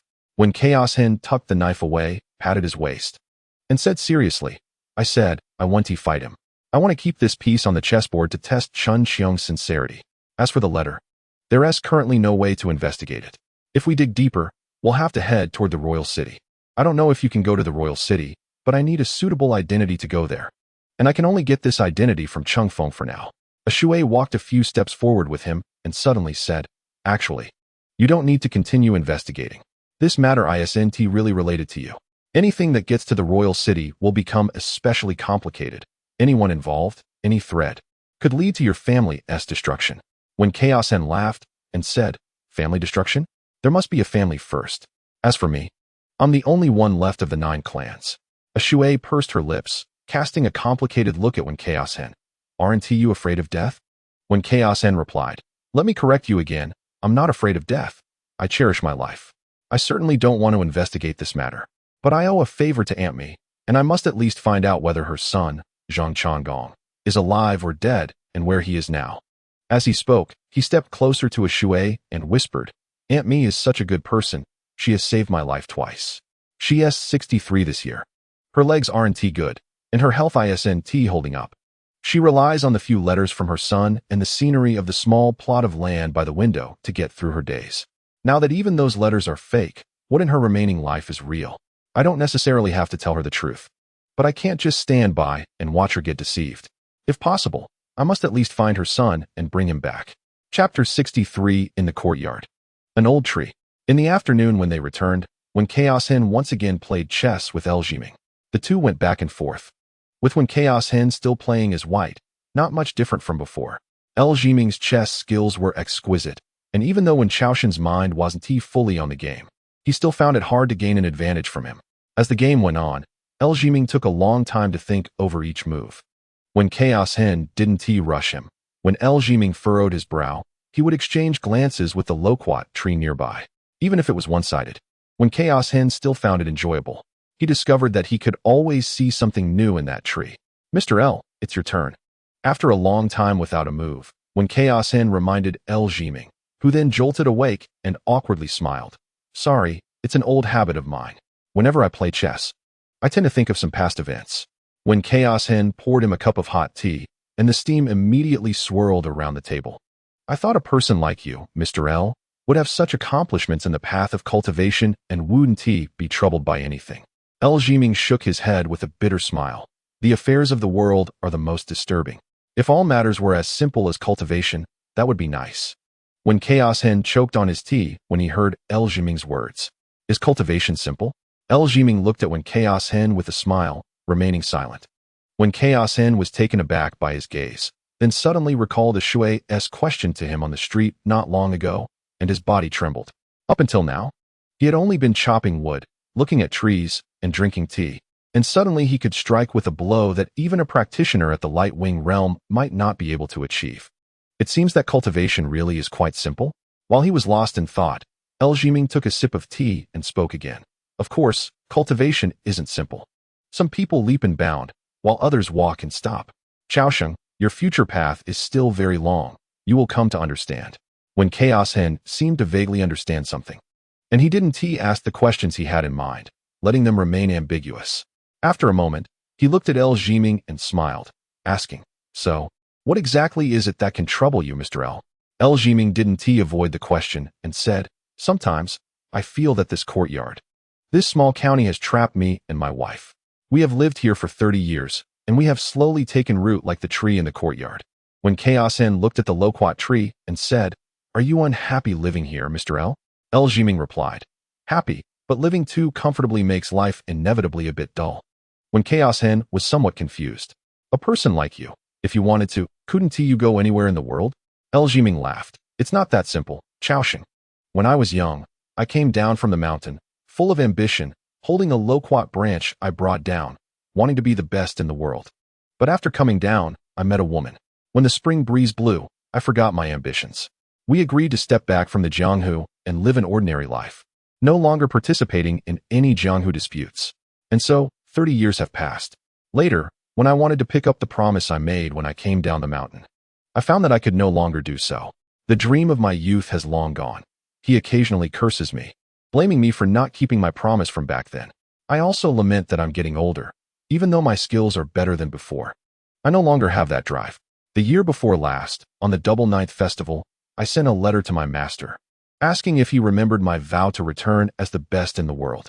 The reply came from my master's wife, who told me that my master passed away 6 years ago in winter, still worrying about me before he died, keeping the snowy peak where I often meditated for me, without giving it to anyone else. I don't know when it started, but I no longer know what I truly want. I don't want to be the best in the world, nor do I want this Jianghu to remember me as a person of no significance. But I also don't want to go against the promises I made in my youth. He told Wenchao Sheng a long story, and after listening, Wenchao Sheng, relying on his experiences from 2 lifetimes, ramblingly said, "It's like I mentioned to you before, Mr. L. Most people know countless profound truths in their lives, but still can't live well.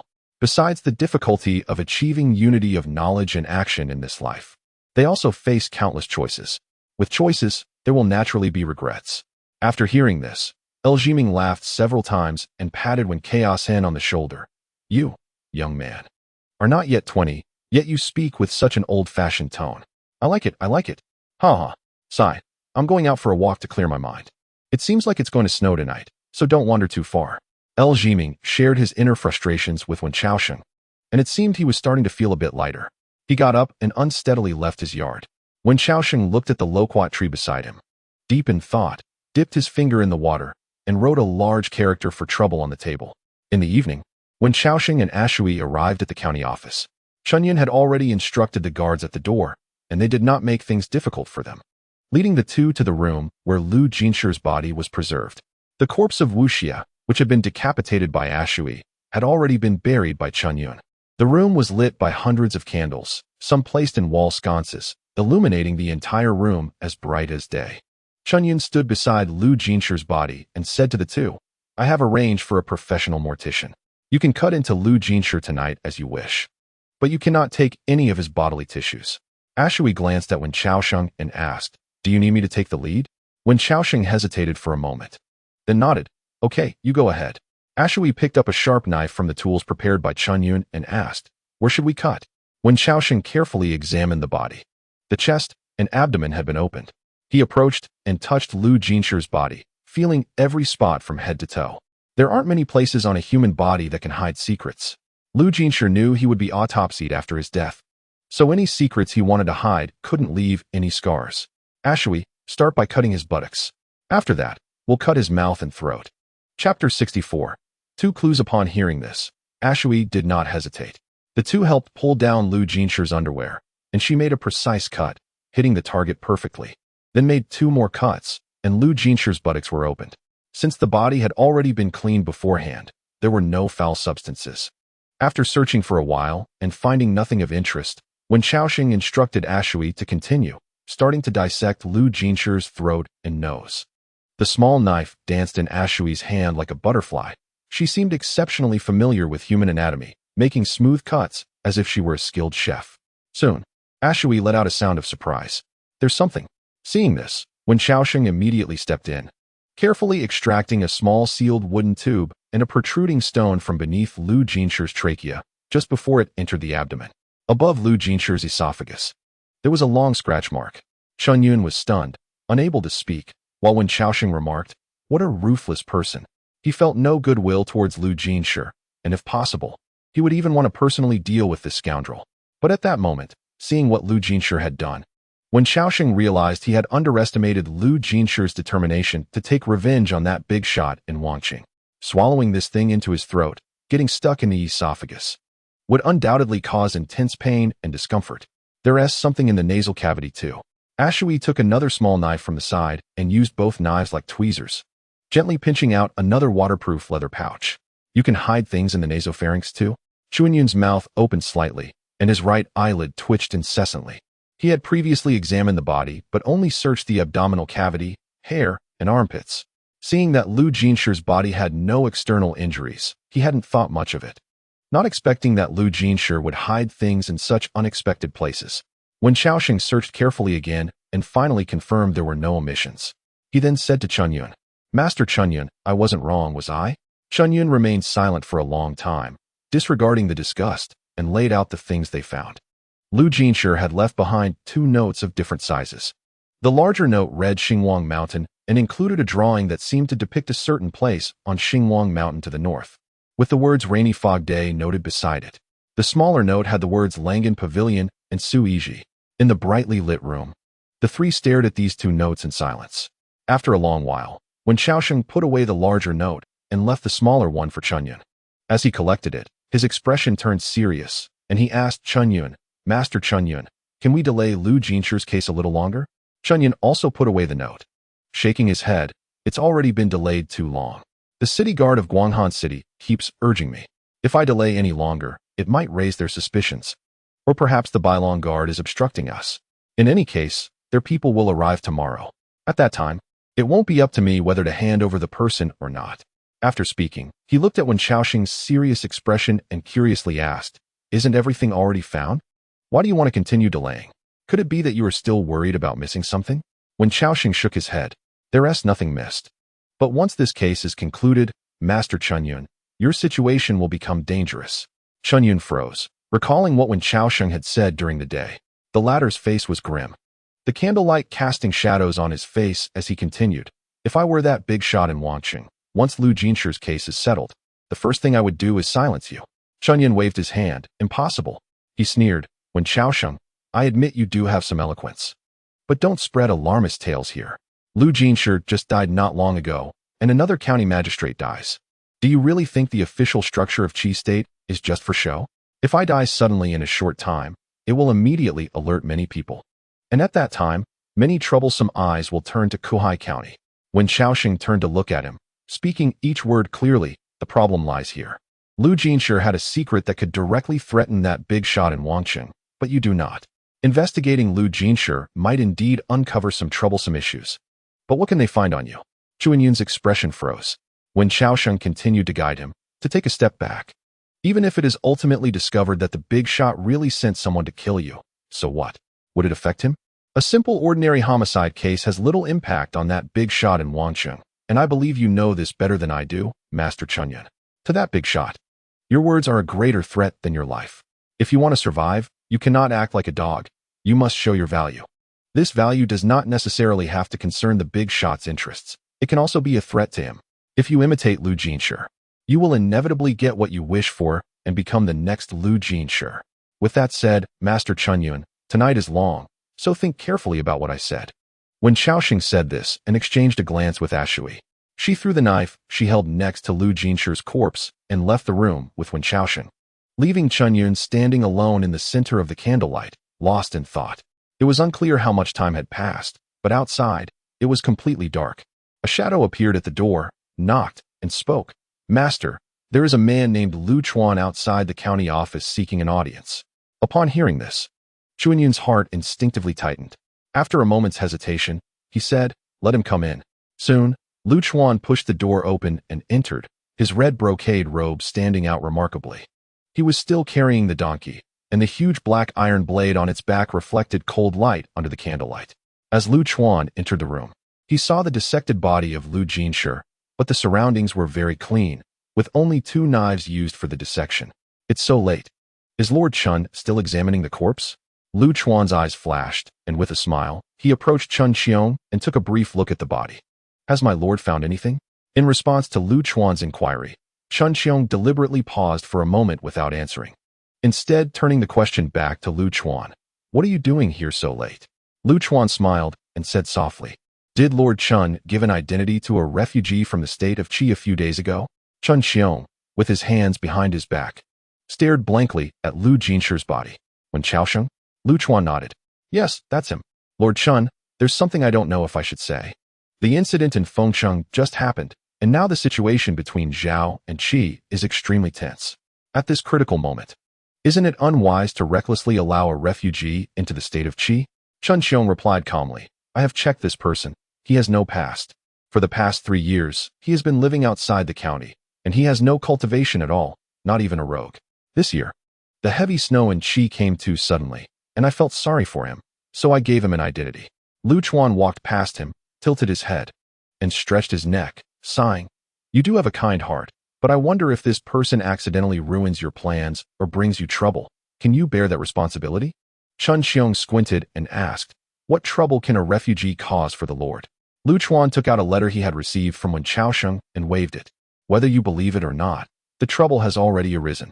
This person's identity was given by you, so it's best for you to handle it yourself. After all, our lives are not cheap. It would be too unworthy to bury us because of such a person. Chapter 65. 7 Kill Hall. Chen Xiong glanced at Lu Chuan, wanting to take the letter, but Lu Chuan pulled it back. Hey, this thing can't be shown to you. In any case, I had good intentions. I originally wanted to help you erase this stain last night, but unexpectedly, this guy knows a particularly powerful woman. I don't know if she's the one we were looking for outside the county back then, but in the end, this matter didn't work out. I hope you can act quickly to avoid any long dreams.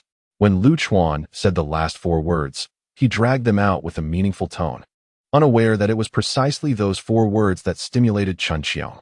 When Wenchao Sheng's earlier words echoed in his ears, if I were that lord, I would have silenced you immediately. Memories flashed back for a moment, and Chen Xiong calmly put down the small knife in his hand. I understand. Is there anything else? If not, please clear some personal space for me. I still need to examine the corpse. The case of Lu Jinshi should be concluded tomorrow when the people from Guanghan City come. Lu Chuan, you don't want anything unnecessary left behind in Lu Jinshi's case, do you? Lu Chuan exchanged glances with him, then revealed a smile, saying softly, then Lord Chen should examine it carefully. Chen Xiong replied, I won't joke with my own life. Lu Chuan was very satisfied with this answer, and soon left with the donkey. After they left, Chen Xiong stood in front of Lu Jinshi's body, staring at the yellowed face of the corpse due to the embalming fluid, not knowing what exactly he was thinking. The next morning, when Wenchao Sheng split half the firewood, saw that it was about time, and went out to buy steamed buns and soy milk. After returning and finishing eating with the shui, he said to her, later, we will go find Lord Qi. I will go in to talk to him. You should better hide first. Last time you met Lord Qi, he will definitely have someone from Wangchuan looking for him. Although Wangchuan wouldn't dare to act recklessly in the county during the day, we are currently in trouble, and it's better to avoid more issues. A shui chewed on the bun, took a couple of sips of soy milk, and asked Wenchao Sheng indistinctly, where did you buy the buns and soy milk? Wenchao Sheng was momentarily taken aback by her sudden off-topic question. Go past the Huawang Bridge, walk a mile forward, and there's a Ren's steamed bun shop. Why, weren't you full? A shui replied, the tofu buns from that place are okay. I'm just asking to be clear. In case you get killed by Lord Qi later, I can go buy them myself. Wenchao Sheng couldn't help rolling his eyes. Can't you wish me some good? After a shui finished her bun, she licked her fingers and stared at Wenchao Sheng, saying, if you don't take me, I want to be able to help you if something happens. Think it through. Wenchao Sheng replied, I know. But Lord Qi will definitely be scared of you. And if you go, it won't be easy for me to talk. After all, what I want is not intimidation, but cooperation. If this matter succeeds today, I can use Cheng Feng to test Chen Xiong, and there will be an interest link with Lord Qi, so he won't act with resentment. Otherwise, if it's just pure intimidation, he might hold a grudge, and in the future, this debt will fall on Cheng Feng. A shui looked at Wenchao Sheng and clicked her tongue. It seems like you always have some strange ideas in your head. I'll wait for you outside for half an hour. Is that enough? Wenchao Sheng nodded. That's enough. Finding Lord Qi's hall wasn't difficult. A shui had been there once, and she pointed the direction for Wenchao Sheng. The latter slipped some coins to the guards at the hall. Although it wasn't much, it counted as earning some extra cash. They led Wenchao Sheng into the hall, where a bunch of burly men were drinking and playing dice, causing quite a commotion. The interior of the hall, aside from the strong smell of alcohol, resembled a private gambling house. A knife-wielding man led Wenchao Sheng in and loudly said to a frail old man in a black robe at the back of the hall, Lord Qi, this kid wants to see you. The originally lively scene quickly quieted down, and everyone stopped what they were doing, all looking at Wenchao Sheng. Lord Qi turned his head, and the goat beard he had previously grown was gone, leaving only a stubble of fine white hair, with his eyes shining with sharp intelligence. He glanced at Wenchao Sheng, confirming that this was a stranger, and raised his hand slightly, signaling Wenchao Sheng to come forward. The latter approached Lord Qi, saying, "I am Wenchao Sheng, and I have a business proposition for you, Lord Qi. I wonder if you are interested?" Wenchao Sheng did not bow to Lord Qi or engage in any small talk, but instead went straight to the point. A Shui was not by his side, and the people he faced were real underworld figures. Not the small-time thugs he had seen the day before. His life was at stake at any moment. Therefore, what mattered was not unnecessary formalities, but rather establishing his value right away. Lord Qi leaned on his deer-headed cane, looking down at Wenchao Sheng, his fingers lightly tapping. "What business? Speak." Wenchao Sheng crossed his hands in front of him and slowly said, "Since Lord Qi is gracious enough to see me, let me speak. I'm a straightforward person. If I offend anyone, I hope you all can bear with it. Let us start with the recent situation of the 7-kill hall. You all should not have been doing well lately. When Lu Jinshi was alive, the 7-kill hall helped him oppress the villagers, exploiting the common people and doing dirty work from which he could reap considerable benefits. At that time, the officials often turned a blind eye to the actions of various individuals. As long as things didn't get too out of hand, no one would intervene. But now that Lu Jinshi is dead, these individuals have turned from official bandits into wild bandits. Not only have their financial sources been cut off, but more troublesome is that if they do not restrain themselves, the new county magistrate is likely to use them to create his own political achievements." As soon as he finished speaking, a sharp long sword was suddenly drawn and placed across Wenchao Sheng's neck. In the next moment, angry shouts erupted around him. "Bastard! Where did this wild dog come from, daring to act recklessly in the 7-kill hall? Bai Lang, chop this kid up and feed him to the dogs." Chapter 66. Business. In response to Wenchao Sheng's narrative, the people of the 7-kill hall reacted as if their tails had been stepped on, shouting and cursing endlessly. Many drew their weapons, stepping forward, waiting for the order from Master Qi to chop Wenchao Sheng into meat paste.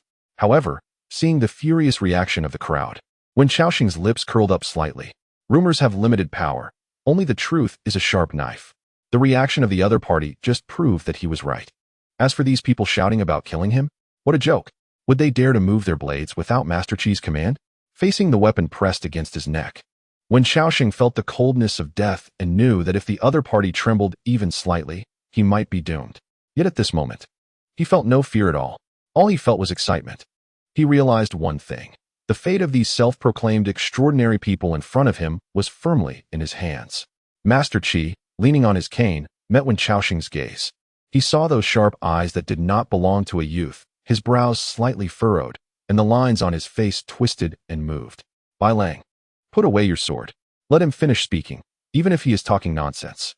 He spoke in a calm tone, his voice not loud but clear enough to reach every ear in the hall, and the once noisy and hostile inner hall immediately quieted down. For these people in the martial world, those who could ride on their heads and act with impunity undoubtedly held a very high position in their hearts. Master Qi was such a person. The cold long sword that had been across Wenchao Sheng's neck was reluctantly withdrawn. Wenchao Sheng shook his shoulders, smiled at Master Qi, and said, "Thank you for your patience, Master Qi. It seems that the 7-kill hall has survived in Kuhai County not just by luck. There is indeed a reliable person in charge." In response to Wenchao Sheng's praise, Master Qi showed no sign of joy or anger. He tapped his cane and said slowly, "All right, let us talk business. You said you brought business to the 7-kill hall. What kind of business?" Wenchao Sheng raised his chin slightly. "A big business. I can help the 7-kill hall establish a beneficial relationship with the new county magistrate." As soon as he said this, the people around him began to whisper among themselves. Most, having seen Wenchao Sheng's attire, looked down on his words, filled with sarcasm. Master Qi stood on the steps, scanning the crowd, his tone carrying a hint of disdain. "Help the 7-kill hall establish a beneficial relationship with the new county magistrate? Why should we believe that? Just because of your mouth?" He had collaborated with Lu Jinshi for many years and understood how vast the gap was between bandits and officials. To put it nicely, when Lu Jinshi needed them, they were in a cooperative relationship. If Lu Jinshi no longer needed them, they would be like weeds by the roadside, easily eradicated by the officials' armies. Although Kuhai County was more remote and barren than most places in the Qi Kingdom, it was precisely because of its remoteness that the city guard of Guanghan City allocated a few hundred troops to the county magistrate. These were not ordinary people. They had undergone professional training and could use various weapons, with most having reached the blood-moving realm or even the light-wing realm. If a conflict broke out, the ragtag group of the Seven Kill Hall would be no match. Because of this, the officials did not look highly upon organizations like the Seven Kill Hall. If it weren't for Lu Jinshi needing them to do some dirty work, they wouldn't even have had a chance to sit at the same table. Wanting to associate with the officials depended on whether the officials wanted to. A commoner like Wenchao Sheng, dressed plainly and not even wealthy, speaking such words was truly laughable. In the face of Master Qi and the others' doubts and ridicule, Wenchao Sheng smiled faintly and said, "I know you don't believe I have such ability and capability. But that is fine, I can prove it to you. Once you believe, I will come to Master Qi to discuss business." Master Qi's fingers, holding the deer-headed cane, began to tap lightly. He nodded slightly, seriously observing Wenchao Sheng, and curiously asked, "How do you plan to prove yourself?" Wenchao Sheng lowered his head and smiled, taking a deep breath, and spoke of another matter. "Master Qi, do you still remember a name called Cheng Feng?" When this name was mentioned, Master Qi pondered for a moment before his brow furrowed. What does Cheng Feng have to do with him? Wenchao Sheng replied lightly, "The person who wants to mess with Cheng Feng should have some status in Kuhai County. I guess he must have some connection to Lu Jinshi, or at least has a fair amount of spare cash. If you give me that person's name and specific information, I will take care of him for you." Upon hearing this, Master Qi understood something and scoffed. "So, you went around in circles just for Cheng Feng to make a name for himself?" Wenchao Sheng shook his head. "No, one thing is one thing. Helping Cheng Feng out is my business with him, but what I'm discussing now is my business with the Seven Kill Hall. Master Qi, please don't confuse the two." The old man in black stared at Wenchao Sheng, the contemptuous smile on his face gradually fading. "Even if you can handle that person, it doesn't seem to prove that you can help the Seven Kill Hall establish a beneficial relationship with the new county magistrate, does it?" Wenchao Sheng said seriously. "That depends on how I deal with him. If I provoke the matter first, and it escalates, and the new county magistrate helps me out, wouldn't that be enough to prove my capability to assist the Seven Kill Hall?" Master Qi was silent for a moment, his voice becoming a bit softer. "Actually, if you really have the ability to bring this big business to the Seven Kill Hall, this matter could also end in a more gentle way. That person is hired to trouble Cheng Feng. If the Seven Kill Hall has a new, larger business, we can forego the money from Cheng Feng. There's no need for things to get so tense." Wenchao Sheng smiled and said, "Without the Seven Kill Hall, he would still look for others. There are plenty of scoundrels in the martial world. If he spends some money, a lot of ruffians would want it. After all, it's just some disgusting things. Not directly killing Cheng Feng. It's very likely they wouldn't be held accountable. But this matter with Cheng Feng, I really want to manage. It has nothing to do with business. Moreover, after thinking it over, I believe this matter seems to be of no disadvantage to you, Master Qi." Chapter 67. Honey. Up to this point, those who initially held prejudice against Wenchao Sheng had quieted down, their gazes toward him turning skeptical. They all knew who it was that approached the Seven Kill Hall for help in messing with Cheng Feng. For most people in Kuhai County, this person is absolutely not to be offended. Not only is his family wealthy and influential, but he also has elders in Guanghan City working as clerks, who are familiar with the city's officer, Kuyun. Even Lu Jinshi treats them with courtesy during normal times and does not dare to act like a county magistrate. After hesitating for a moment, Seventh Master turned around, took a couple of steps, and said to Wenchao Sheng with his back turned, "The person who hired Qisha Hall to do work is Qiu Ziheng, whose second uncle Qiu Yuefang is a clerk in Guanghan City, responsible for coordinating many affairs in the city. He has been in this position for over 20 years without any mistakes and has a good relationship with the city officer Kuyun. If you want to deal with Qiu Ziheng, I advise you to think carefully. If something goes wrong, a county magistrate from Kuhai may not be willing to offend such a person for you. Be careful, your friends may not help you and could bring trouble upon themselves." He certainly does not really care about Wenchao Sheng, but rather judges based on the momentum and discourse he exhibits that he might indeed have a way to help Qisha Hall establish a business relationship with the new county magistrate. Such a person is indeed very important for their current Qisha Hall. Therefore, he advised Wenchao Sheng to downplay the matter. After listening, Wenchao Sheng smiled slightly, clasped his hands towards Seventh Master, and said, "I understand. Thank you, Seventh Master, for the information. The matter regarding Qiu Ziheng will not take me too much time. At most 3 to 5 days.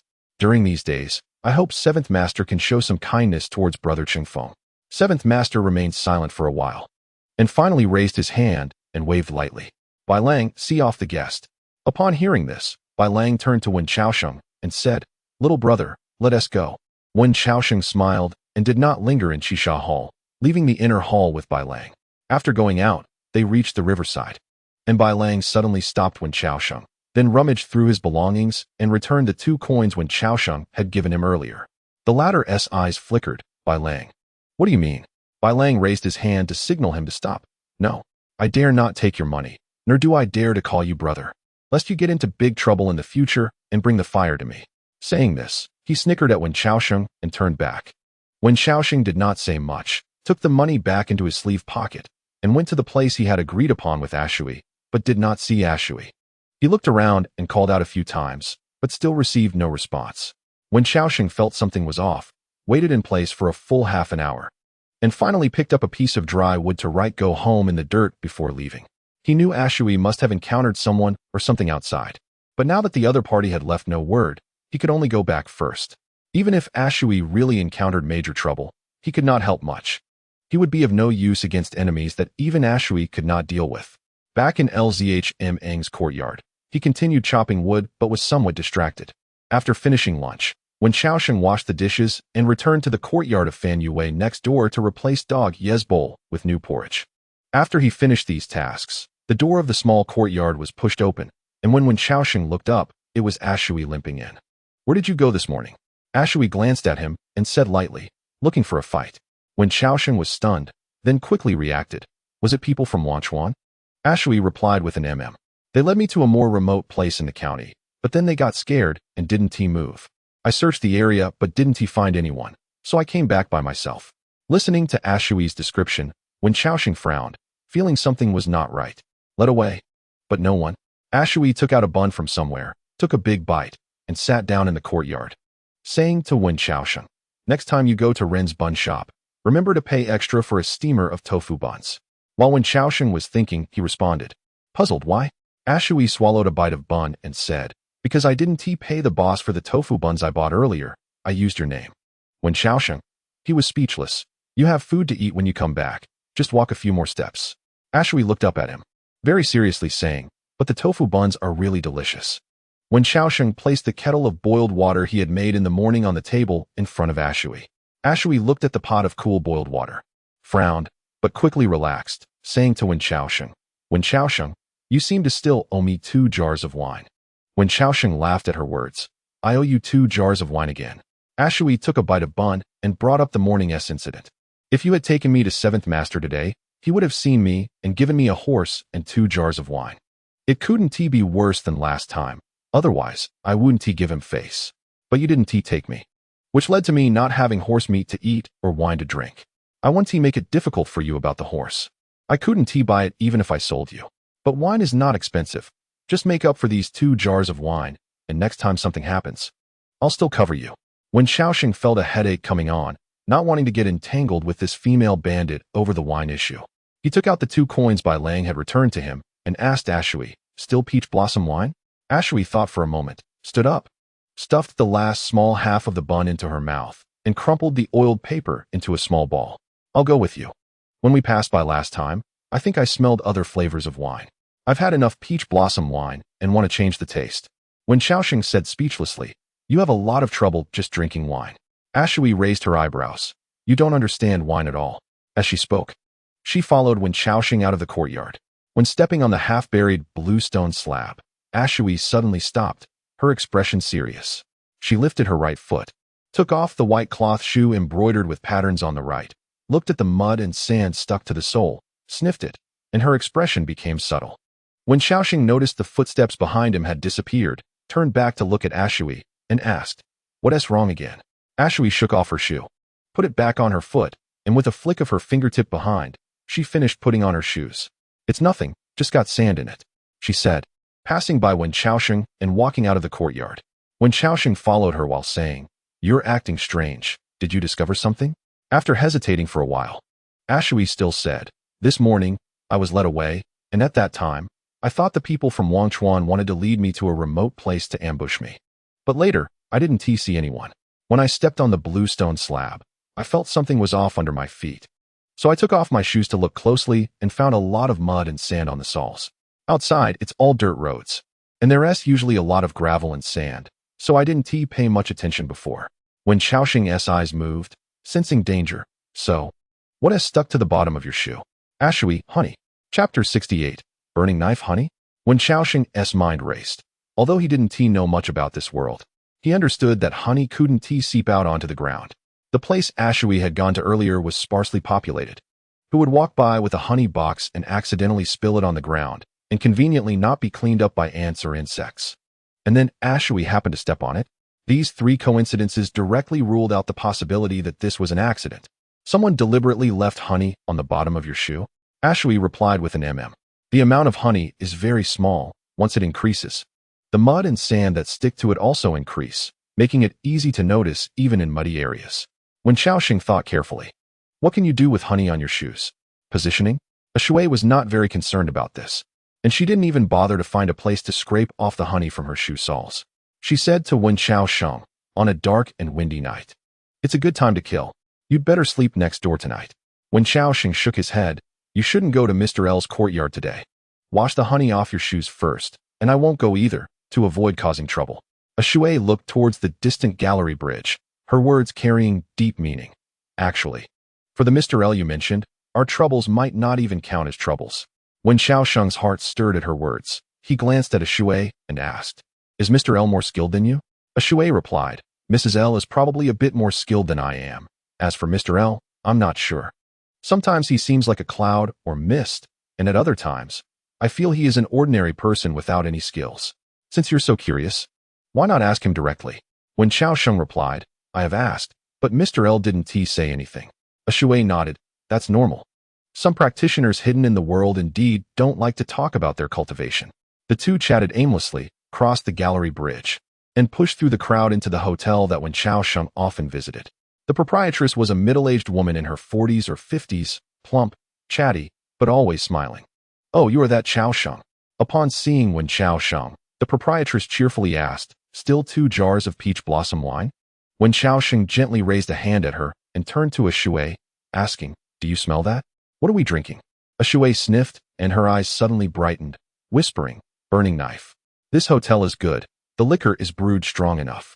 Wenchao Sheng immediately said loudly to the proprietress, 2 jars of burning knife. The proprietress went to fetch the liquor. Since their conversation had been quiet, she hadn't heard it. When she handed the liquor to Wenchao Sheng, she smiled at Ashui and nodded. Chao Sheng, young people shouldn't always think about drinking. When you have time, you should also spend some quality time with your girl. You're out here shopping and still buying liquor. Don't blame me for saying this. Next time you bring your girl out, take her to the washing pool north of the county. It's much more fun there. Wenchao Sheng's expression stiffened at her words, and although he didn't turn around, he could feel the gaze from behind him. The corners of his mouth involuntarily twitched as he recalled Ashui's expression when she killed someone. He coughed awkwardly. Proprietress, you're mistaken. She's my elder sister. Saying this, he hurriedly paid, awkwardly carrying the liquor back, and after taking a few steps, he could still vaguely hear the proprietress's murmurs from the hotel. Today's young people are becoming more and more shy. Wenchao Sheng quickened his pace, returned to the courtyard, placed the 2 jars of liquor on the table, and said to the eager Ashui, First wash your shoes, then we'll drink. Ashui ignored his warning. Already seated at the table, and with her seemingly delicate fingers, she easily opened the jar lid. A rich aroma of liquor mixed with a killing intent poured out, invigorating. Wash my shoes. Are you drinking or not? She had already poured out the tea in her cup and was filling it with liquor. Wenchao Sheng seriously told her, With all your injuries, you could easily hide and recuperate. Why can't you be a little more settled? You said it yourself. You have the rejuvenating spring, while many others can't heal their injuries. At least wait 10 days or half a month. Your condition will surely be much better. Ashui took a swig of liquor, feeling refreshed, and said, You don't understand the snakes and rats in the martial world. If you keep running away, they'll think you're easy to bully and will only escalate their actions. Only when they see blood during the probing will they be wary and afraid. It's precisely because I'm injured now that I must make a show of strength. As she spoke, she seemed to feel her wording was inappropriate and corrected herself. I wouldn't say it's making a show of strength. Whoever comes to kill me, I'll kill them. What is that saying? Strike first to avoid 100 strikes later. Wenchao Sheng countered, What if you can't win? Ashui took another sip of liquor, thought for a moment, and replied very straightforwardly and confidently, "Then I die." Facing a Shui's answer, Wenchao Sheng sat silently opposite her, pouring himself a cup of burning knife and imitating a Shui, tilting his head back to drink. The next moment, under a Shui's slightly surprised gaze, his face suddenly flushed, and he coughed violently. Cough, cough. Unlike the liquor he usually drank, this burning knife carried a strong killing intent, like a sharp sword piercing into his lungs and then turning into flames, threatening to burn all his internal organs to ashes. Seeing his awkward expression, a Shui clicked her tongue. "Did you think you were drinking peach blossom wine? This liquor has a heavy killing intent. If you can't handle it, drink slowly. Otherwise, you'll burn your stomach, and that's on you." Wenchao Sheng no longer continued to mention the honey on a Shui's shoe soles. He compromised because he had no better way. He felt too weak now, and the whirlpool he faced was too terrifying. Being in it, Wenchao Sheng felt as if he were a drifting leaf. Life in the martial world is truly unbearable. It always feels like every day is the last day. A Shui laughed. "Do you really think that people in the martial world are as carefree as the storytellers say? They gallop through the world, drunk and wandering. Or wake up to control the world, drunk in the arms of beautiful women? This martial world is quite miserable. The seemingly glamorous famous people might be in deep debt behind the scenes, and some people hide everywhere to maintain their ranking in the Tiangong Tower, afraid to challenge newcomers, fearing that after a fight, they will be ruined and lose their names. Those who live for fame and fortune mostly cannot be carefree." She clinked her cup with Wenchao Sheng's, drank, and asked, "What are you planning to do about Chunqiu? Today is the deadline. According to what you said, Lu Chuan and the people from Wang Chuan are likely to take action against him." Chapter 69. Practicing backwards. Wenchao Sheng's eyes were a bit dazed, but his logic was still very clear. Chunqiu is very important to us. If we protect him, we can do more things in Kuhai County and then extend our influence to the martial world, even collecting some information on the Wang Chuan assassins. Being targeted by them all the time isn't a solution. A Shui vaguely guessed some of Wenchao Sheng's thoughts, and her heart skipped a beat. What do you want to collect information on the Wang Chuan assassins for? Perhaps due to the influence of the burning knife. Fueled by the fiery liquor in his chest and abdomen, Wenchao Sheng spoke with a chilling killing intent. A Shui had never seen such a killing intent before. With the information, we can take the initiative to find them. I'll be responsible for collecting information. You'll be responsible for killing. And Chunqiu will handle the bodies. There are too many Wang Chuan people in Kuhai County. They'll hinder our investigation. Let us kill half of them first. After Wenchao Sheng finished speaking, a Shui's fingers, which held the wine glass, unconsciously moved slightly. Those familiar with her knew this was a small gesture she made when she was about to draw her sword. After a moment of silence, she shook her wine glass, her beautiful brows fluttering, and praised, "What a good idea to kill half of them first." She downed a glass of wine vigorously, her shoulders lightly twisting, seemingly eager to try something. The few words from Wenchao Sheng made her blood boil. A Shui hadn't felt this way in a long time. However, protecting Chunqiu was not an easy task. We can't always keep an eye on him, and you even killed that formidable guard by his side. Listening to Wenchao Sheng's words, a Shui shook her head. Formidable, my ass. The man in black who stood next to Lu Chuan at the Yuanyang Tower that day was the real expert. Even if I were uninjured, he could still spar with me. The guard beside Chunqiu was far inferior in comparison. Now that there was no one available to help Chunqiu, if someone was really determined to kill him, it would be hard to protect him. Wenchao Sheng stopped drinking. He didn't seem worried about the situation and said calmly, "It's very difficult to directly protect Chunqiu from the people of Wang Chuan. To ensure he isn't assassinated, we need to make the people of Wang Chuan hesitant. The best way is to ferment Lu Jinshi's secret a bit and reveal some to Lu Chuan. But Chunqiu is dumber than I expected. He is too young to play mind games with Lu Chuan and will be played to death before long. Before he spreads any news, I need to meet with him and teach him a good lesson." A Shui looked at Wenchao Sheng from head to toe, her gaze a bit strange. It's no wonder she looked at him that way. In terms of age, he was indeed younger than Chunqiu, but when he spoke, he sometimes sounded quite mature, creating a strong contrast of youthful wisdom. "That's enough. You can finish the rest of the wine. I need to go meet Cheng Feng." Wenchao Sheng remembered his appointment with Cheng Feng yesterday, and a Shui glanced at the remaining wine jar with some reluctance in her slightly tipsy eyes. But she still followed Wenchao Sheng to meet Cheng Feng. Clearly, the matter between Wenchao Sheng and Lu Chuan was not over. If Lu Chuan caught him again, he might just attack directly. It seemed that the agreement between Wenchao Sheng and Seventh Master in the early morning had taken effect. Perhaps due to Wenchao Sheng's intimidation yesterday, those ruffians did not come to trouble Cheng Feng again. When Wenchao Sheng met Cheng Feng in the overgrown courtyard, Cheng Feng was not surprised. He poured tea for the two and asked, "Did you drink?" Wenchao Sheng replied, "Had a little." Cheng Feng's swelling had reduced somewhat, and his attitude was not as cold and heavy as yesterday. He sniffed and said, "Is it the liquor brewed by Guanjin Yang on the east side of the gallery bridge?" The two looked at him in astonishment, and Wenchao Sheng asked, "You've had it too?" Cheng Feng scratched his head in a slightly dejected manner. "Yes, ever since I returned from the academy, I've been drinking every day. Her liquor is perfect for drinking before bed. After drinking, I can sleep soundly until the next morning." Wenchao Sheng laughed. "So you've learned the ropes. Tell me, what do I need to do to get into the Longan Pavilion?" Cheng Feng replied, "Practice your calligraphy well." Wenchao Sheng found it hard to believe. "Is it really that simple?" Cheng Feng shook his head. "Simple? Not at all. What I mean by practicing calligraphy well is not the traditional sense of writing. It's not enough to simply write an article fluently with elegant strokes. If you want to enter the Longan Pavilion based on your writing, you need to have a more fundamental and deeper understanding of characters. Like a butcher dissecting an ox, able to write from any angle at any time, producing different characters, good or bad, according to different needs." Upon hearing this, Wenchao Sheng's gaze sharpened. "Wait a minute. What do you mean by writing different characters according to different needs?" Cheng Feng pursed his lips, feeling a bit dry in the throat, as if those few words had stirred up some unpleasant memories, but he quickly overcame it and said softly, "Brother Chao Sheng, I've told you before, if this truth is really important to you, I can help you enter the academy. Inside, you will find all the answers you seek. But if you directly ask me about this matter, forgive me for not being able to disclose anything.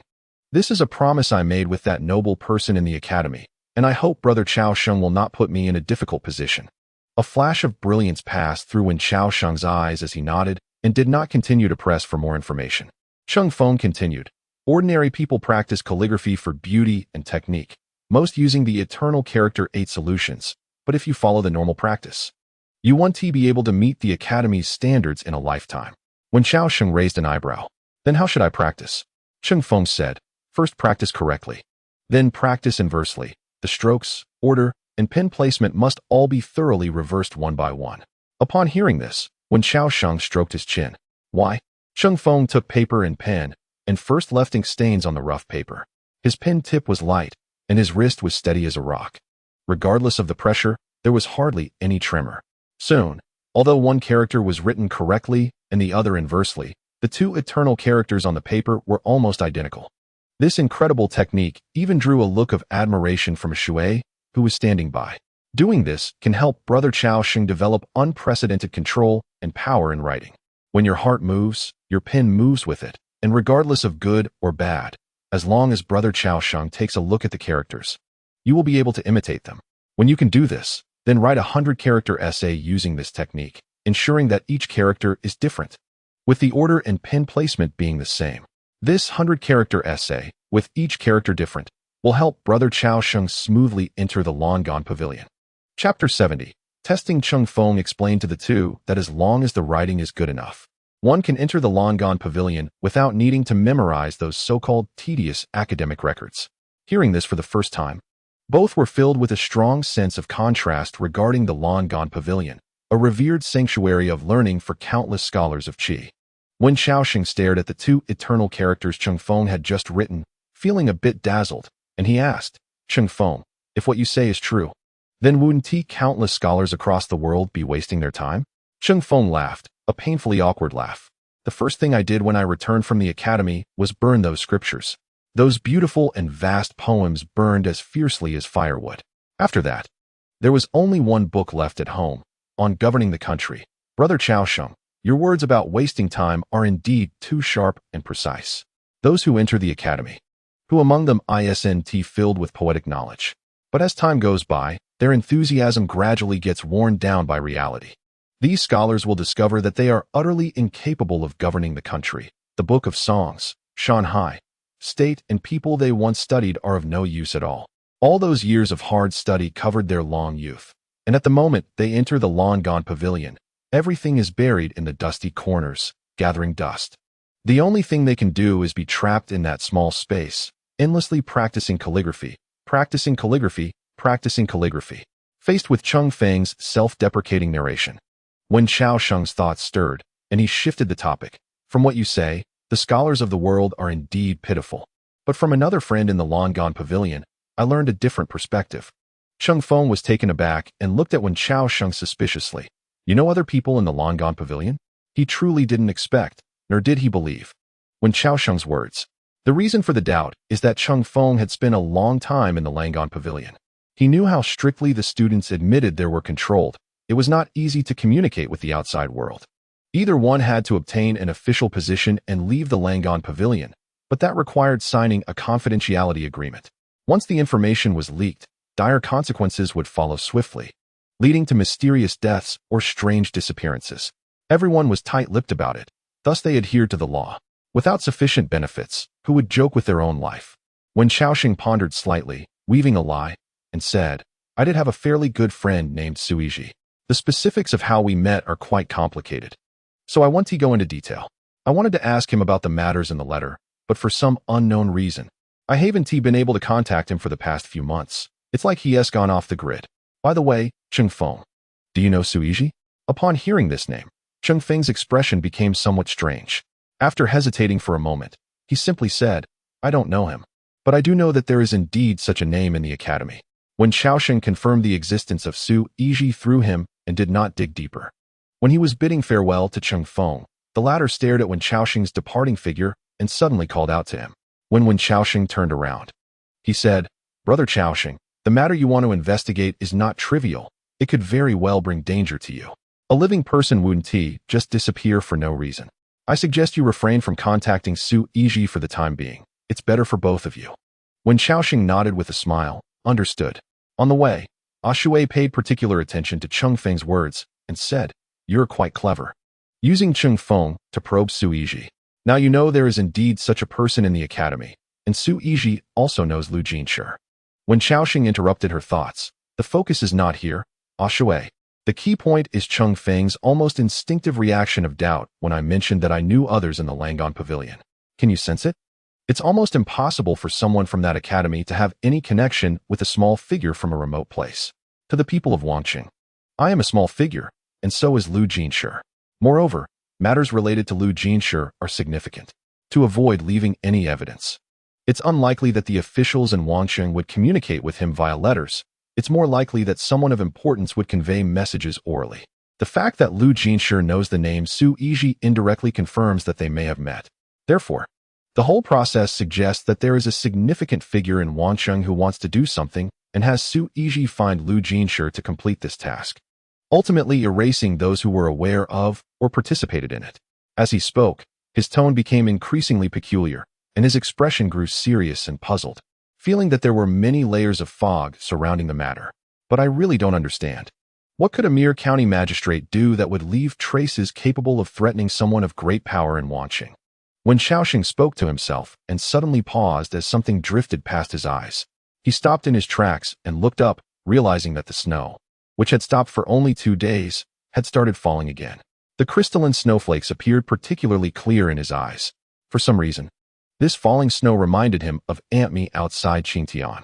He was certain that at this moment, she must be sitting in front of her bed, looking out at the snow through the window, missing her child who had gone off to war and had not returned for years. In her mind, her child must have had countless wonderful experiences, perhaps achieving merit, reading more books, or meeting a girl he liked. But after such a long time, could this old woman still remember what her child looked like when he left, based solely on a few perfunctory words on a piece of paper? I suppose I should go return the letter, he sighed.